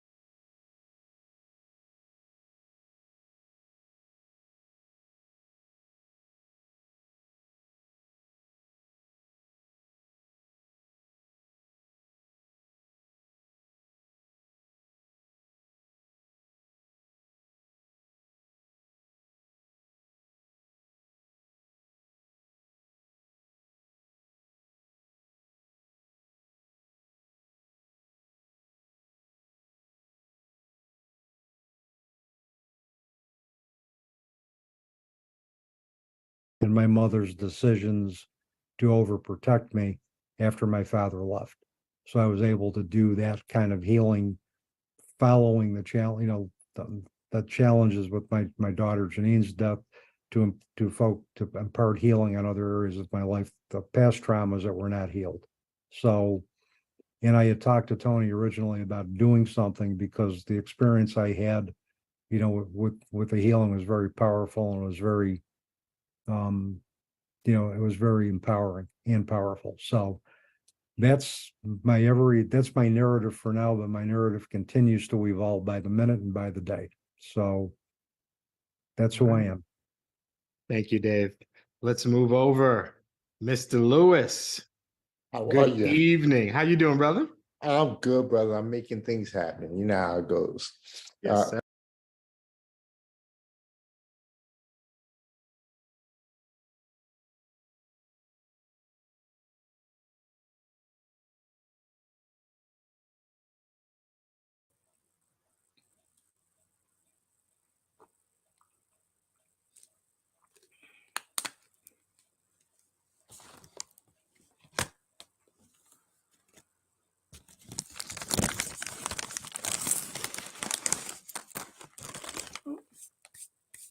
I am up.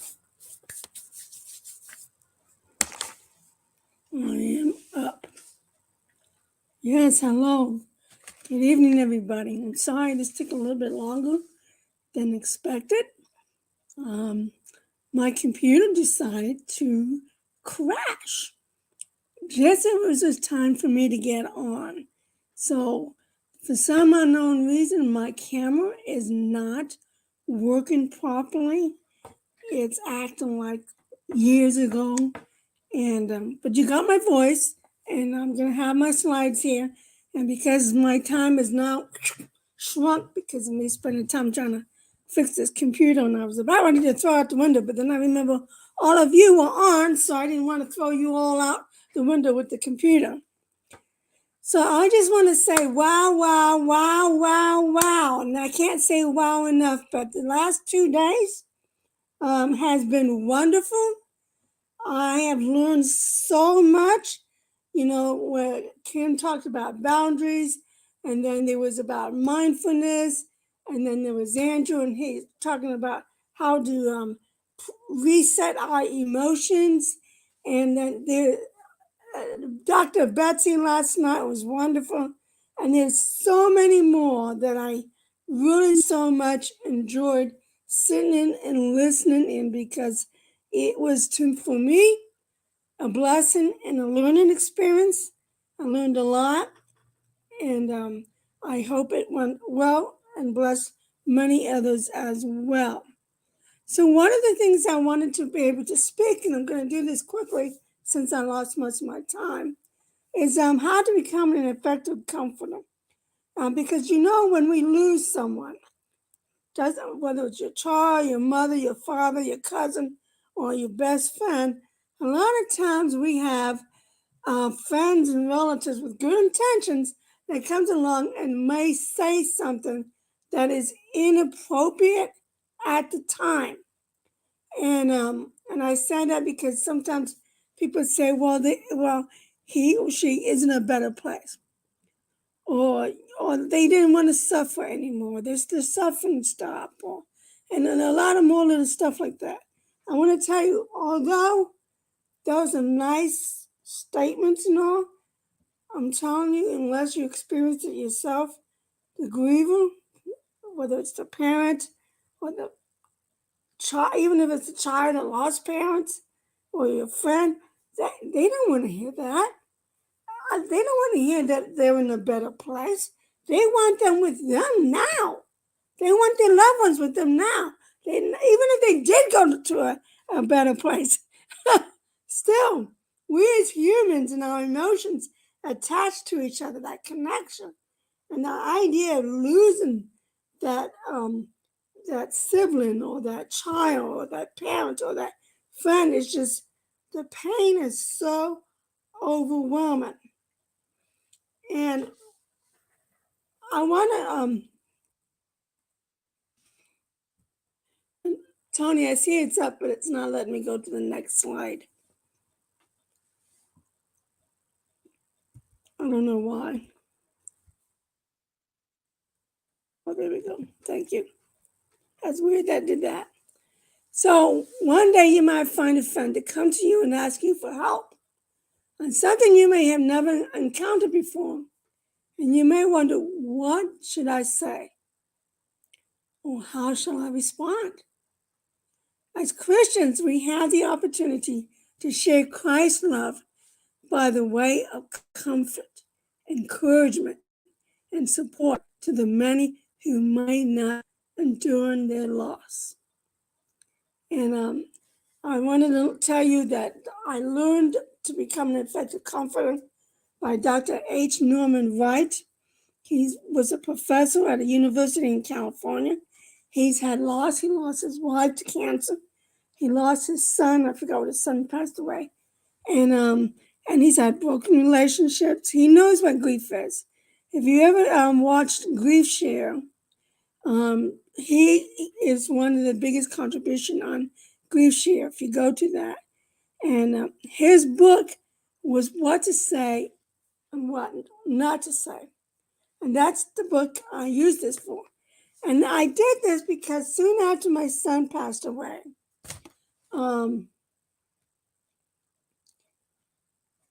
it must have been like during the first year, I noticed it more the second year. The third year got worse. All of a sudden, all his friends and relatives who at the funeral said, if you need anything, if you want anything, just call, email, or text me and I'll come running to help you. Well, what happened to these people who made these promises? You know, they all suddenly disappeared. They all suddenly vanished. And it's like, really? And you call, nobody responds. You email, nobody responds. You text, and nobody responds. And you're like, this is blowing your mind. You're like, why all my friends and family abandoning me at the time that I need them the most? And first they say all these strange things at the funeral, and now they don't even want to respond, you know? And there's anything a griever needs as a good, trusted friend. Even if you don't know what to say or what to do, be present. I heard this many times today and yesterday. Your presence speaks louder than words. Does that make sense? It's like, you know how they say your action speaks louder than words? Well, there it is. Your action, by being there, by being present, it's louder than just hearing it. Because we heard it, but we didn't see the response. We didn't see the action. And what a griever needs, a good trusted friend, is just to be there, just to be present. And even if you want to help the cleaning and the groceries or putting food away or walking the paths or taking your friend to a doctor or something like that, sometimes you don't need to say anything. Just be there. Don't, like Kim talked about boundaries, but remember your boundaries. Set the boundaries for yourself. Just as much you want to make sure that the grievers have their boundaries. And if you didn't hear Kim about the boundaries, although she was talking about widows, with everything she said about boundaries, I believe it applies to everybody, not just to widows. But listen to her speech if you missed it.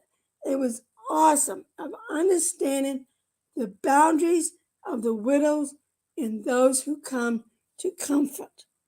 But remember, when you come to comfort, you are also coming to encourage. But be careful what you say and how you say it. And that's why I teach this class. because I want people to understand how important your actions and your words, your comfort and your encouragement is. Because sometimes, like I said earlier, we may have good intentions, but sometimes that good intentions may roll over to the wrong side. So when there are media losses, we need to learn what it is appropriate to say to grievers. And although we have all good intentions, like I just said, we find that more people make comments that are hurtful to the grievers. We are going to talk about some of the guidelines with that is. So I wanted to show real quick what some of the guidelines is of what to do and what to don't to do. So the gift of listening is really important.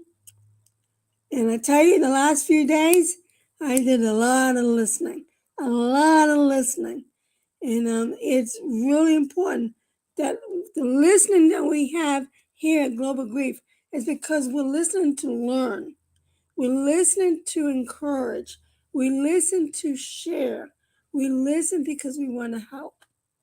So we listen because we want to help, but we want to be there just as that trusted friend, not to judge, not to criticize, but just be present.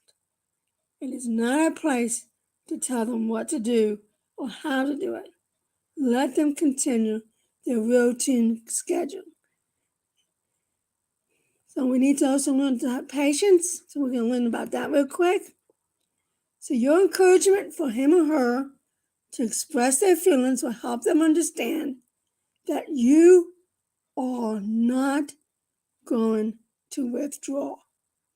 You're not going to withdraw because by you withdrawing and disappearing and vanishing and abandoning the griever, it's what I felt and what I've heard many other parents say as well, is I'm telling you right now, if we vanish or withdraw or abandon, can you imagine what that griever is going through again? They just had a terrible loss. And then you said something inappropriate. And then suddenly you disappeared. All suddenly, the griever feels alone. What happened to my friends? What happened to my family? Where did they go? Why did they go? And at the end, I'm going to tell you why. So here are the do nots. Here are the 4 major do nots that needs to be followed. Do not withdraw from the relative or friend. Do not compare, evaluate, or judge the person and their responses. And do not look for sympathy for yourself. And do not patronize or pity the person. So I want to say, I'm going to go to the pity part real quick. Let's see if it's on here.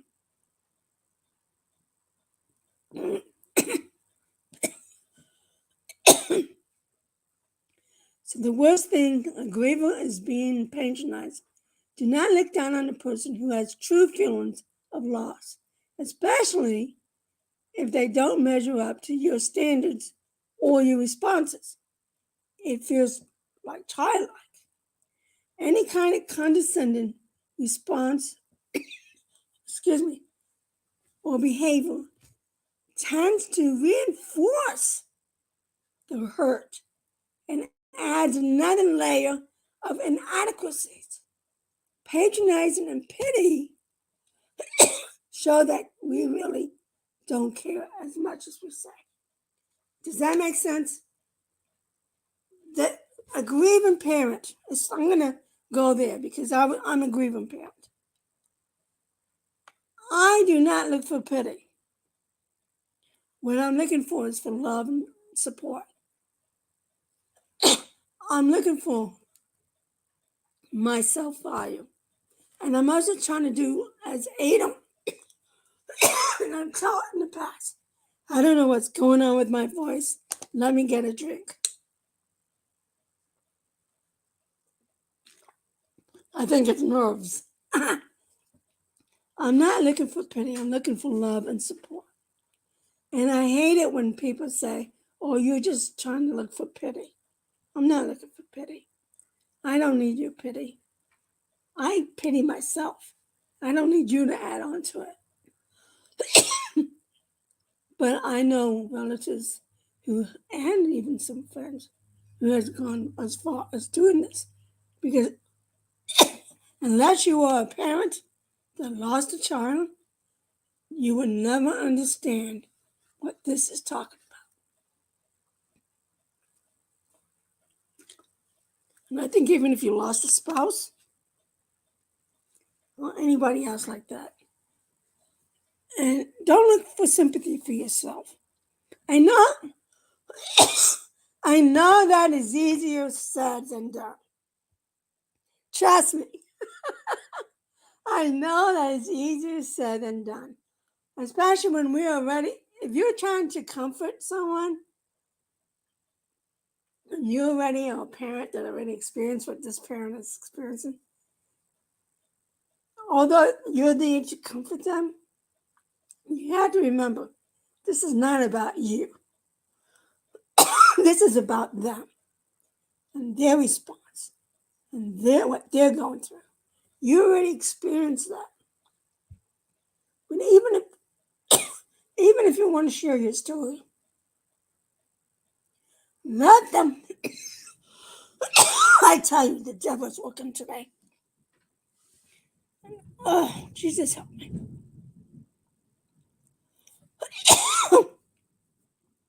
Don't eat tutorial crack chips before you speak.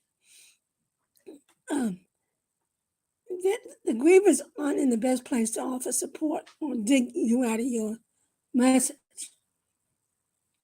or whatever you're trying to say. This is a time for us to give, not receive. If you need to talk to someone, find it with someone else. So unless they come and ask you about your experience, then you can share it. But meanwhile, don't say anything until they're ready. And going back. So here's the new not withdrawal that we talked about. When people stop checking on the grief, begin left alone to grieve. Don't assume they are recovered. Their loneliness will seem worse. And this creates an incredible feeling of isolation. Maybe needed immediately. I know exactly what that is talking about. And if you ever experienced, you felt like that you feel lonely, they really don't know what to say. They really don't know what to do to help. And some people are just not those type of friends or relatives that should be there to comfort you. If they cannot be there for you immediately, then they never will. They have no intentions of trying to be there for you. And all I can say to you as a griever who's experienced all this, I sympathize with you. I understand. I've been in that shoe, and I know there have been hundreds and hundreds of others who will sit here and say the very same thing. The very same thing. So, in my class, we go into this much deeper. The worst thing we can do is to compare the losses. My loss is not any less or greater than any other person's loss. So let me set that an example very quick. There are many of us who are parents who are grieving for the loss, have died for purposes. There are people that have children that lost cancer, and they understand that. There are people like in me in my instance, in the Musket District community, I understand that loss because I too experienced that loss. And then you have people who have children who died as a result of drunken drivers or suicide or something else. But let me tell you something. Those losses that were immediately not dying like my son was, or a cancer patient, those are tragic losses, immediate losses. You didn't go through the anticipatory grief that many of us went through. But I want to say this, and I don't want to say it in a way because I don't want to offend anyone. But we cannot compare loss. Your loss is not greater than what my loss was. My loss is not any less or greater than what your loss was. The thing that we have to understand, number one, we are parents, mothers and fathers and grandparents who lost our child. So why are we comparing losses? There's no reason to compare it. We lost our child or children. Okay? It doesn't matter how our child died. I'm not trying to offend anyone. Okay? It really doesn't matter. The fact that we lost a child is all you need to know. And to understand that we cannot compare the losses. Because when you try to go there, you're going to find yourself in a dark hole. You're going to find yourself with anxiety and with depression. And what we're trying to do here at Global Grief Conference is to help you not go that direction. Not to go that direction. We're trying to pull you out of that hole.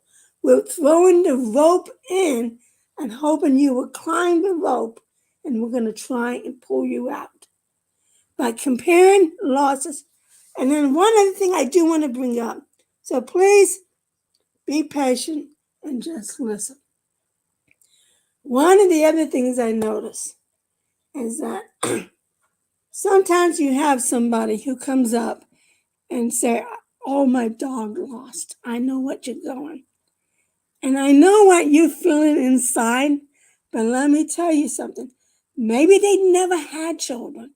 Maybe that dog was their child. No, we cannot compare loss because we know losing a child is far greater than any other loss. It is. But the only thing I can say is don't scream and yell at them.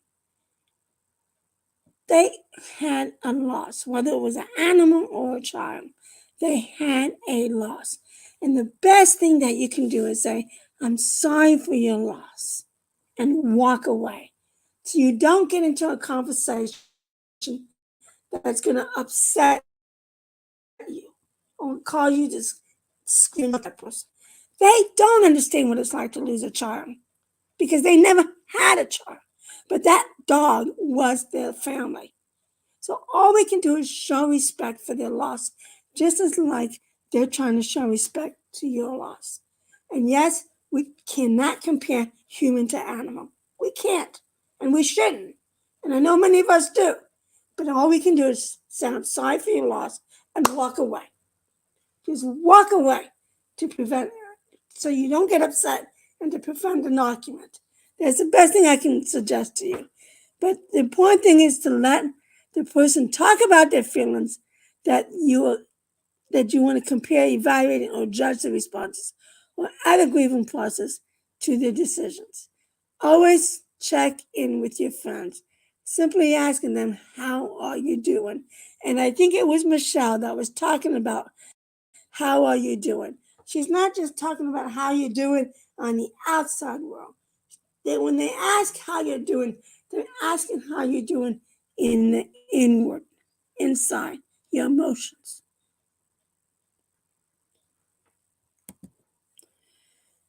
We went through this already. I'm sorry, I cannot read this either, but these are the do's. and I can't bring it up like I used to, but the do's is, this list of do's is really important for us to do. And it's because it's evening and my eyes have gotten bad, I can't read the do's, but if you want a copy of this these slides, I would be glad to email it to you. Just email it unpluggedgrief@gmail.com and ask for the slides, and that's going to probably help you. And I'm really, really sorry. My eyes are starting to, I don't know why, but at nighttime, my eyes start to go. I don't know why. And when I see my eye doctor, I'm going to let him know that. But there are a lot of good do's. And another good thing you can do, where I got all this information was by Dr. Wright from his book. And I'm going to show you the book as soon as it comes up. But one of the great things I'm doing is, like I talked about it, is that gift of listening. And let your friends share with you that gently help them identify their statements such as if only and regrets. And most importantly, don't say too much to the hurt and griever. Your response and your presence speaks volumes. Just be present. And sensitivity in the presence of grief. Don't try to prove anything to the survivor. And a firm grip of the hand, a kiss. These are the proofs of grief needs to be logically reasoning. This is by Joseph Bailey from his book and what he was experiencing when he had his loss. And just to have the gift of listening and let them begin to trust you. And the reason why you want to be that trusted friend is because they need to feel safe. They need to feel safe. I remember the day Timothy died. He died in my arms and at the hospital. And we packed all his things. And before I knew it, he was at the funeral home, which is like an hour and a half away. And I went home, and a lot of my church friends, because I'm a Seventh-day Adventist, after church, the pastor, his wife, a lot of my friends from church came over. And then suddenly, my sister and the kids went to the hotel. And suddenly, nobody bought food, by the way. And nobody bought flowers either. But suddenly, I was alone. I was all alone in that apartment. No one sat there with me. No one came to make sure I was okay. No phone calls. I can't remember emails, but I could be wrong. But I do remember sleeping in Timothy's bed that night. And I think I cried. I laid in his bed and I cried. For the first time in 25 years, I was alone. And my best friend was not coming home. And every day I walked back into that apartment, even though I knew I had to move, and I was packing, and some people would come and help me pack, or some people had the chance to take some of his clothes for their boys, which was a good thing. And Timothy probably would have said great, because he really hated his clothes anyway.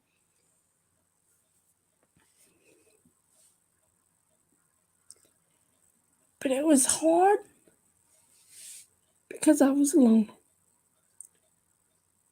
And part of me didn't feel safe. Part of me felt very lonely. It was really, really hard because I did not understand why I was alone at that moment. Patience is a necessary character quality. And one of the gifts, as well as the character, is that necessary in ministering to a grieving person is patience. And you might hear the same story over and over, and maybe the same details, and see tears over and over, the same thing over and over again. This is normal, but it is necessary for the grieving person. And yes, it will become uncomfortable for you, including the anger they may express. Remember, anger, it is a natural and normal process of grief. And as long as they are expressing in a healthy, in a safe place, it is not our job to tell them to stop or it is enough. Their anger is validated by their loss. And if they withdraw, don't push them. It is also part of the grief. They will progress on this timetable, not yours. And it may be difficult for you to achieve a balance between acknowledging the loss that causes survivor pain and maintain proper perspective. And that's by the book Beyond Grief. But other than listening, patience is necessary. Here's some practical helps that may be helpful to you. There are many practical things we can do to help, and I hope we will be going to recognize this. Discover your friend's personal situations and needs. Decide what we are willing and able to do for them, even if you know you can't do it all, but nor should we. And comfort our friend and loved ones and offer to do the most difficult of the jobs I've chosen, such as help cleaning the house, cook meals, deliver meals, do some yard work, make difficult calls. And I said earlier, like walk the dogs. But be sensitive to all family members when the loss affects the whole family. And minister. Here's the key thing. Even though we're being patient, but we need to minister to each, not just to one individual to grieve. So if a father passed away that left a mother and children, we need to minister to the whole family, not just to the mother. Because children do grieve. And sometimes they're not going to show it to you. And other times you're going to see the behavior change because of that grief. Acknowledge it, that they are grieving, and that they want that you want to help them, but help them in a safe way. And understand that anger is okay to have. It's okay to be angry. It's not a sin to be angry. What makes it a sin if you turn that anger into a point where you're hurting people or you've done something outrageous, broke a law or something like that. Do not allow your anger to get to that point. Because I know there's some people who would love to have revenge on the person who might have killed their loved one. Friends, it's okay to be angry, and it's okay to be angry at God. But trust me, if you can turn that anger around and do something positive in memory of your loved one. Okay? My mouse disappeared on me. Here it is. We're almost done here. But here's the summary. So to be an effective comforter, you are going to want to understand how every aspect of this ministry, it is not just the do's and don'ts, it's what God calls you to do, and then how you take that passion. Listen to what this is saying. This is by Dr. Wright.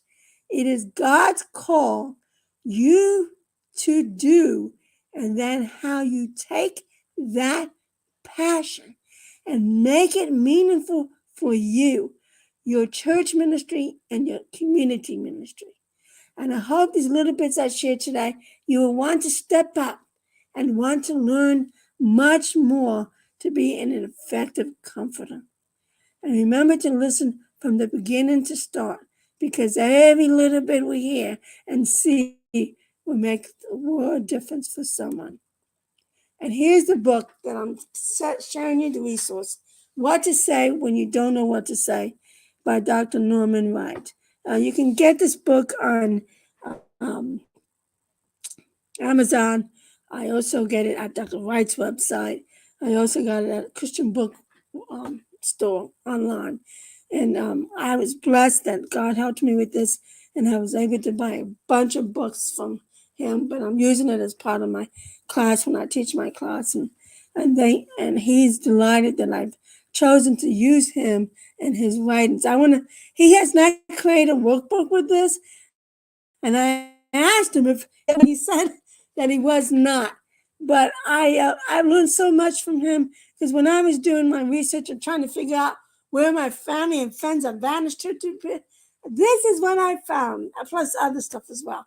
But this is the main thing that I found. He has also written many other comforting books to read. And his work and his book gave me my little life back at that time. His books comforted me. It helped me through what I was going through. And I began to understand why my friends and relatives vanished so quickly. Because they were uncomfortable. They were uncomfortable with my grief. And that's the reason why people vanish. And that's also the reason why they don't know what to say. And if you experience this, you will see that this is right. He's correct, because he probably went to the same thing. And he also shares, this is what a lot of his clients have also gone through. So it's a normal thing that happens. But if we educate our society and our community and our family how to be an effective comforter and how to embrace grief, we wouldn't have to necessarily go through this extra pain. But we would know that the 7-letter word for encouragement is comfort. Be there to comfort. Even if you don't know what to say, just be present. Remember what we said at the beginning? That being present speaks louder than words. Don't say that you're going to be there for someone and then disappear. That is not a friend. That is not a loved one. You can't be a friend to someone if you vanish from them when they needed you the most. You need to be there for them. And they would tell you, they would let you know. And folks, I'm not talking about just be there for a few weeks or a few months. I'm sorry to tell you, this may be a few years. And just like we said earlier, just be patient. Just be patient. Because I can tell you right now, if you went through a loss, you're going to need that person to be there for you. And because they trusted you, and because they allowed you to be there with them, you became a trusted friend. And guess what? They became your trusted friend. And this is a 8-week class, and I teach, and I use this as a textbook. And although I changed my title to How to Become an Effective Comforter, Dr. Wright is now retired to teach as a family and marriage counselor. However, he's not stopped writing his books, and he's also featured on Grief Share. I shared that earlier. And I also wanted to share something funny about him. Dr. Wright is actually in his 80s, but that man is going strong. He just got married again. So recently, I think it's about 2 years ago. And I'm like, when his secretary told me that, I'm like, what? So he has learned to embrace grief. He has learned how to help people. He helped me, and I want to be able to help you. And that's why I want to share this book. And if you want to be part of my class, we can go together on this with this book, and it would be so meaningful. And I want to also share with you another book he wrote. It's called Experiencing Grief. It's an excellent book. Excellent book. And he has a couple devotional books as well that help people through grief as well. So, Tony, if you're there, come on real quick. I know you're not going to see my face. My camera does not want to work. So, I think Tony maybe walked away. That's okay. So, I want to thank you. I'm a certified grief coach, a certified master life coach, and I'm a certified mental health coach. And just recently, I got my cancer care ministry. And I wanted to share real quick, since Tony hasn't come back yet, what my experience is. You will see my website there, unpluggedgrief.org. There's my email, and where you can see some of my podcasts on YouTube and on Anchor. And on my Facebook pages, Unplugged Grief and Life Coaching and Consultant. So you can contact me through any of those there. And you can see where my classes are at my website, unpluggedgrief.org. I want to share real quick my story. Which I failed to do, I'm sorry, at the beginning. I first began with grief when my mother died. I lost her when I was 10 years old. She was murdered. And you have to understand, in the early 70s and late 60s, they didn't have grief therapists or grief coaches. They didn't even have enough counselors to help. And my family was the type that, you got to get over it, stop crying, So I remember the 1 year anniversary, and I'm not sure how my siblings reacted to their grief. I think with me, I'm the most emotional one in my family. So I dealt with grief differently than the rest of my family. And I just remember that evening as we were going to bed, we did nothing to celebrate my mother. Nothing. We did nothing to celebrate her on her birthday or her anniversary. And all I can remember was that sliding under those cold sheets and hiding under there and crying my eyes out. I missed her so much. Her smile, her laugh, even when she got angry, her voice, her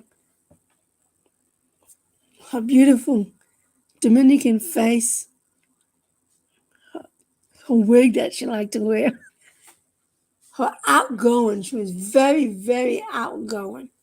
She was not like her sisters. She was very outgoing.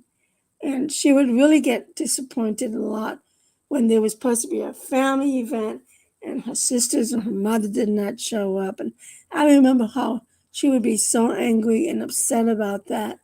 And it was hurtful. So, in a sense, my mother was going through that grief of her own because her family was like challenging her. And the other thing is that she went from being a Catholic to a Christian right before she died. And I do know she was rushed to the hospital. She had serious head injury. And I do know she died alone. She did not have friends and family around her. She was on that stretcher waiting to go into surgery to redeem her in her brain. And she died before them. They just did not do it fast enough. And I think about her as she lays there alone. What was going through her mind? What was she thinking of? What was she feeling? Could she?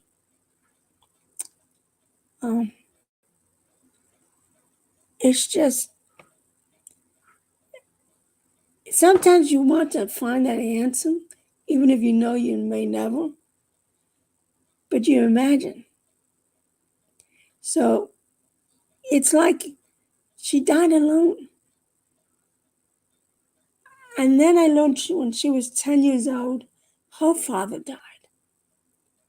I was 10 years old and my mother died. And my next greatest loss after that was my grandmother. Not my maternal grandmother, because my maternal grandmother and I did not have a relationship because she didn't speak English and I didn't understand Spanish. My mother didn't teach us. But my paternal grandmother, because she took us in when my mother died. And that was a big loss to me. I remember crying my heart out. But then when my son died, it was like a total different type of pain, anger. Angry at his dad because all his dad wanted to worry about was the stupid child support. We need to call the office and tell them to stop the child support. Victor, his son just died. Who cares about the child support right now? That's business we can take care of after the funeral. Right now, we need to just worry about what we're going to do with Timothy and how we're going to remember him. I don't want to worry about the child support. But that's all he had in his head. And that's what told me this man was not grieving for his son. And if he was, his grief was, I think in a sense, maybe he was in shock and he did not know how to respond to it. And that's the possibility. But his behavior told me differently.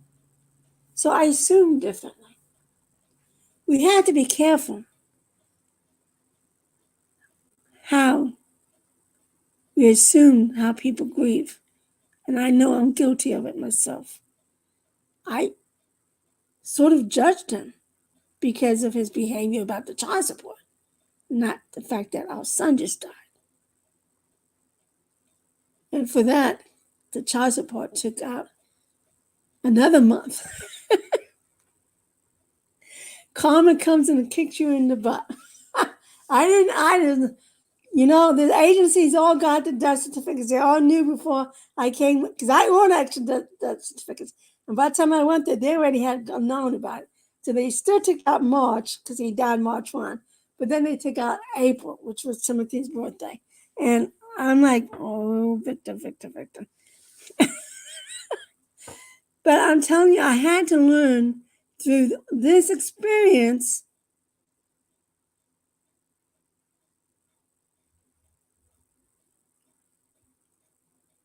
how to properly grieve and how to embrace my grief and how to find the joy that I really needed. And I think if it wasn't for the fact that I dove into the research and continued to research and read the books and then went to get certified as a grief coach, that was intense. And then later I got my life and master life coaching. And then last year I got my mental health coaching. And let me tell you what, that really got me to the core. And sometimes, and you know, even after Timothy died and I went to get therapy, I was hoping, of course, to get a grief therapist, but I didn't. And the funny thing is they just sat there and they just listened.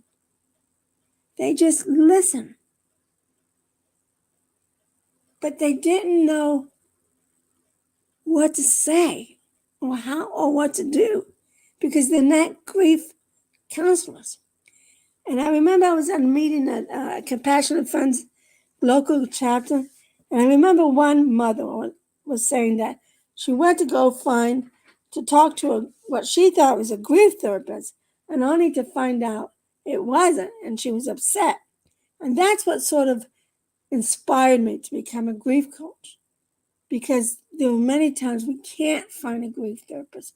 But we have a lot of people that come here on Global Grief who are clinical social workers, who are licensed therapists and all. And they do understand grief, and they are grief therapists because what they experience, what they went through, they updated their education because they want to help people with their grief. So I want to thank you for being here, for not being able to see my ugly face. Maybe my camera dying was a blessing in disguise, but I hope that what I shared is going to be a blessing to you, and I hope that you get Dr. Wright's book and read it, and you'll find it to be really encouraging and inspiring. It's really, and it's a very good class I teach, and I hope you'll join me on it. And Tony, are you back yet?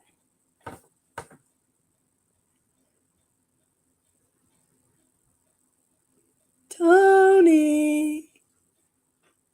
All right. Well, he's the only one who can stop the show. And I know because use the same program for my podcast, which reminds me, my podcast, you can mostly see it on YouTube, but I do broadcast it here on StreamYard, but it goes on Facebook and YouTube right now. And I am looking to book for May and June. So if you're interested in becoming on as a guest, but if you want to just come and listen, go to YouTube, and you would see a lot. But on my anchor.fm/unplug-grief, you would hear the beginning of my podcast. And then I went to Zoom, and now I'm on StreamYard. So you can see that God is blessing us. God is definitely blessing us with the Global Grief Conference. Tony and I really wanted this to be an educational thing, not just for coaches with each other, but mostly to reach out to our community and be able to educate our community and help you to embrace your grief so that you can begin to see that there is a light at the end of the tunnel, that there is a light.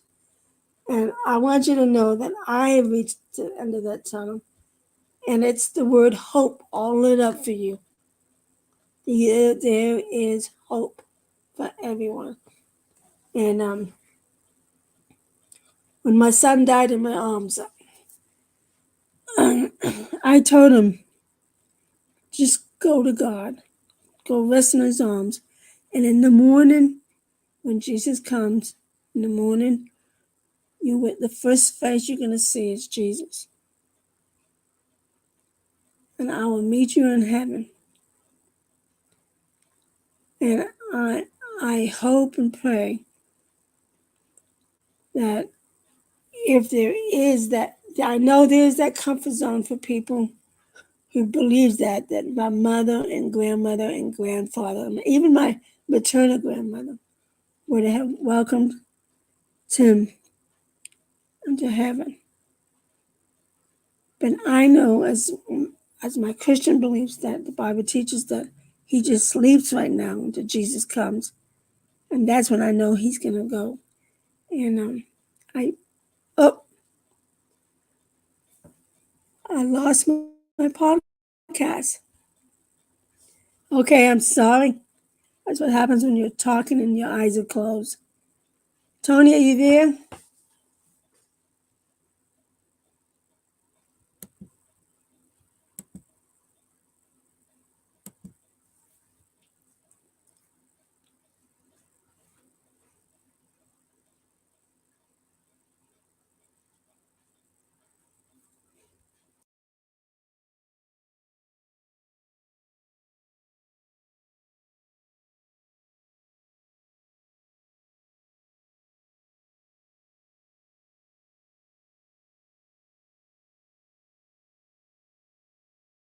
Sure. Well, I'm Jay Lewis III. I'm a motivational speaker. I started this probably like some of you on accident. No, not on accident. I lost my wife in 2016. And from there, I learned some things about bereavement, loss, things of that nature. And it motivated me to be able to talk to people about how to actually empower themselves from the grief that they're experiencing. Grief, I always talk about the fact that grief is energy. And energy is transformational or transformative. And transference or transformative. And we have the ability to do so if we choose. Again, it's not a situation that happens overnight or happens quickly. It takes time to understand that over time, it becomes your choice. And that's pretty much what I talk about. I just started a brand new podcast. Somatic. And I then learned how to deal with that past trauma. I was carrying that trauma for 2 years on my back. I wasn't dealing with it properly. And so there was actually nothing wrong with my back. So after dealing with it and understanding that it was psychosomatic, I had 8 chiropractic treatments, and I did a 5-day hiking trail with a 29-kilogram backpack on my back. So that is what dealing with past trauma can do for you. And then 14 years after that event, I went to the prison. The rapist was given a 25-year prison sentence. I went to the prison and I forgave the rapist. So my story, who I am, I always say, come smile with Lois. I'm a speaker. I'm a storyteller, a speaker, an author, a mentor, an inspirer, a learning facilitator, and an empowering coach. So that's what I am. And yeah, that's my story. Thank you very much, Lois. Miss Groom, Billy Groom, hello. Hello. How is Hi. everyone? Good. We're Thank good. you. I didn't want to Thanks. say good morning, good evening. I didn't know where you Good, were. I I'm didn't want good to go with the evening. wrong. I'm Good evening. Canada. I'm in that weird time zone that isn't anyone else's time zone. I've been bugging Tony about what time zone are you in? Because I'm in Canada, where the province that doesn't recognize daylight savings, and we're in this odd little time. But anyway, here I am. Happy to be here. Did So you I'm say speaking something? Did you say something about a boat or about? about Okay, all right. out in a boat. Well, that's the East Coast. I'm not on the East Coast. I got it though. Sorry, my It's humor. oot-na-boot. Sorry, my humor doesn't get any I better. got It's it. just I consistent. got it. It's just consistent though. That's the problem. I got All it. right. It's like pop the corn, the cork pot. Where's that? New Jersey? Somewhere like that, right? Mm-hmm. Oh my goodness. Okay. So I am speaking, I'm the first speaker actually on Saturday morning. And I'm going to be talking about, it's sort of similar to this, because as I started to write my presentation, it developed and changed and grew, and it became very similar to what this topic is, which is really kind of interesting actually. So I'm 57, and I learned 3 years ago some different from 2 different gentlemen of whom I knew neither of them in my life at all before. One of them phoned me and told me a story about my childhood that was very impactful. And then another one was a professional who works with children, and he writes books for colleges for social work programs and this type of thing. And he uses cognitive behavioral therapy to work with children who had trauma. And he got a hold of me after reading my book I'm a canine behaviorist, and I use cognitive behavioral therapy to rehabilitate anxiety, aggression, and fear, and just all around behaviors with dogs. So I learned from these two stories from these two gentlemen who just happened to get a hold of me within the same year that really changed the way I viewed my professional and personal journey over the last, well, I'd like to say 3 decades, but really since I was 7. At 7, my parents were killed by a drunk driver. And the one gentleman told me a story that happened back then that really changed the way I view why I went into working with dogs, and how I addressed, or I guess more specifically, did not address that issue, and how I felt why it was so important to me to help people and to help animals and to help people understand how to work with disadvantaged. For some reason, I took it over to dogs, but the story that that gentleman shared with me explained that to me, and I'm explaining, I won't get into that whole story, but so it allowed me to understand why it became so important to me for other people to be able to relate and communicate and understand people who have had pasts or situations that are different than their own and that are challenging for them and for those around them, and to be able to effectively bring them into their circle and communicate with them and understand them. And that's why I have been able to do that more effectively as an adult after being told those stories and after learning those. And it really brought everything together for me. And so my grieving process has become so much more effective and beneficial for myself and for those around me. So that's what I'm going to share. Wow. Right. Mr. Johnson. Wow. First of all, I am absolutely honored that I'm a part of this panel, but also that I was asked to be a part of another conversation, panel talk, a few weeks ago with Tony and David. Brain, which reacts to images and is activated by trauma, is highly activated. The left side of the brain, or the language part of our brain, and the ability to talk about it, completely shut down.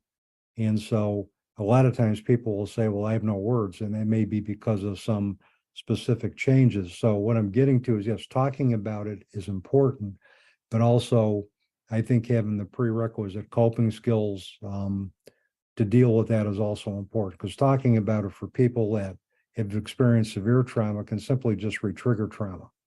So for me, I was fortunate that, that I had a lot of support.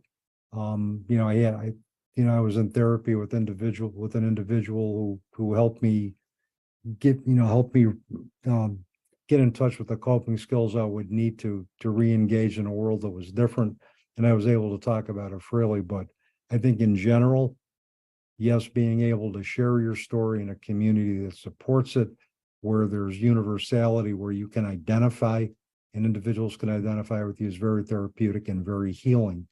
And it just helps us, I think, re-engage in life with purpose and with meaning, not only in honor of our children or our loved ones, but with them as well. So that's all I got for now. That was plenty. That was quite a bit. Billy, how about you? I like this question. I think it's good to hear other people's stories. I think for me, I never shared it. I never talked about it. I just never, people knew me for years on end and never knew that my parents were killed. I didn't want it to take away from the success of my profession or the importance, which I'm really sure I understood totally at that time. When people asked me why I got into working with dogs, I sort of fluffed off an answer. I don't really know what I said. I just, I didn't want to see them be euthanized and surrendered, the typical dog loving answer. When in actual fact, I learned, as I was saying earlier, years later, that it's such a completely different answer, actually.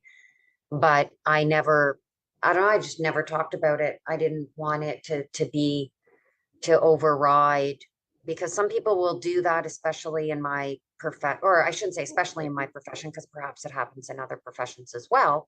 But in my profession, people will, use their backstory a lot, which really has nothing to do with why they're good, if they are good, or even if they are good at the profession, has nothing to do with it. And I just didn't want a backstory that I felt had nothing to do with it, although I now realize has quite a bit to do with it. So I just never talked about it. So yes, I think at the age of 50, the first time I spoke about it on a podcast, when I was being interviewed. So I've been on tons of shows and in magazines and books and that kind of thing. And I clearly remember many of them asking me, and I never talked about it. And I clearly remember the first podcast that I did share that story, which I'm going to share a Saturday morning. But I clearly remember doing it, and it was a very surreal experience. So I think it does, to learn it, and then to process it enough to be able to share it as an adult.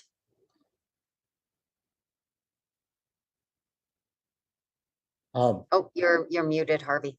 yeah, Mr. Lewis. Oh. That's what I said before. Let's say that again. What do you think about this, sir? you know what? I truly do believe that it's great to be able to let people understand the experiences and see others. I think that's the most important part. Seeing other people who have agreed to deal with their personal circumstances. Yeah, we have a lot of professionals and things of that nature, but then we also have a lot of people who have gone through things as well. And because of that fact, now you're dealing with such a taboo subject like death or loss that you're now humanizing it. And people are now beginning to say, well, okay, if Dave, for instance, or Jay Lewis can go through this, then I can do it as well. I can deal with it. One thing that I think all of us have probably experienced is the fact that a lot of people don't want to have this conversation, because this conversation is interesting. One, people around the world just don't want to talk about passing, loss, grief of any kind. We want to pretend we're happy. I mean, Facebook has filters for this stuff, and we don't realize that behind the camera, people are hurting. So I think something like this conference is giving us the opportunity to be able to expose that aspect of things and let people know it's okay to not be okay. And there are people who have gone through this just like you are going through this. And at some point, when you finally agree to open yourself up, then we'll be able to have a better dialogue about it. You'll be able to heal from the situation a little bit, especially because you'll be around people who create a safe space environment for you. You know, that's pretty much where I am. So my bottom line is yes, it's great to be able to be on one side, and it's also a healing thing for me as well. Thank you, Mr. Lewis. I'll jump in here and kind of talk about myself for a second. The reason I started the podcast is just for me. I grew up, made it through high school, regular. I went to college and failed out miserably. Went there and let's just had way too much fun and didn't spend enough time in the library. So needless to say, I came back home and my trauma began before that, but it really hit me after failing out of college and coming home. And what I came home to was a home with a father, because my parents were divorced and I was living with him and his wife and whatever, to a parent who couldn't even look at me. He was just so disappointed and just disgusted with my mere existence in his home as his failure. He's an accountant, successful. I'm his son. I'm supposed to be like the heir apparent, supposed to be the next big thing and do something special. And the only special thing I did was fail out of college and came home. And I was there and I was just surrounded by disappointment. And day after day, month after month throughout this year, I lost my self-esteem. I lost my value. I lost everything about myself. That got to the point where I tried to kill myself. Obviously, I failed. I'm still here with you. But it took me a while to get past that. I had to get out of there and I had to work on myself for a long time. And once I kind of finally figured out what was going on with me, what was going on with life, once I finally figured out that I'm of value, that I'm important, that people care about me, that I'm not just the kid who failed out of college, that I have a lot more to bring to this world, I became better for it. And through that, I kind of discovered that a lot of boys, and in particular black boys, we grow up with a certain vision of what masculinity is supposed to be. And if we don't do this, we're going to have a hard time going through life because we are in essence a failure. And I know there's a lot of boys growing up who went through similar experiences that I have. And that's what led me to doing the podcast, to talk to guys, to boys who are dealing with struggles and don't know how to deal with them. We're raised to not talk about what's going on. We're raised to just deal with it. We're raised to take care of other people, but not to take care of ourselves. We're raised to, if anything, maybe listen to what's going on with our kids, our spouse, our family, but we're not raised to tell somebody about what's going on with ourselves. And once I realized that I needed to do that, I needed to get it all out. I finally was able to talk. And it took me meeting a woman who is my wife now, and it removed all that weight off my shoulders. I became a better person. And that's what the podcast for me is, a space for men to talk. And in essence, for me, I don't care what you talk about. I care that you're talking. That's the most important thing, getting men comfortable enough to say this. I was in high school and I loved this girl and I thought she was going to be my girlfriend, but she broke my heart. Or I wanted to make the football team, but I wasn't good enough, so I didn't make it. So instead of carrying all that loss and all that trauma through life, I got it out and I can be a better person for it. So I feel like for me, my experience is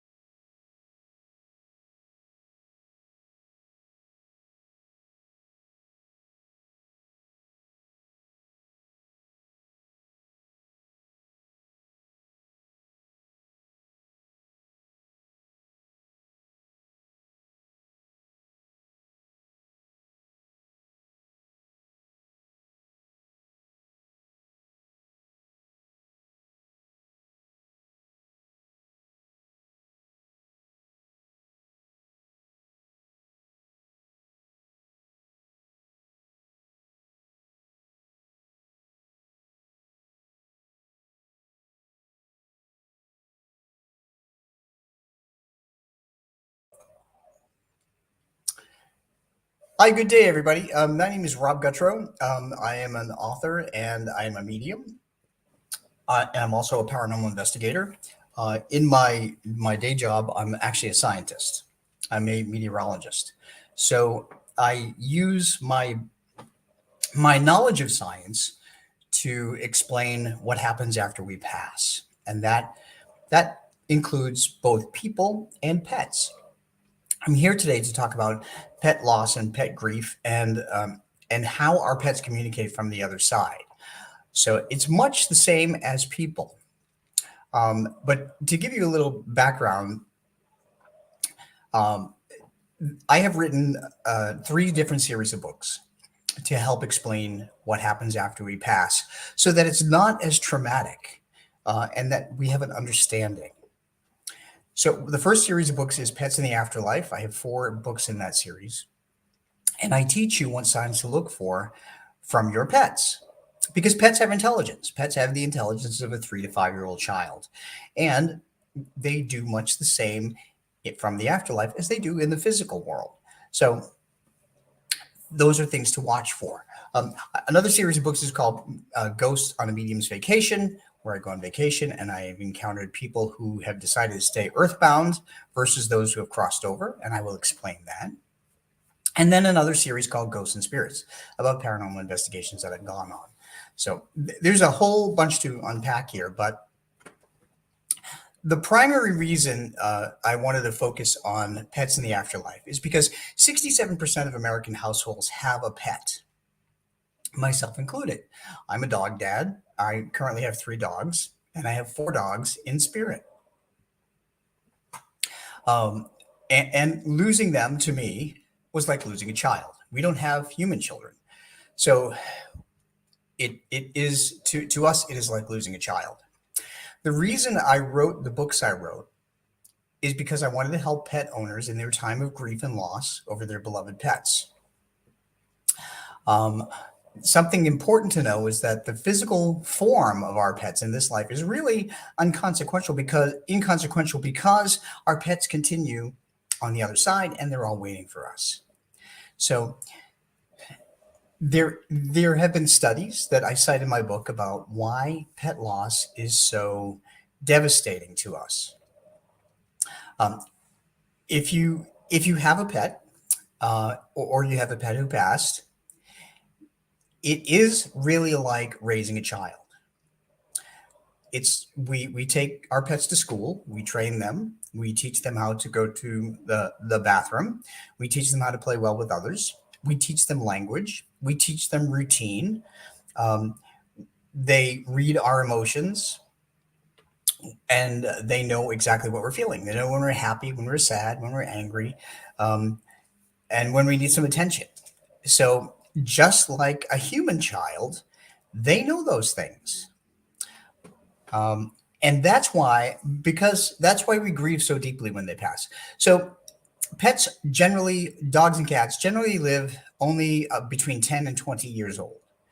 And when we raise our pets and look at them like children, that's why it's devastating. That's why it's psychologically devastating to lose a pet, because we look at them as children, and children are supposed to outlive us. But we understand that as pet parents, that our pets will not typically outlive us. And again, that's exactly why it's so difficult.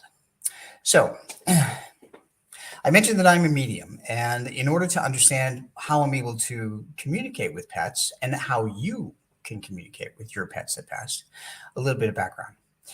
Being a medium means that I'm able to connect with energies of people or pets who passed.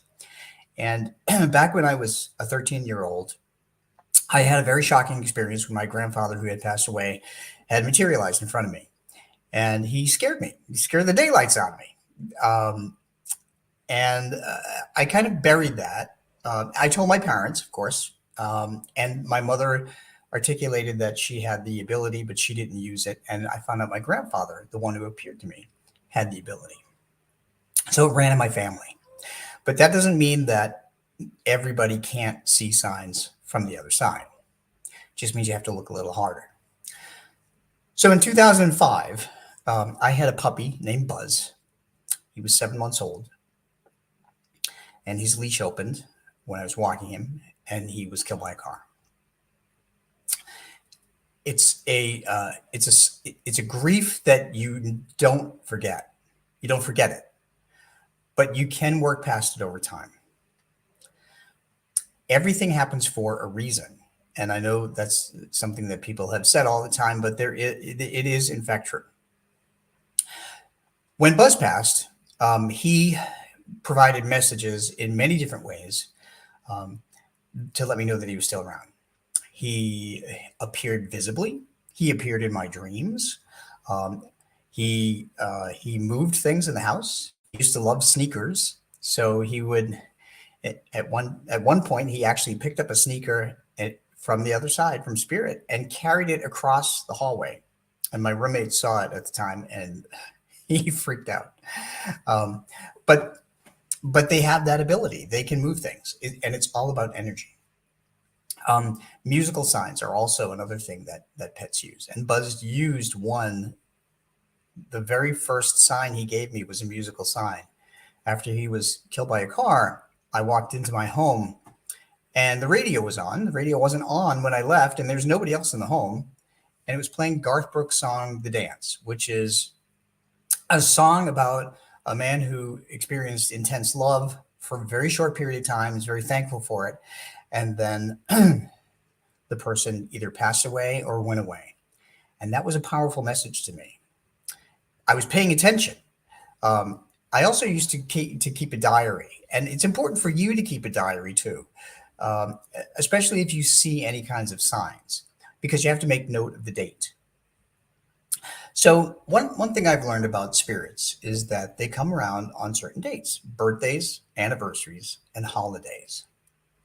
And the reason for that, with humans, it's obvious, because birthdays, anniversaries, and holidays are days that we celebrate. And that's the days that family and friends usually want to be around us, and vice versa. But with pets, they read our emotions. They know that our emotions are elevated. So because our emotions are elevated, they know enough to come to us, just like they do in the physical. So they will acknowledge their birthdays, the anniversary of their passing, and or the anniversary of their adoption. And they usually come around holidays too. So there's a lot of times to look for them. So let me back up a little bit and explain what I learned, what happens after we pass. As a scientist, it's important for me to explain this scientifically. So I use energy, the science of energy, to explain everything. If you think about our physical bodies, we have cell splitting, we have thoughts that are little electrical impulses that can be measured. That's energy. What I have found out is that the energy within us couples with our memories, our personality, and the knowledge that we have acquired from this life. So we become some kind of an energy entity, if you will. Same thing happens with your pets. Now, we also have a choice. We can stay earthbound at a fixed location of our choosing, like in a house we grew up in, or often a place that people are died and are confused, like a hospital or a battlefield, or a prison, for instance. That's why battlefields and prisons are very haunted. But the other choice is that we become a spirit. That means we cross over. We go to heaven or Valhalla or whatever you want to call the other side. I call it the other side. And we become a spirit. So ghost is earthbound, spirits have crossed over. 99% of all animals cross over. And the reason is because they can sense that there's nothing but love and peace and goodness on the other side. Also, your loved ones are waiting for them on the other side. So, in turn, when you pass, your pets will also be waiting for you on the other side. So your pets will pass and will cross over. And the difference here between a ghost and a spirit is that ghosts can only communicate with people in that fixed location of their choosing. They cannot go anywhere else. So, for instance, if you go to an historic place, an historic mansion that's known to be haunted, that ghost will only be able to communicate with the living in that place. Spirits, though, of our loved ones, like our grandparents, for instance, who may have passed over, or our dog, or our cat, or rabbit, or any other animal, domesticated animal. Wild animals cross over too, but I can't communicate with them because they don't know our habits, they don't know our language, and so forth. But spirits can communicate with us anywhere, anytime, any place in the world. And I'll give you an example of that. I mentioned my puppy Buzz that passed in 2005. When I was on vacation in 2009, I went to Puerto Rico with my partner.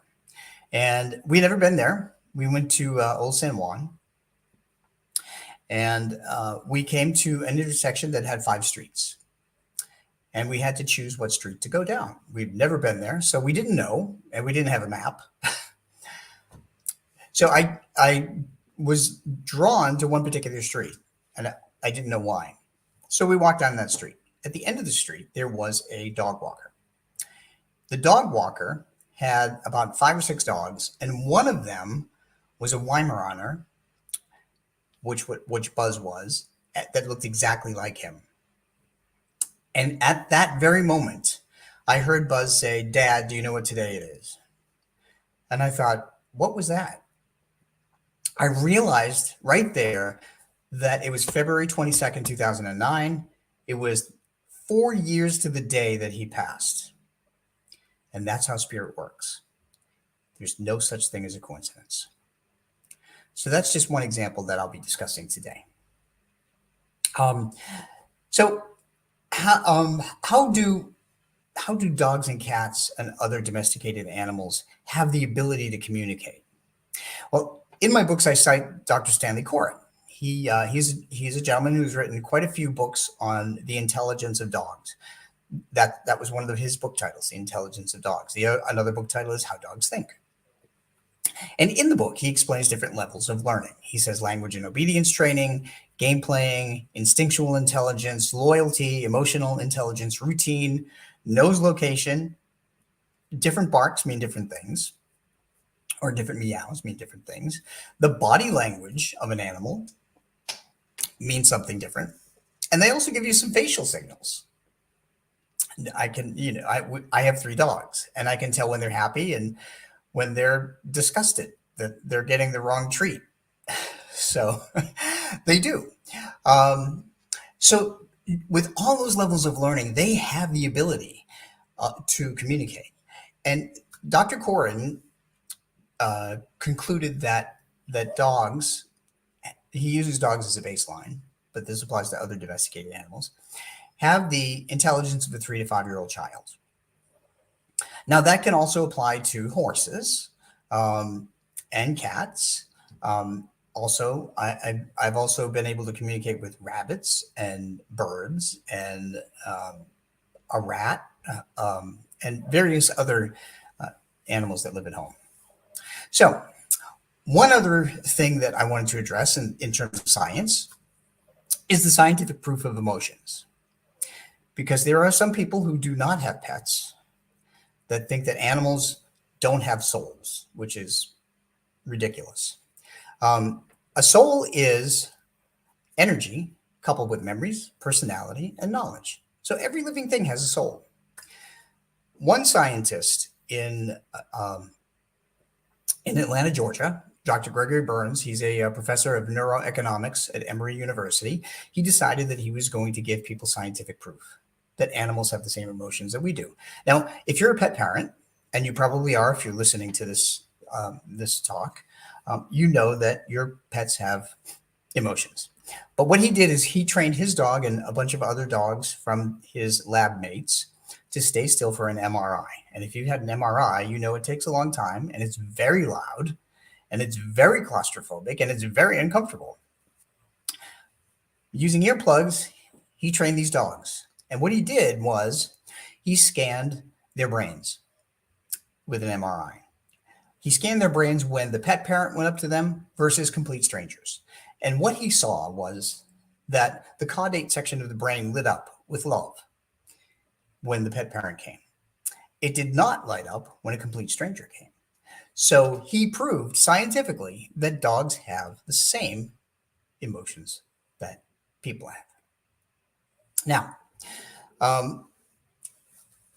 how do pets communicate with the living? I'll give you a summary first, and then I'll give you some examples.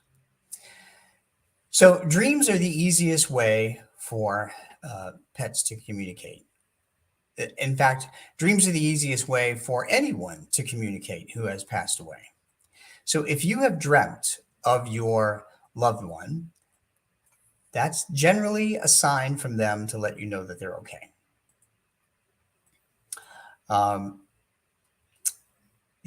If you have a dog or a cat, noises are another way for them to communicate. You may hear a bark, which may sound like it's coming from another room. You may hear nails on the floor. When our dog Franklin passed away in 2020, he was a dachshund. I was outside with our other three dogs. I was outside in the backyard, and my partner was in the house in our den. And my partner distinctly heard Franklin's bark from the kitchen. It was so distinct that he got up and he had to go look in the kitchen, even though we know Franklin had passed. But that's how it works. If they want to let you, if they want to let you know that they're still around, they will find a way to do that. So spirits will also get physical. Dogs and cats are very well known to get physical. What does that mean?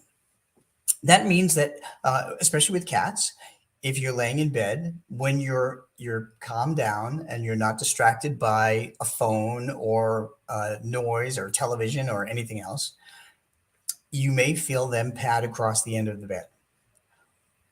Sometimes I have done readings for people who've lost cats, and the cat will tell me that they would curl up on their pillow and they would bat the hair of their pet parent. And the pet parent would say, I was wondering what that was. I was wondering what that was that was going on in my hair. And it was their cat from spirit. Another way that pets may communicate is to bring you to a lookalike. I mentioned that a little earlier, that Buzz did that to me in 2009. So if you see another pet that looks like your pet, especially when you're thinking of them, what that means is your cat or your dog knew that pet was around and influenced you to go a certain direction or look a certain way at a certain time to see that pet. It doesn't matter if the pet was the animal was living, or even if you're on the internet. If you find an image, if you're scrolling through something and you happen to stop and suddenly there's an image of a cat or a dog or a horse that looks like your pet that passed, that's not a coincidence. That's because you were led to it. And in terms of social media, of course, dogs and cats don't know what social media is, but people on the other side who have been watching you know what a computer is, even if they've never touched one, because they watch you. So they can help a dog and cat, give you a sign in that way as well. Sometimes you may smell a scent of someone, particularly with people, that's pretty strong. You may smell someone's perfume when you're thinking about them. You may smell cigarette smoke or a cigar smoke if someone was a cigar smoker. In terms of dogs and cats, they have sense of their own too. I received an email from one woman who said to me that her golden retriever had passed away, and her golden retriever loved going in her mother's backyard where there was a pond, and the dog would always come in and smell like wet dog. And she said months after her golden retriever had passed and she did not have another dog, she was home and she smelled wet dog. She was thinking of her dog and she smelled wet dog in the house. And she knew that her dog was visiting in spirit. Again, no such thing as a coincidence. Another way that that pets will help communicate to us is they can manipulate things in nature. Now, if you have a cat or a dog, especially a cat, you know that they watch birds all the time. If you have a dog, you know they watch rabbits and squirrels, sometimes birds. So one of the things that they like doing from the other side is to influence, not manipulate, but influence a bird or a squirrel or a rabbit to behave erratically when you're thinking of your pet that passed. I was at a private home with a friend of mine, Ruth Larkin, who is a medium, and she was doing a special reading for a family that had lost four families rather, who had lost four different sons from four different families in a car accident. And while I was standing there, one of the sons came through to me and told me that he had been sending his dad a robin to walk up to the window and stare at the father. So when I spoke out about that message, one of the dads stood up and said that is exactly what had happened that previous week, on the anniversary of his passing. He said that he thought it was a sign from his son because the robin was behaving oddly. It would come up to the window and just stare. So your pets can do the same thing. Whether it's a bird, whether it's a squirrel. A woman had told me that she, after her husband passed away, she said a gopher came up to her back sliding glass window on her deck and just stood with its hands on the window and stared at her for probably about 20 to 30 minutes. And she said, that was right after my husband passed. And she said, I figured that my husband had something to do with it. She told me that about 6 months later, her dog passed away. And she said she had never seen that gopher again up until 6 months later. That gopher did the exact same thing right after her dog passed away. Right up to the window, put its little paws on the window and stared for a good 20 to 30 minutes. So she knew that that gopher was being influenced by her husband and her dog on the other side because it's not regular behavior. It's bizarre behavior. So that said, another way that pets and people can communicate is by use of electrical things. I mentioned that we are energy. We're all energy after we pass. And as energy, we need energy to get strong enough to communicate. So the things that spirits use to get strong enough are physical energies like heat, light, water, and electricity. Ghosts can also use the same things.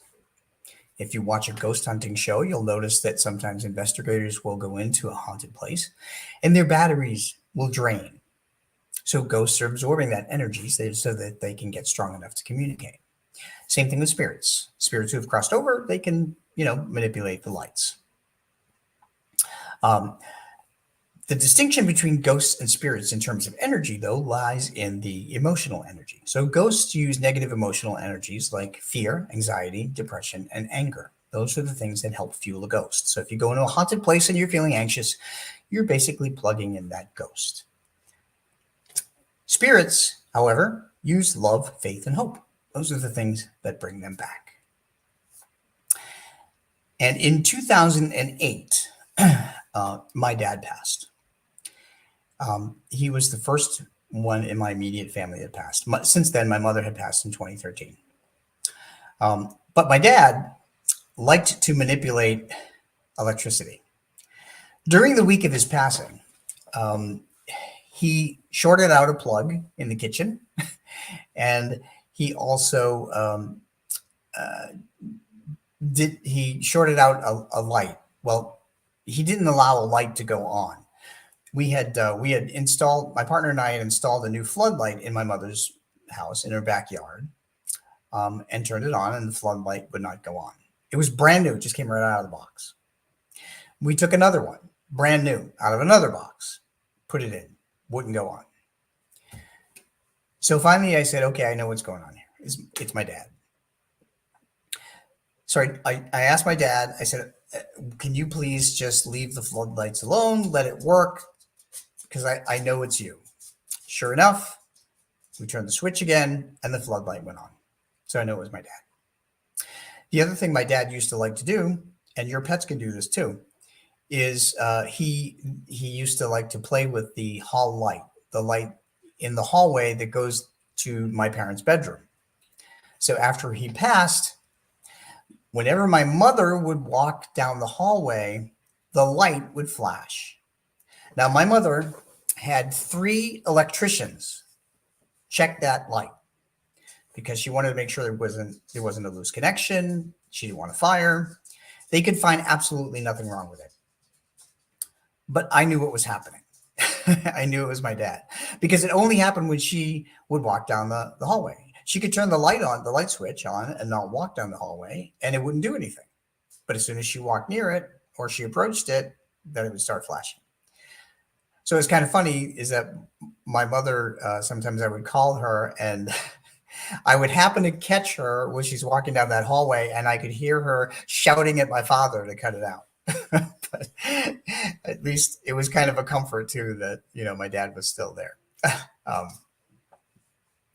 So spirits can be funny. They can also guide us in choices. Now, this is an important thing. They can lead us to do something that would benefit us. So, for instance, if you're in traffic and you're driving home and you decide that you want to keep going the same way that you normally go, you may suddenly get an urge to go a different way.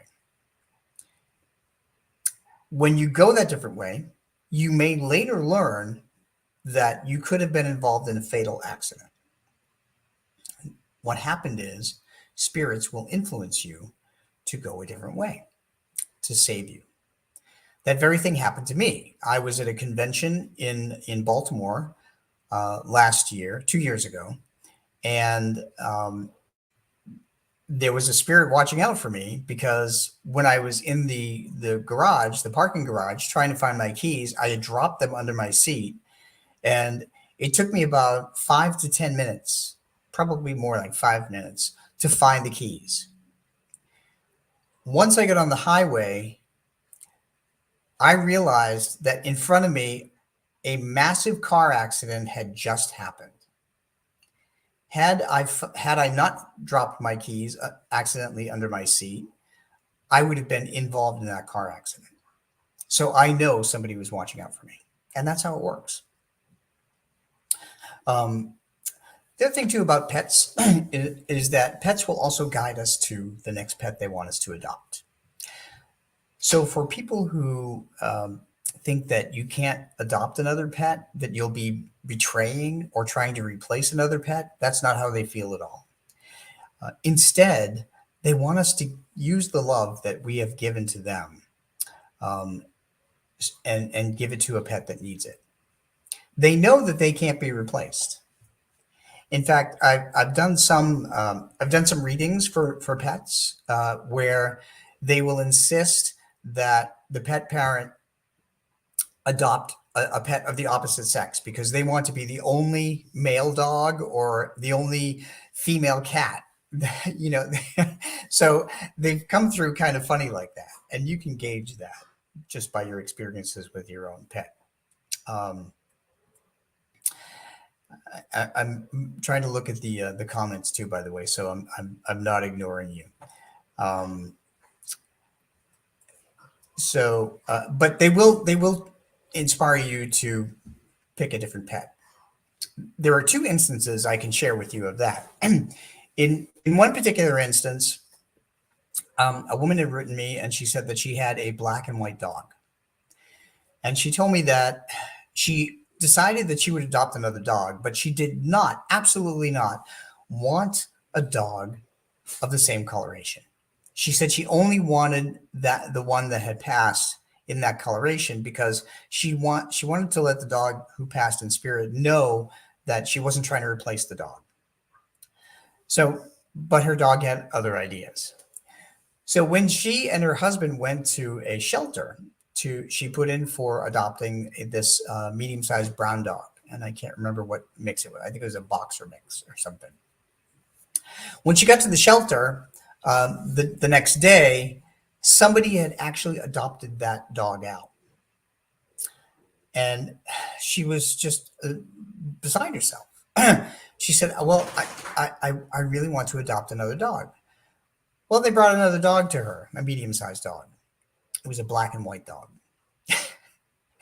And when she saw this dog, she fell in love with the dog, and she could feel the connection between the dog.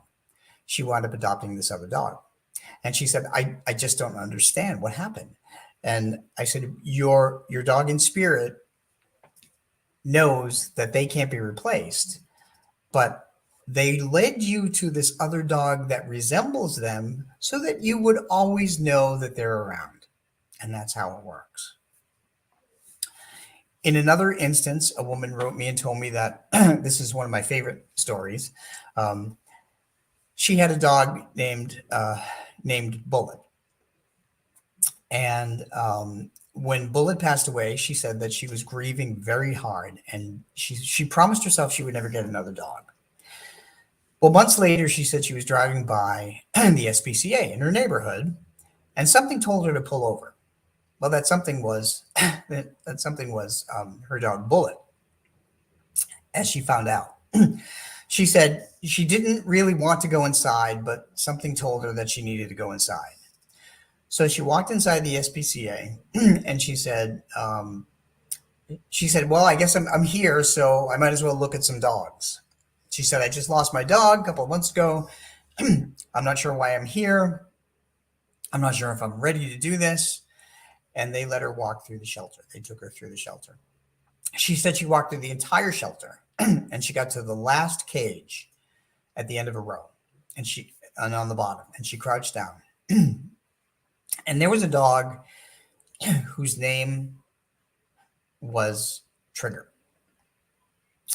So Trigger and Bullet were the two horses by Roy Rogers and Dale Evans, for those of us old enough to remember them. And she knew of them. And she said to me that she knew immediately that she needed to adopt Trigger, and that Bullet had led her to Trigger. So that's pretty cool. So trust your feelings. Trust your feelings, because spirits will also influence us to do those things. The other thing too that people ask me about is reincarnation. Now, we all would love it if our pets come back. Well, most pets, except the ones with behavior, issues. But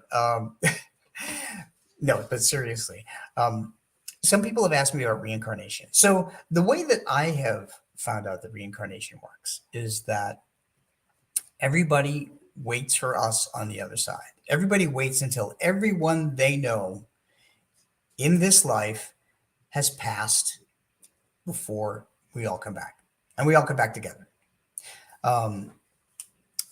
You should think of love, like family ties and love between family and friends, as a giant spider web of energy, and it connects everybody that you know, that you care about, and they will be waiting for you on the other side. So because pets don't reincarnate in this lifetime, they will in the next lifetime.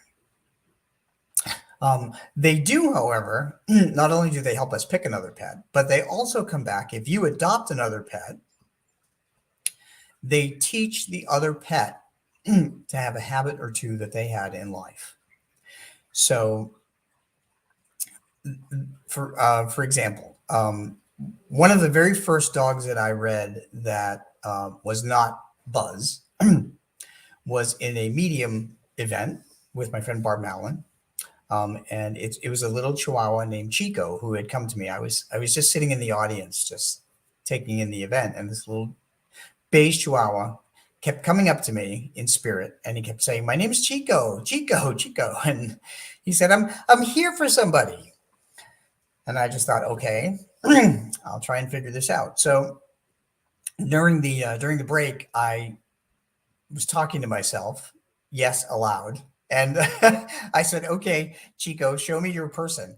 And he said, "That's her." He pointed to her, pointed to a woman in her 40s who had long brown hair. And I stopped her as she was about to go out the door for a break. And I asked her if she knew a dog named Chico. And she stopped in her tracks. She said, "That was my grandmother's dog." I said, "It's a small beige Chihuahua." And she said, "That was my grandmother's dog." And she said, "What in the world is Chico doing here?" And I said, "Well, Chico is telling me that he has been training a medium-sized black dog to be a better dog." And she said, "I have a black lab." And she said, "In the last couple of weeks, my black lab has started behaving much better than he ever has in his entire life." And I said, "Well, now you know that once Chico passed, Chico was familiar with your dog and knew that your dog needed some guidance and some help. So that's where you're getting it from." But pets will also train, not only help train another dog or cat, but they'll teach them a habit that they used to have. So for instance, if you adopt another dog or cat after their passing, you may notice that they will sit in that same particular spot. Or you may notice, for instance, that the cat will raise their left paw like your other cat used to do, or seek out a certain area, just something.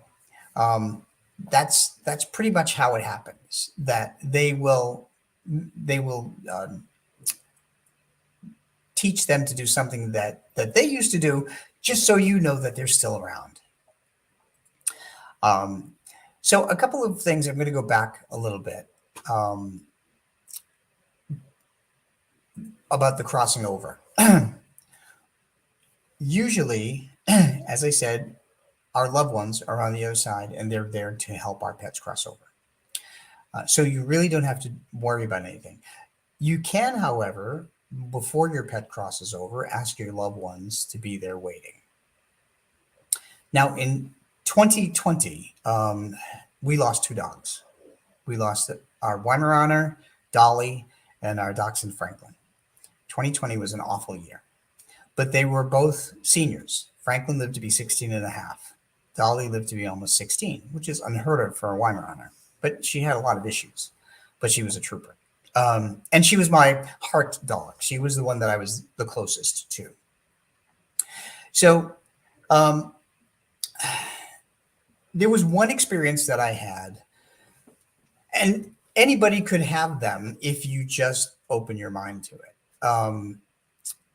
But there was one experience I had with Dolly. She was incontinent with number 1 and number 2. She wore a diaper. We had to have her sleep out in the kitchen because of that.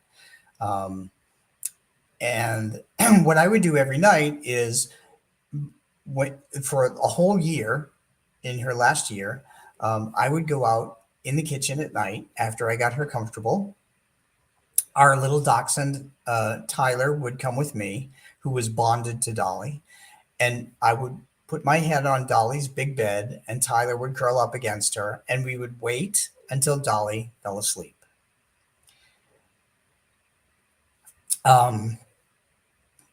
We just wanted to make sure she was comfortable. So on the night before her passing, on the night before her passing, we knew it was going to happen, because suddenly a disc in her spine went out, and she was suddenly paralyzed. And she was 16 years old. She had already lived 4 years beyond what a Weimaraner normally lives. So we knew that surgery wasn't an option. And she was just miserable. And she conveyed to me that she was miserable. And I'll talk about that too, how to know when it's time. So we were laying there, and at 2:30 in the morning, Dolly stood up. She's, well, not stood, but she sat up and she was looking at one area of our kitchen. And I kept trying to get her to go down and to go back and lay down. And she wouldn't. And finally, I looked over at that side of the kitchen. And this was in the darkness. It was 2:30. And I saw my mom and dad in spirit and our friend Ed. And I saw Franklin, who just passed, Buzz, and our other dog Sprite, who just passed. They were all standing there. And I knew it was a sign. I knew I knew that they were there waiting for her, and they wanted to let me know it was okay. The next day, I texted my friend Ruth Larkin, who's a Beantown medium, and I told her, I said, Dolly passed today. And she texted me right back, and she said, Rob, there were 3 people waiting for Dolly.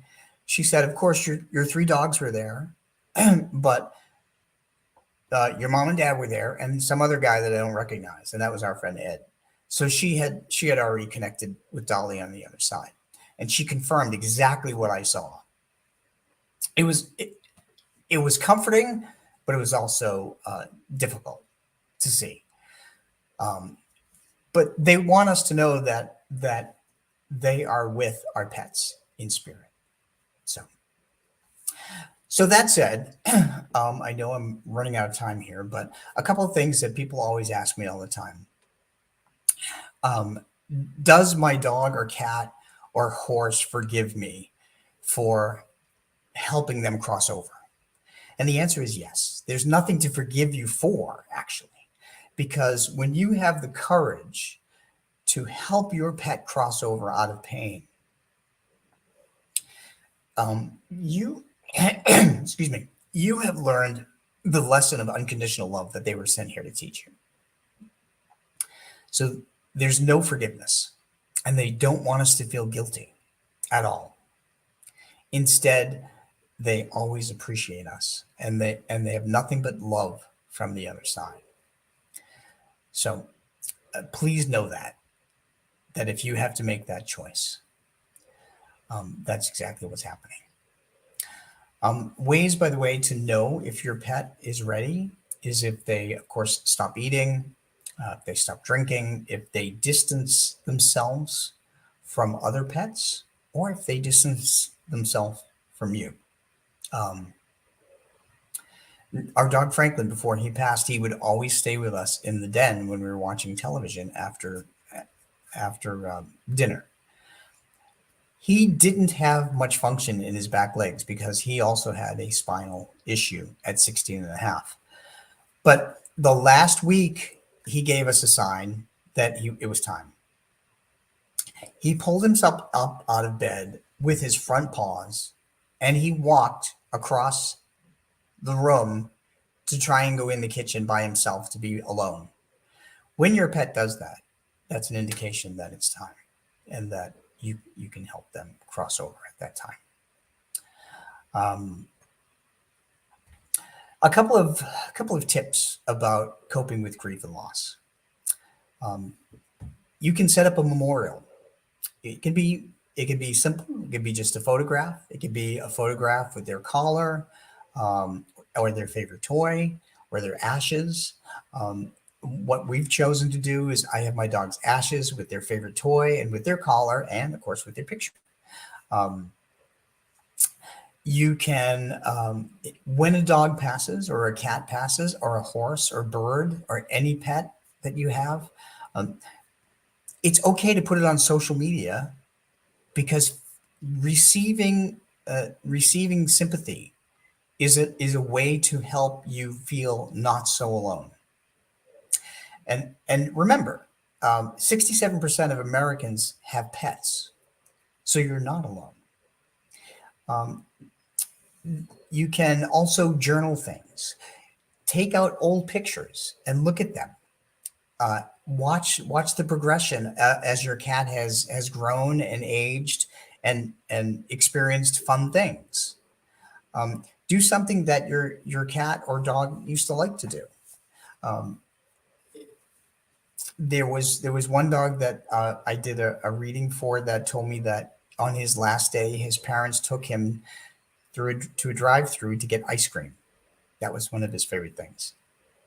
And sure enough, his parent wrote me back and said, yeah, we took our dog Buddy through a Wendy's drive-through to get him ice cream because that was his favorite treat on his last day.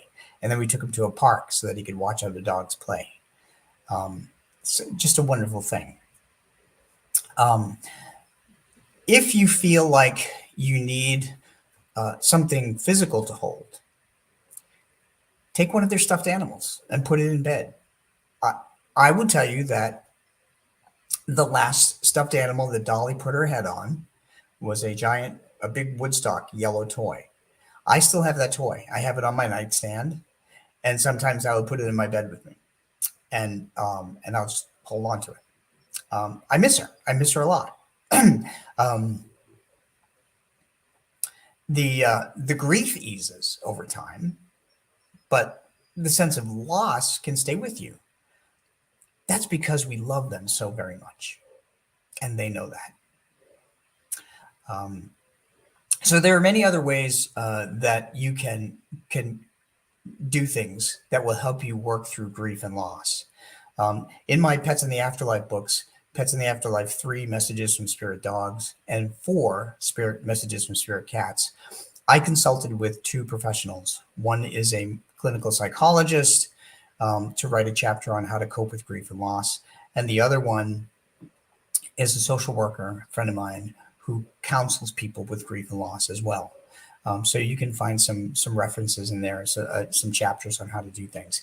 And we did the same thing. I added some other things that we have done as well. I mean, including bringing Dolly's stuffed animal to my room. We have pictures up of them. We use screensavers. And one of the other things you can do too is you can make a donation to a charity, an animal charity, in their name. And I've done that. It's a great way to help another pet that needs something in their name. And if you know somebody who's lost a pet, that would be a nice gift to them, because unfortunately in our society, employers don't recognize that pet loss can be as devastating to anybody as losing someone else in your family. And it really can. So, you're not allowed time off, but for those who know how difficult it is for someone to lose a pet, you can donate to a pet charity in the pet card, or just, bring them flowers or do something to help them through their grief. So with that, I see that my time is up. I wanted to thank you for allowing me the opportunity. I hope that you have a better understanding now about how our pets communicate from the other side. You can reach me at robguttrow.com or petspirits.com. And my books are all on Amazon. They will provide you many examples of the way pets communicate so that you can learn, and you don't need a medium. You can see them yourself. And just remember that the love of our pets lasts forever, and that they can hear you and they can see you, and they will always love you and be waiting for you. So thank you.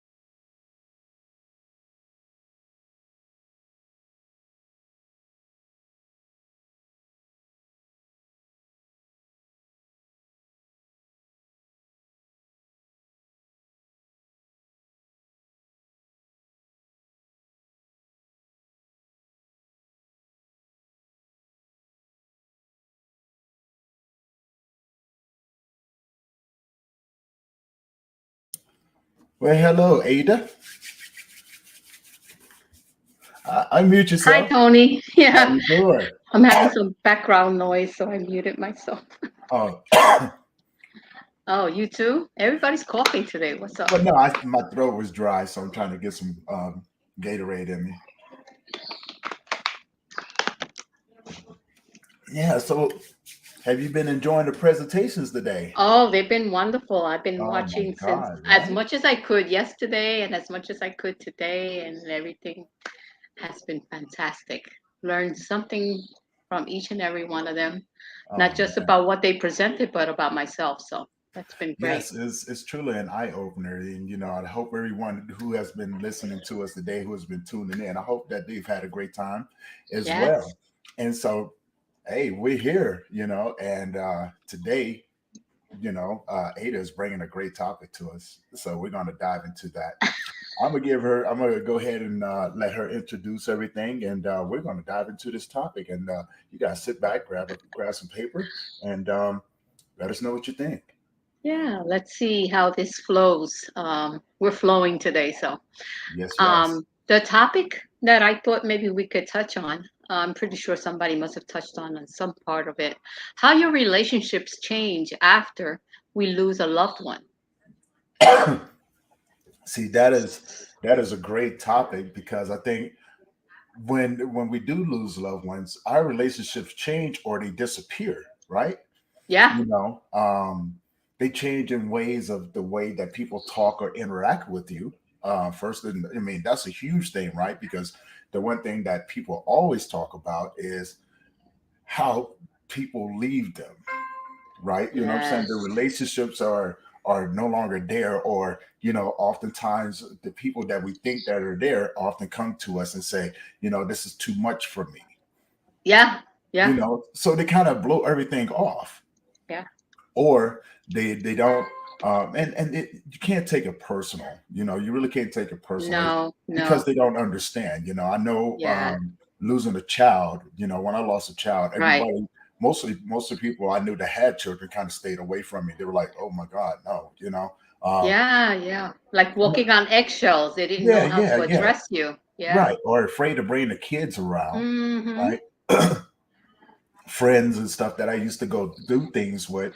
Not all of them, but majority of them did. The friends I used to go do things with stopped calling to go do those things as well. I guess they was scared that my child loss was going to rub off on them or something. Oh, yeah. So many things. Yeah. Yeah, yeah. What do you think, in your opinion? Yeah. When I think about the relationships, and like we said, I think we've been saying this since we started last year. I mean, grief is not something that is taught to us, and we don't know how to react to it. Yeah.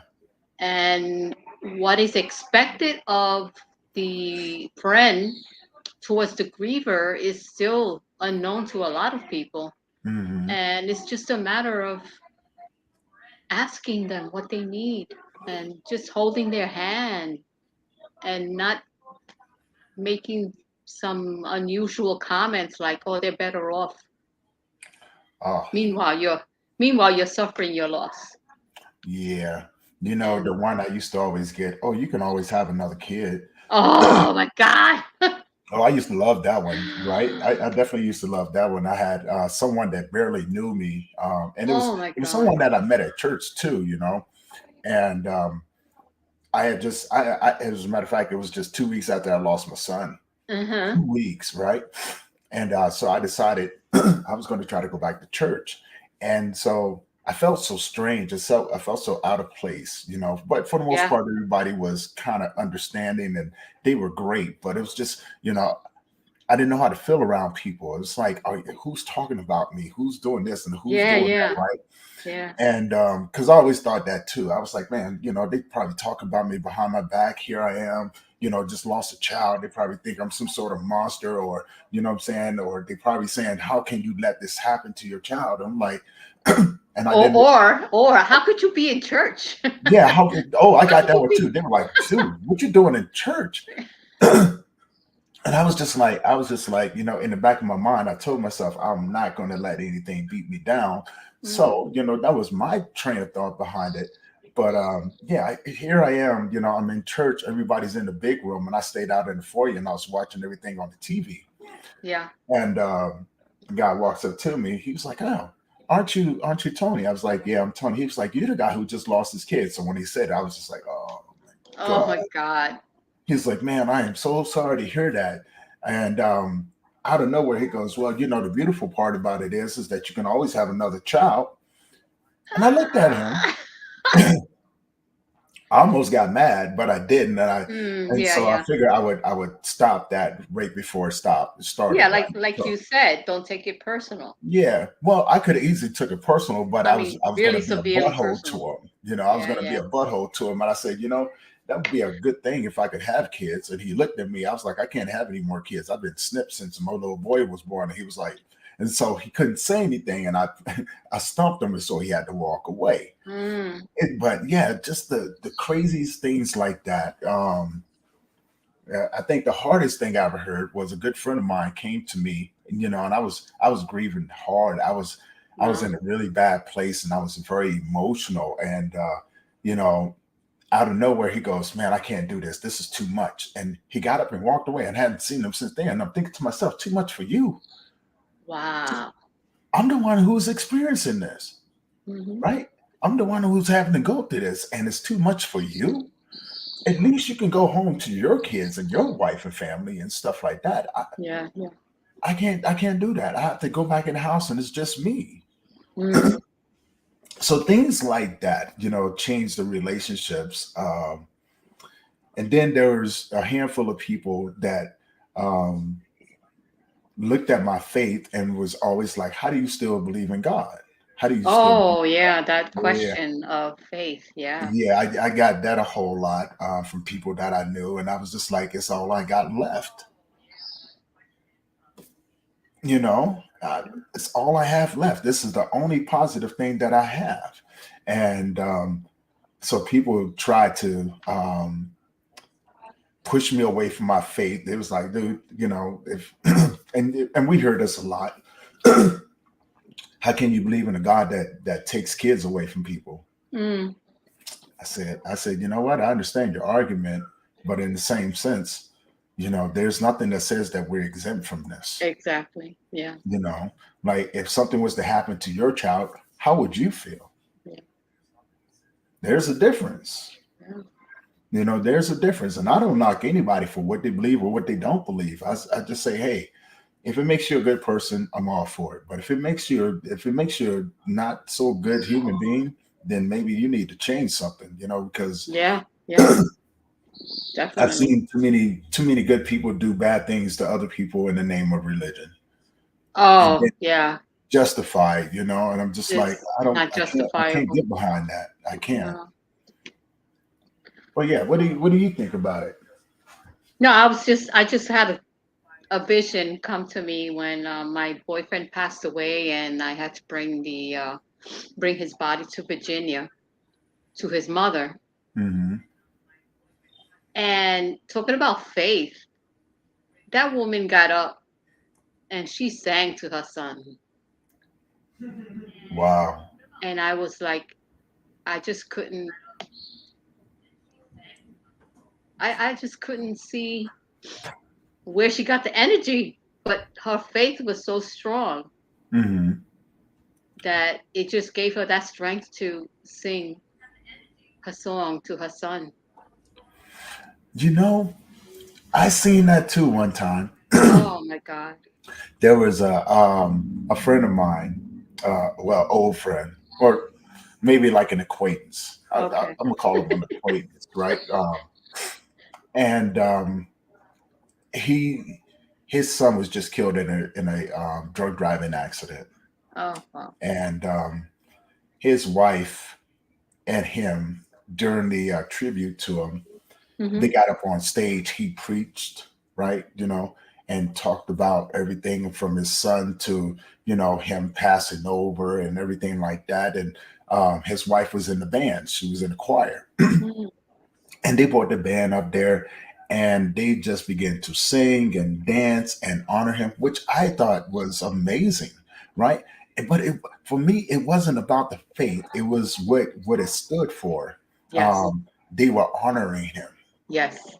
in a lot of cultures, and I know in African cultures, to the way that you honor your loved one when they pass away, you bring the families and friends together. There's music going, and for days Mm-hmm. on days on Yes. days again, you know what I'm saying? They move, they dance, they scream, you know what I'm saying? And Mm-hmm. they don't stop. They don't stop until you Mm-hmm. cannot move anymore. And Yeah. now this can go on for days. Mm. But to me, I thought it was amazing because of the way that they did it, you know. Yeah. I mean, and the nonstop movement. It goes back to what we always say: it needs to move through your body, Move.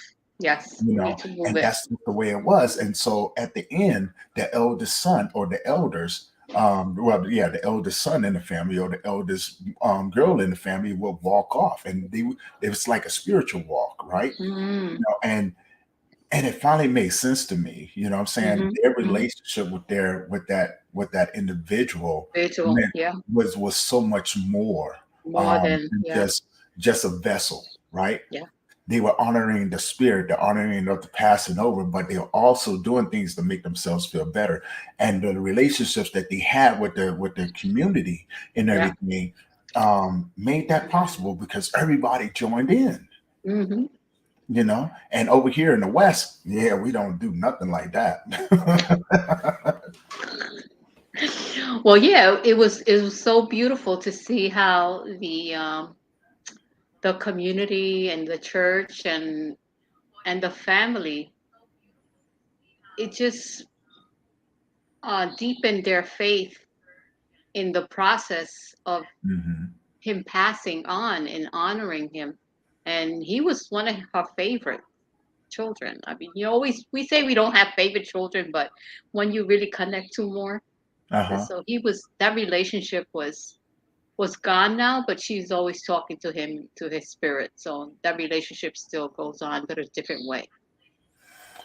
I guess I guess a question to follow that on. What about your more intimate relationships?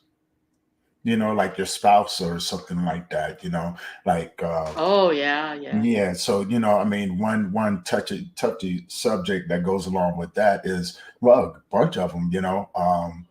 I've been with women who had a really good relationship with their mother and their father. And when one of Mm-hmm. them passed away, you know, they went off the deep end, right? And then their relationship with the other parent kind of fell apart. Or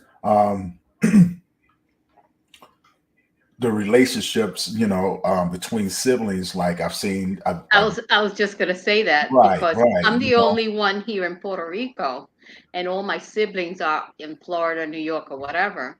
So when my parents passed, my mother especially, none of them came here see, that's what I to mean. visit me. What I was would the have to go visit relationship? them. So Oh, the relationship kind of changed there. that's that right there. I understand because, you know, every time something has happened in my family, I'm the one who's always went there. But Yeah. when something happened with me up here, no one came up here to some see Mhm. me. And so I was like, this is one-sided. Yeah. You know, like It something felt that bad way. happened to me, and you know, like, but I'm the one who has to deal with it on my own. But when something Yeah. happens in my family, I'm the one who has to leave here to come there. Yeah, we're the ones that run Yeah, and yeah, you know. help. So I'm like, come on, man, work with me here. Um, let's see. When I lost my son, I can say that the relationship that I had with my girlfriend at the time Mhm. suffered dramatically. Yeah, I can imagine. Yeah. But there was a lot more to it because, you know, here she is, she's already have her child, and her child already has children, so she's a grandmother, right? So she's already Mm. raised her child, and her child is already raising children. And so when I lost my son, um as much as she tried to be there, I think it was probably 6 months after, and I'm still just going through it, you know, because my Yeah, son it's was my hard. last one. He's the one that, was supposed to take over my name and, Mhm. continue our bloodline and have children and things like Yeah, that. yeah. And I think 6 months after that, I was in a bad place.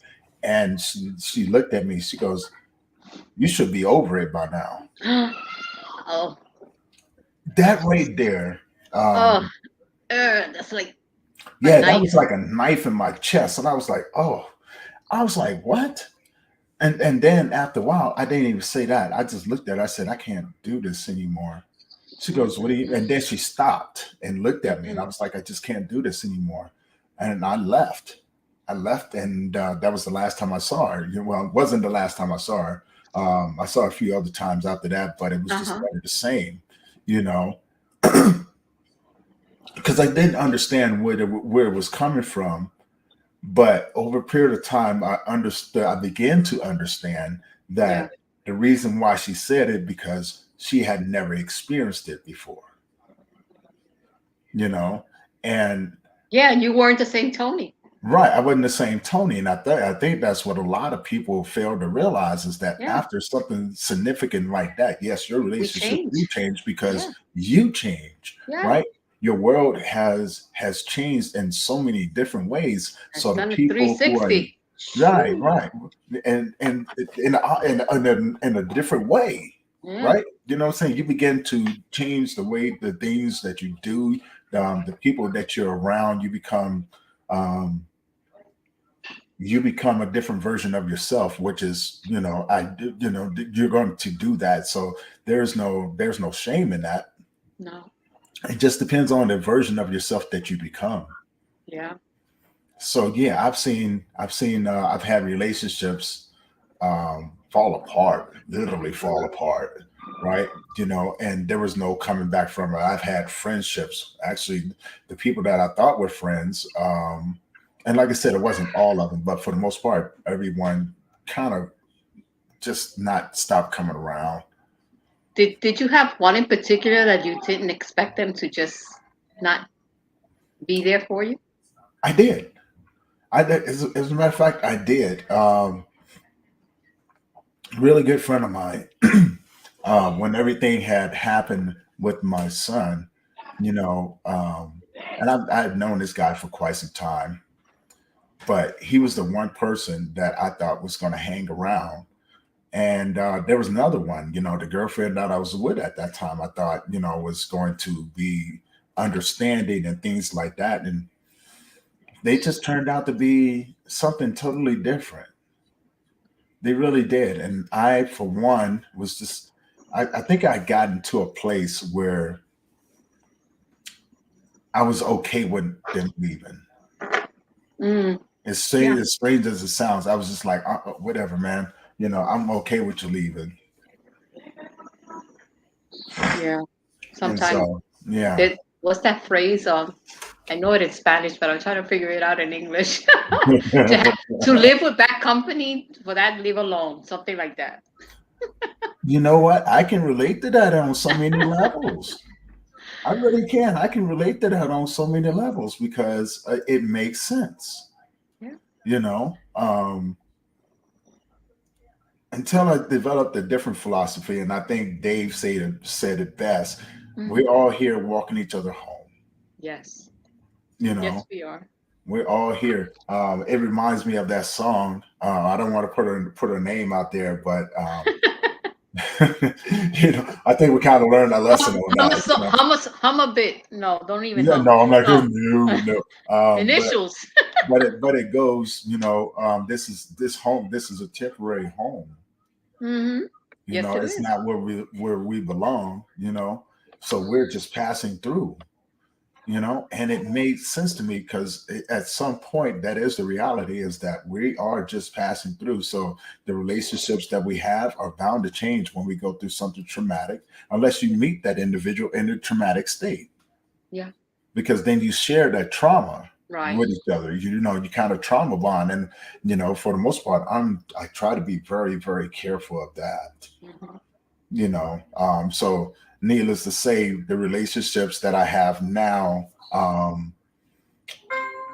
depending on who it is, it's a trauma bond going on. So I have to keep myself distanced from a lot of things to not to get caught up in the emotional aspect of it.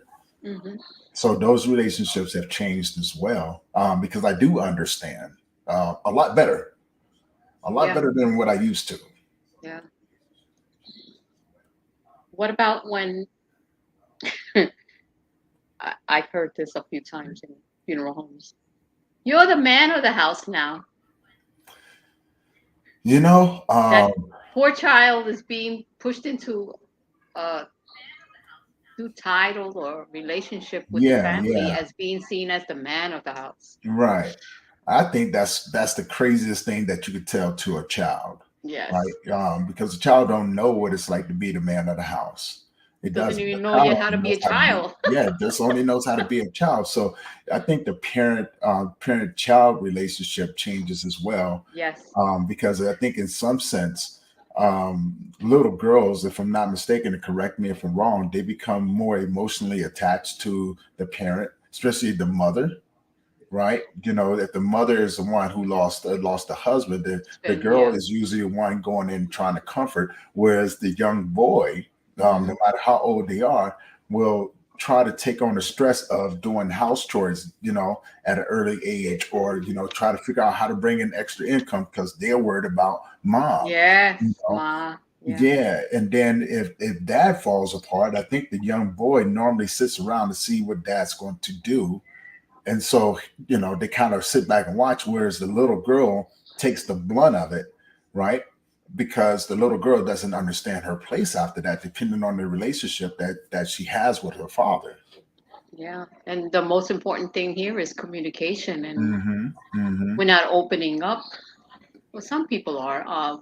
Mostly everyone is not opening up in conversing into these new roles, these new relationships that are happening when we lose a loved one in the family. Now, when we talk about the roles after a person leaves, that's very detrimental to the relationships that you have as well, right? Yes, So yes. what have you seen when it comes down to that, where where people try to take over different roles in the family after a loved one passes away? I know for my 3 grandchildren, when their father passed away, they were tiny. I mean, well, not that tiny, but I think it's 2015. So we're talking about 8 years ago. Mm-hmm. So one Mm-hmm. was 7, one was 4, and the other one was barely a year old. So the middle one, I've noticed that his relationship with the mother was kind of, uh, I would say, sort of angry, more Mm-hmm. angrier than the older one. So that relationship till this day is sort of like in that kind of phase that he's still a little confused as to his role and his relationship with his mom directly. Because I think there's some kind of anger there, still issues that they haven't been resolved. So the relationship is still being worked on, but I've seen that myself personally. I've seen that as well. I've Mhm. seen little boys be upset with the mom depending on the situation. Yeah. But also, the little boys, when our fathers pass away, it's like, what do I do now?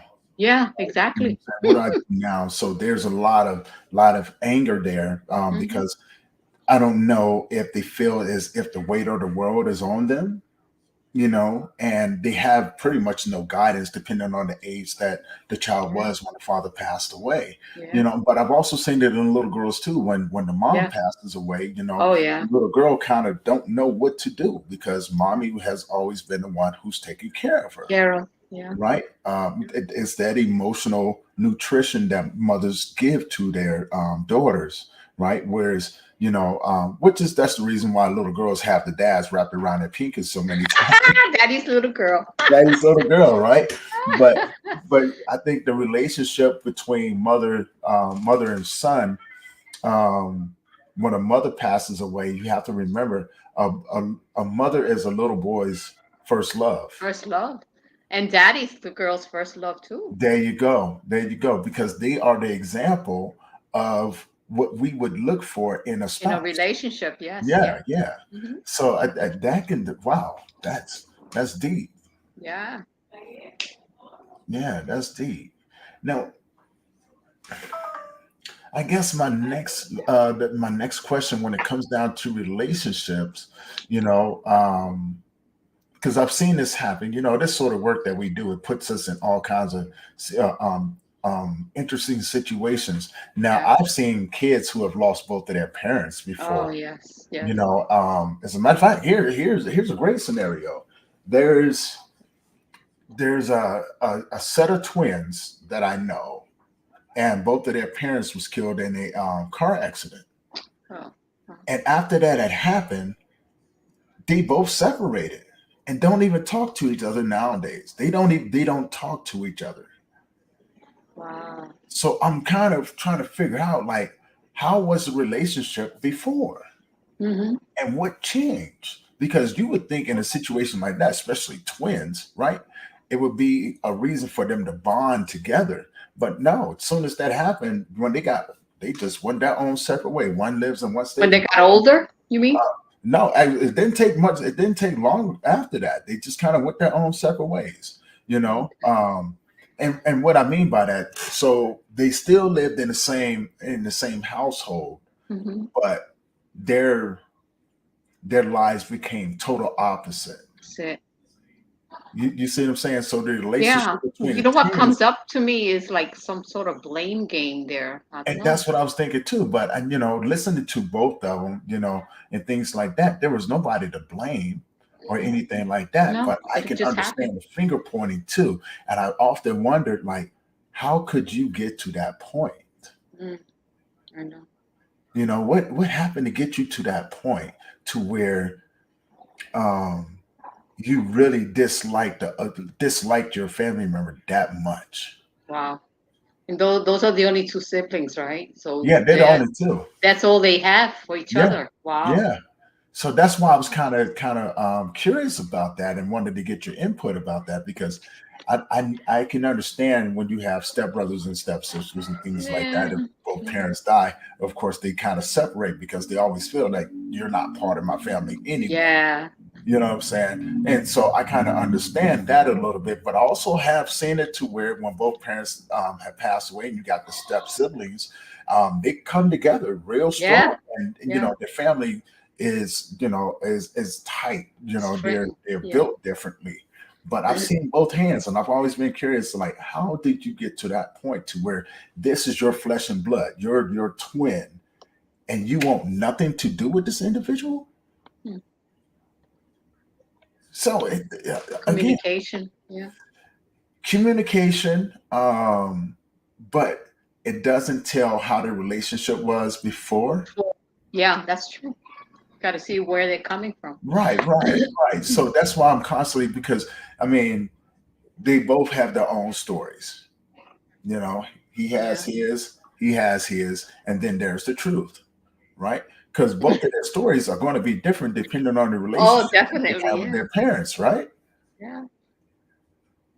Everybody has their own view of what they're Right. going through.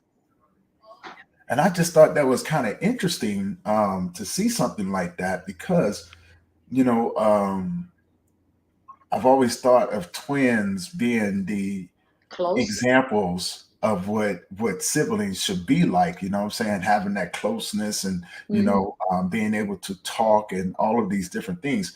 Like, I could tell you the relationship between my sister and I, Mm. especially when our father passed away, you know, my sister felt some sort of way about it, and I understood that. I just didn't feel anything. You know, I did feel something, but I didn't feel, I wasn't overly dramatic, Okay. you know, but I've never been overly dramatic because of the relationships that I do have with my loved ones. You know, got to remember, you know, I love them and I love them with all my heart. Do not get that wrong. Mhm. I love them all with all my heart, but I don't really have a relationship with them. Mhm. And it's not their fault, you know. I will take the blame for that because I never wanted to. I wanted a relationship with them, but after I started doing some after I got too far, I didn't know what that relationship was going to look like. And Mm-hmm. so honestly, I just stopped trying to figure it out. Figure it out. Yeah. Yeah, and I just kind of, I just kind of did my own thing. I became that lone wolf, I guess. Mm-hmm. So yeah. And what about when one of the parents pass away, and then how the siblings react to the surviving parent? How's that relationship Rocky. sometimes changes? Yeah, it's usually pretty rocky, depending on the Yeah. relationship they have with that individual. Exactly. There's always I've heard so many stories, and I own experience. There's always one sibling that's always there for the parent. Mhm, mhm. But it does affect the whole overall family. It does. It seems as if, the sibling that becomes closer to the parent, the surviving parent, there's one sibling that draws away from them. Yeah. There's one sibling. I always look at it this way. It's always as if there's one sibling out there that feels some sort of way about that relationship. Like, I don't know why I should be a part of this because I was never close to them anyway, right? Yeah. But You're the they all live favorite. yeah, you're the favorite. You know what I'm saying? It always seems as if the favorite child is usually the one that stays behind, right? Oh, God. But now here's a fun fact. I've seen it in reverse. Mm-hmm.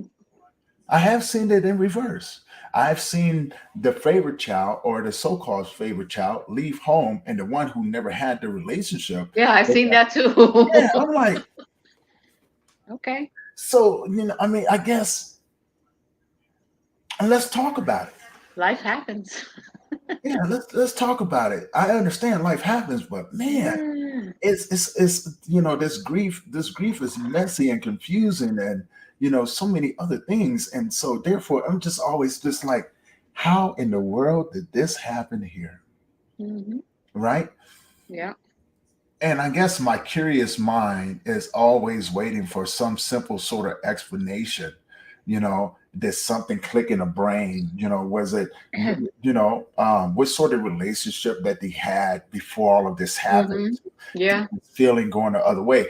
Or when the child, that never had the relationship with the parents, what was the change of mind for them to want to develop that relationship with the other one again that made the other one want to leave? What sort of that? Was it a burden? Was it guilt? Was it shame or anything like that? Because the one who left was like, I'm done. I'm out. The favorite child, right? I'm out. Mm-hmm. Is it the lack of wanting the responsibility of dealing with it?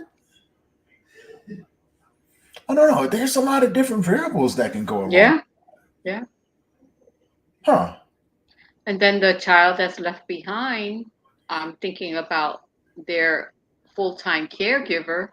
And when that parent passes away, how's that relationship being the caregiver with the other siblings? So there's a lot of grief in there. There is a lot of grief in there, which, honestly, I could not for the life of me be able to answer that fully, Yeah. Well, I think I experienced that with my mother. Okay. I had to move her to live with me because I had noticed that she was foggy. So I already knew probably dementia was setting in. And I had to make all the decisions in reference to her. And I moved her here. And then at some point, her health got really bad after a hospital stay. And I had to put her in a nursing home. My siblings had a field day. But I'm like, you're not here. I need to work. And she's in the best care that I could find for her. Mm-hmm. And it's close by the home. So once my mother got ill, I called them all to come because she went into a coma, a diabetic coma. And that's when they all realized that she needed the care that she was getting, and that I was right in making the decision that I had to do. So that was another thing when I also had to sign over the do not resuscitate. Mm. I had to sign that before they got here. And they were in agreement because once they got here and they saw her state. So as a caregiver, after that, I was still in shock. And my relationship again with my siblings did change. Because I You don't know, know. Yeah. that reminds me of my sister, because when I left home and my mother, she primarily had lost her place. My sister took her in, and I can say that when my sister and my mother, when my sister was younger, her and mom used to, her and mom used to get into all kinds of fussing and fighting. Mm. So for and I talked to my sister, which was pretty amazing, because my sister talked about the situation. I just looked at her. She was like, and what it was I supposed to do? Just let my mother be homeless? That's my mother, regardless of what Yeah. happened. That's still my mother. Yeah. And but on the other hand, like, I was the oldest, and mom used to be like, you know, you know, my sister, if you let my sister tell her, my sister would tell you that I was my mom's favorite. But now, since you asked me about it, I was like, no, you don't understand. I got my butt whipped all the time. I don't think I was mom's favorite. I think I was a punching bag. But you know what I'm saying? But you go ahead and tell your side of the story. I'm gonna tell mine. That was hard love. Yeah, that hard love, right? You know what I'm saying? And I was just like, oh man, all right, mom, I get the hard love, but when we go get the heart out of it, right? You know what I'm saying? Because the knuckles hurt a little bit. I may have to start Ooh. fighting back. No, I Wow. tried, and I got beat up pretty bad. That's why I'm afraid to get hit by women nowadays, right? So, every time a woman goes like this, I'm like, look, can we hug it out? Come here, come here. Let's just hug this out. We don't Yeah. have to go through all of that. But Wow. again, speaking from personal experiences, watching those relationships, Mhm. after our mother passed away, my sister still had nothing but love for my mom. And I couldn't tell you how the relationship was, when I was gone, because I was never around. I was Yeah, in a yeah. whole new state. Yeah. So it was different. It was different to see my sister have this change of heart. And but my sister was so heartbroken. My sister was so heartbroken, where I was just like, I was the older one, and I was Mhm. down there. And I honestly didn't know how to feel. Yeah. I really didn't know how to feel. And for me, it was